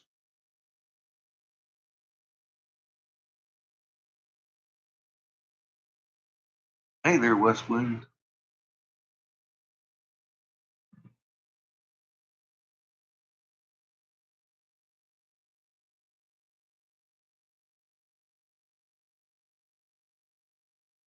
I'm fixing to make really cheap pipes tonight, but I need to make a bunch of them this weekend.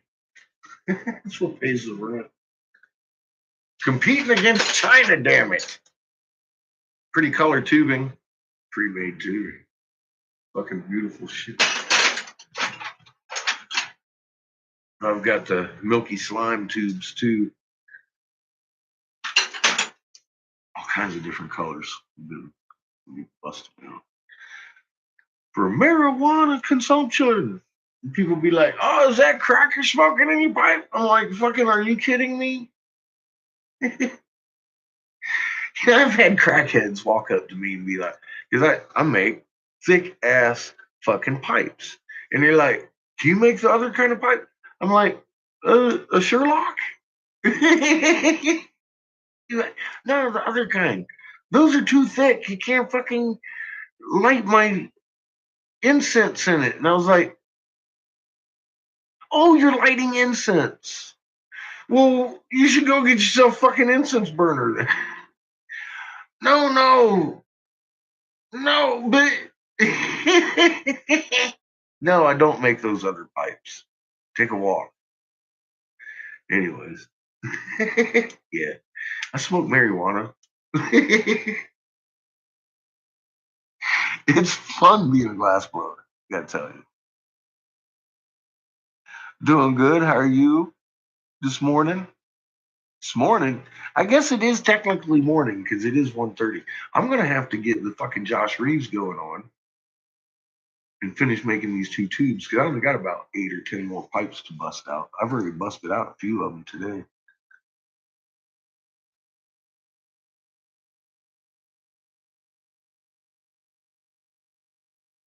Tonight, oh shit, man.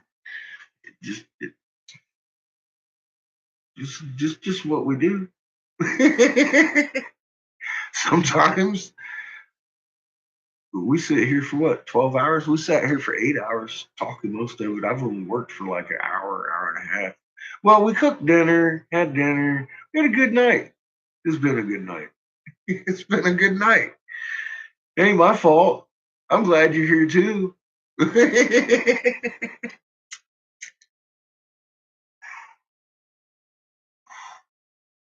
See how things work? You know why I started the fucking live shows? Because one of the most common things I was hearing was about what a miserable fuck I am. And I want the world to end.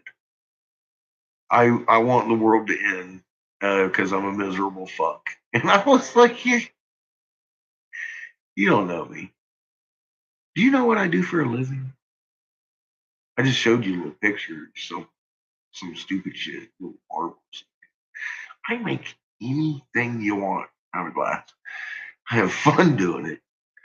And I just, I just want people to look at this information that we've with a fucking open eyes and not take a misconception into effect because I'm not a fucking miserable asshole.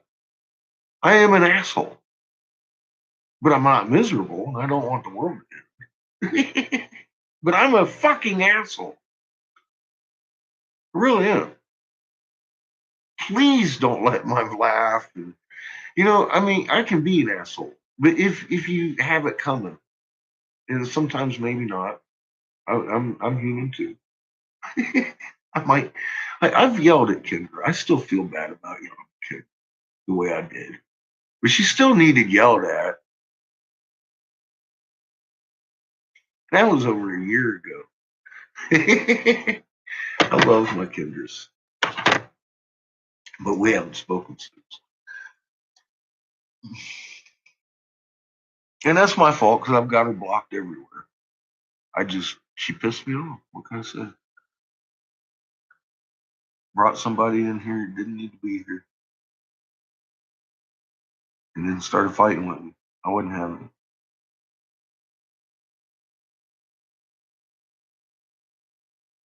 Fucktards.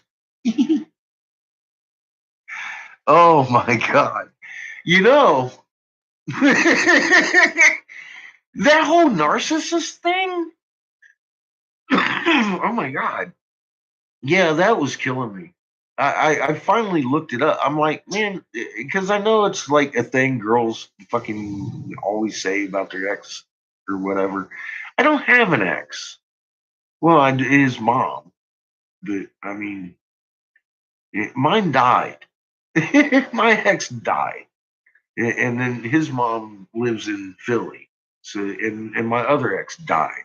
I've outlived two of my big exes. Um, I just, I don't have it in me to be a narcissist because I started reading the actual definition of narcissist, and I was like, where the fuck did that come from? How many videos have you actually seen of me showing you where I was a fucktard?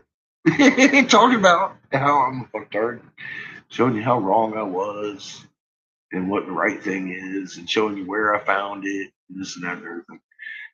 I I don't like being wrong, but when I'm wrong, I'll make a video about it. As I understand, narcissists wouldn't do that. It's suck a bag of dicks. I'm an asshole. I am not a narcissist. Oh my God.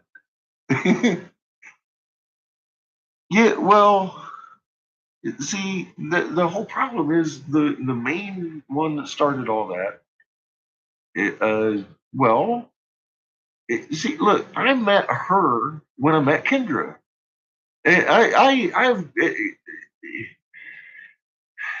I was on my fucking going around talking to Native Americans. And I met Kendra down in New Mexico, and I met Sweetleaf down in New Mexico the same day. And I hung out with Sweetleaf, and I hung out with Kendra, and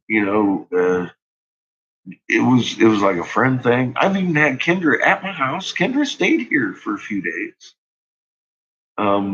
traveling around with her roommate and stuff. I mean, but there's never been any kind of contact between me or any of these women. And I take that back. I held Sweetly's hand while we went on a walk, up a mountain, and she went about halfway up the mountain, and I was like, I went up and down the mountain twice because I had to carry her back, my dogs and my kid and everything else. Because she got tired. But that's okay. Nobody, not many people can keep up with me. But what I'm saying is, she got really mad because I didn't want to be her friend, and I mean, like, upset. Um,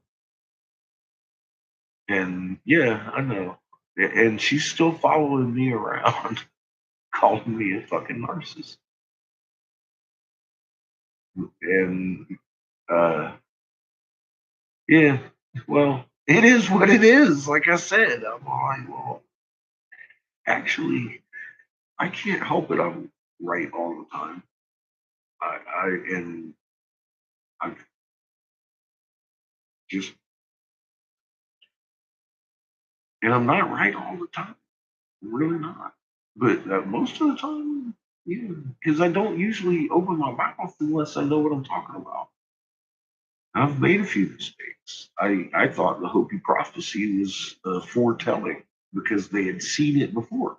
Well, granted, they've seen it before, but they didn't see the fucking jackass with the fucking waking up and reading the thing. They got the mark and he did the shaking and all that stuff. That hadn't happened. That's right here. Like, holy fuck. That was written centuries ago. How'd they know I fucking beat my fucking head on the wall. How did they know? Well, I know how they do. That's the only answer I can come up with is the creator showed them in their dreams that they wrote about exactly what was going to fucking happen. Right? Because I'll tell you what, I can't, I can't explain it any other way. They didn't see it before. I haven't done this before. So I think the creator gave that to them. Unlike anything I've ever read anywhere else. Nostradamus and the Bible, none of that shit fits prophecy with the context it's in.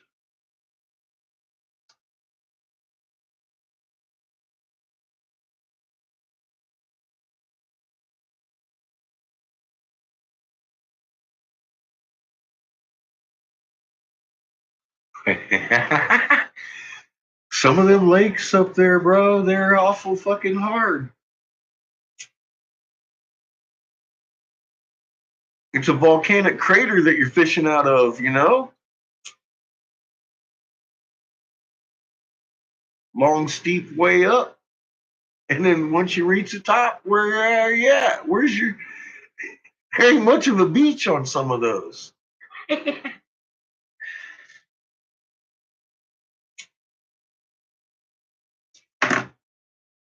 You look over the edge and there's a fucking deep hole there full of water. It's like, ooh, I don't know if I want to swim in that one. Something might come out of there. Get me. Seriously. Oh, fuck that. Mirror Lake. I never really liked going swimming in the lakes out there. Bass Lake, okay. It's at the bottom. It ain't in it's a lake. It's a runoff lake. But the falls, man, the falls out there, the rivers. I love a fucking river. fucking mountain runoff, fucking ice glacier, fucking river, dip your fucking face in there, get your mouth full of it, and just swallow that shit. As long as you're high enough on the mountain. But yeah, like Angels Falls and shit out there, out by Bass Lake, man, natural fucking water slides and shit. Dude, I used to go out there fishing in the rivers and riding the natural water slides. Shit, it's good stuff. I really, really, really miss it.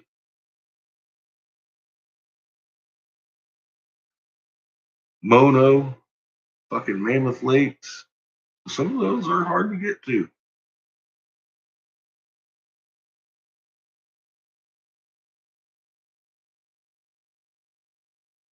And it's good for your soul. Brother, I wouldn't want to be out in California myself.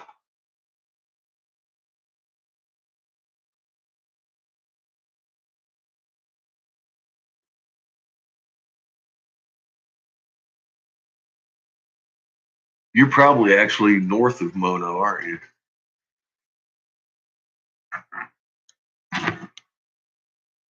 Because Mono's down, it's south of fucking Sacktown.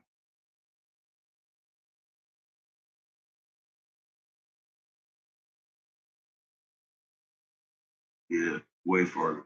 That's what I was there. Mono's one of my favorite spots on the planet. Fucking beautiful. Yeah, me either. Now that I know that my moon's doing cartwheels and why. I moved. My son was born in Fresno. I was born in LA. I saw the moon upside down. I did the math. I got the fuck out 10 years ago.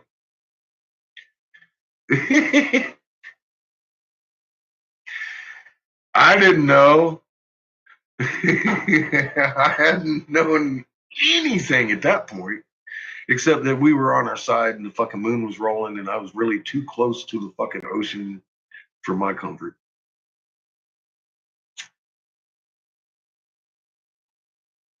I just did the math. I didn't know anything about what was going on. I just knew at some point I missed something big because we were on our side and I couldn't believe we were still there. And that's when I was like, started like waking up to like, oh my God, you know,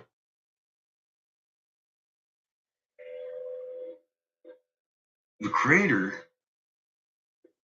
that was one of the, I remember it was one of the first thoughts I had ever had in a long time about there actually being a creator. When our planet laid on its side and killed all of us, and the moon was rolling in the sky, and I realized what had happened. I hit my fucking knees. And I didn't even know why. I was just fucking, I knew why. I knew I was fucking freaking out. I couldn't believe what I was seeing. It was October 2010. October 29th, very specifically, my birthday, 2011, my son and I, then 6 years old, was in our little Nissan Frontier crossing the border of California into Arizona on our way to North Carolina, because that was the first day I could get the fuck out of there. So I drove on my birthday to get the fuck out of California. Yep. I wouldn't, you couldn't pay me to be there either. Absolutely not.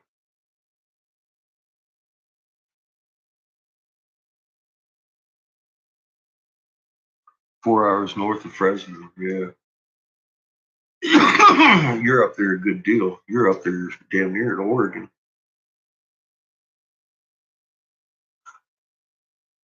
I'd imagine it's not Humboldt. It's probably the one east. I can't think of the fucking name of it. or Mendo. No, Mendo's too fucking far south for what you're talking about. Yeah, they've been practicing for this kind of shit for a while now. They've been dumbing down our police department. Look it up. Cops low IQ upheld by the Supreme Court. That's been in effect since about 99, right before 9/11. I didn't know why, but I was trying to be a cop. I got a 98 on my ASVAB. They're accepting only low IQ to the fucking police force because they said that the turnover was too much. Smart people get bored with the job. Bunch of bullshit. What they really meant was stupid people will follow orders without fucking asking or even having the fucking capacity to understand a fucking right of human in front of them. They are the enemy. They're trained military style. They're trained that we are the enemy to shoot first and go home later, literally in their handbooks. So they shoot our dogs as they come up to the door instead of like the pizza man. He's braver than the fucking average cop. The fucking pizza man just left your house with your dog wagging its fucking tail, barking at him. And then fucking the cop walks in and fucking shoots the same dog for fear of his life. It's bullshit. We got fucking idiots running around with fucking guns following fucking orders without fucking asking questions is what's going on, and they're shooting everything. It's not a race thing. If you actually look at the murder by cop by race, more Caucasian people have been murdered by cop, innocent, than all races combined. But they're making it a racial thing. No, what it literally reflects is the population, because we have fucktards out there with guns and an attitude shooting people because they talked on their cell phone. What's up, punk? Maybe needs hugs. What do you need hugs for? I need them all. No. You steel patches. Did you happen to lock the front door? Dogs can't get out. Yeah. Love you. Thank you, Lord. Love you.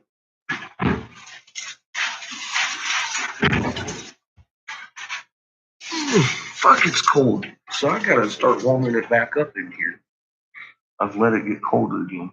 Yes, it's well after his bedtime. He knows he's on his way.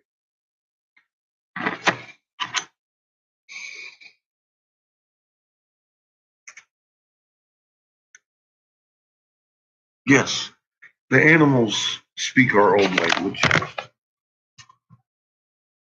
It's us that forgot it. It's human nature. It's your magnet. It's our natural fucking language of the heart. You can't lie to each other. You can't hide your intent.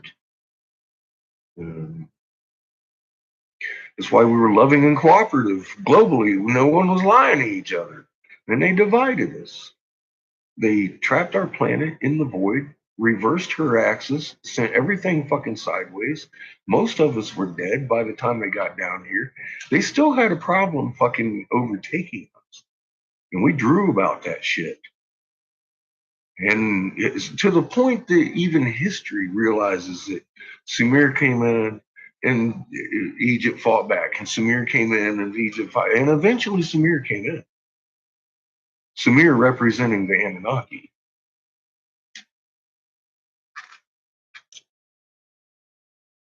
And we were killing them. We were slaying giants.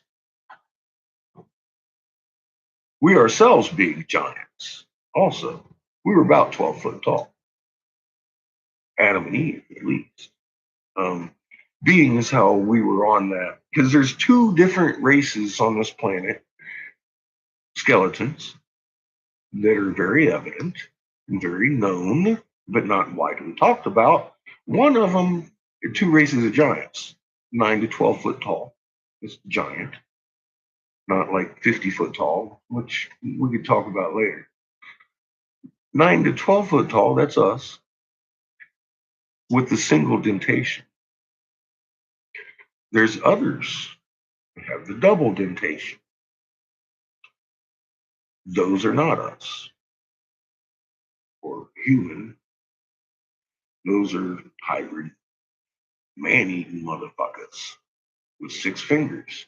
And that's why your natives used to go howl at the edge of, because way over there, if you ain't got no size reference, you don't know how tall or far away that motherfucker is unless you're measuring. Well, that would distinguish you. You got 6 fingers or 5. How you doing?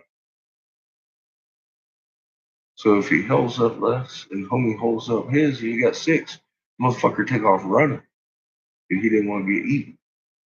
That's the motherfucker that got the buffalo under each arm.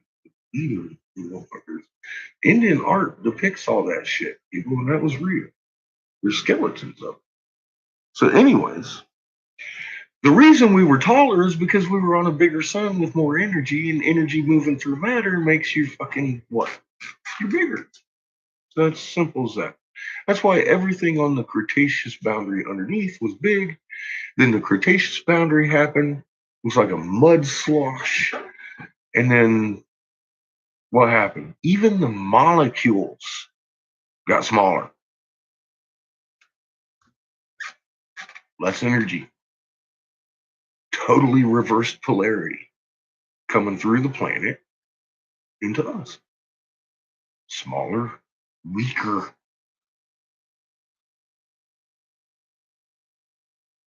And that's where we're at today. So what's going on? We got other sentient beings coming up behind us.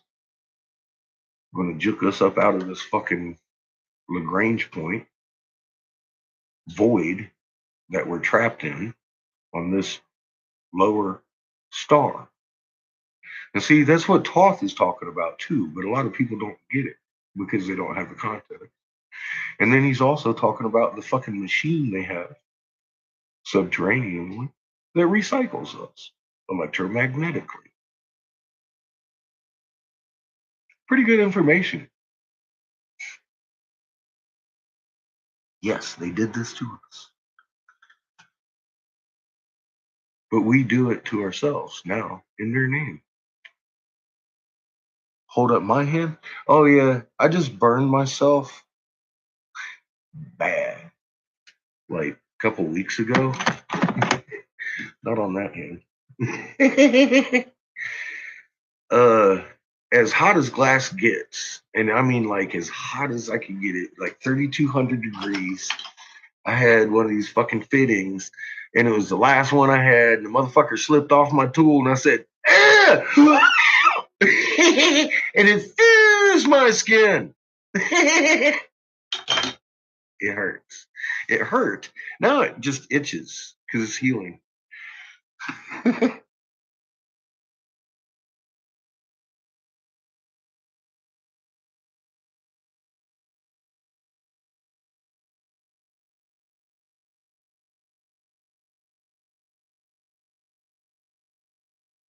Get out of here. Yes, 3 hours and 31 minutes into it. Yeah, this is a good one. But yeah, what the one when I knocked it off, that's what I threw my whole shop on the ground one night because that little shit came down here to give me hugs. After he had given me hugs 2 hours before, I thought he had gone to bed. And I'm sitting here and I'm hearing something going on upstairs with the fucking dogs. And I'm all like, what the fuck is going on? And then I kind of hear something on the steps and I turn around and it was him. But in my peripheral, all I saw was the dirt on his lip. And I was swinging. I was ready to fucking fisticuff. And I come back like this and I fucking threw my entire everything. I even chipped my fucking carbon pad right there. I threw my whole shop on the ground, my glass. I had glass everywhere. And I did it live.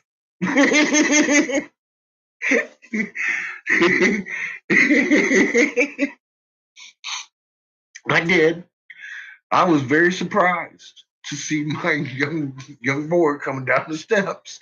Cause see, look, it was a weekday, and his bedtime at then is 10:30. I'm pretty strict. He's 16. I don't give a fuck. He's going to bed. He got school to do. I'm an asshole principal. Told you I'm an asshole. But anyways, fucking, he come down and give me hugs and shit, and we're talking and everything about 10:30. And he goes back upstairs. Everything's quiet. Well, I didn't realize he's on his headphones talking to his little friends or his mom, somebody. He's playing his little games. And then I know he's coming down about midnight and give me hugs to go to bed. I didn't know. I was down here working and shit, man. It scared the fuck out of me coming down. I thought he was in bed 2 hours ago, you know? I'm like, who the fuck in my house? And he ain't coming down here. He's in bed. Well, he looks at me and says, there's Christmas vacation. I'm like, oh, fuck. Who said you're on vacation? Go to bed. Oh, shit. Oh, yeah. It's at 3:31 on 3 hours and 31 minutes into it. I don't remember exactly which one it was. But you can find it at 3 hours and 31 minutes into this a couple weeks ago. Now the other one where I burned myself, I don't remember where the hell that was. I was into it too. That was the end of it. I'll tell you that right now. That was the end of it. I would have wrapped my hand that night because I blew the next day. I would have wrapped my hand that night, but I didn't have the right shit to wrap my hand and keep going. And I had third degree fucking crispy black ass burns all up and down my hand too. Instantaneous fucking burnt bacon. 3,200 fucking degrees, just fucking grabbed it. Look at my hand. It's fucking still melted.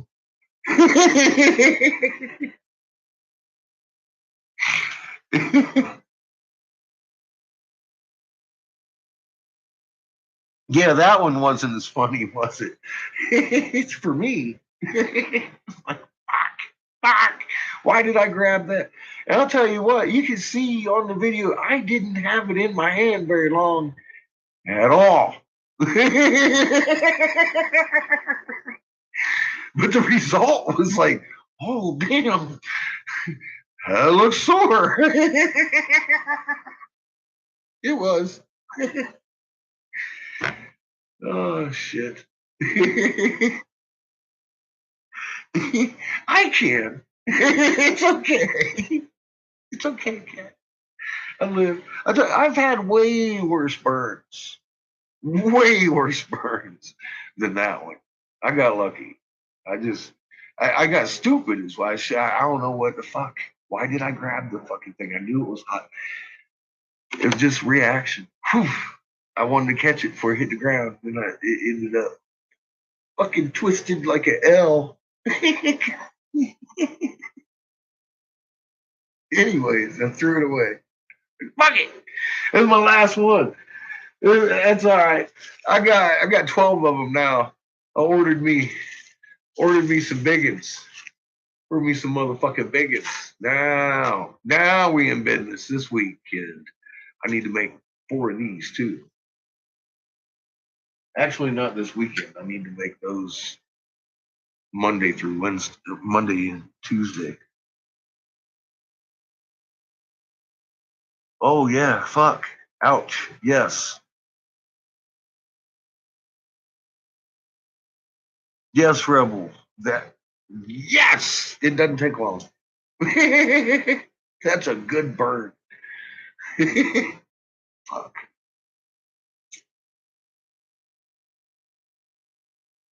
Here's one You probably, might share with me. Have you ever welded anything and then put your hand right on it? Not for the kicks, because you're a fucktard like me. And you just wanted to feel what bacon feels like. Have you ever felt bacon happen? Because burning is different in a flame than actually, like, I mean, that was instantaneous overcooked bacon. But you can actually feel the sizzle pop in your body. It's something I wouldn't recommend, but it is quite an experience. That's all I got for it. I wouldn't recommend trying it at home. I'm just saying, by chance, have you felt the bacon? Only some people know what bacon really feels like.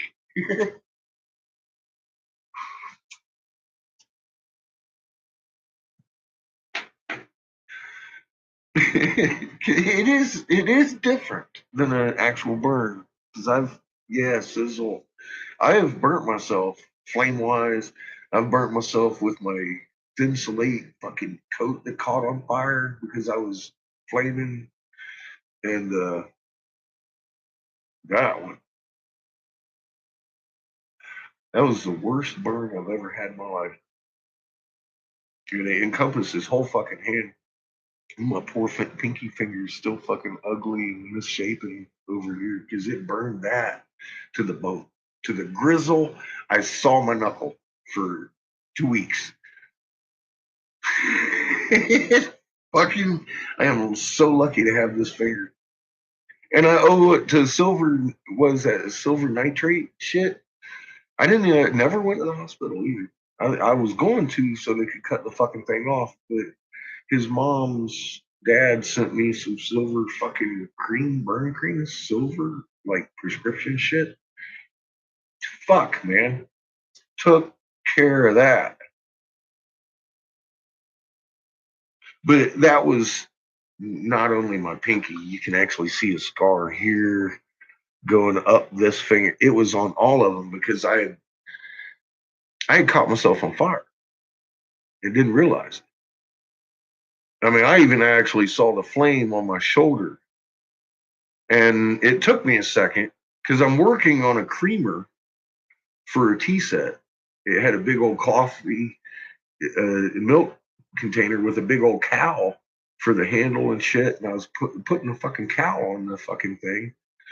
And I had caught my damn thinsulate jacket on fire. It's like, oh shit, that flame's not coming out of my fucking torch. So what does dumbass do? I started trying to put it out. Oh, don't do that. Don't ever do that. Because it was molten plastic and everyone in the fucking froze to my fucking hand. And I had to peel that shit off with my skin to get it off of me. And I worked the rest of the day. So yeah, I would have worked through the night had I had the right bandage to put on. But I, honest to God, I thought I was going to lose that finger. That was when I was a much younger man.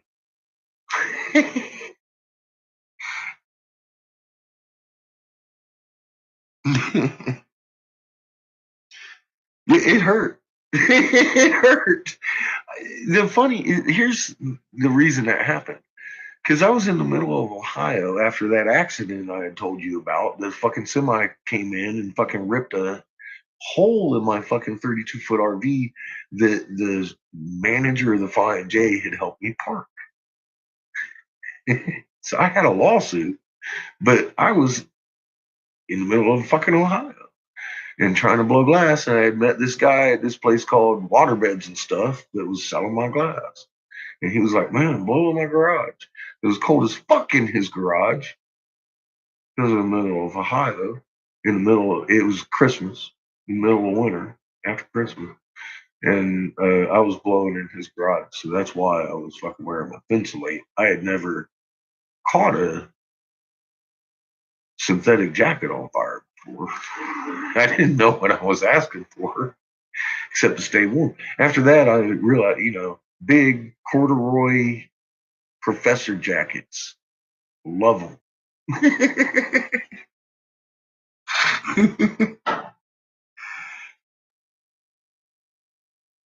Oh yeah, jam burns. That's good and invasive. That'll get up in those nooks and crannies of your fucking wherever it hits. Just burn everything. That's when you know you're having fun. It's just like, whoo, I am alive. And you feel it. You feel alive. I mean, there ain't no question in your fucking mind you're alive. You might not want to be.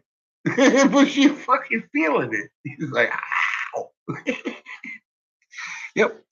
That's the good burn. Shit.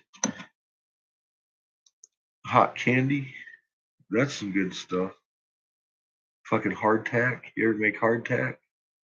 Try not to fucking pour that in the wrong spot. I've never done it. I'm just saying it could get nasty.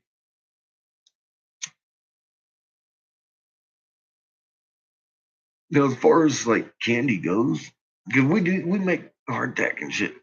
Man, I was watching this fucking they sculpt with candy. I was like, oh my god. Maybe I missed my call because I sculpt with this and I can't touch it with my hand. Can you imagine what I could do with candy? I could touch it with my shit. I'm thinking I might start doing something on the side just for the fuck of it. Because I don't know, maybe think about it. But homemade candies, fucking shaped and sculpted and shit, that'd be fun. Be a lot of fun. I could see having a lot of fun with that. Making millies and pictures out of it, like the old time candies. Because I make my eyeballs the same way. All my millies, I've made SpongeBob, all that shit. I've made them all the same way. You just cut them into little fucking wafers, and you got the same picture, 1,000 of them. That's some fun shit. Well, I've actually been a sous chef in 4-star restaurant in Jacksonville, ragtime. I started as their dishwasher part time while I was married down there working. I was framing houses, but I was working at night too. Fucking always working. That was before I ever knew how to glue glass. I had a family. I was married. Um, but yeah, they found out I could cook. I learned how in the Navy. Um, I made my broccoli and cheddar potato soup. I combined broccoli and cheddar pretty much with, imagine that, potato soup. And it is fucking delicious. And they make it in these big 5-gallon containers. And the day after he had me make two, he said that's the first time they've ever sold out of their soup. And it's the first time that almost everybody got seconds. I was like, oh wow. Okay. And he made me their soup cook. So that was ragtime in Jacksonville Beach, Florida. I don't know if they're still there. I think they might be. There were 4-star restaurants and they were good at what they did. I also worked the bar at night sometimes. But you've seen me in my kitchen. Oh, if you could only taste what I'm making. It's like, holy fuck. This guy's a good cook. Well, this one time at band camp, I've told you, I'm working blowing glass. I got my start, literally got my start self-employed making hemp necklaces. You know, fucking uh, in Ocean City, Maryland. Um, just you never know what you're gonna fucking find. I'll tell you. Just I was I had taken a hiatus after 12 Monkeys. I was going to go back down to Orlando and take another job. Uh, in the in the IOT, I was going to work union for the movie, make some sets and shit. And I got lost in Ocean City, Maryland, and it was late. I was coming through the city, and it was summer, and I never seen so many help wanted signs in my life. And I was like, I could use the summer off too, maybe. Looks like a nice spot. So I figured if I found a job, I'd stick around. And at midnight, in the second to last motel on the way out of town, I found a job cooking breakfast in the morning. I was like, all right, cool. So I slept out on the sidewalk, the hotel next to it that was actually closed down. You come in the morning, cook the fucking eggs and sausage for the people. About 2 hours into it, the owner of the fucking hotel comes out and says, hey, man, they want you in the dining room. One of the customers requested the chef. I was like, oh, shit. What the fuck? To get some egg in his, or some shell in his egg or something. Well, in a long story short, he's like, man, sitting there with his wife. Says, these are the best eggs I've ever had in my life. I swear to God, I don't know how many people, the place was full. 4 or 5 people said, me too. Like, right. And I actually got a fucking standing ovation in his fucking dining room for my fucking scrambled eggs. I tell you the secret. You put a little bit of milk in them, and when you put them in your pan, you never stop moving. You don't let them stop. You don't stop moving them. I've shown it right here live. I do it. They come out cloud fluffy. You can't even feel them in your mouth, and you all of a sudden you just swallow an egg. It's like, oh my god, that was fucking ambrosia. But I mean, if you're gonna cook food, you might as well make it the best. So fucking, he made sure I had a room. Long story short, to stay in his fucking motel every night after that. But I met these hippies, and they were tying knots. I thought they were lanyards and shit. And then I found out they were selling them to the stores by like 300 to 500 pieces of them for $5-6 a piece. And I found out like I could make like one every couple of minutes and work my way up to about 11 of them an hour. And I was like, if I'm going to tie my fucking shoelaces for $55 a fucking hour, I'm never going to work for fucking anybody in life. And I never have. Well, I took the part-time job over here at Carl's Jr. and shit when I was literally losing my mind because I had just read the hieroglyphs and didn't want to. Didn't want to be that guy. I was trying to hide from myself. I couldn't blow glass. I was ate up. I needed someone to discipline me and give me a time clock. So I worked there for about 6 months until I worked through it. And I was like, why am I not being me? I got to go do this. This is what I do. So here we are. I got over it. I'm telling you, you guys think your mind was blown? Put yourself in my fucking shoes. Read a hieroglyph. Oh, you can? Do it first. And then just kind of sit there and be like, you don't know what to do. I didn't, fuck. I can't believe this was put in my lap. But I can, because I'm a fucking asshole. And I'm just the right guy to put it in my lap. Because I'll get it out there. I don't want attached to it. You can give this fucking information to anybody. You don't have to mention my name. Just learn it and give it to it as it's given, pure. information.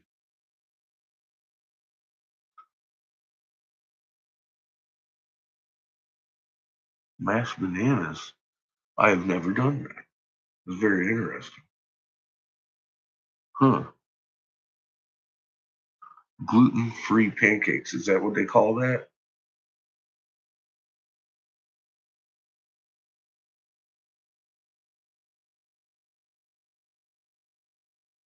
You know who I want to smack? Whoever made gluten-free pancakes first and called them gluten-free pancakes instead of mushed fried bananas.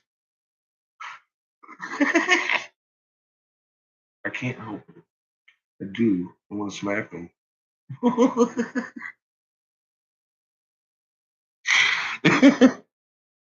Fried mushed bananas, damn it. They ain't fucking pancakes.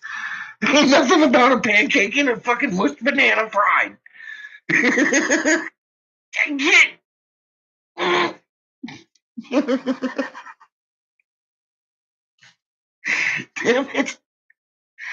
What?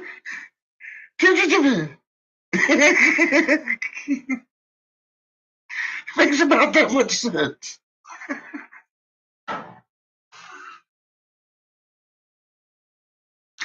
What part of a banana? Oh my god. No. It's a fried banana. It's a fried mushed banana. Have you never had fried bananas? They're delicious. Yes. I agree. That's weird.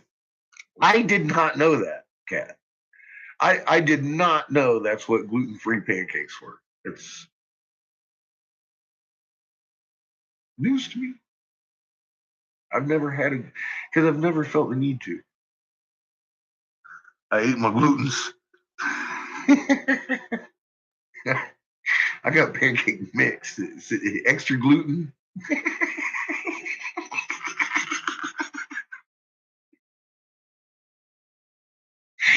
Oh fuck! I got the extra gluten mix. Ain't got no bananas. Oh shit!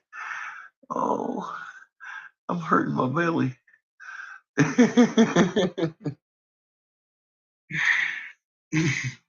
Oh, what? Because they took the gluten out. It's a little bit fluffier, so it's more like a Belgian waffle. Those are fucking delicious. I like Belgian.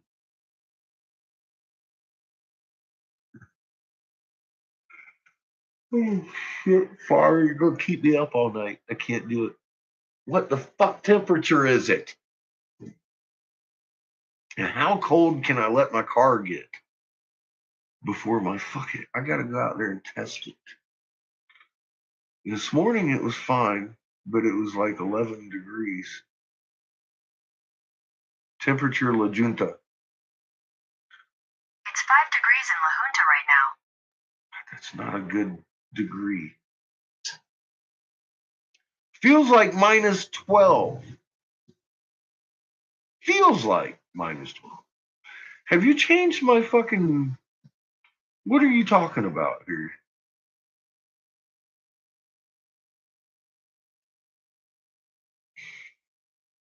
Yep. Fucking assholes. It just keeps getting colder every time I look at the forecast. Now it's supposed to be minus 14. It's supposed to be minus 14.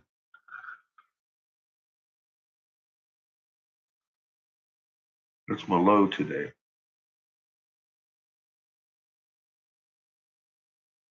That's cold. And that's Fahrenheit for y'all over there that do the Celsius. It's a lot colder than what it sounds. To you. Because that negative temperature happens at 32 here.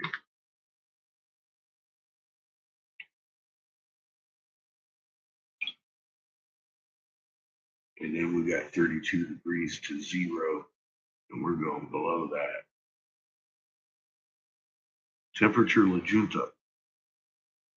It's 5 degrees in La Junta right now. I know! You just told me that. I just wanted to see it again because I'm in disbelief. Fuck. So, what they're saying is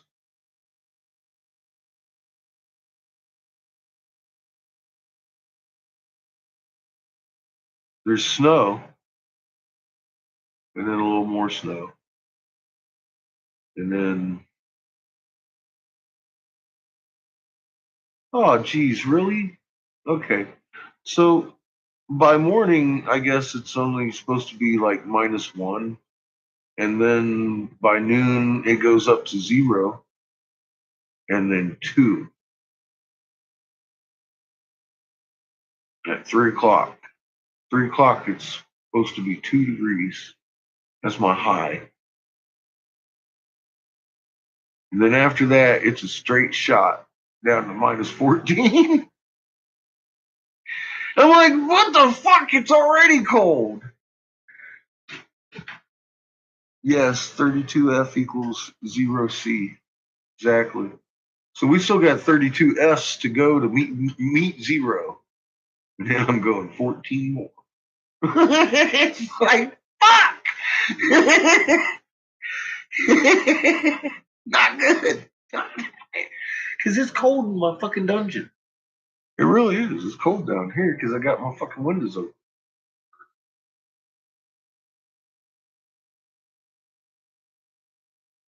See, that's like, it's about 29, 28, 29 Fahrenheit. You're well above 0.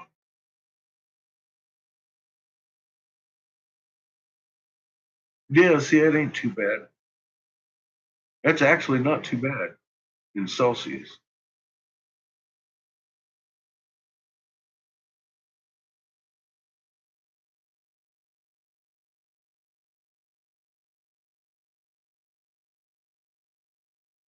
Sunbathing weather? No. Next week, though, it's supposed to be back in the 60s. We're doing the pogo thing. Up and down, up and down.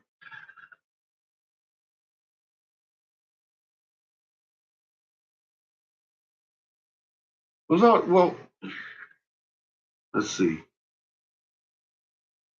-14 Fahrenheit converted to Celsius is -14 degrees Fahrenheit is -25.556 degrees Celsius. there you go. To be exact. My Google lady told me.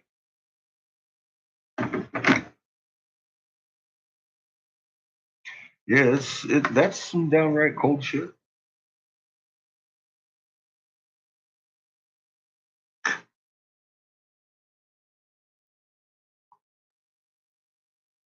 Yeah, you can keep all of that. I've been up in there in the northern countries like that. I'm just glad I'm not there. You're colder than I am.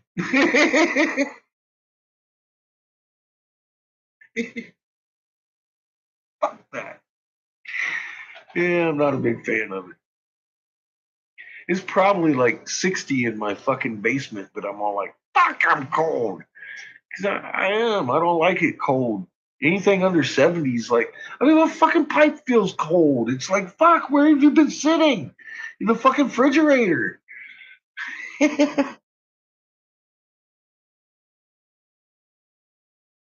You take one for the team. That's cool. Some people like the cold. My kid loves it. He hasn't really been a big fan of today.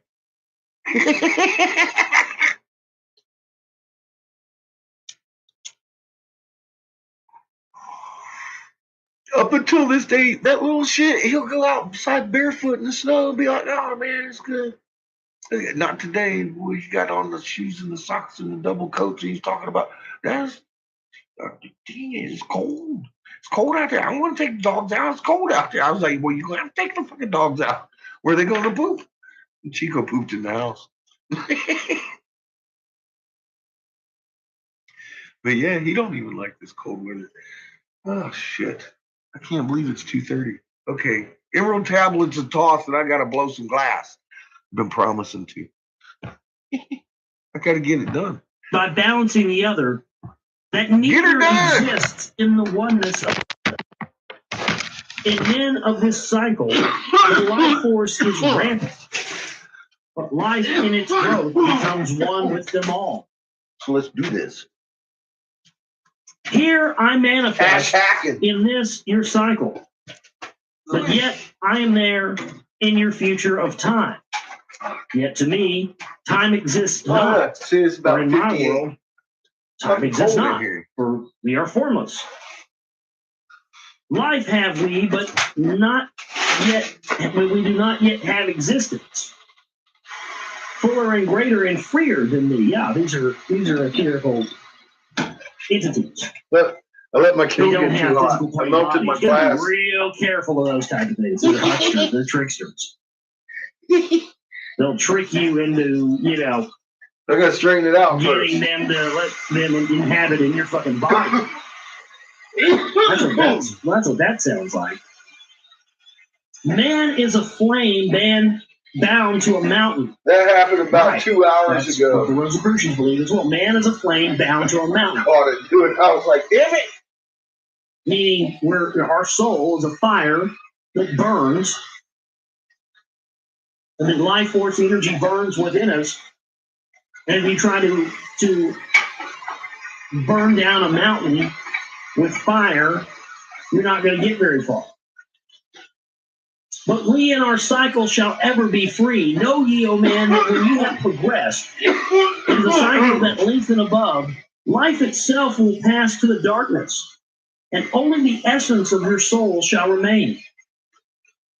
Then to me spoke the Lord of the Eight, saying, all that ye know is but part of a little. Not as yet have you touched on the great. Far out in space where light being supreme, came I into the light. I told you they were light beings. Form was I also, but not as you are. Body of light was my formless form.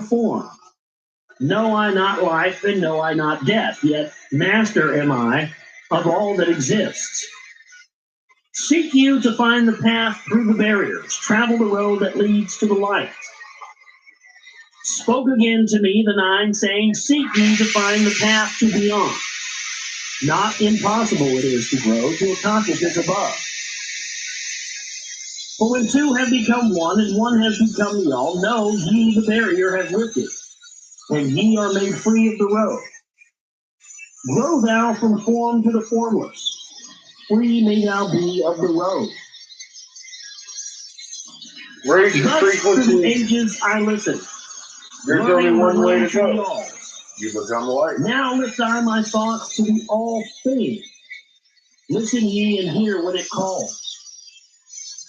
O light, all pervading, one with the all and all with the one, flow thou to me through the channel.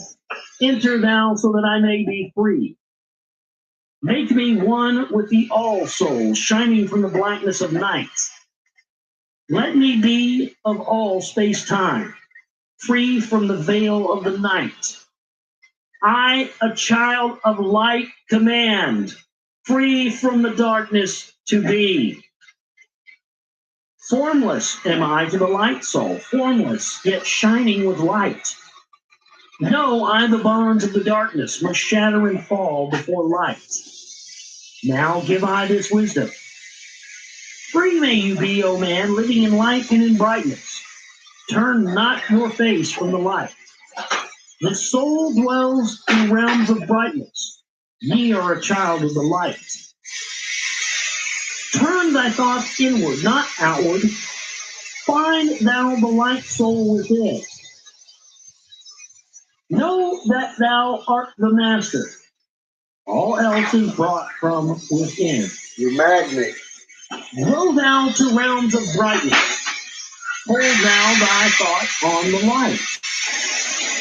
Know thou art one with the cosmos, a flame and a child of the light. Now to thee I gave warning. Let not the thought turn away. Know that the brightness flows through the body, and turn not to the dark brothers. That comes from the brothers of black. But keep thy eyes ever lifted, and thy soul in tune with the light. Take ye this wisdom and heed. Listen to my voice and obey. Follow the pathway to brightness, and thou shalt be one with the way.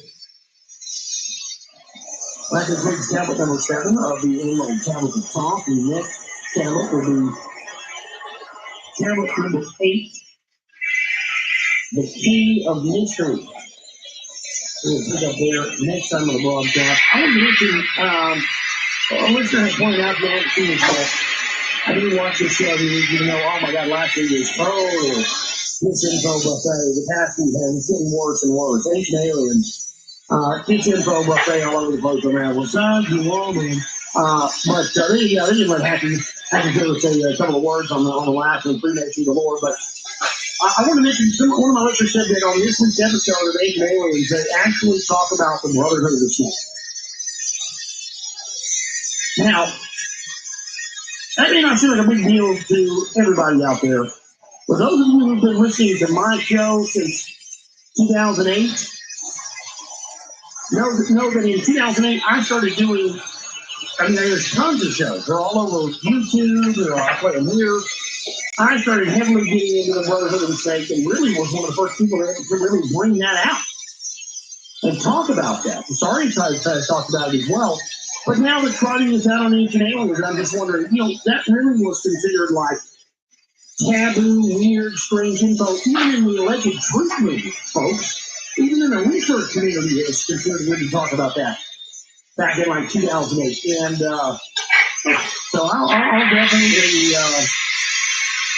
definitely let you guys know if you go check that out. I'll probably be up on Bitcoin pretty soon or something. So I'll give you the full report. But that's our show for tonight. Want to thank everybody for tuning in. You go around initially to our former Tablet of Talk. Number 8. Unto thee, O man, have I given my knowledge. Unto thee have I given of light. Hear ye now, receive my wisdom brought from space planes above and beyond. Well, that's where that come from, doesn't it?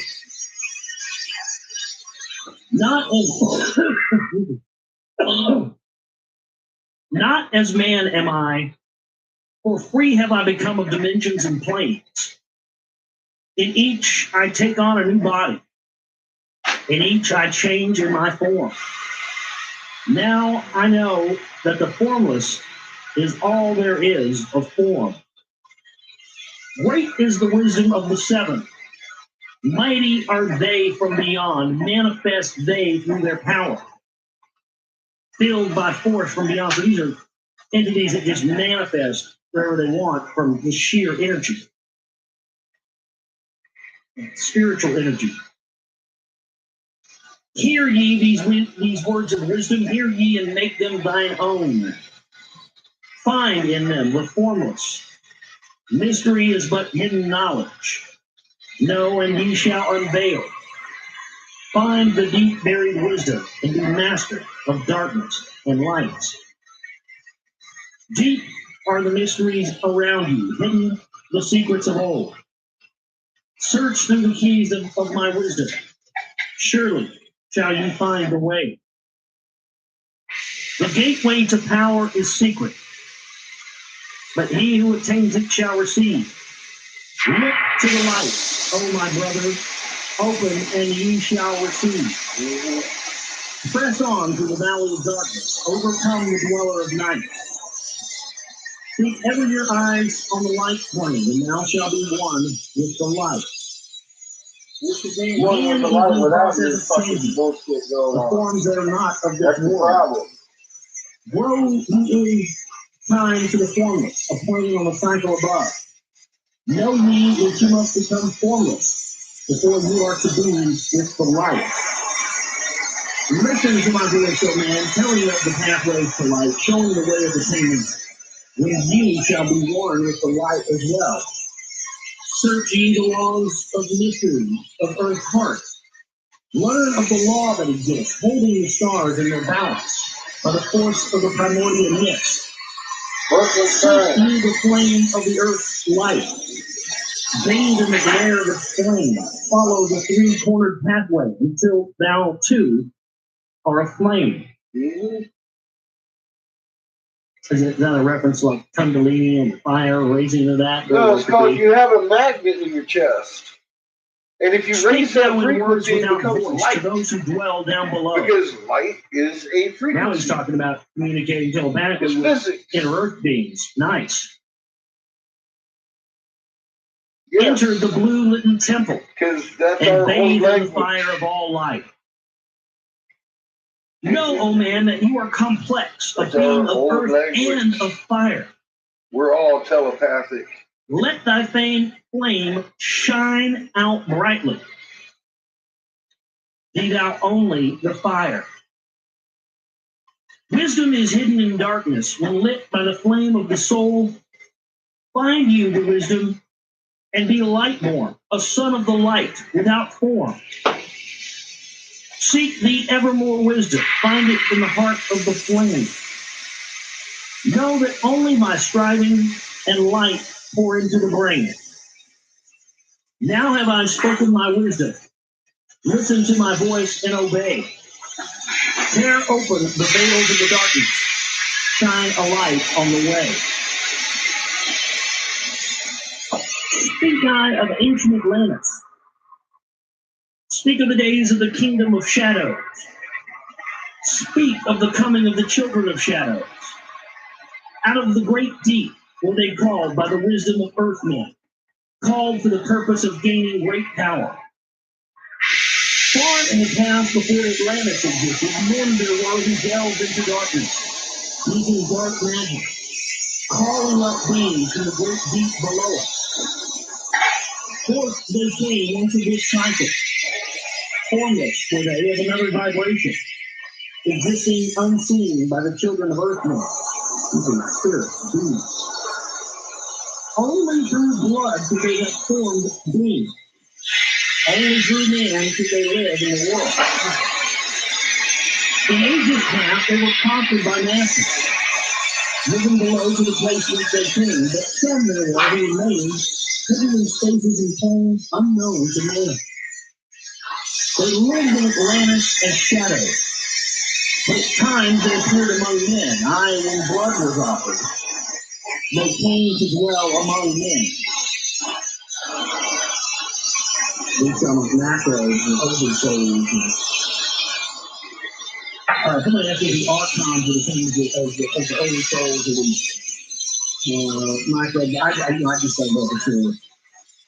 That's what it could be, but in the form of man, they amongst us, but only to sight were they as on men. Serpent-headed. When the glamour was lifted, but appearing to man as men among men, well, that's a fucking reptilian cake picture right there if I ever heard it. When the glamour was lifted, when they took the makeup off, they took he's a serpent head underneath there, appearing to be a man under men, crept they into the councils. My God, that's unbelievable. This is actually talking about shapeshifters infiltrating councils and government and using black magic to do this. Wow. Yeah, I didn't know this was a deal. I mean, that's a glaring thing like that. I mean, that makes me all the ones who were in the alleged chief habits, they say we're not ready for it. We can't handle it. We can't handle it, yeah. How do we get our hands on that? Oh, shit. That's good. In the form of man, they are not allowed, Josh. Go get him. Only to sight were they as men. So only when you looked at them, only to sight were they as men. Only when you looked at them, the first time, when you looked at them, you thought they were men. But when you take all that away, they were serpent-headed underneath. That's a shapeshifter. There's no question. They crept into the councils, taking forms that were like unto men, slain by their arts, the chiefs of the kingdoms, taking their form and ruling over man. So they went in and slaughtered the chiefs and the rulers and made themselves look like them and assumed total control. That doesn't sound too far off to the truth. Historically, as far as my research shows, Marduk I mean, and really, Ra and trace back these bloodlines and how these, you know, these, look at Merovinius, Merovidi, and yeah. oh, man. That's just a little unbelievable right there. Keep it in mind, you're reading it from one of them themselves. I'm not saying I don't believe it. I'm just saying that's just. But he's the teacher of man, so he's got to. Because my research, yeah, that's the people that are in power got it by deceit. Yeah. And by being fucking snakes in the grass. Snakes that bite their own tails off so you can't hear them coming. Yes. Only by magic could they be discovered. Only by sound could their faces be seen. Only by sound. So certain frequencies must allow you to be able to see what these shapeshifters really look like. That's interesting. I always thought that may be the case. Sought they from the kingdom of shadow to destroy man and rule in his place. But know ye the masters were mighty in magic and able to lift the veil from the face of the serpent, and able to send him back to his place. But see, we don't have as many powerful magicians working in the lights in these days, so that's why the serpents have been able to take over. They haven't had any competition. That's why they kept this information and secret knowledge hidden from us so well, folks. That's your explanation right there. Because your evil is in power, dude. Came they to man and taught him the secret, the word that only a man can pronounce.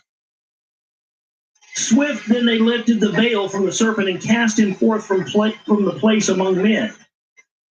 Yet beware, the serpent still liveth. In a place that is open at times to the world, unseen they walk among there, in places where the rites have been said. Again, as time passes onward, shall they take the semblance of men. Called may they be by the master, who knows the white or the black. But only the white master may control and bind them while in the flesh.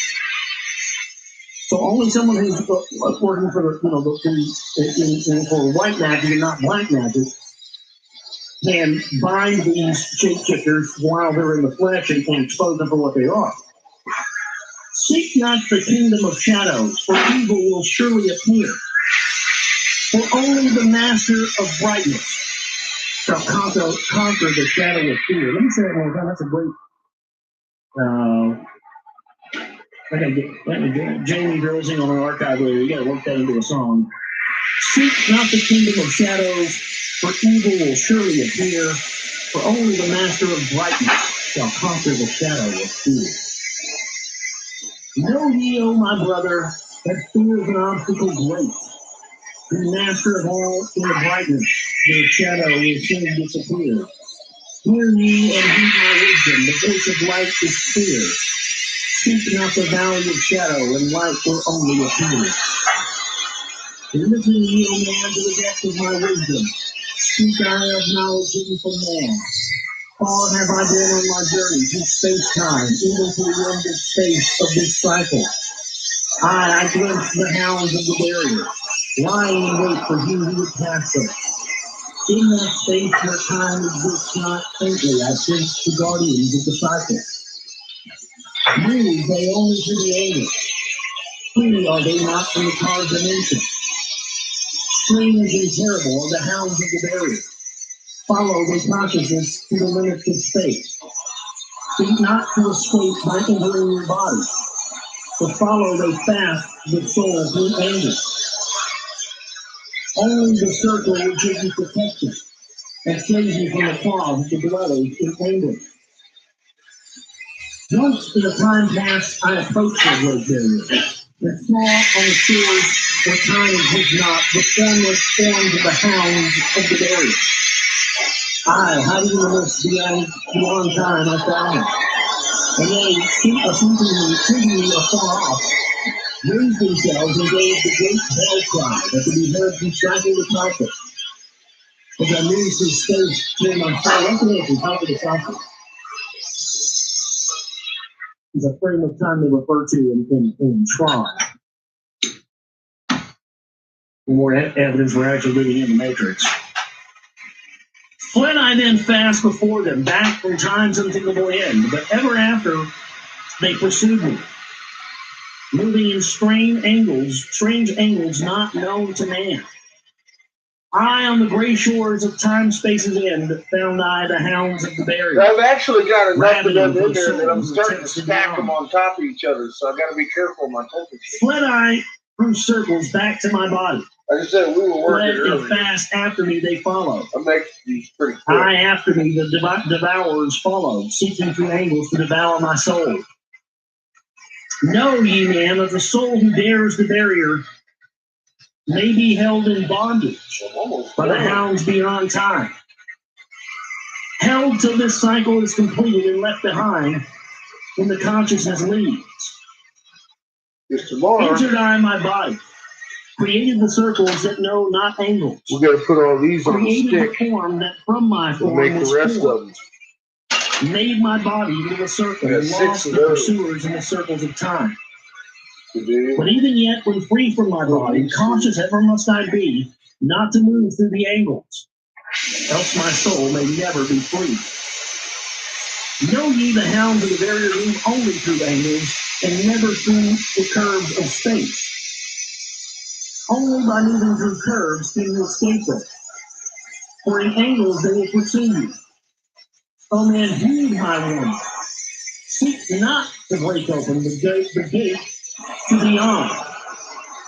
Few there are who have succeeded in passing the barrier to the great light that shines beyond. For know ye that ever the dwellers seek such souls to hold in their thrall. Listen, O man, and heed ye my warning. Seek ye to move not in angles but curves. And if while free from the body, you hear the sound of like the bay of a hound, ringing clear and bell-like through your being, flee back to your body through circles. Penetrate not the mists before. When thou hast entered the room thou hast dwelt in, use thou the cross and the circle combined. Open your mouth and use your voice. Utter the word and thou shalt be free. Only the one who of light has the fullest can hope to pass by the guards of the way. And then must he move through the strange curves and angles that are formed in direction not known to man. Listen, O man, and heed you my warning. Attempt not to pass the guards on the way. Rather, you should seek to gain thine own light and make yourself ready to pass on the way. Light is the ultimate end, O my brother. Seek and find ever the light on the way. So that's the end of that tablet. Next time we're going to do the key to freedom of space. Tablet number 9 of the Emerald Tablets of Thoth. Excellent stuff there. State shifters. The hounds that guard the barrier and the other side. Very similar to what's talked about in the Tibetan Book of the Dead. The Tibetan Book of the Dead talks about the same type of thing. Encountering these beings at the gate and sort of try to scare you and tell you that it's going to take your soul, so you'll get scared and run back to your body. And then that's what's keeping souls incarnating and trapped back down here in this matter of material plane. That we're talking about that 3,000 years ago. Apparently it coincides with this, but yeah, man, great stuff. The key to freedom of space. Tablet 9 from the Emerald Tablet of Thoth.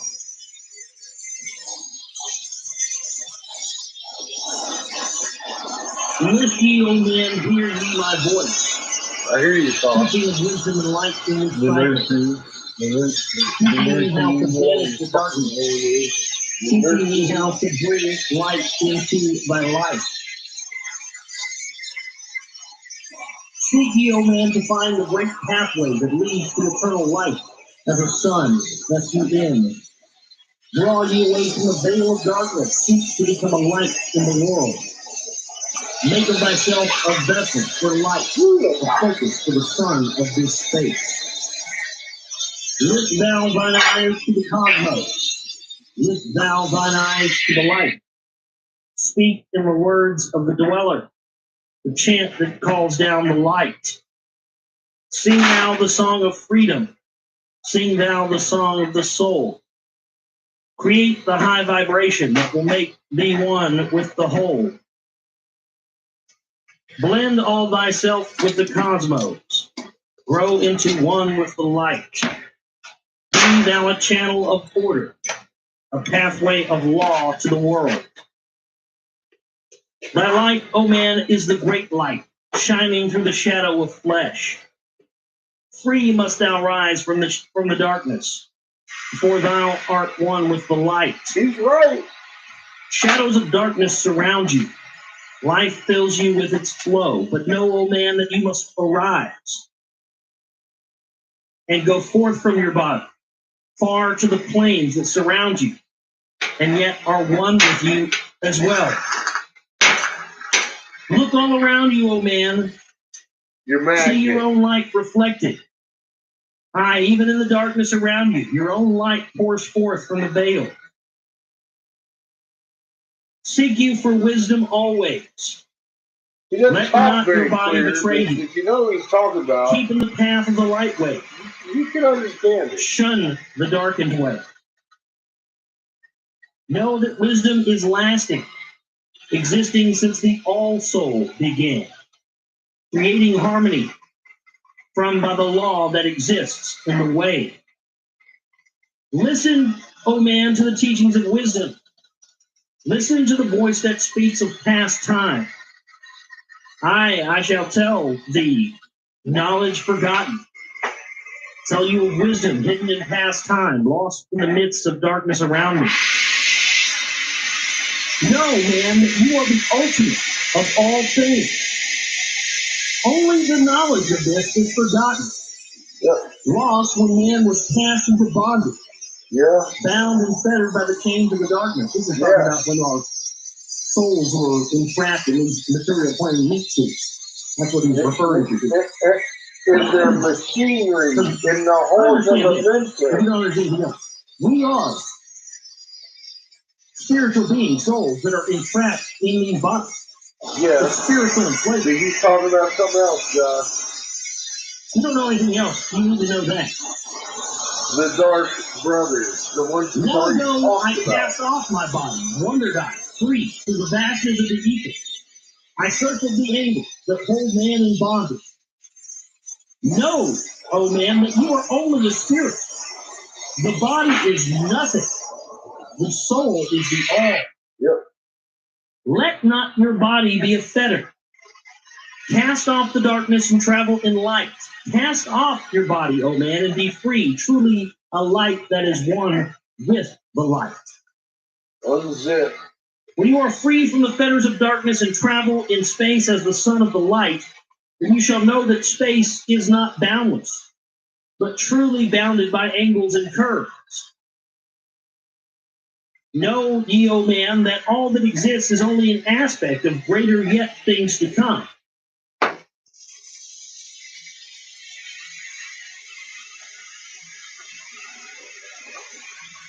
Matter is fluid and flows like a stream, constantly changing from one thing to another.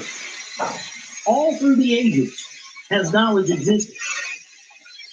Never has it been changed, though buried in darkness. Never has it been lost, although forgotten by man. 1748 hertz on the metal plate. That you dwell in, Looks like it goes back in. as your own. Now. Interlaced through the heart of your matter, yet separate in a space of their own. Once in a time long forgotten, I, Thoth, opened the doorway and penetrated into the other spaces, and learned of the secrets concealed. Deep in the essence of matter, are many mysteries concealed. 9 are the interlocked dimensions, and 9 are the cycles of space. 9 are the diffusions of consciousness, and 9 are the worlds within worlds. 9 are the lords of the cycles that come from above and below. Space is filled with concealed ones, for space is divided by time.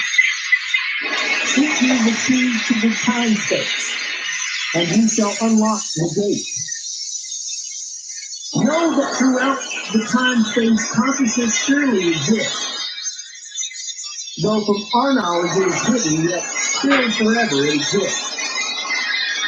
The key to the worlds within 3 are found only within, for man is the gateway of mystery, and the key that is one with the one. The key within the circle, use the words that I shall give. Open the gateway within you. But I'm waiting for Surely you to thou start too putting shall this live. in there tonight. Man, you think that you live it, but know it is life within death. For as sure as you are bound to your body, for you no life exists. Only the soul is space-free and life that is really alive. All else is only bondage, a fetter from which to be free. Think not that man is earth-born, nor come from the earth that he may be.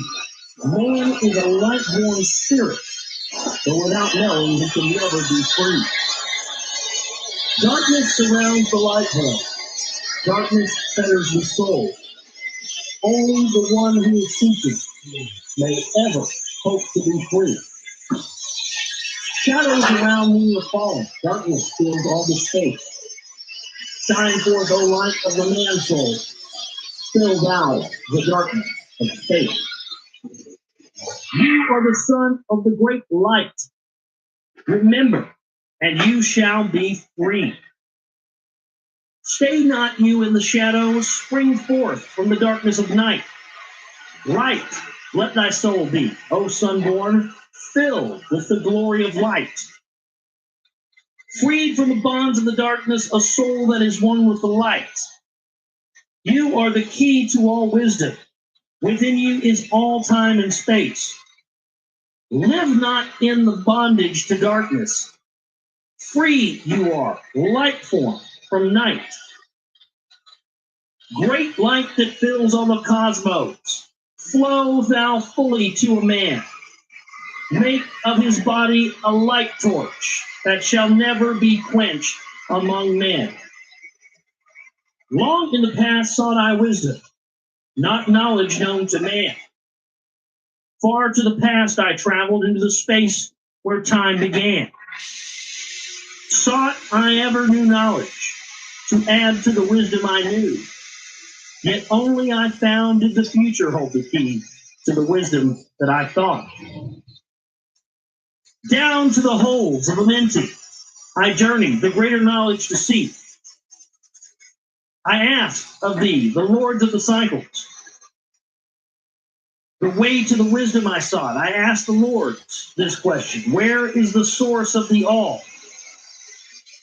Answered in tones that were mighty, the voice of the Lord of the Nine said, free thy soul from thy body, and come forth with me to the light. Forth I came from my body, a glittering flame in the night. I stood before the Lord, bathed in the fire of light. Seized I was then by a force, great beyond knowledge of man. Cast I was to the abyss, through the spaces unknown to man. Saw I the moldings of order from the chaos and angles of night. Saw I the light spring from the order and heard the voice of the light. Saw I the flame of the abyss, casting forth order and light. Saw order spring out of chaos, saw light giving forth light. Then I heard the voice, hear thou and understand. The flame is the source of all things, containing all things in potentiality. The order that sets forth life is the word from the word. Come life and the existence of all. There it is, the word. In the beginning there was the word. And you can cross-reference that with Mary Hall's work and the Kabbalistic keys to the creation of humanity. Everything, you can actually, when you learn this language, this ancient Kabbalistic language that was brought here by extraterrestrials, the true magi, a person, a true ascended master, you can actually begin to create physical matter using, in calling anything into creation using only frequencies and vibrations in the word, spoken word. Up your word. And again spoke the word, saying, the life in you is the word. The life in you. Your magnet, Find the life within you and have the powers to use the word. Long I watched the light flame pouring forth from the essence Josh of fire. don't know what he's reading. Realizing that life but order, and that man is one with the fire. Back I came to my body, stood again with the nine, listened to the voices of the cycle. Vibrate with power, they spoke. Know ye, O talk, that life is but the word of the fire. The life force you see before thee is but the word in the world as a fire. Seek ye the path to the word, and powers shall surely be yours. Then I asked of the nine, O Lord, show me the path. Give me the path to the wisdom. Show me the way to the word. Answered me then the Lord of the nine, through order you shall find the way. Saw you that the word came from chaos? Saw you not that light came from the fire? Look in your life for this order. Balance and order your life. Quell all the chaos of the emotions, and thou shalt have order in life. Order brought forth from chaos will bring the word of the sword. Will be the power of cycles, and make of thy soul a force that free will extends through the ages, a perfect sun from the source. I listen to the voice and deeply think the words in my heart. Forever have I sought for your order, sun, your spark, that I might draw on the word. Know ye that he who attains it must ever in order be for use of the word through this order, has never and never can be. Take ye these words, O man, as part of your life. Let them be.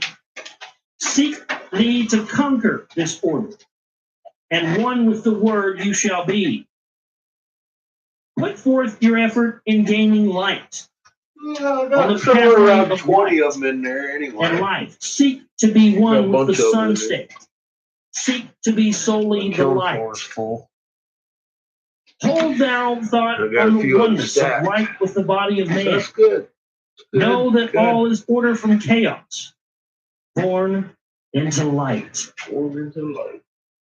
Well, that's the end of talent number 9. The end of talent top. Amazing stuff there. That's what really we're getting going to the origins of creation. And see, this really is. Next time, tablet 9.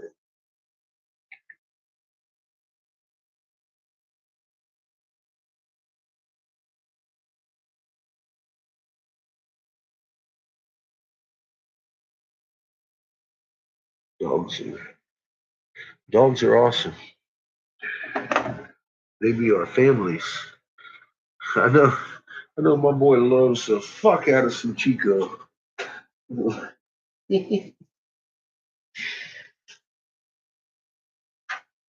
That's his baby. That's his baby right there, man.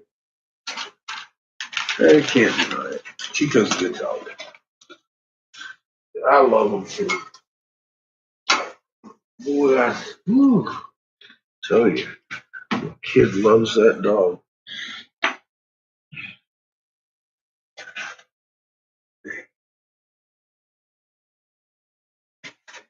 He is cute. Oh, God.